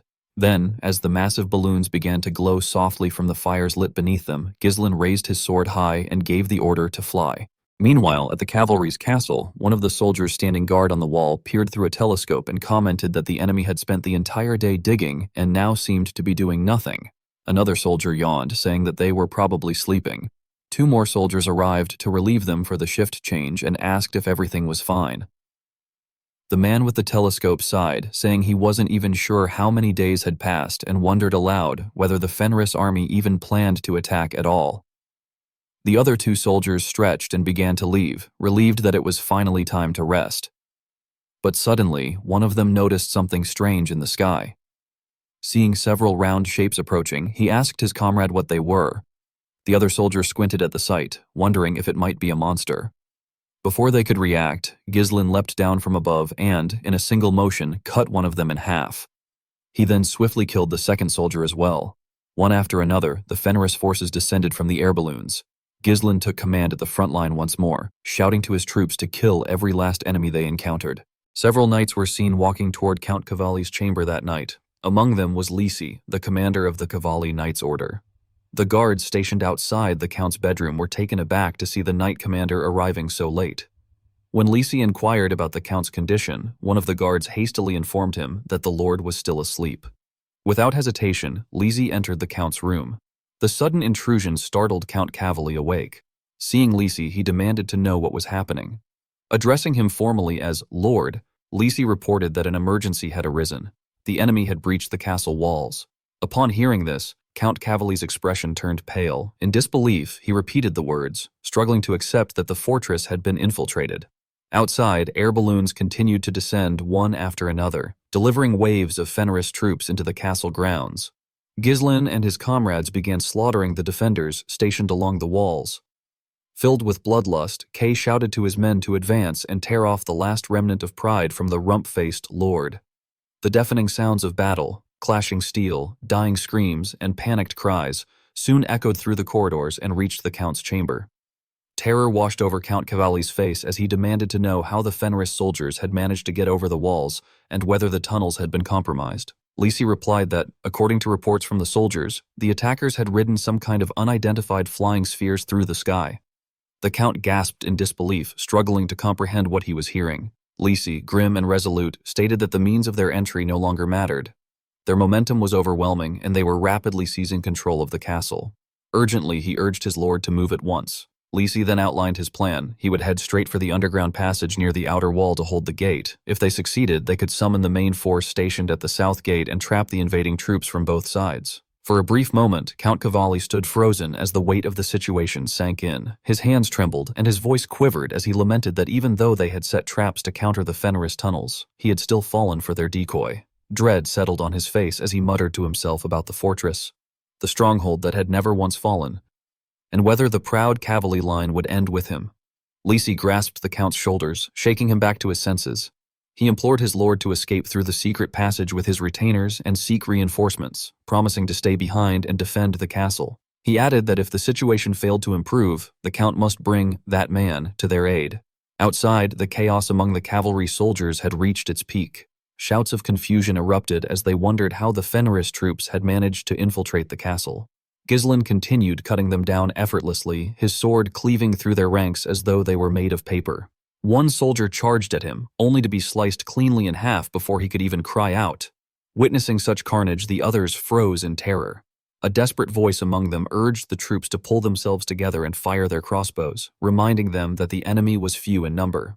But before they could act, another soldier screamed for them to look up. A moment later, one of the air balloons came crashing down directly onto the cavalry ranks, erupting in a violent explosion that sent dirt, debris, and bodies flying through the air. Apparently, Gordon and Alfoy had been aboard that balloon. As the smoke thickened around them, Alfoy, coughing harshly, shouted angrily at Gordon that he was a stupid muscle pig, and that he had already told him not to ride along because his weight was too much. Gordon, still trying to catch his breath, only glared at him in silence. As they both struggled to stand, a group of cavalry soldiers suddenly charged toward them. Before their blades could reach the two men, Ghislain appeared out of nowhere and swiftly eliminated the attackers. He immediately asked whether the two were hurt. Keir, watching, smirked and remarked mockingly that even as a knight, Gordon still acted the same as always. Gordon, however, remained silent, his face grim. Suddenly, Ghislain and Belinda caught sight of movement in the distance. Beyond the wall, the cavalry soldiers had already seized control of the gate. CA, seeing this, was taken aback. Realizing that the enemy had already assumed a defensive formation, Ghislain calmly noted that their reaction was faster than expected, and reasoned that there must be someone sharp among their ranks directing them. He warned that the enemy forces they had scattered with the tunnel operation would soon regroup and that they needed to move quickly. Turning to his knights, Ghislain asked if everyone was ready. All of them responded in unison that they were. Without hesitation, Ghislain issued his orders. He instructed Keir to stop the soldiers on the walls and destroy all siege engines, while Belinda was tasked with finding Count Cavalli. Ghislain himself would clear a path toward the gate. In a firm and serious tone, he asked again if they were ready. The knights raised their swords high, and a powerful aura enveloped them as they shouted that they were prepared. A faint smile crossed Ghislain's lips as he placed his helmet on. Then, in a commanding voice, he gave the order for the Fenris Order of Knights to begin their action. A tense stillness settled across the battlefield as both sides prepared for the inevitable clash. Moments later, one of the cavalry soldiers rushed to the knight commander, reporting an alarm that the Fenris troops were advancing. Lisi immediately realized that their true objective had always been the gate. He ordered his men to ready their spears. As the Fenris knights charged forward, Lisi commanded his troops to hold their ground until reinforcements from the south gate arrived. The battle erupted with an earth-shaking roar. Ghislain and his knights unleashed a brutal assault, slaughtering the cavalry forces in a one-sided massacre. The knight commander watched in disbelief as his troops were torn apart without mercy. His eyes focused particularly on Ghislain, whose every swing of the sword cleaved through men as though they were paper. Panic spread among the soldiers as they realized there was no way to stop the attackers whose weapons were all infused with mana. Lisi was stunned to see that every intruder was a knight, something he considered impossible. No matter how skilled they were, he thought, they should not have been able to break through a heavy infantry line so quickly. Resolving himself, he declared that the man leading the charge had to be stopped at all costs. Another soldier soon reported that the momentum of the Fenris Knights was overwhelming and that the forces at the outer wall could no longer hold. At this rate, the gate itself would collapse. Gritting his teeth, Lisi ordered the destruction of all mechanisms that opened and closed the gate, saying he would buy them some time. But before long, Ghislain charged straight toward him. Their blades collided with a deafening clang. Lisi barely managed to block the attack but was immediately forced backward by the sheer power behind Ghislain's strike. Their swords clashed again and again, sending sparks flying through the air. Lisi's arms began to tremble as he struggled to withstand the onslaught. He was taken aback, his breath catching as he faced Ghislain's cold, fearless gaze. Each swing from Ghislain's blade forced him back step by step until Leslie found himself nearly breathless. Still, he refused to falter. Gathering his remaining strength, he raised his sword high and declared that he was Leslie, commander of the Cavalli Knight Order, and that his opponent would not pass beyond that point. Meanwhile, in the depths of the castle, the scene shifted to the dungeon. The air there was damp and heavy, filled with the faint clinking of iron chains. Count Cavalli arrived, his footsteps echoing softly against the stone floor. Inside one of the cells sat a man bound by numerous chains. His expression was vacant until the sound of approaching steps made him lift his head. Cavalli stopped in front of the cell and called out the man's name, Lucas. Slowly, Lucas raised his head, his sharp eyes glinting faintly in the dim torchlight. The Count spoke hurriedly, his voice trembling slightly as he urged Lucas to delay the enemy.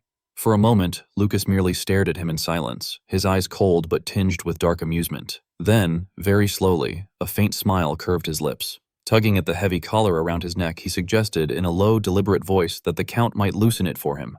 Cavalli hesitated. The chains rattled as Lucas's aura began to rise, a dark, oppressive energy that filled the cell with a suffocating presence. Elsewhere, Kay commanded his men to advance, ordering them to leave nothing behind, neither weapons nor people. His blade tore through the battlefield without mercy, armor splintering and shields shattering under the sheer force of his strikes. At the same time, Belinda charged toward the castle, her eyes burning with fierce determination and urgency as she sought Count Cavalli. At the castle gates, Ghislain's path was blocked by the commander of the cavalry knights. The man introduced himself as Leslie, commander of the Cavalli Order, his armor gleaming beneath the fading light, his bearing calm and authoritative. He told Ghislain that he would not be allowed to pass. Without hesitation, Ghislain surged forward, his sword cutting a determined arc through the air. Leslie met the attack head-on, parrying with precision and countering with powerful controlled strikes. Ghislain blocked each blow effortlessly, his movements fluid and sharp, like water flowing around stone. On their third exchange, Ghislain brought his sword down with tremendous force, and Leslie barely managed to block it, his shield splintering under the impact. Steel clashed again and again as the two men fought relentlessly, neither yielding an inch. Each exchange grew faster and more brutal than the last. Leslie fought as though his life depended on it, determined to stop Ghislain at any cost, while Ghislain struck with the intent of breaking through the line to clear a path for his troops. As the battle dragged on, Leslie found it harder and harder to deflect Ghislain's strikes. At one point, Ghislain's sword nearly grazed his head, and though Leslie narrowly avoided it, his helmet was struck and fell to the ground with a metallic crash. Seizing the opening, Ghislain swung again, landing a crushing blow against Leslie's side. Leslie raised his shield just in time, but the impact sent him stumbling backward, pain twisting his face. Seeing their commander forced back, one of the knights shouted in alarm, panic flickering in his eyes. Another rebuked him sharply, telling him that if he had time to panic, he should focus on the enemies before him instead. Leslie panted heavily, his arms trembling under the strain. He thought to himself that the last strike had been immense, nearly overwhelming his strength. but a faint sense of relief stirred within him, knowing that the blow had not been enough to break through completely. Ghislain understood that if they delayed any longer, they would soon be surrounded by the cavalry's main forces. Leslie, aware of this as well, decided that instead of blocking Ghislain's strikes head-on, he should deflect them at an angle to maintain distance, exploit the gaps between attacks, and seize control of the momentum. He knew that even a moment of impatience could lead to a reckless strike, and when that happened, it might very well mark Ghislain's downfall. Without warning, Ghislain charged toward Leslie and taunted him, questioning whether that was all he could do. Leslie barely managed to block the blow with his shield before Ghislain struck him in the face with an elbow. Gritting his teeth, Leslie tried to retaliate, but Ghislain leapt into the air, slashing his hand before landing gracefully and remarking that it wasn't bad. Before Leslie could process what had just happened, Ghislain attacked again, this time cutting through his abdomen. As the pain overwhelmed him, Leslie recalled Count Desmond's words, how they had been told to assume this man was capable of facing even the North's greatest swordsman, Ghislain Fenris.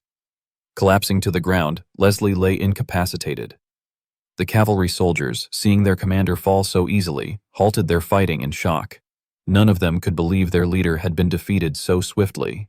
Ghislain's knights, however, laughed at the sight of the fallen gatekeeper, praising their captain as they expected. In a serious tone, Ghislain ordered his troops to maintain their momentum. His soldiers commanded the cavalry guarding the gate to open it. Leslie, addressing him as Baron Ghislain Fenris, told him that things would not unfold the way he expected. One of the soldiers then reported to Ghislain that the gate would not open. The mechanisms had been destroyed, making it impossible to breach. Ghislain smirked slightly, acknowledging that Leslie had used his head this time. Leslie, pointing toward the distant horizon, indicated the approaching cavalry main force. He warned that no matter how strong Ghislain was, once surrounded by sheer numbers, he would have no chance. If they managed to hold the gate, the cavalry would claim victory. Ghislain looked out and saw the cavalry force approaching from afar, their armor gleaming under the sunlight, their horses snorting, and their hooves pounding the ground like thunder. One of his knights, addressing him as commander, asked what they should do now. Another confidently remarked that since they were knights, they should let the enemy come, declaring that if the cavalry dared approach, they would crush them. Surveying his exhausted soldiers, Ghislain realized that they had used up all their mana. Everyone was drained. In their current state, they could not possibly withstand the next assault. Moving toward the gate, he placed his hand upon its cold metal surface and glanced at his sword, contemplating for a moment that perhaps he could still use it. He then ordered all his soldiers to fall back and give him space. As he stood alone before the gate, Ghislain reflected that in this era, the title of swordmaster was more a name of honor than a defined rank, since there was no universal standard for that level of mastery. A knight's worth was measured by the recognition of his blade. Raising his sword, he began channeling an immense surge of mana. To step into the realm of a true swordmaster, one had to gather mana that sought to scatter and compress it to its utmost limit. A blinding radiance enveloped Ghislain's sword as magical energy crackled and shimmered through the air. The sight was both awe-inspiring and magnificent. The knights could not even look directly at the weapon because of its brilliance. Witnessing this display, Leslie remembered an ancient legend passed down from the Old Empire, a tale that said the defining mark of a true swordmaster was the manifestation of the aura blade. With a single motion, Ghislain struck the gate using his aura blade, fully stepping into the realm of swordmaster. At that moment, the cavalry force reached the southern gates. One of the riders shouted that they would make Ghislain pay for daring to invade the cavalry castle. Ghislain did not reply. He simply sighed, maintaining his calm composure. As the cavalry knights advanced, Ghislain suddenly arrived with his soldiers. Ghislain's horse stood beside him as fierce as ever, its nostrils flaring, eyes sharp and ready for battle. Ghislain asked Ghislain why he had brought the horse, to which Ghislain replied that it had followed them on its own. Meanwhile, the cavalry soldiers noticed that the gate had been split clean in two. In confusion, they asked their commander, John, what they should do. John quickly ordered them to retreat to the inner keep. Mounting his horse, Ghislain raised his sword high and commanded his troops to charge forward, leaving not a single enemy alive. The scene then shifted to the dungeon, where Belinda lay on the ground, her chest heaving and her breathing ragged. Despite her exhaustion, her eyes burned with unyielding determination as she glared up at Lucas, who stood looming over her. Lucas demanded to know what her connection was to the Shadow Knights. A cold wind swept through the dungeon, carrying faint echoes of the distant battle. Belinda clenched her fists silently, vowing to herself that neither defeat nor darkness would ever break her resolve. As the Fenris troops broke through the inner gate, the cavalry soldiers panicked and tried to flee, convinced that death was imminent. The sounds of metal clashing against metal echoed through the courtyard, filling the air with an overwhelming sense of dread. In the midst of the chaos, Kyr, thrilled, slew a cavalry soldier and taunted that they had nowhere to run. Fenris had already taken the inner keep. His voice had cut through the panic and sent a ripple of fear among the remaining soldiers, and it became clear to the enemy that they had lost Ghislain. Seeing the disarray among his own troops and the enemy, ordered his forces to step up the assault, insisting there was no need for prisoners and commanding that they kill them all. His eyes, cold and calculating, scanned the battlefield as the carnage continued. Suddenly he noticed something alarming. The aura blade, his weapon of choice, still proved too much to wield at this level. Even after using only a small portion of his mana, it drained far too quickly. His breath became labored and his movements slowed. His mind raced as he realized they would not last long in a prolonged fight. The war was not won yet, and the exhaustion from earlier battles might take its toll before they could fully claim victory. Seeing Ghislain panting from exertion, Kyr, always quick to needle, grinned slyly and asked whether Ghislain was already worn out from using some strength, his voice laced with mockery. Before Ghislain could answer, Gillian stepped forward. He reported, calmly and with pride, that they had finished subduing the enemy's main force and informed Ghislain of the result. Ghislain nodded, briefly approving, and acknowledged that both of them had done well. Turning away, Ghislain's mind moved to his next concern. Belinda. He asked, tightly with worry, where she was. Alfoy, clearly exhausted from the fighting, breathed heavily and replied that she had gone into the castle a while ago and there was still no word from her. Kay muttered that she was too slow, a remark that carried little weight amid the tension. Hearing Cyr's careless words deepened Ghislain's anxiety. He told Gillian that there must be a secret escape passage somewhere in the castle, suggested that Count Cavalli probably hadn't gotten far and might be trying to escape, and insisted that they needed to find that passage. Without hesitation, Ghislain ordered Gillian to lead the cavalry to scour the outskirts of the castle, searching for the exit to the hidden passage. He stated that he would go after Belinda, his eyes hardening with determination. He understood the danger she faced and refused to remain idle while she was in peril. Inside the castle, in the dungeon area, the atmosphere grew increasingly tense. The stone walls seemed to close in as Lucas, his expression unreadable and his eyes fixed on Belinda, asked her what relationship she had with the Shadow Knights. His voice was calm, yet beneath it lay a sharp edge, as if he already knew the answer, but wanted to hear it from her. Belinda froze, her eyes widening in shock. The question caught her off guard, and her mind raced. She demanded to know how he was aware of that name, her voice rising with both fear and curiosity. Lucas, however, remained silent, his gaze unwavering. Then, without warning, Belinda hurled a hidden dagger toward him. Her motion was swift and precise, the blade cutting through the air with deadly intent. Lucas reacted instinctively, deflecting the dagger with his spear in one fluid, effortless movement. The metallic clang echoed through the dungeon as the weapon ricocheted away. Belinda did not pause. She leapt into the air, pulling the dagger back toward her by a thin, nearly invisible string attached to its hilt. As she descended, she aimed a kick at Lucas, hoping to catch him off guard. But he was ready. His movements swift and fluid, deflecting her kick and blocking every attack with practiced precision. Growing frustrated, Belinda demanded again that he answer her question, her voice sharp with anger as their fight intensified. Lucas, however, stayed silent, his calm expression never faltering. Then, with sudden speed, he lunged forward to strike. The battle between them raged on, neither giving an inch. Realizing that she could not get close because of the length of his spear, Belinda chose to retreat and create distance. But Lucas, sensing her intent, charged forward without hesitation, refusing to let her escape. In a desperate maneuver, Belinda leapt upward just as Lucas's spear thrust toward her. She barely avoided the strike, twisting her body mid-air with agile precision before landing lightly on her feet and striking out again. Her voice cut through the tense air as she demanded once more how he knew that name. Lucas's counterattack was swift. Belinda tried to pull back, but this time he gained the upper hand and managed to incapacitate her. Leaning close, his eyes glinting dangerously, he murmured that she reminded him of someone, an old lover. Belinda was stunned, her breath catching in her throat. In confusion and fear, she asked what he meant by that. Lucas, appearing indifferent to the war's outcome, simply shrugged and replied that the result of the conflict did not concern him. However, he added that he could not abandon his role, and if she continued to attack him, he would have no choice but to end it. At that moment, the dungeon door burst open. Ghislain entered, his presence commanding and powerful. Without hesitation, he charged at Lucas, his sword flashing through the air. Still reeling from the confrontation, Belinda looked up in surprise and called out to him, her voice filled with relief as Ghislain swiftly took control of the situation. Ghislain, ever the leader, did not pause for a moment. He commanded the others to go ahead, declaring that he would handle the situation alone. Lucas, clearly taken aback by Ghislain's sudden appearance, instinctively stepped back, trying to assess this unexpected new threat. However, when he heard Belinda address Ghislain as "my lord," a subtle but undeniable shift crossed his expression. There was a flicker of intrigue in his eyes, as if something about the dynamic between them had piqued his curiosity. Without hesitation, Ghislain launched his assault. His attacks came with controlled precision, each strike sharper and more deliberate than the last.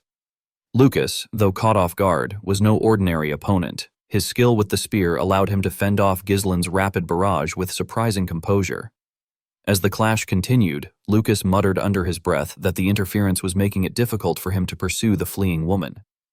He then demanded to know whether Ghislain was the noble responsible for starting the war.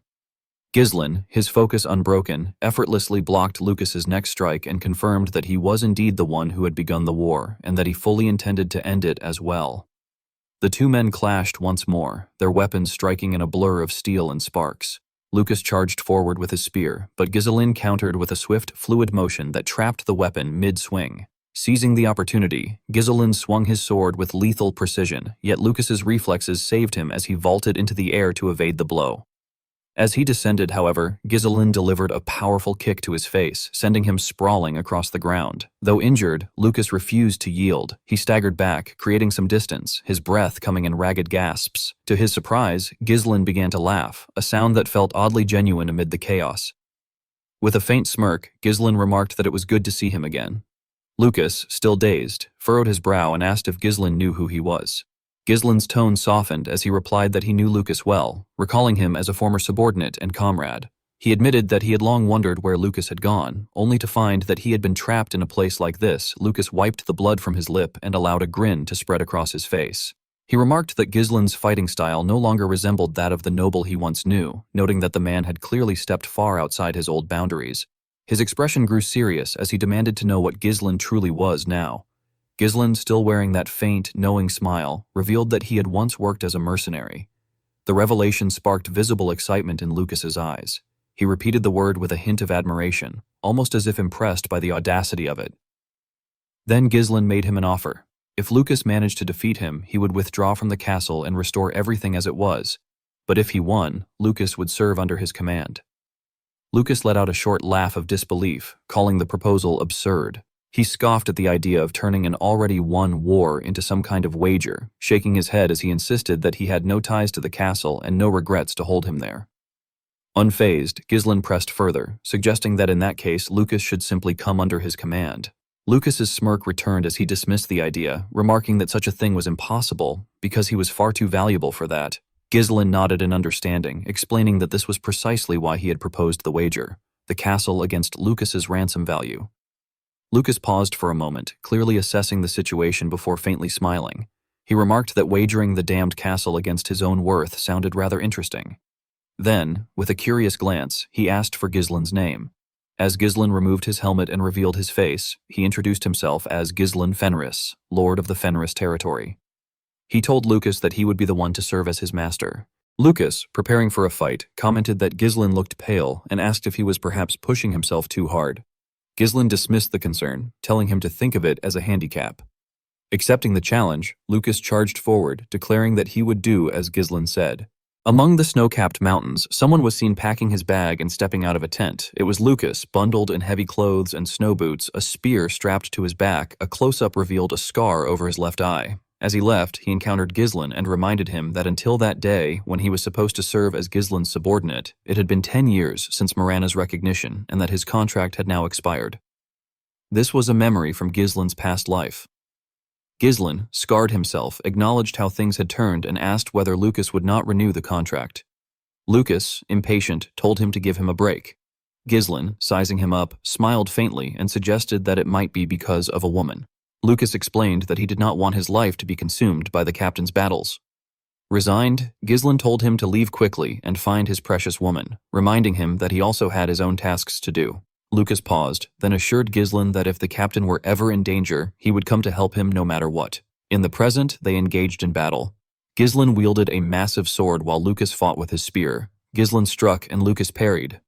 They stared fiercely at each other before pulling apart, as Lucas unleashed a flurry of lightning-fast thrusts which Ghislain managed to parry before counter-attacking with a blow aimed at Lucas's head.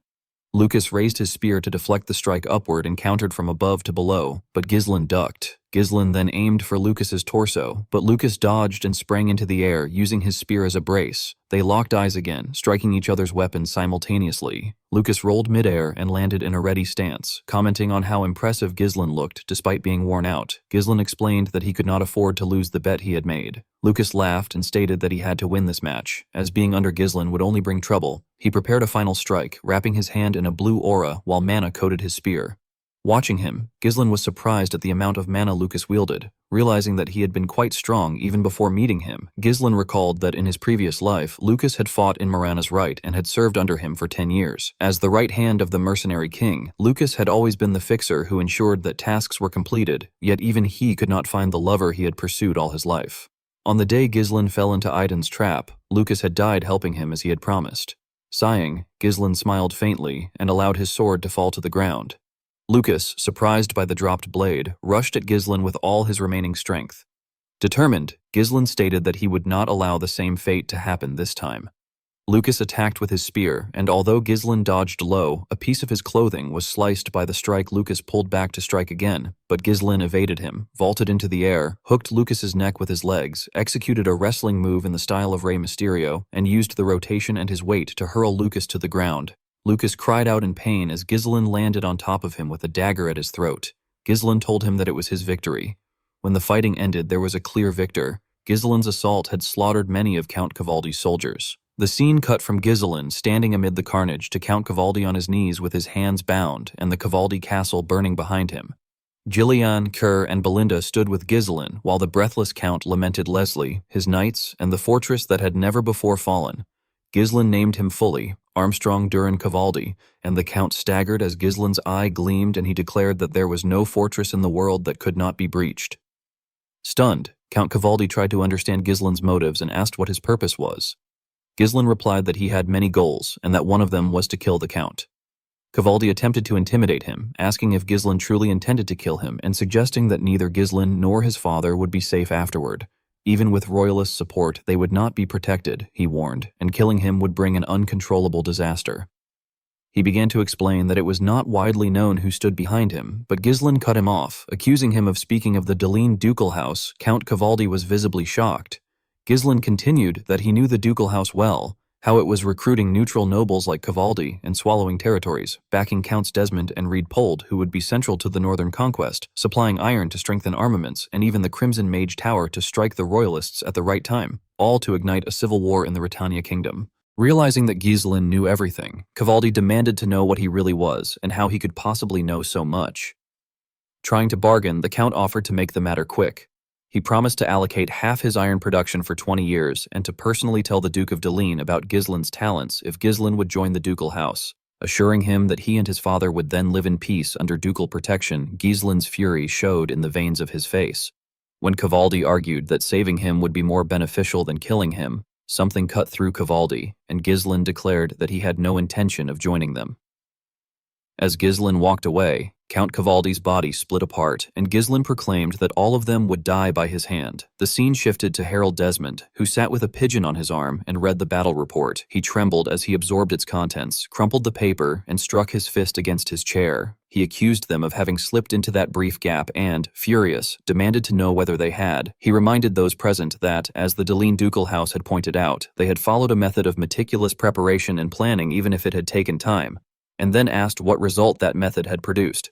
Seated around a round table, several people listened as Harold Desmond, referring to all the attacks against Ghislain, dismissed them as failures. He added that after Giselper, even the royalists were now backing that man. In a rage, he declared that they must crush the sprouts before they grew, announced that he no longer needed anyone's orders or reports, and insisted that from then on, everything would be decided by his will. That henceforth the top priority would be the destruction of Fenris and Perdium elsewhere. At the capital of Cardinia, inside the grand meeting chamber where the royalist faction often gathered beneath high arches and banners bearing the king's emblem, tension hung in the air. Nobles murmured among themselves in their refined garments, a mix of curiosity, disbelief, and unease on their faces. At the center sat the supreme commander of the Rotania army, his expression twisted with irritation, unable to comprehend that Baron Fenris had won against Count Capali, a man renowned for his iron fortress, thought by many to be nearly impregnable. Even seasoned generals had once sworn that Capali's fortress could withstand any assault for decades. Yet Baron Fenris, young, relatively unknown, and often dismissed, had brought it down. The nobles whispered among themselves, with one remarking that he had never expected Fenris to possess such military skill. Another nodded in agreement, reflecting that one could not judge others by appearances, their tone more of astonishment at being proven wrong than of praise. Rosalind, who had remained quiet until then, lifted her gaze and noted calmly that Baron Fenris had captured the fortress in a full-scale battle and that Count Capali had not surrendered. The Supreme Commander's irritation deepened at her words. He insisted that it was impossible, attributing Fenris's victory merely to luck and claiming that without the Great Famine, Fenris would not have succeeded so easily. His voice suggested that the idea of Fenris winning on merit alone was almost offensive to him. The High Judge, however, chuckled at the commander's ranting, noting with a sly grin that it was amusing he acted as though there was a problem, and that ultimately what mattered was that Baron Fenris had won. Amid the bickering, one man remained unusually silent, Mark Burford, leader of the Royalist faction. His calm and unreadable expression contrasted sharply with the noisy chamber. After observing the room, he finally asked his knight commander, Tullio, whether there had been any movement from Desmond's side. Tullio responded promptly that there had been no news. The Supreme Commander scoffed loudly, lamenting that all his effort in positioning the kingdom's forces near Capali's fortress had been in vain. Count Alsbury, older and calmer, suggested that they had already gained enough advantage from the harvest, hinting at political benefits. The High Judge added that, since it was now clear Count Capali had been receiving support from the Duke's family, it would be difficult for them to intervene immediately, speaking with satisfaction at the political implications more than the military outcome. Rosalind sighed softly as she listened, thinking that if Count Desmond had acted regarding the matter, it would have confirmed whether he was aligned with the Duke's family rather than remaining neutral. His silence, however, only made the situation more uncertain. Marquis Burford then rose, capturing everyone's attention, and reminded them that it was too early to judge hastily. He noted that with Baron Fenris's victory, their influence, as part of the king's royalist faction, would extend further north. Though they had gained significant military power, he warned that the Duke's family would not remain idle and instructed them never to let their guard down before adjourning the meeting for the day. As the nobles left, Count Alsbury remarked quietly that the Marquis had never changed. It was a long-awaited victory, yet he had shown no smile. The High Judge chuckled, suggesting that Burford's coldness was exactly why he had successfully led the king's loyalist faction for so long. Later, as Burford stepped outside with his cloak trailing behind, he invited Rosalind to follow him. When she did, she noticed a subtle change in her father's expression. The usual coldness had softened slightly. She realized then, with a rush of joy, that he was happy. Far to the north, near Capaldi's fortress, a group of mercenaries rode along a rough dirt road, their horses kicking up dust. A young priestess clung to one rider, brows furrowed with concern, and asked squad leader Max if the area seemed too quiet for a war zone. Max, looking around casually, suggested that Fenris's army might already have been defeated. The priestess panicked, wondering what would become of their mission. Max explained that Lady Marielle and Marquis Burford had tasked them with rescuing Baron Fenris, and that returning empty-handed would be shameful. Though he tried to brush off the priestess's worries, he couldn't entirely hide the unease forming in his chest, insisting that as mercenaries they could only do what they were paid for. Approaching Capali territory, one of the lead mercenaries called out, drawing attention to a scene ahead. Citizens were being organized by one of Gizeland's knights, who instructed them to form a line and assured them that there was enough food for everyone. The new lord would make sure none went hungry, and people could step forward to receive their share. Astonishment rippled through the crowd of starving citizens as they shuffled forward in disbelief. When they received the food, loaves of bread, grains, and vegetables, they were overcome with emotion, some dropping to their knees. One whispered that they could hardly believe the new lord was showing them mercy. Another wondered if the hellish days of having everything taken from them were finally over, and a third murmured, voice trembling, that there might be no more unpaid labor. Nearby, Alfoy struggled to lift a single log, and Galberic, arms crossed, scoffed at his weakness, questioning whether he could carry any material properly. Alo's face reddened with irritation, insisting that he was not a worker but had originally been a mage. As squad leader Max and the priestess approached, they noticed people cleaning and organizing the battlefield that had once been soaked in blood. Max muttered in disbelief, asking if the war was really over. The priestess's ears twitched when she overheard someone questioning how much loot Count Capali had hidden.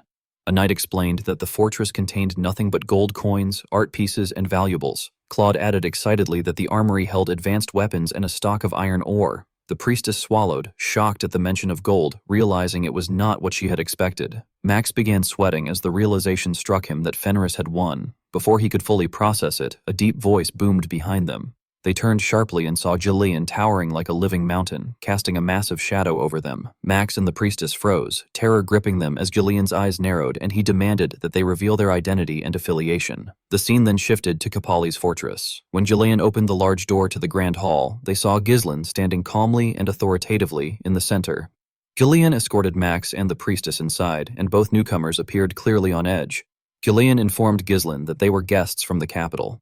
As Ghislain turned toward them, Max's instincts, honed over years as a mercenary, screamed warnings. He sensed the aura and scent that years of missions had taught him to read, an unmistakable presence of dried blood and disciplined stillness.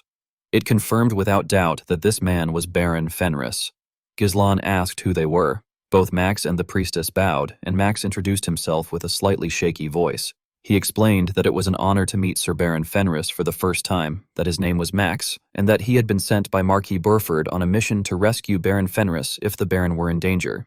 Ghislain seemed mildly pleased at first, acknowledging that the Marquis had come to his aid, but his expression soon shifted, noting that Max was late. Max panicked, explaining that they had hurried along the road as much as possible, prioritizing the mission, and had not expected the war to end so quickly. He rubbed his hands nervously. Ghislain interrupted, saying they would return before the Baron could finish, which confused Max.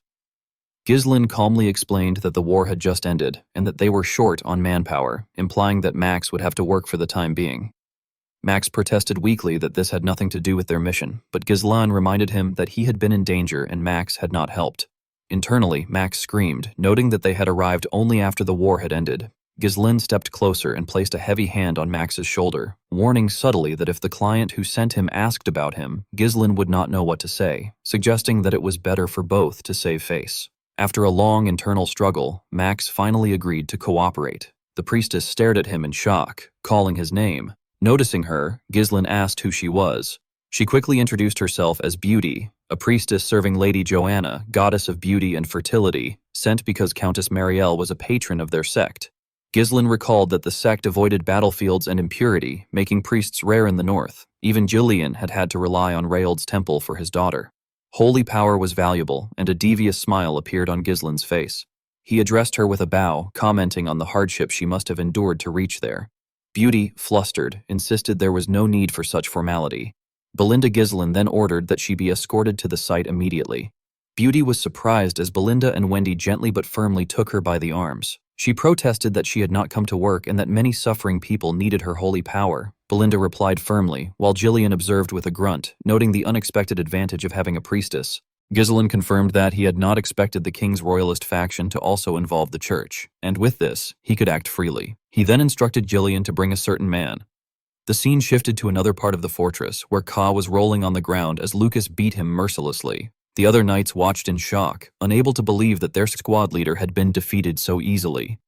Lucas mocked them, questioning whether Ka was truly the master's right-hand man. Enraged, Ka ground his teeth and roared that he had not even started yet, launching himself at Lucas again. Kerr, unable to resist Lucas's taunts, charged at him again, driven by raw aggression and a clouded mind. Lucas, noticing the reckless advance, allowed a mischievous grin to cross his lips, thinking that the fish had taken the bait. He readied himself to punish the emotional outburst, but just as they were about to clash, a shadow intervened.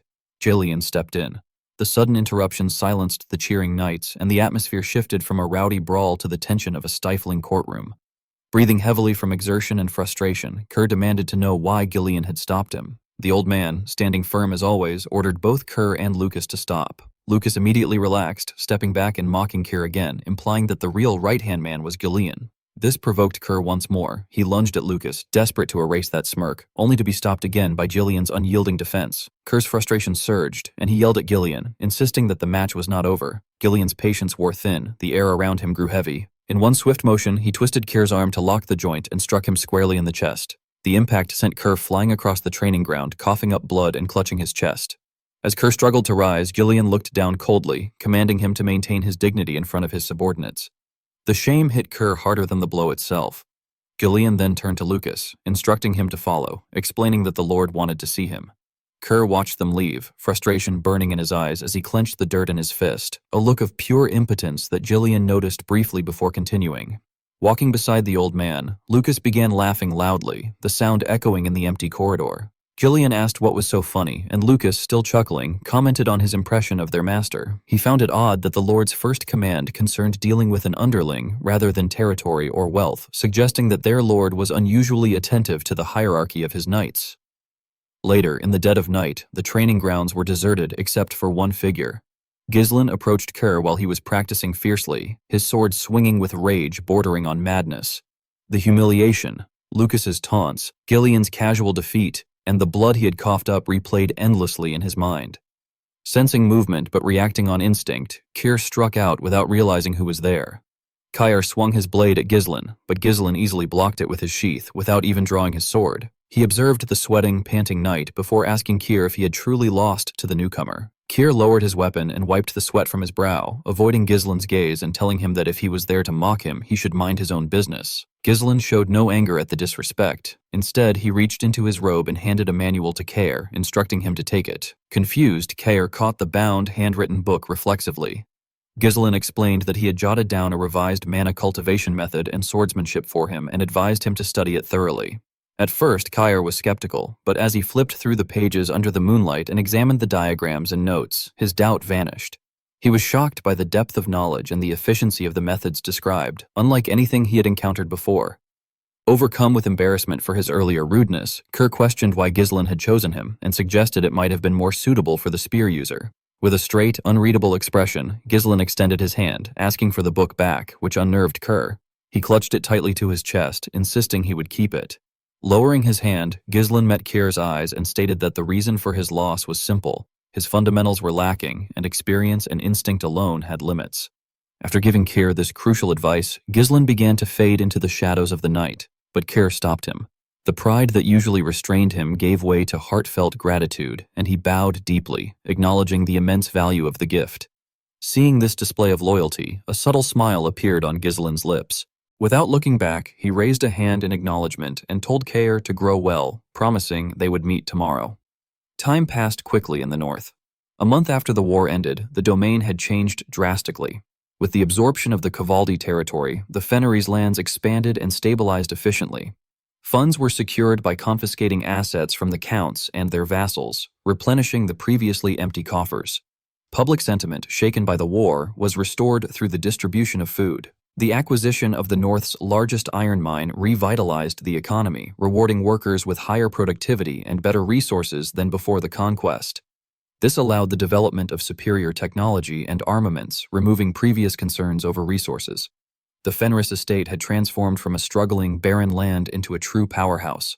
During a strategy meeting with Ghislain's trusted aides, the mood was triumphant. Ghislain acknowledged that the progress was thanks to everyone doing their part and noted that no one would dare underestimate Fenris now. Claude, as always, could not contain his excitement and slammed his hand on the table, pointing out that including Perdium, a third of the North was under their control, meaning they were no longer inferior in population or military. He grinned wildly, declaring that anyone, Desmond, Almond, or others, would now have to think twice before attacking. Ghislain sighed internally and then gestured to Wendy to stop Claude. Wendy immediately acted, her fingers twitching as she pulled an invisible string attached to Claude's neck. The sudden constriction left him unable to speak, and he clawed at his throat, gagging silently. Belinda remarked from the side, rolling her eyes, that Claude never knew when to shut up. Ignoring Claude's struggle, Ghislain addressed the room seriously, noting that it was too early to celebrate, as the fundamental threat had not disappeared. Wendy released the string, and Claude coughed loudly, rubbing his reddened neck, yet he still remarked wryly that one would think they would get at least one season of rest by now. Vanessa interrupted Ghislain, appearing nervous. Hesitating and fidgeting with her papers, she explained that the mages were exhausted and asked for guidance on what to do. Ghislain, showing no sympathy, reminded her that, on paper, they were slaves. Vanessa was flustered by his cold logic, stammering at the ruthlessness. Ghislain then reassured her not to worry too much, adding with a faint dark smile that they had a priest to help. In the makeshift infirmary, a scene of holy horror unfolded. Priestess Peyote recited the chants while healing Alfoy, her hands glowing with divine light in the name of goddess Wana. However, Alfoy grabbed her robe, tears streaming, and begged her not to heal him, insisting he just wanted to remain exhausted. As he tried to crawl away, a knight held him firmly, insisting he receive treatment quietly. Peyote appeared distressed, questioning aloud whether it was right to use holy power to heal exhausted people merely to make them work again, feeling it might violate sacred tenets. She also wondered when the Lord planned to send her back, recalling that she had been told only a little help was needed.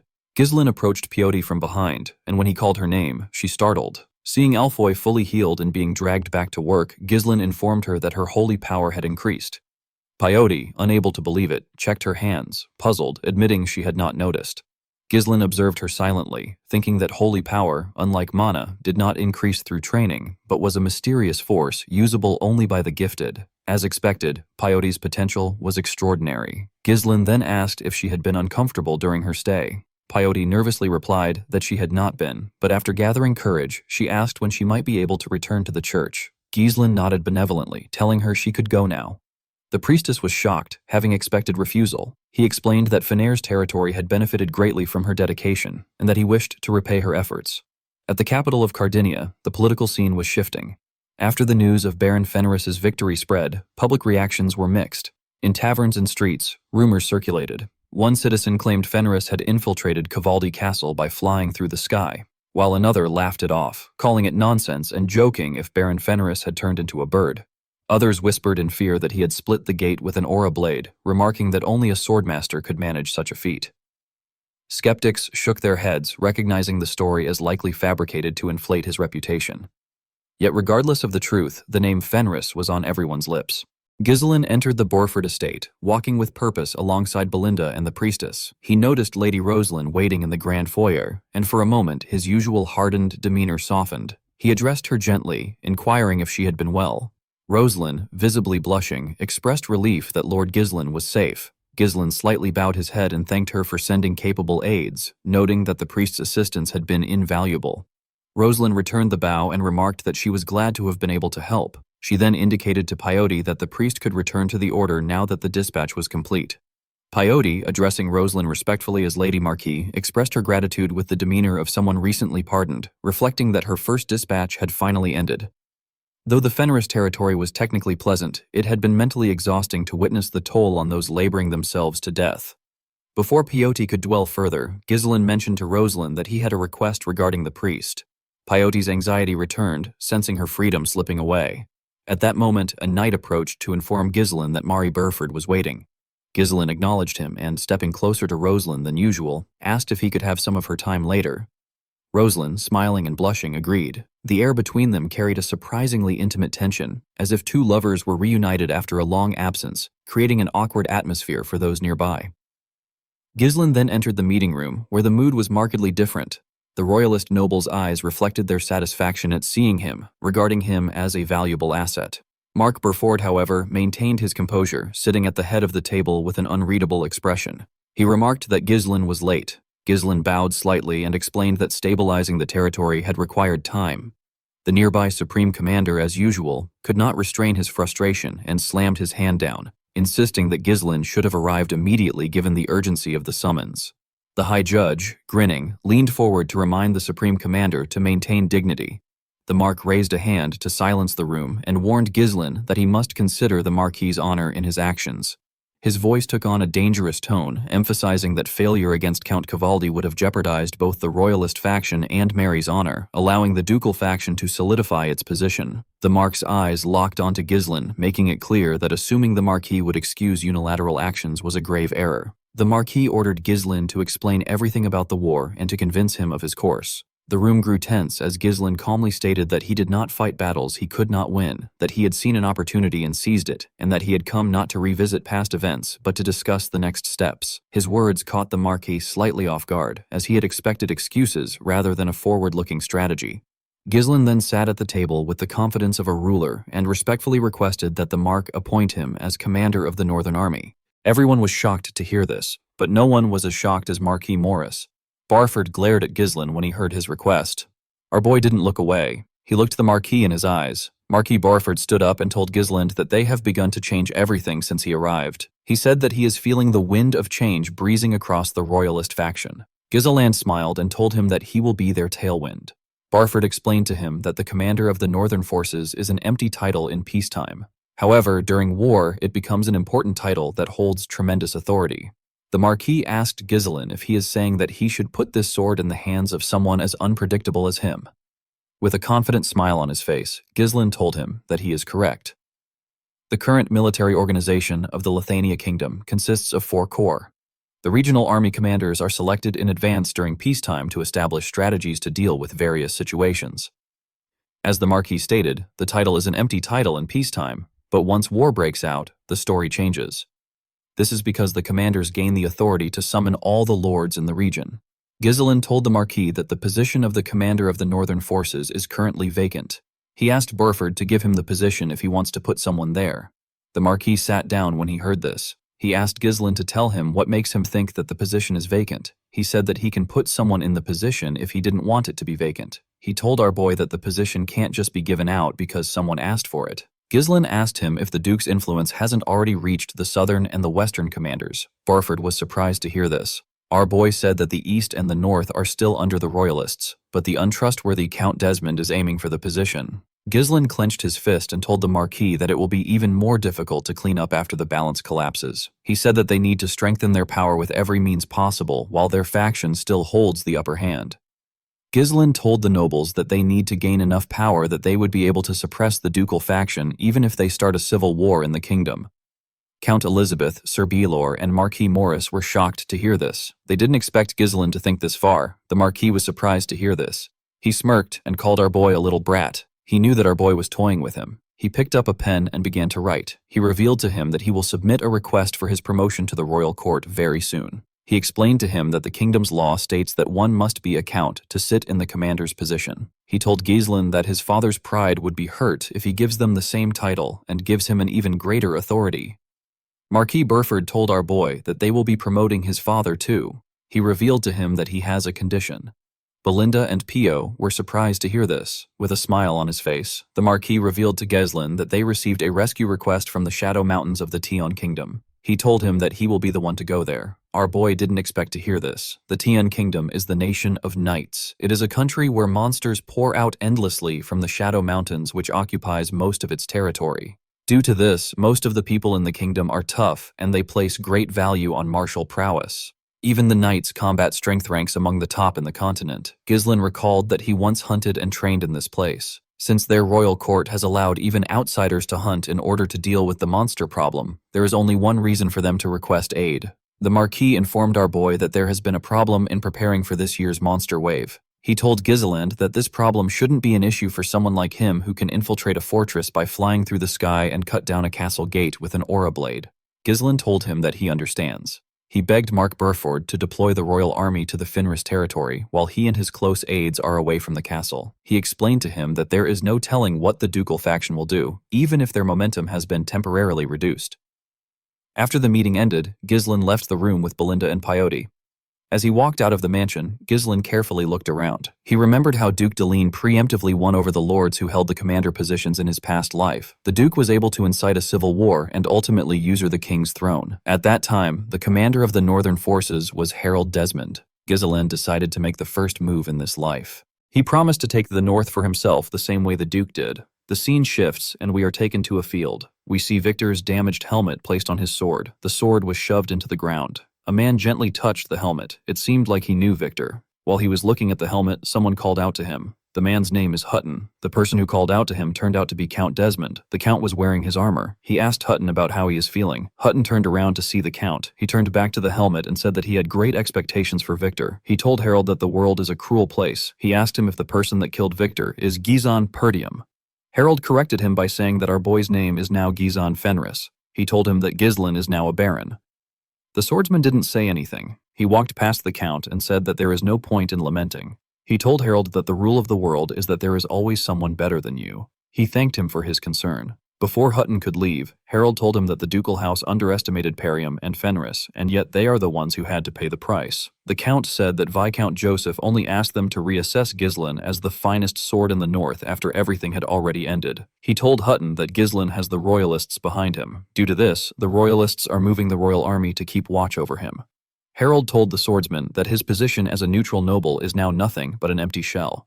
Hutton asked Count Desmond if he is questioning the authority of the Duke. The Count turned to him and said that he will no longer be swayed by anyone's orders. He revealed to Hutton that he will personally start a war to destroy Perdium and Fenris and settle matters with the ducal faction once and for all. Hutton didn't expect to hear this. He informed the Count that the royalist faction won't sit idly and let him do as he wishes because he would be inciting a civil war. He told Harold that it is a bit too much for him to oppose the royalists without the help of the Duke. Count Desmond called out to Hutton and told him that there is no reason for him to hide his true feelings in front of him. He asked him if this situation is truly enough for him. Hutton asked the Count about why he sang something so harsh. He said that he cannot just forget about that night. The night when Victor, who had never known defeat, returned as a shattered helmet. With a shaky tone in his voice, Hutton referred to Victor as his one and only disciple. He clenched his fist and grit his teeth. He said that he should have trained Victor to become stronger. He told Harold that there is no way that this is enough for him. He went on his knees and told Harold that he will behead Ghislain Fenris. He begged the Count to let him do it. Harold assured Hutton that the time will come soon. The moment he said this, several knights appeared behind him. Harold stretched out his hand and asked Hutton to tear everything to shreds together with his two-wing knight order when the time comes. Count Desmond told himself that Ghislain will die on that day. Before Ghislain left the capital, Rosalind went to see him. With a worried look on her face, she asked our boy if he is really going to the Tyrian kingdom.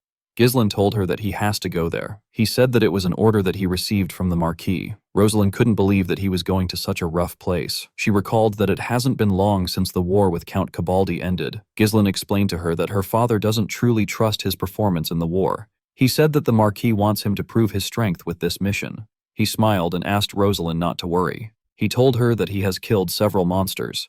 The girl still seemed bothered. She informed our boy that the negotiation he requested with the Wana order has been completed. She told him that he can hold on to the priestess for some time without any problems. Peyote heard what Rosalind said inside the carriage. She knew that she was doomed. Ghislain told Rosalind that he is actually quite surprised. He told her that he did not expect her to be able to bring in a priestess from an order with such strict internal discipline, even if she is a sponsor. Rosalind smiled and said that it actually wasn't so difficult. She said that leader Perisco is a priest of the Wana order, but he is extremely weak when it comes to money. Ghislain bowed his head to Rosalind and told her that he is indebted to her again. Rosalind blushed when she heard this. Our boy stretched out his hand when he noticed this. Rosalind gave him her hand. Ghislain gently kissed her hand and told her that he will always hope for her happiness. The scene shifts and we are taken under the shadow mountains of the Tian kingdom. We see Ghislain, Sir, Belinda, and Lucas riding somewhere. They were all wearing their armors and coats. As they rode their horses forward, Belinda called out to her master. Ghislain quickly placed his hand on his sword. He and the group saw some monsters running towards them. The monsters charged at them. Ghislain and his subordinates began to tear them apart. It wasn't even a challenge for our boy. Lucas also handled the monsters around him easily. Sir jumped off his horse and tore the monsters around him apart with a single swing. He laughed and called the monsters vermin. He asked them to come at him. Immediately he did this. Belinda hooked his mouth with her rope. She dragged him to his horse. Sir was annoyed with this. He asked her about why she had to hook his mouth. Belinda put away her rope and asked him if he wants her to hook it somewhere else next time. Sir informed his master that they have been running into monsters the whole way there. He asked him if this place is the lawless wilderness crawling with strong beings. Lucas couldn't believe that Sir followed them, even though he was aware of the kind of place it is. He told Sir that he doesn't know if he is brave or dumb. Sir decided to ignore him. Ghislain turned to the men and asked them to get ready. He told them that they will soon reach their destination. A few days ago at the Fenris territory, Ghislain gathered his subordinates and informed them that he will be going to the Tyrian kingdom. He told them that he won't be there for long. Claude and Alfoy were very happy to hear this. They acted as if they were sad.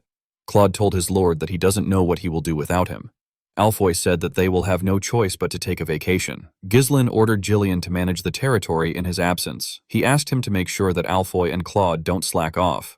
Gillian told his master that he understands. Ghislain explained to his subordinates that he has deployed some units from the kingdom around the territory. He said that they don't know what Count Desmond is up to. He told his subordinates that the opposition will still try their absolute best to win even if they have cornered them. Our boy asked Gillian to retreat if Count Desmond attacks. Gillian assured his lord that he understands. Ghislain turned around and asked Belinda and Lucas to follow him. Cain called out to his lord and asked him to take him too. Claude and Alfoy were shocked to hear this. They had never seen Cain refuse to take a break. Lucas told Sir that he is not joking around when he says that he won't survive in Tian with his mediocre skills. He told him that Ghislain is actually doing him a favor. He asked him to stay in Fenris and protect the territory. Immediately he said this. He saw something in front of him. Carr already swung his fist at him. His attack got stopped by Ghislain. Carr told Lucas that the competition isn't over yet. He assured him that things won't end like they did last time. Lucas smiled when he heard this. Ghislain also smiled when he saw how energetic his subordinate was. He called out to Gillian. The man informed him that he is more than capable of taking care of everything on his own. Ghislain smiled and asked Carr to join them. The scene shifts and we are taken back to the present. We see the group enter a fortress. This place is Fortress Ironcliff. It is in the Shadow Mountains. There were several warriors in the fortress. All the warriors turned to Ghislain and his subordinates when they entered the fortress. Some of the warriors were standing next to the monsters they captured. Belinda noticed that the warriors were staring at them. She said that they are really trying to set a mood. Lucas told her that the place is just as he remembered. Sir asked the warriors to tell him what they are looking at. Ghislain ordered him not to pick a fight with them. Sir asked him if they will go straight to hunting monsters. After unpacking, our boy told him that they can't. He explained to Sir that they have to register themselves as hunters in the guild building in order to be able to hunt. Belinda found this odd. She reminded her master that he came there because of the kingdom's royal family's plea for help. She told him that there should be some kind of special treatment available to him. She asked him about why he needs to go through such a troublesome process. Ghislain smiled and told her that they cannot rely on their status there. He told her that the rules there are for everyone. He and his subordinates went into the guild building. They met a warrior at the front desk. Ghislain informed the warrior that he is Baron Finris from the Lithania kingdom. He told him that he came there in response to the Tyon royal family's request for aid. The knight turned to him and asked him if he is there for the hunter registration. He informed Ghislain that his nobility status isn't recognized there. He told him that nobles and slaves are all the same to them. Belinda was shocked to hear this. The knight began to write on a paper. He asked Ghislain not to earn resentment by acting like a noble for no reason. He explained to him that the Knights of Tyon merely oversee things at the fortress so that it can maintain its minimum functions. Any problem that comes up amongst hunters is expected to be resolved on its own. He asked our boy to try not to kill anyone. He said that they all came there to hunt some monsters. Carr smiled and told the man that the knights are simply lazy slackers. The knight asked Ghislain if he agrees to their terms. Our boy told him that he does. The moment he heard this, the man threw 4 tokens on the table. He explained to the group that they will be permitted to hunt anywhere in the Shadow Mountains area if they hold on to the tokens. He asked them to make sure they have it on them at all times. Ghislain and his subordinates picked up the tokens when they heard this. The knight asked them to have a great time. Belinda didn't like the attitude of the people there at all. She didn't like how they were acting even though they came to help them. While she was complaining, someone welcomed them to Ironcliff. He asked Ghislain if he just finished his hunter registration. Our boy turned to the side when he heard this. He saw the man with 2 other men. Kerr asked the man to get lost. He told him that they are busy. The man smiled and said that he works for Donad, the king of Ironcliff. He took off his hood and revealed his scarred face. He said that he belongs to an association that was established under Donkad's protection to safeguard the rights and interest of hunters. Keir laughed when he heard the name of the so-called king. He said that there is always one idiot who wants to play king everywhere he goes. He asked the man to tell him what he is going to do if he says that this is their first time there. The man told him that the knights of the kingdom never do anything. He said that the hunters have to work together to keep the law and order around there. He told Kerr that they simply wanted to help them get used to this place. He informed him that they won't have to waste time with unnecessary dispute if they pay a small fee to join the association. Lucas called out to his lord when he heard this. Belinda couldn't believe that the man was trying to rip them off. Ghislain asked Kerr to watch carefully. He told him that he wants to show him what to do when he goes to a new neighborhood, especially in a lawless city like this. He walked up to the man. The man believed that our boy had made up his mind. He told him that he is very quick-witted. He told Ghislain that they will be seeing each other in the fortress whether they like it or not. He said that it is better they cooperate. Immediately, he said this. Ghislain gave him a bone-crushing punch in his face. The attack sent the man flying. He crashed into the wall. Kerr was shocked to see what his master did. Our boy told him that fist comes before talks in places like this. He said that the strong define justice. The warriors next to the man took out their huge hammers. One of them called Ghislain a fool. The other one told our boy that he dug his own grave when he refused to work under Lord Donad's protection. The moment he said this, he and his comrade charged at our boy. Ghislain took out 2 daggers and threw it at the men. The daggers never hit them. They were just a diversion. Sir and Belinda attacked them when they got distracted. Belinda used her leg to hit one of them in the chin. Sir gave the other man a punch in the head. The men got knocked out. The knight told them that they have done enough. He asked them if they're going to pay for the damage they caused. Belinda reminded him that he said that he wasn't going to intervene. Carr smiled and told his lord that he understands what he means now. He told him that he simply needs to show his skills and stop using his brain. Ghislain nodded his head at him. Lucas told our boy that he seems to know this place quite well. He asked him if he has ever been there before. Ghislain told him that he has. Belinda was surprised to hear this. She didn't know how this was possible. Our boy recalled that the special one among the continent's 7 strongest used to be in the Tion Kingdom. The first man who our boy hit stood up and called them bastards. With his messed up face, he told the group that they have no idea about what they have just done. Before he could say anything else, Carr gave him a punch to knock him out. He asked his lord about what they're going to do now. Ghislain told him that they can't waste their time dealing with this riffraffs. He said that they will flock to their side on their own once they know who is on top. He asked the men on the ground to pass a message to their king. He asked them to tell Donud to come find him by himself if he has a problem with him. The scene shifts, and we see a man scream out in pain when he got stabbed in the chest with an axe. The man screamed that barbarians are there again. The huge and muscular barbarians tore the men there apart with their weapons.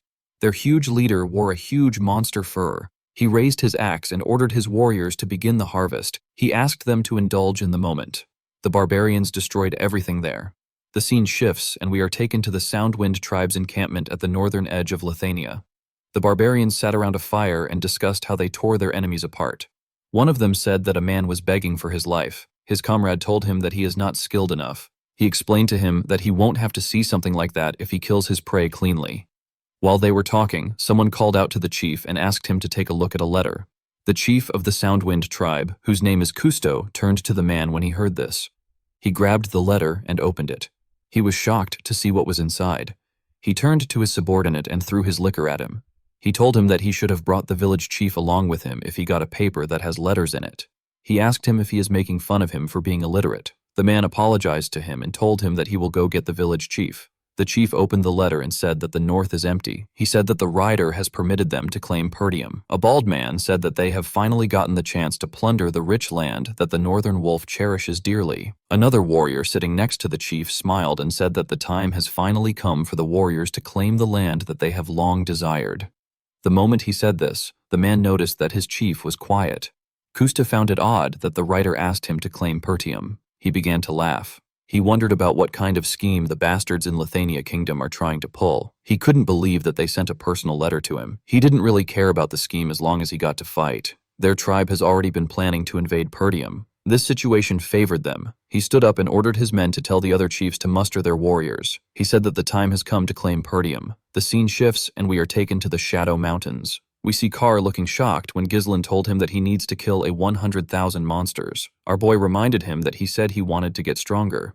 He told him that he needs to kill at least this much monsters. Sir asked his lord to tell him how he will get stronger by killing some dumb monsters. He said that there are so many people in the world who are stronger than the monsters. The moment he said this, Belinda asked her master to look forward. When Ghislain raised his head, he saw some monsters eating another monster. One of the monsters turned its head around when it sensed the group's presence. The monster had the head of an owl. These monsters are the apex predators of the Shadow Mountains. They are known as owlbears. The monsters were huge owls. They turned to the group and showed off their claw-like hands. Carr grabbed his sword and asked his lord to wait there while he takes care of them. He said that he can fight thousands of owlbears. Immediately he said this, Ghislain gave him a punch that pushed him off his horse. The owlbear appeared out of nowhere and used its huge leg to grab Sir's horse. Our boy advised Kay not to take his eyes off the monsters. He said that the owlbears don't make a sound when they move. Sir drew his sword and told his lord that he should have mentioned this earlier. He charged at the owlbear and swung his sword at it. The monster jumped and dodged the attack. It let go of Kair's horse. The man had to move back to dodge his horse. The moment he did this, the other owlbear with an injured eye grabbed his hand with its beak. It turned Kair around with its head and threw him to the ground. The first owlbear quickly charged at Kair and tried to crush him with its huge legs. Kerr was able to block the attack, but the owlbear was still trying to squash him. He turned to his lord and asked him if he will just stand there and watch. Ghislain reminded him that he said that he could take them on by himself. Lucas reminded Carr that he told him that he can't survive there with his half-ass skills. Kair was annoyed to hear this. Lucas smiled and told him that he doesn't know how he will progress if he is having a hard time against some birdhead. Sir grit his teeth out of anger when he heard this. The two owlbears began to attack him with their legs. Belinda nervously asked her master if he won't die from this. Ghislain told her that Sir is not someone who would die from something like this. He explained to her that owlbears are quite smart. If a person charges at them without much thought, they will fall right into their trap. They are not the apex predators of Shadow Mountains for no reason. This is why they never even imagined that they would be the ones being hunted. It was just like the time when Seer managed to land a cut on Victor. Ghislain knew that he already taught Cain how to get stronger, and he has seen him do it before. The problem is that Cain doesn't utilize his strength well unless his life depends on it. Ghislain believed that Cain needs to think with the mindset of a hunter, not the prey. Seer needed to avoid charging in blindly. He needed to wait until the moment comes when he is certain that he can get the kill. Seer needed to make his instinct his own. The man grit his teeth. He moved his sword in between the toes of the owl bear. He caught off one of its toes. The leg of the monster slipped when this happened. Cain got up and landed a quick cut on the monster's neck. Belinda and Lucas were surprised to see this. The other owlbear quickly swung its hand at Sir when it saw what he did. Kerr dodged the attack by jumping. While he was in the air, he landed a clean cut on the monster's body. He smiled and asked the monster not to mess with him. Ghislain was happy to see that his subordinate was improving. Back at the Ironcliff Fortress, people spoke about Ghislain and his team. They talked about how the group has been taking out monsters to the point where the place is practically empty. The people couldn't believe that the group was poaching without having a single casualty. One of them said that they will soon have no monster materials left to sell. One of the warriors said that the group messed with Donad's subordinates. He said that it won't be long before the group is dead. He said that Donad will soon step in. The scene shifts, and we see a huge man standing in front of some monsters. The huge man said that he was going to let Ghislain get away with messing with one of his subordinates. He said that he can't believe that our boy is aiming for his table. He raised his unique weapon and put it on his back. He ordered his hunters to get ready. He told them that it is time to hunt. The scene shifts, and we see Ghislain and his subordinates putting away their weapons after taking care of a large number of owlbears. Sir said that they killed a lot of monsters. He turned to some men loading up the monster corpses and asked them to finish up quickly before more monsters come. He asked them not to take any materials because he is going to count every single one. The men nervously told him that they understand. Lucas told Sir that he will soon find a blade sticking out of his back if he keeps pressuring them. Sir brushed off his advice and told him that he wants to see the men try it. He asked him if there is a reason why he has to respect anyone who sucks up to Donad. He said that they did not run into anyone who tried to mess with them for days. He said that Donad must be scared. The two men turned around and glared at Kay when they heard this. Ghislain noticed this. Carr looked at the monster bodies and asked his lord about what they are going to do with the bodies. He reminded Ghislain that they already have too many materials stocked up in their storage. Ghislain asked him to send them to the territory and to Cardinia. He said that the dwarves are going to love these materials since they don't get them in Lithania. He told Sir that he already sent a letter telling Claude to form a transport unit. The moment he said this, Belinda called out to her master. She told him that they have a problem. She showed him a letter and told him that it just arrived from Perdium. She told him that he needs to read it. Ghislain quickly opened the letter. He was surprised to find out that Perdium is being attacked. The scene shifts and we are taken to Perdium. We see the archers of the territory firing a ridiculous amount of arrows at the barbarians below. The barbarians raised their shields when they saw the arrows coming at them. Zwalter ordered his archers to shoot every barbarian down. He asked them to not let any barbarian set foot in their territory. Kustu ordered his warriors to climb the walls. He said that the highland is right in front of them. He asked the energetic warriors to dethrone the wolves. The warriors laid their ladders on the wall and began to climb it. The Perdium soldiers used their spears to hit them and pushed them down. Randolph was shocked to see that there were so many barbarians. He wondered if they were serious about taking over Perdium. Scoven was also shocked to see this. Although the barbarians have attacked them before, it was never something on this scale. Randolph turned to Zwalter and told him that there is nothing ordinary about this attack. He suggested that they ask Ghislain for assistance. He told him that they need to send a letter to our boy right now. The Count asked him not to even think about it. He said that this is an issue that the Lord of Praetorium has to solve. It is not for the Lord of Fenris. Zwalter said that they do not need any assistance. According to the letter Gulin got, 6 of the barbarian tribes united to attack Perdium's northern fortress. Ghislain found this odd. The barbarians have always attacked Perdium, but they have never formed an alliance. This was something that didn't happen even in our boy's past life. Ghislain read that half of Fenris soldiers have already been sent to Perdium. Ghislain knew that his father would never write a letter like that to Fenris. He believed that his father might have done this because the barbarians united. However, something still felt off to our boy. While he was thinking, Lucas asked him about what he will do. Sir said that he was just starting to get used to this place. Ghislain told his subordinates that they will end their hunt here. He said that the integrity of the letter hasn't been proven yet. He said that they will need to return to their lodgings. Immediately he said this. He sent something. Our boy quickly ordered his subordinates to jump. The group did as he ordered. They were able to dodge several arrows by jumping. Several warriors charged at them with their huge hammers. Ghislain used his sword to block 2 huge hammers. He pushed the hammers aside and tore the 2 men apart while he was in the air. Belinda threw a dagger at her opponent's neck. Lucas stabbed his opponent in the chest and Cyr landed a cut on his opponent's neck. The moment they did this, Donad raised his huge weapon and slammed it on the ground. He released an avalanche on the group. Cyr and Belinda were shocked to see the avalanche. Ghislain moved forward and pushed his sword into the ground. He ordered everyone to get behind him. The heavy snow poured on them. Donad jumped down to see if he had taken care of the group. To his surprise, Kay told him that he came prepared. He pointed his sword at Donad and asked him about who he is. Donad told him that he just gave them the only chance to die peacefully. He introduced himself as the King of Ironcliff. He asked them if he needs to explain why he is there. Ghislain told the man that he was the one who asked his subordinates to tell him to come. Lucas told him that he never expected him to come. Just because Ghislain called him, he asked Donad if he is a dog. Cyr realized that this was the idiot playing king. He asked Donad if the rule doesn't state that they should refrain from killing each other. He asked him if he really thinks that he is above rules just because people call him king. Donad smiled and said that rules are very important. He told Cyr that he never said he was going to kill them. He said that they are currently in the middle of the Shadow Mountains. It is not too strange for people to die to monsters there. Immediately he said this. He showed the group the tokens of people he has killed. Carr wasn't impressed with his display of power. Donad asked the group about who their leader is. Cyr wanted to call out to his lord. Before he could say anything, Ghislain tapped his shoulder and said that he is the leader. He told Donad that Cyr will become King of Ironcliff very soon. The man laughed and asked our boy if he is certain that he is not the leader. Ghislain told the man that something came up. Cyr smiled and raised his sword. He asked his lord to go take care of his business. He told him that he is going to crush Doncad quickly. Ghislain put his sword away and asked Lucas and Belinda to follow him. Lucas asked Cyr to try not to die. Donad's subordinates were annoyed to see Ghislain and his subordinates walking away. They charged at them. Cyr moved to the side and landed a huge cut on their necks with a single swing of his sword. His sword was so fast that the men couldn't react to the attack. He smiled and asked the men not to take their eyes off him. He told them that he is their opponent. Donad smirked when he heard this. He told Cyr that he will grant his wish. His remaining men charged at Kay with their huge hammers. Cyr blocked the attack of the first man that swung his hammer at him. He cut the man down with a single strike. Another warrior swung his hammer at him. Cyr blocked the attack and pushed his hammer aside. He tore the man's stomach open with his sword. The third warrior appeared behind him. He swung his hammer at Kair's head. Kerr bent his head and dodged the attack. He gave the man a powerful kick in his chin. The man spat out some blood. The kick sent him flying. Before Cyr could get up, Donad swung his pillar at him. Cyr quickly jumped back to dodge the attack. Donad instantly raised his weapon and made a huge swing. Cyr was still able to dodge the attack.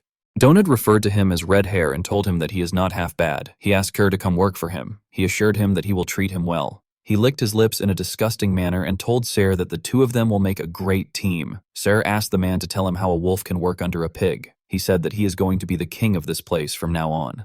The mountain forest was blanketed in pure white snow. Within the otherwise silent space, a sudden loud explosion echoed, seemingly caused by a group moving through the area. Doncad and Kaor continuously rose and fell, leaping back and forth as they narrowly avoided each sword strike. Kaor landed and spun around, launching a sudden slash, but Doncad managed to block it. Doncad then used the massive stone pillar in his hands to press back against Kaor, forcing him into a defensive position. While enduring the pressure, Kaor ground his teeth in frustration, internally cursing that the situation was infuriating and noting that Doncad was using the pillar like a shield.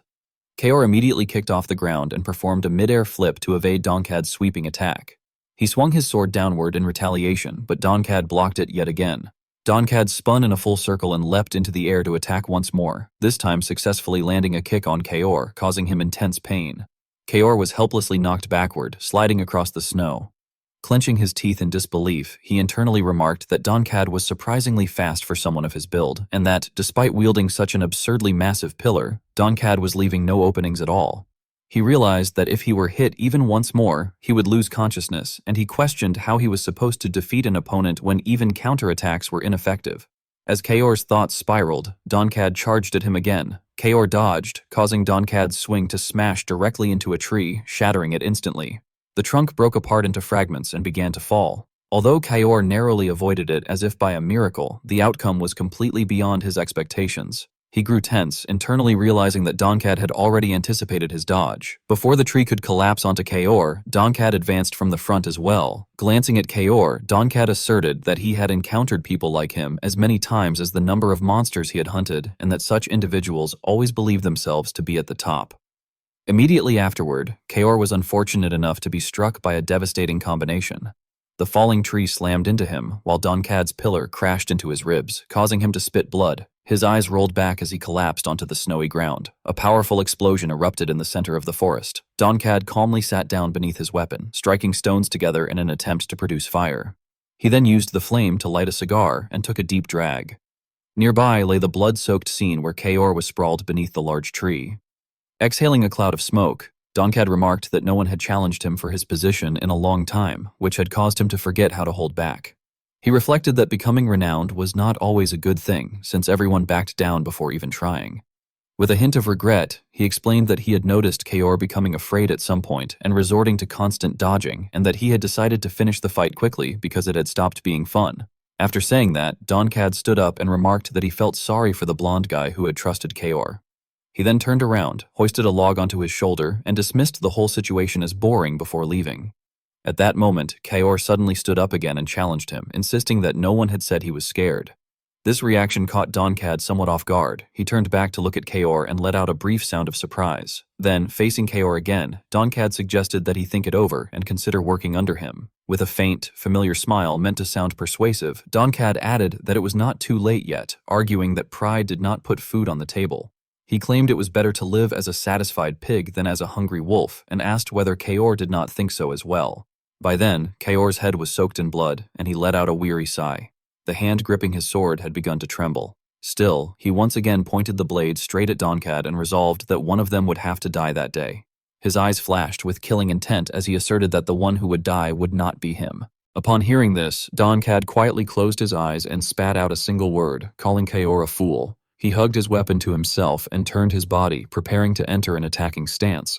Donkad then unleashed his power and threatened that Kaor would not even be able to regret his choice after dying. On the opposite side, Kaor's expression darkened as he silently assessed his condition, feeling as though he was about to die and that every bone in his body had already been shattered. He forced himself to look forward and sighed inwardly, thinking that it was always like this. He believed that he had understood everything his mentor had taught him, yet in real situations like this, he forgot it all. He admitted to himself that he had been scared, just like that pig had said, and had failed to pull off anything at all. The hand holding his sword trembled violently. Kaor decisively grabbed his shaking arm with his other hand and focused his mind, recognizing that this sensation was fear. He tried to calm himself as he realized what fear truly was. Kaor then recalled his time in the capital, when he had once loudly demanded to know when he had ever become scared. Back then, Ghislaine had calmly explained that Kaor had been afraid of losing his position to Lucas. Ghislaine had pointed out that Kaor had underestimated Lucas before the fight, only to realize that Lucas was stronger than expected, which had led to fear. Ghislaine had concluded that no one could possibly win a fight while being scared. Feeling impatient at the memory, Kaor remembered clicking his tongue and questioning why Ghislaine had to bring that up there. He had insisted that he had never been scared when fighting in the Forest of Beasts or when battling that winged Cain monster. The moment that thought ended, Kaor saw a sword flying straight toward him. It turned out that Ghislaine himself had launched a sudden attack. Each time Kaor leaned aside to evade, Ghislaine continued to swing his sword relentlessly, as if determined to chase him down to the very end. After enduring this for a while, Kaor finally lost his patience, turned back, frowned deeply, and shouted in frustration, demanding to know what the hell his captain thought he was doing. However, he also realized that Ghislaine showed no sign of stopping at all. Ghislaine took another step forward, pressing the blade closer to Kaor's neck. Kaor was so terrified that sweat poured from him like a stream as he glanced down at the sharp edge resting against his throat. Ghislaine coldly reminded him that once a person started thinking they were at a disadvantage, they inevitably became overly focused on dodging, and that such behavior was only natural, since humans acted that way instinctively.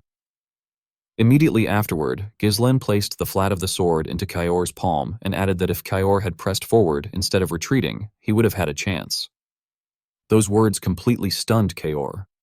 Returning to his current unfavorable situation, he repeated the advice to himself, telling himself that this was exactly what he needed to overcome in order to achieve his ideal. As Kaor looked at Donkad attacking him from the front, he repeated the word fear in his mind once more. This time, he made the decision to stand his ground instead of fleeing. A cold glint flashed in Kaor's eyes as he realized that death was something that must be avoided at all costs, but that it was also the greatest teacher. Fresh blood splattered into the air. Kaor's shoulder took Donkad's full blow, but in return, Kaor drove his blade straight into Donkad's abdomen. Donkad seemed momentarily shocked by this turn of events, then twisted his body to evade further damage with a dismissive snort.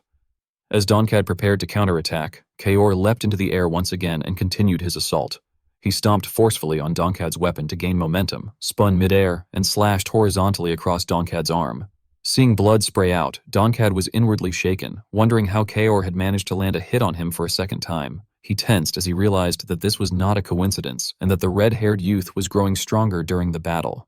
He found it hard to believe that he, the king of Ironcliff, could possibly lose to such a brat. Enraged, Donkad swung his weapon wildly and cursed Kaor. Kaor stepped back slightly, once again allowing Donkad to smash his attack into the tree trunk just as before. Unable to accept this, Donkad roared in fury, demanding to know what Kaor had done. The tree began to topple toward Kaor once more, but this time Kaor sprang aside, evading the fall while counterattacking at the same time. Calmly, he stated that it was nothing special, then charged forward with surging momentum, declaring that he was simply no longer afraid. Kaor's words left Donkad frozen in disbelief, unable to accept what was happening. In the next instant, Donkad's head was severed and sent flying. The surroundings returned to a deathly silence beneath the open sky. Soon after, a group of riders galloped toward the area. Through a pair of binoculars, someone who had observed the entire exchange pointed out the scene and urgently called it to an officer's attention. The observer reported that they appeared to have started moving. The leader responded that it was clearly Baron Fenris and his subordinates, noting that although one of them was missing, it should not pose a problem. Frowning, he issued an order to send a letter to Count Desmond, instructing that it should state Baron Fenris was moving according to their plan. The man being observed from below was Ghislaine. His face was filled with anxiety and tension as he rode onward. The scene at the northern fortress of Perdium was utterly devastated. Smoke and dust rose violently from every direction as people clashed relentlessly, striking and parrying without pause. Zwalter turned around tensely and shouted that they had fallen into a trap, insisting that the enemies were nothing more than scarecrows made of flesh and blood, and urging everyone not to be afraid. He continued to reassure the soldiers around him, questioning whether the enemy ever grew tired and wondering why this still was not enough, since under normal circumstances they should have withdrawn by now. In stark contrast to Zwalter's anxious demeanor, Cousteau stood calmly to the side, observing the battlefield with a smile. He chuckled inwardly, convinced that the wolves were already exhausted and that if they clashed a few more times as the kingdom's men had predicted, the defenders would surely break. With that in mind, he raised his voice and ordered the warriors of the Soundwind tribe to retreat, declaring that it was time to rest and instructing them to switch places with the follow-up unit. The soldiers below, still burning with battle fervor, felt somewhat dissatisfied and muttered complaints, saying it was already time to withdraw even though they had not had enough yet, with some grumbling that they were just getting fired up. Others quickly snapped back at them, telling them to follow the order and reminding them that it came directly from Chief Cousteau. Meanwhile, the soldiers of Perdium panted heavily, exhausted and cursed under their breath, complaining bitterly about yet another follow-up unit and wondering just how many times the enemy planned to repeat this tactic. Randolph clenched his teeth and offered his assessment, telling his brother that the 6 tribes were clearly employing a rotation strategy, taking turns attacking so the pressure never eased. He pointed out that their own forces were far too limited to endure the gaps between those relentless assaults. Scovon, standing beside him and equally drained, exclaimed in disbelief that the barbarians were actually using strategy and accused them of deliberately trying to exhaust them to death. Randolph frowned deeply and warned that while an alliance was one thing, this situation felt far too strange, insisting that there had to be a mastermind orchestrating everything behind the scenes. After hearing those words, Zwalter remained silent, lowering his head without saying anything. Then, with visible pain, he made his decision, declaring that the next time the enemy advanced, they were to open the gate and that the Northern Wolf himself would go out to personally take the enemy chief's head. His declaration left both Scovon and Randolph stunned. Suddenly, Zwalter's gaze swept toward something in the distance. Randolph pointed urgently in one direction and shouted for his brother to look over there. From afar, Zwalter could already see thick clouds of dust billowing upward, and a group of spear-wielding riders charging straight toward them. Witnessing that sight, Zwalter murmured in confusion that the unit looked familiar. At the head of the charge was Ghislaine, with Belinda following closely behind him, frowning as she complained about those filthy barbarians swarming in such overwhelming numbers. Lucas, riding alongside them, added that it seemed the rumor about the 6 tribes alliance being real had indeed been true. From the front, Ghislaine cautiously called out, instructing Belinda and Lucas to lead their units and spread out to both flanks in order to form an encirclement. A flash of killing intent crossed his eyes as he declared that they would end all of their enemies there. The entire valiant army responded in unison, affirming their obedience. Seeing this, the invaders showed no fear at all and burst into loud laughter. They mocked the newcomers, wondering who those pathetic losers were and questioning why enemies were suddenly appearing from their rear. Still laughing wildly, they claimed it did not matter since they were already tired of retreating like cowards and welcomed the opportunity. Raising their shields toward Ghislaine, they shouted that this was a perfect chance and vowed to kill him as well, boasting that they would feast on his blood. Standing before them, Ghislaine remained completely unfazed by the overwhelming number of enemies. He simply raised his weapon high, his fury visibly spilling from the corners of his eyes. In the next instant, he swept his long spear through the crowd before him. A severed head was sent flying into the air, fresh blood spraying everywhere under the stunned gazes of all who witnessed it. The remaining enemies could only stare blankly upward at the head hovering in midair. Ghislaine then viciously spun his weapon in a wide arc overhead, and without the slightest hesitation, he unleashed another sweeping strike that wiped out the soldiers in front of him. In a very short time, he successfully broke through their encirclement. Panic immediately spread through the ranks, and the invaders began screaming at one another in terror. Some stammered that their front lines had been destroyed in an instant, while others questioned in disbelief whether Perdium truly possessed a warrior like that. Desperate voices shouted orders to pull him off his horse, to stop him, and finally, to run. Just like that, the entire formation collapsed before Cousteau's eyes. Grinding his teeth in rage, Cousteau roared furiously, demanding to know what they were all doing and questioning whether the so-called great warriors of the Soundwind tribe were truly afraid of a single man. At that moment, a trembling subordinate rushed over to report an urgent problem. While Belinda was already sweeping through the enemy forces from behind, the subordinate explained that they were also being pushed down from both flanks. On another part of the battlefield, Lucas had already dealt with those blocking his path, and the subordinate continued by reporting that at their rear, the Northern Wolf was emerging from the castle together with his soldiers. Inside the fortress, Zwalter had opened the gates and charged out on horseback, sword in hand, leading his troops forward. Upon hearing this, Cousteau began to feel flustered, cold sweat forming as he muttered in disbelief that it had to be the Northern Wolf. He lamented that the man had never opened his gates before, and yet it happened now of all times. Moments later, Cousteau forced himself to regain his composure. Slamming his two axes together, he shouted encouragement to his warriors, insisting that it did not matter because they still outnumbered the enemy and ordering them to push forward. However, instead of receiving any response, his subordinates began trembling and murmuring in fear, calling the figure before them a demon. None of them dared to move as they stared ahead, repeatedly whispering that it was a demon drenched in blood, straight out of myth. Terror gripped them all as they recalled the scene before their eyes, likening it to the day the forest of beasts burned, and to the ancient tale of a demon soaked in crimson blood who stole the souls of all who beheld him. Amid the choking cloud of dust, a single horse's hoof slowly emerged into the light. The one who struck terror into the hearts of the entire enemy army was none other than Ghislaine, the figure known as the Bloody Demon. Cousteau faltered for a brief moment, cold sweat pouring down his body. Then, as if seized by sudden delight, his eyes widened and he burst into laughter, recognizing the bloody demon before him. Overflowing with excitement, he declared that the situation was exhilarating and that he had never imagined encountering someone so powerful in the north. As he charged forward, he loudly introduced himself as Cousteau, the great warrior of the north, and proclaimed that he would take the demon's head.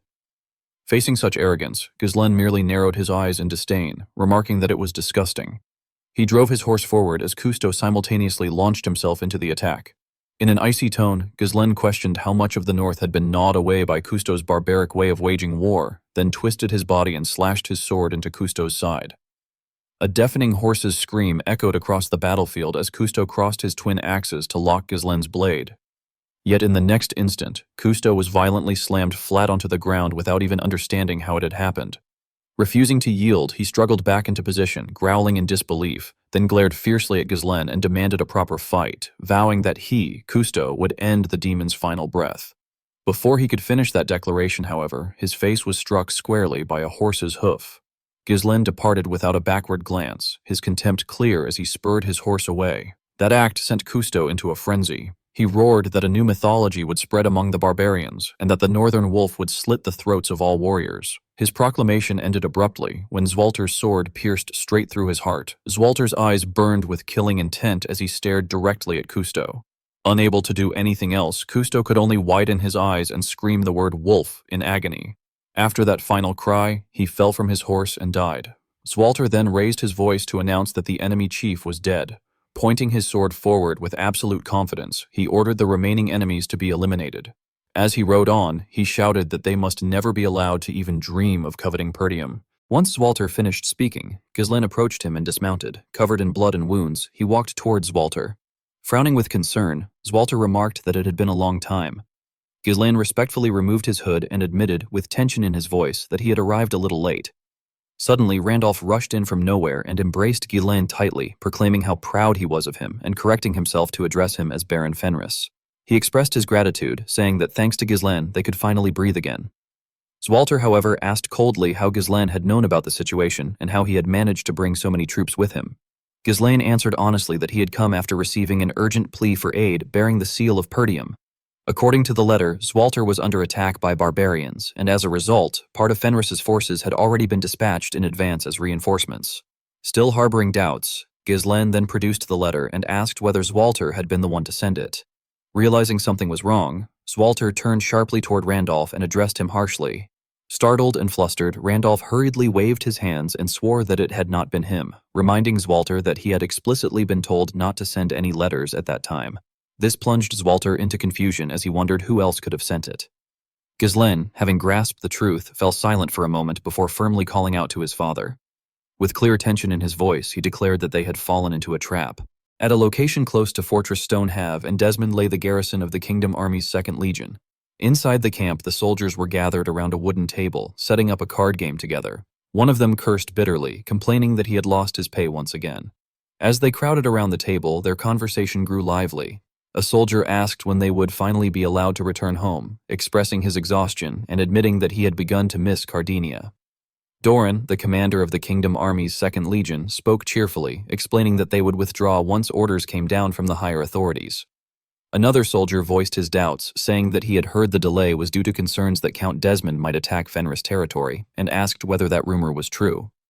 His companion quickly chimed in, pointing out that there had been no major movement so far and reasoning that, with the Kingdom Army keeping such close watch, an attack seemed unlikely. Another man stepped in to reassure them all, telling the group not to worry too much. He insisted that Count Desmond was not the type to act without careful thought, and argued that if Desmond were to mobilize an army, he would clearly be making an enemy of the kingdom itself. He confidently reiterated that no matter how powerful a Northern Grand Lord Desmond might be, unless he were completely insane, he would not dare to move. What they did not know was that an entire army was already steadily approaching the garrison. Those imposing figures soon entered their field of view. A panicked soldier rushed inside to report to the commander, urgently warning that the situation was dire.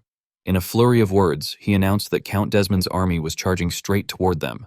Just as the soldier had reported, Harold was leading his forces in a full gallop toward the camp.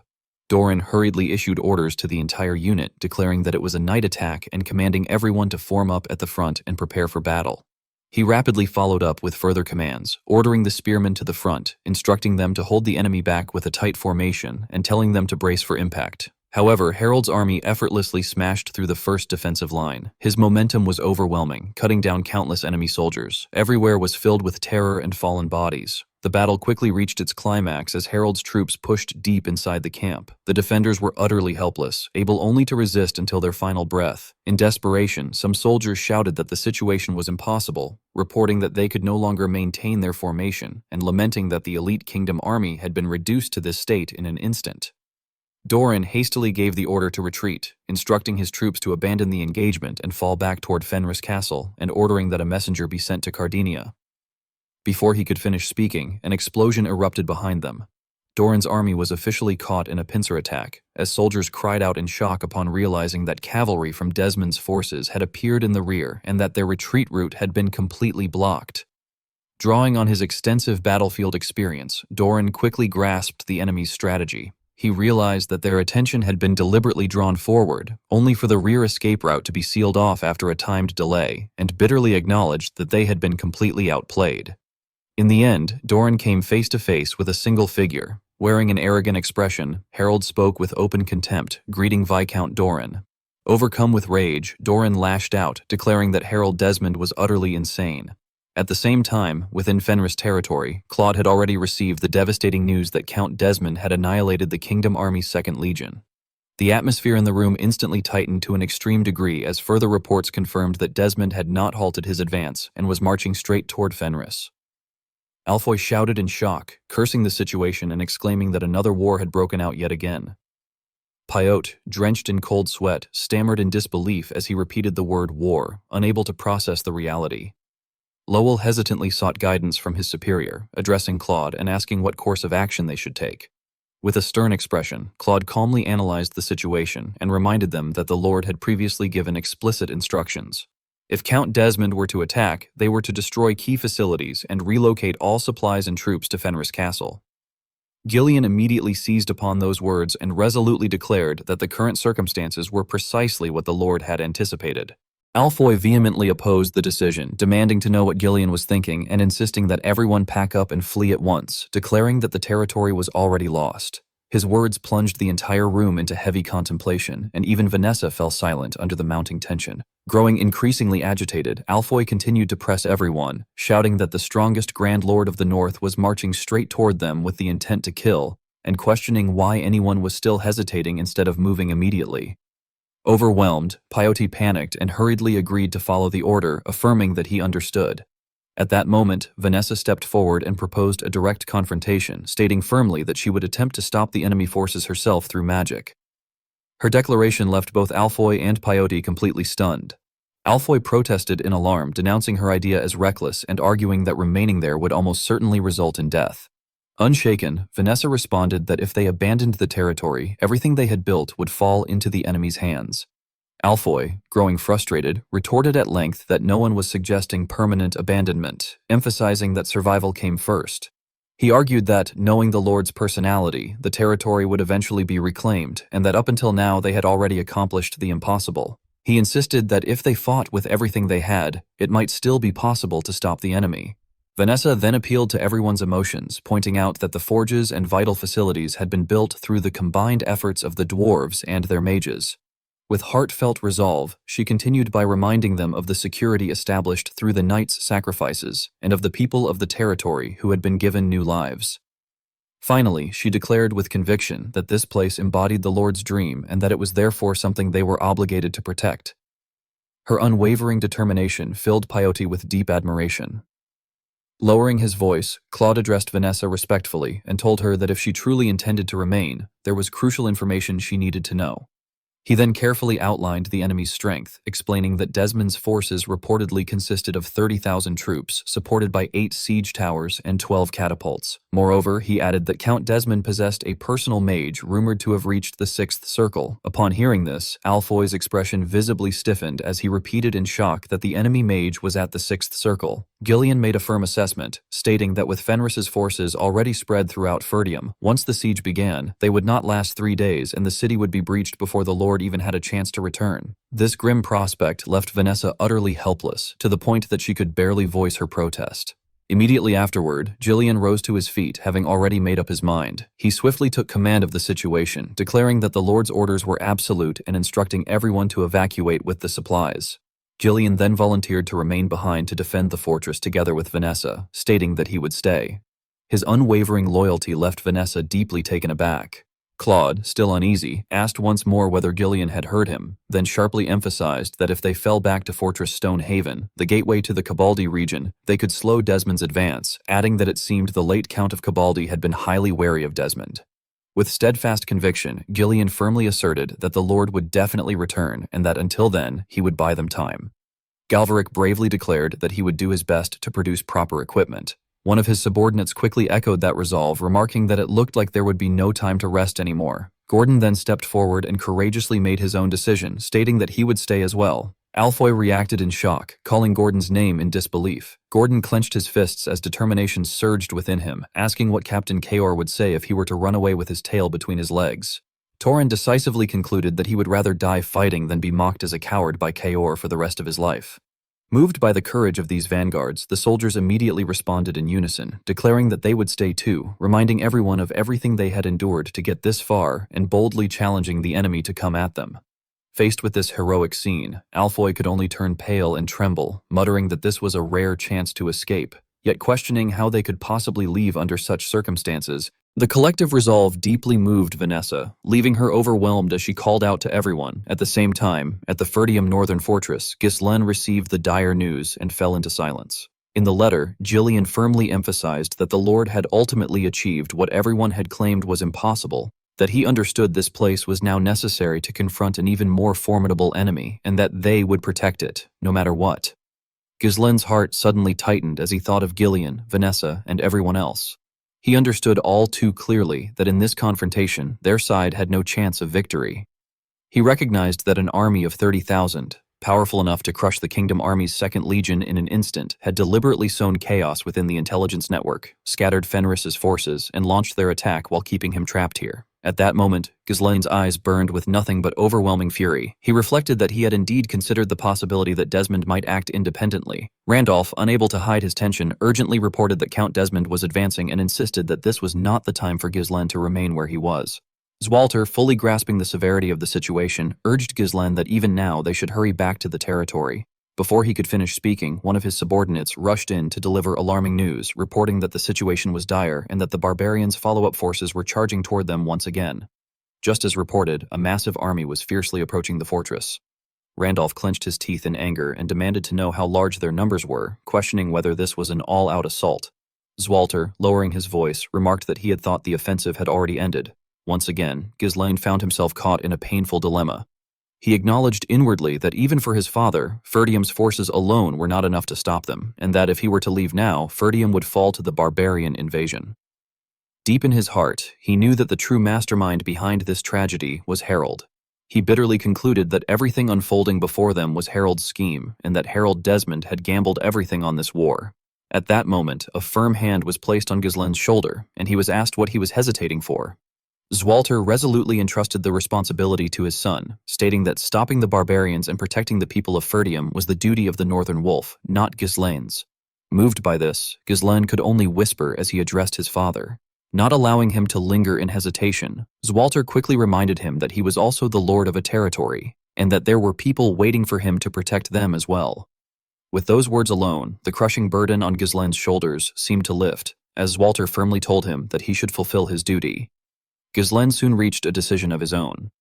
Randolph stepped forward to personally command the troops, ordering all units to prepare to fire and declaring that if they failed to stop the enemy here, their homeland would be invaded, something that could never be allowed to happen.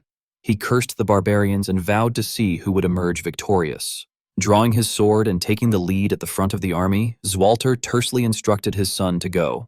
Contrary to his father's expectation, Ghislaine instead stepped forward to stand beside Zwalter. He addressed his father and stated that, just as Zwalter had said, these were people he himself must protect. Without hesitation, he drew the battle axe strapped to his back. With an overwhelming aura of dominance, Ghislaine declared that they were also the people he trusted the most. He then issued his own command, instructing Belinda and Lucas that they would resolve this matter as quickly as possible and then return to the territory.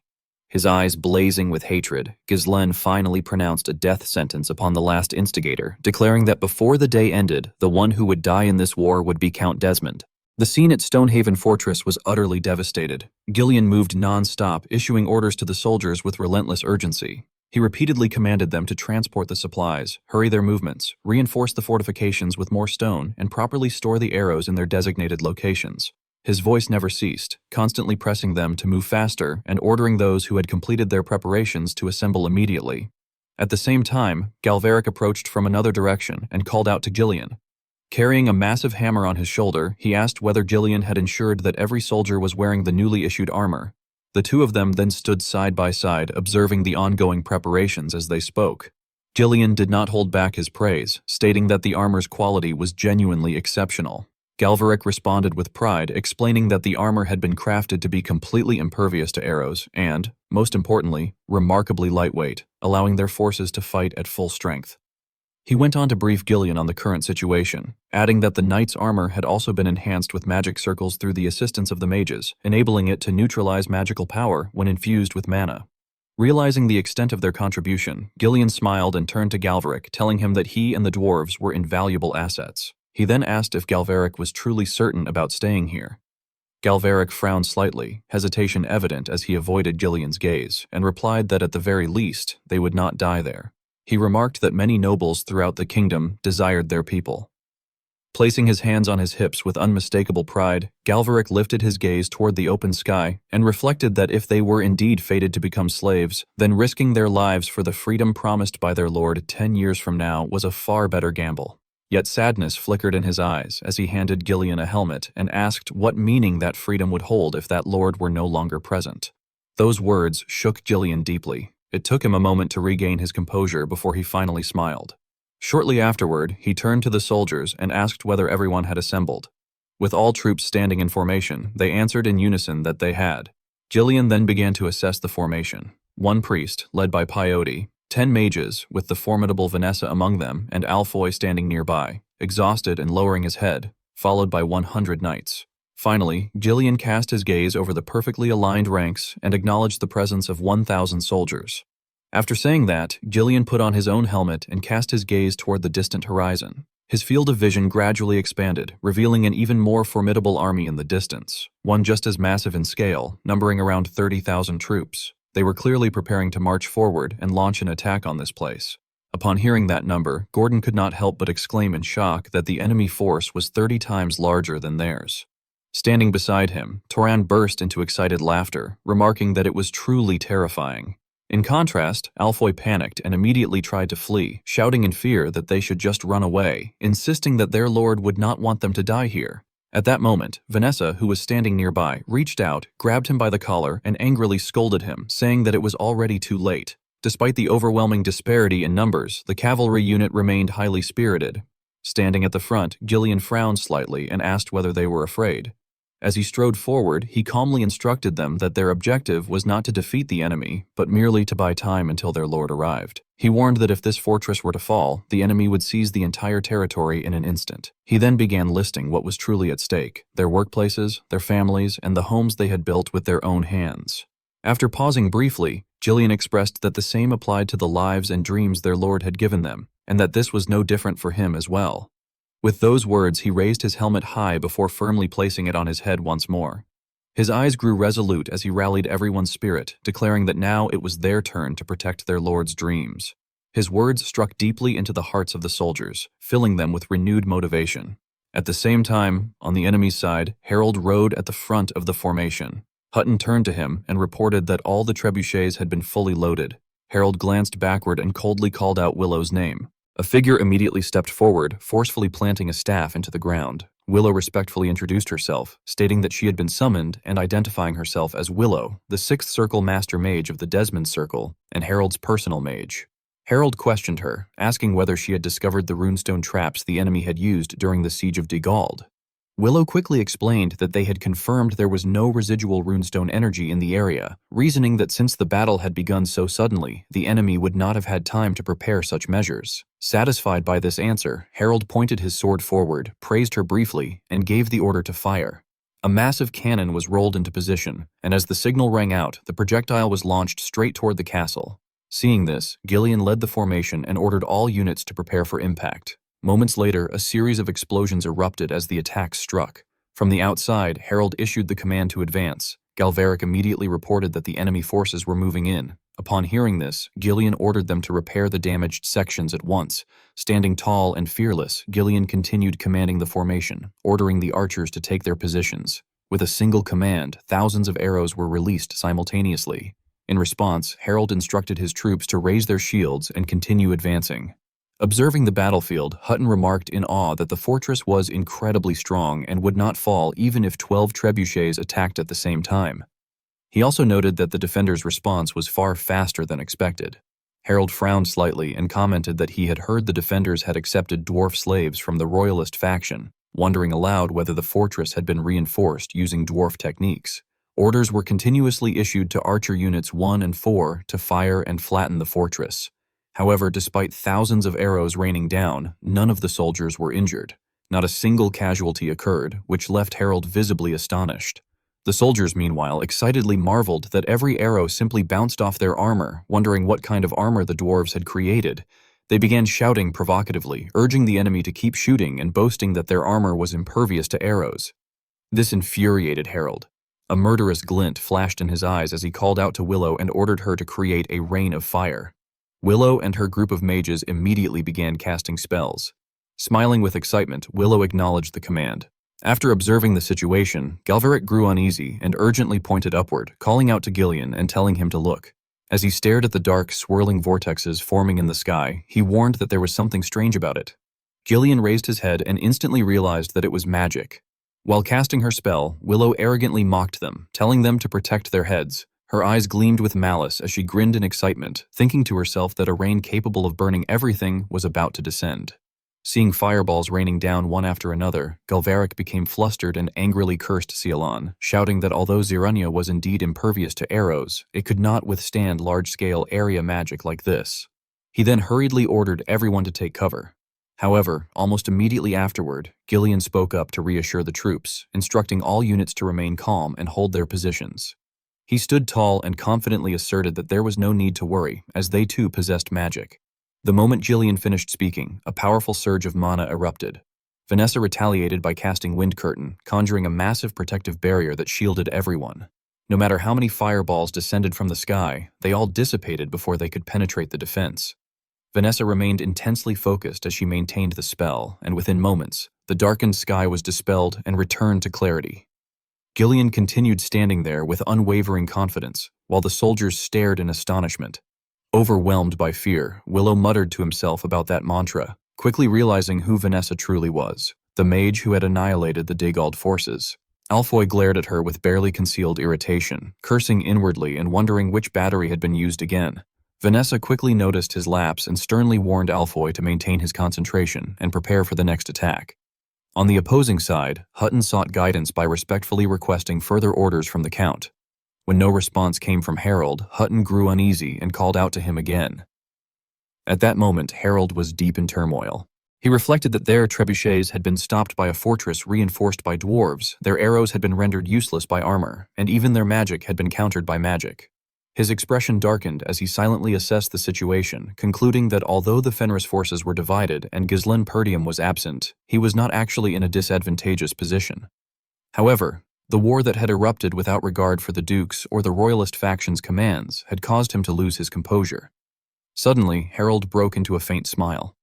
Lifting his head, he marveled at what he called sheer fortune, thinking that if he had not intervened at this moment, he would never have been able to defeat Ghislain, and that this turn of events was truly a stroke of luck. Immediately afterward, Harold issued a new order, declaring that there was no longer any need for caution. Hutton, taken aback, asked what he meant. In response, Harold sharply furrowed his brows and, with firm resolve, commanded that all forces be instructed to advance and that the fortress be erased from the map.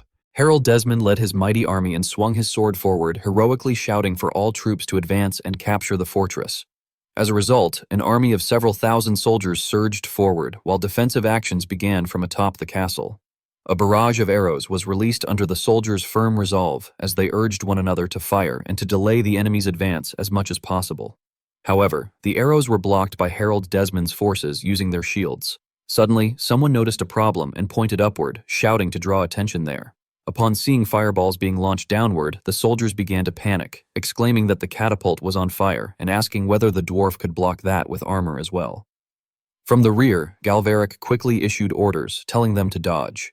A massive axe was then swung with great force, and just as the soldiers ducked, Gillian swung his axe and struck the incoming fireballs, sending them flying away before they could reach a corner of the castle, grunting with exertion. Meanwhile, among the mages, Vanessa and Alfoy were also concentrating intensely on resisting the assault. The soldiers rejoiced at what had just happened, cheering that they had survived and praising the knights as expected. Nevertheless, many problems remained, and the soldiers anxiously pointed out that the siege tower was already right in front of them, wondering whether the enemy intended to overwhelm them with sheer numbers. Standing at the front like an unshakable shield, Gillian loudly reassured everyone, telling them not to be afraid, to trust one another, and to hold their positions. Immediately afterward, a series of commands was issued, ordering the Fenris knights to take their positions. Gillian also radiated powerful fighting spirit as he prepared for battle, declaring that they must prepare for close combat. His eyes flashed with killing intent as he asserted that the first strike had to be overwhelming, adding that this battle would be the first crucial step in deciding the outcome of the war. As soon as Gillian finished speaking, his axe sliced through a group of enemies. He then spun and swung his weapon high, and with a single sweeping strike, he annihilated a large number of foes without mercy, sending them flying so violently that they crashed through buildings and shattered. The soldiers of Harold Desmond who were climbing upward saw their comrades fall right before their eyes and began to falter, asking in shock what was happening above. As soon as they climbed up and saw Gillian's blood-soaked axe, their steps halted and their bodies trembled uncontrollably. Gillian simply stood there, exuding the aura of a powerful warrior. His eyes glimmered faintly with murderous intent, and those who met his gaze turned pale with terror, their eyes rolling back as they became unable to react. Gillian continued attacking while shouting for his forces to kill them all and not allow the enemy to take even a single step onto the wall. Below, Harold Desmond watched as his army was gradually wiped out and muttered in great frustration, referring to Gillian as the white-maned lion. Standing beside him, Hutton offered his assessment that the knights were extremely high-level opponents and that it would likely take quite some time for ordinary soldiers to defeat them. After hearing this and calculating the situation, Harold Desmond called out to the two winged knights, who responded in unison, acknowledging his command. He frowned and ordered them to dismount, join the infantry line, climb the siege tower, and push back the enemy knights. He further instructed that one squad should join the post-siege unit and strike the gate while the siege tower attacked the wall. He then addressed his mages, ordering Willow to gather mana so that large-scale magic could be used at any time. Having been given another chance after a previous failure, Willow clenched her fists with determination and replied that she understood. After setting forth his strategy, Harold Desmond looked forward and declared that it was enough. Hutton raised the hand holding his sword, and together they stared up at Gillian, remarking that the white-maned lion was extremely irritating. Finally, Harold Desmond revealed a murderous gaze and ordered that they kill him. Hutton, extremely excited, pulled tight on the reins, his eyes gleaming with momentum and confidence as he declared that he had been waiting for that order. At the same time, in the capital Cartenia, everything was noticeably quieter. Count Faud, the spokesman of the Delphine ducal house, sat with his head lowered in anxiety, sweat pouring down his forehead like a stream. Facing him were seasoned and formidable figures. Marquise Branford kept his head bowed in silence, his hands clasped together without saying a word. After a moment, he raised his head and questioned Count Faud with a cold gaze, asking what the justification was. Though sweat ran down his face from nervousness, Count Faud stiffly replied by asking what he meant. Marquis Branford did not waste time and went straight to the point, stating that Count Desmond had wiped out his second legion and attacked Baron Fenris, who had just joined the royal faction, adding that it was a unilateral act with no justification. He paused briefly, frowned, and demanded to know whether all of that was the will of the Delphine ducal house. Count Faud became flustered, cleared his throat softly, and argued that such a claim was absurd, saying that he understood how the Marquis felt, but questioning what Count Desmond, a neutral noble, had to do with their house. Before he could finish speaking, Rosalind Branford cut him off directly, asserting that denying it was useless. She glared at Count Faud in irritation and mocked him, explaining that from the before and after investigation of the Cabaldi War, they had already discovered that Count Desmond and the ducal house were in league, and she asked whether he thought they had moved the Second Legion for no reason. Maurice Macquarie also frowned and immediately added that Count Faud should choose his words carefully, warning that the price for touching the kingdom army would not be small. Facing pressure from all sides, Count Faud ground his teeth in discomfort, inwardly clicking his tongue and thinking that they were showing their displeasure far too openly. He finally realized that he had been made a scapegoat and thought bitterly that Viscount Raoul had dumped everything on him. Count Faud then shouted, trying to resolve the situation, pleading for the royal faction members to calm down and insisting that the one who had caused all those problems was Count Desmond personally, not the ducal house. He bowed his head to express his sincerity and affirmed that their ducal house promised not to get involved in the matter and that there would never be a joint attack on Baron Fenris. Marquis Branford, showing little respect, questioned him in return, asking whether they would pretend not to know, even though it was their own faction, and whether they intended to take no responsibility. Count Faud calmly raised his hand and replied by pointing out that previously they had not interfered in Count Cabaldi's matter either, adding that, just like then, it would be best for the Marquis to keep his hands off that war. This angered Marquis Branford, who slammed his hand heavily onto the armrest and rebuked him for making things complicated. He then stood up, turned around, and raised another point, stating that Fenris's downfall was inevitable and accusing them of using Desmond to test the royal faction. He explained that if the royal faction intervened, it would drain the kingdom army's strength, and if they stayed back, the ducal house could safely take Fenris. Hearing this, Count Faud grew even more anxious and hurriedly tried to prove his innocence, stammering that it was a misunderstanding and insisting that they did not want war, which was why they had said they would not get involved. Marquis Branford paid little attention and replied that of course, but declared that he would not tolerate their schemes anymore. He then turned and called for his knight, Tolio. Marquis Branford glanced meaningfully at him and ordered him to lock Count Foude up immediately and arrest all ducal faction nobles in the capital. He did not stop there and issued a further threat, stating that if Baron Fenris were defeated, they were to cut off all the ducal nobles' heads and send them to Duke Delphine. This terrified Count Foude so much that sweat poured down his face as he froze and exclaimed in shock, asking what was happening. Before he could react, two knights stepped forward and seized him. He continued shouting and demanding an explanation, protesting that he was the Duke's representative and that by custom they were obliged to guarantee his safety. Marquis Branford calmly turned to Maurice McQuarrie and asked which ducal faction territory was the weakest. Maurice smiled slyly, gently stroking his short, bristly beard, and replied that the quickest to strike were Baron Harrington's and Baron Collins' territories in Bobu, adding that they could be occupied as early as that very day. Marquis Branford responded that it was good and ordered that those two territories be occupied the moment Baron Fenris was defeated, and that the kingdom forces nearest the north be ordered to immediately support Count Fenris. The more Count Foude listened, the more frightened he became, his face draining of all color. Marquis Branford spoke with unwavering determination, declaring that Desmond would attack separately with his own army. Returning to the battlefield, the situation had descended into complete chaos, filled with noise and bloodshed. The two winged knights, acting under Harold Desmond's orders, had joined the battle, and their strength completely overwhelmed the defenders. At that moment, the defending soldiers could only shout in panic, crying out that the two winged knights had entered inside the walls. Meanwhile, Gordon the Muscle continued fighting with all his remaining strength, yelling for the enemies to come closer and boasting that he would completely flatten their already flat heads. Someone shouted Gordon's name, but his attack struck only the large shield before him and failed to reach his opponent. The two continued, one defending and one attacking, in an endless exchange.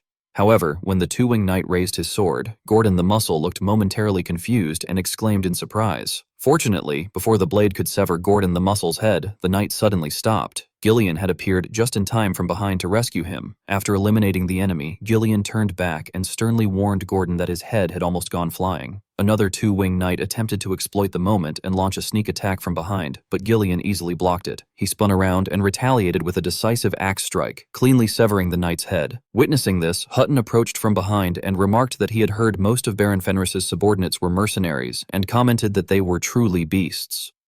Gillian slowly turned toward the source of the voice, his expression darkening as he questioned who the speaker was. His gaze fell upon the golden sword in the man's hand. Standing proudly, Hutton introduced himself as Hutton, commander of the two-winged knights.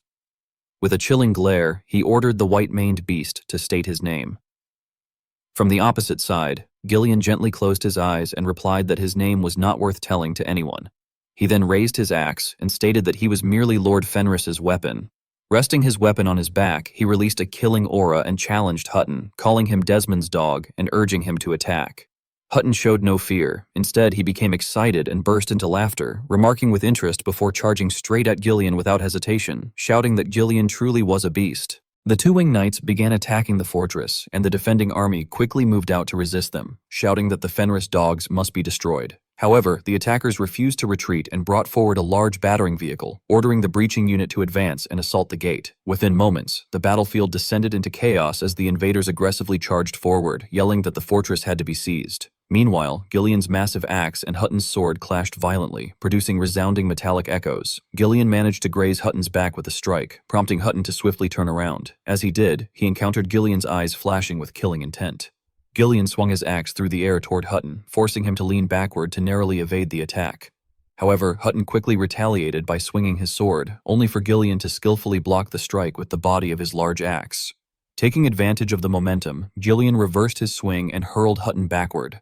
Hutton stared intently at Gillian, slightly curling his lips as he muttered in frustration. Immediately afterward, the two men charged at each other again, their attacks powerful and razor-sharp. Gillian slammed the shaft of his axe into the ground, propelling himself toward Hutton. He launched a flying kick, which Hutton evaded by lowering his body. Gillian then spun a full 360 degrees along the ground before leaping high into the air and delivering another axe strike toward Hutton, which Hutton narrowly avoided by tilting his body aside.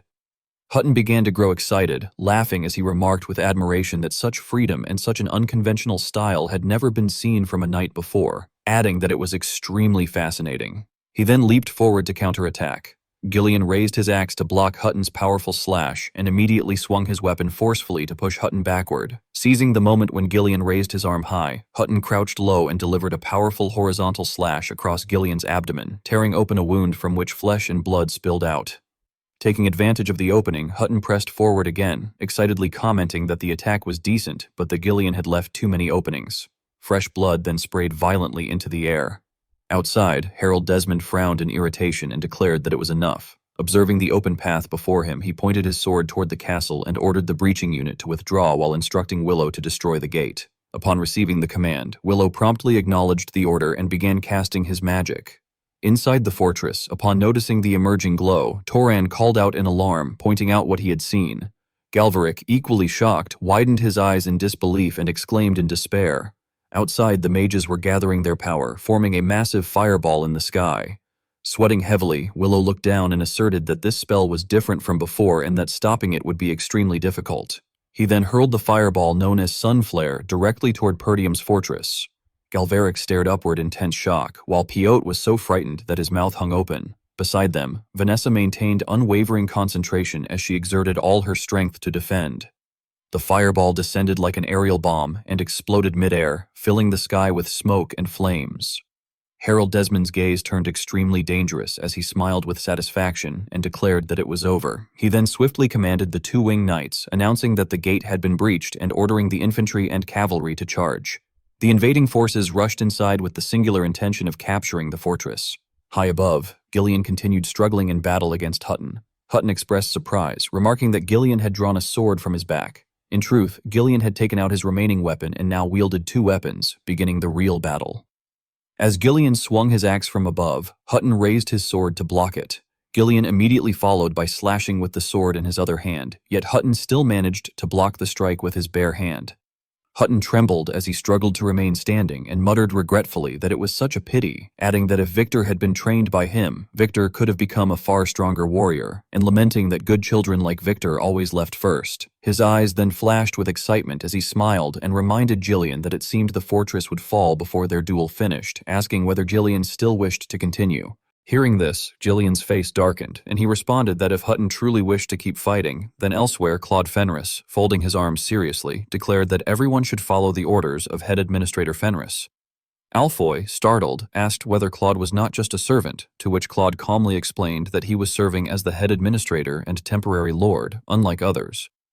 Claude then briefly explained the situation, stating that the enemy had arrived with a national-scale army and launched a full assault, emphasizing that no matter how strong their defenses were, they could not withstand such an overwhelming military disparity. He then confidently smiled and said that he would explain the plan. Claude outlined that they would begin once the gate was breached, adding that ordinary soldiers and mages had to retreat through the rear gate as quickly as possible once the enemy climbed the walls, reasoning that since they were outnumbered, fighting would only be futile. He further stated that the knights would divert the enemy's attention temporarily and would then retreat when Gillian gave the signal. Returning to the present, Gillian's eyes had completely changed, and he suddenly burst into laughter as he questioned whether Victor was Hutton's disciple. This startled Hutton somewhat. Gillian then stared at him with mocking excitement and remarked that an idiot had dared to challenge a lord and had not even managed to survive, adding that he was certain the master was probably the same. These words enraged Hutton, whose eyes filled with killing intent as he ground his teeth and shouted angrily that Gillian's filthy mouth had gone too far. However, before he could finish speaking, Hutton was struck by a direct punch to the neck as Gillian slammed his own head into Hutton's, causing blood to burst out. Hutton, dizzy, quickly jumped backward and scoffed. At that moment, Gillian threw away the weapon in his hand and took out another device, causing the atmosphere to become suffocatingly silent. Hutton clutched his head in pain and muttered that such a small trick would not save Gillian, before roaring that it could not save him. Gillian paid little attention and began pulling the crossbow in his hand, firing an arrow straight into the large bell nearby, causing it to ring loudly. The bell swung high in the air, spreading the signal everywhere. Upon receiving this signal, the army immediately halted. Hutton was completely confused by what had just happened and stared at Gillian in bewilderment. Shortly afterward, Gillian picked up his weapon and leaped away without looking back.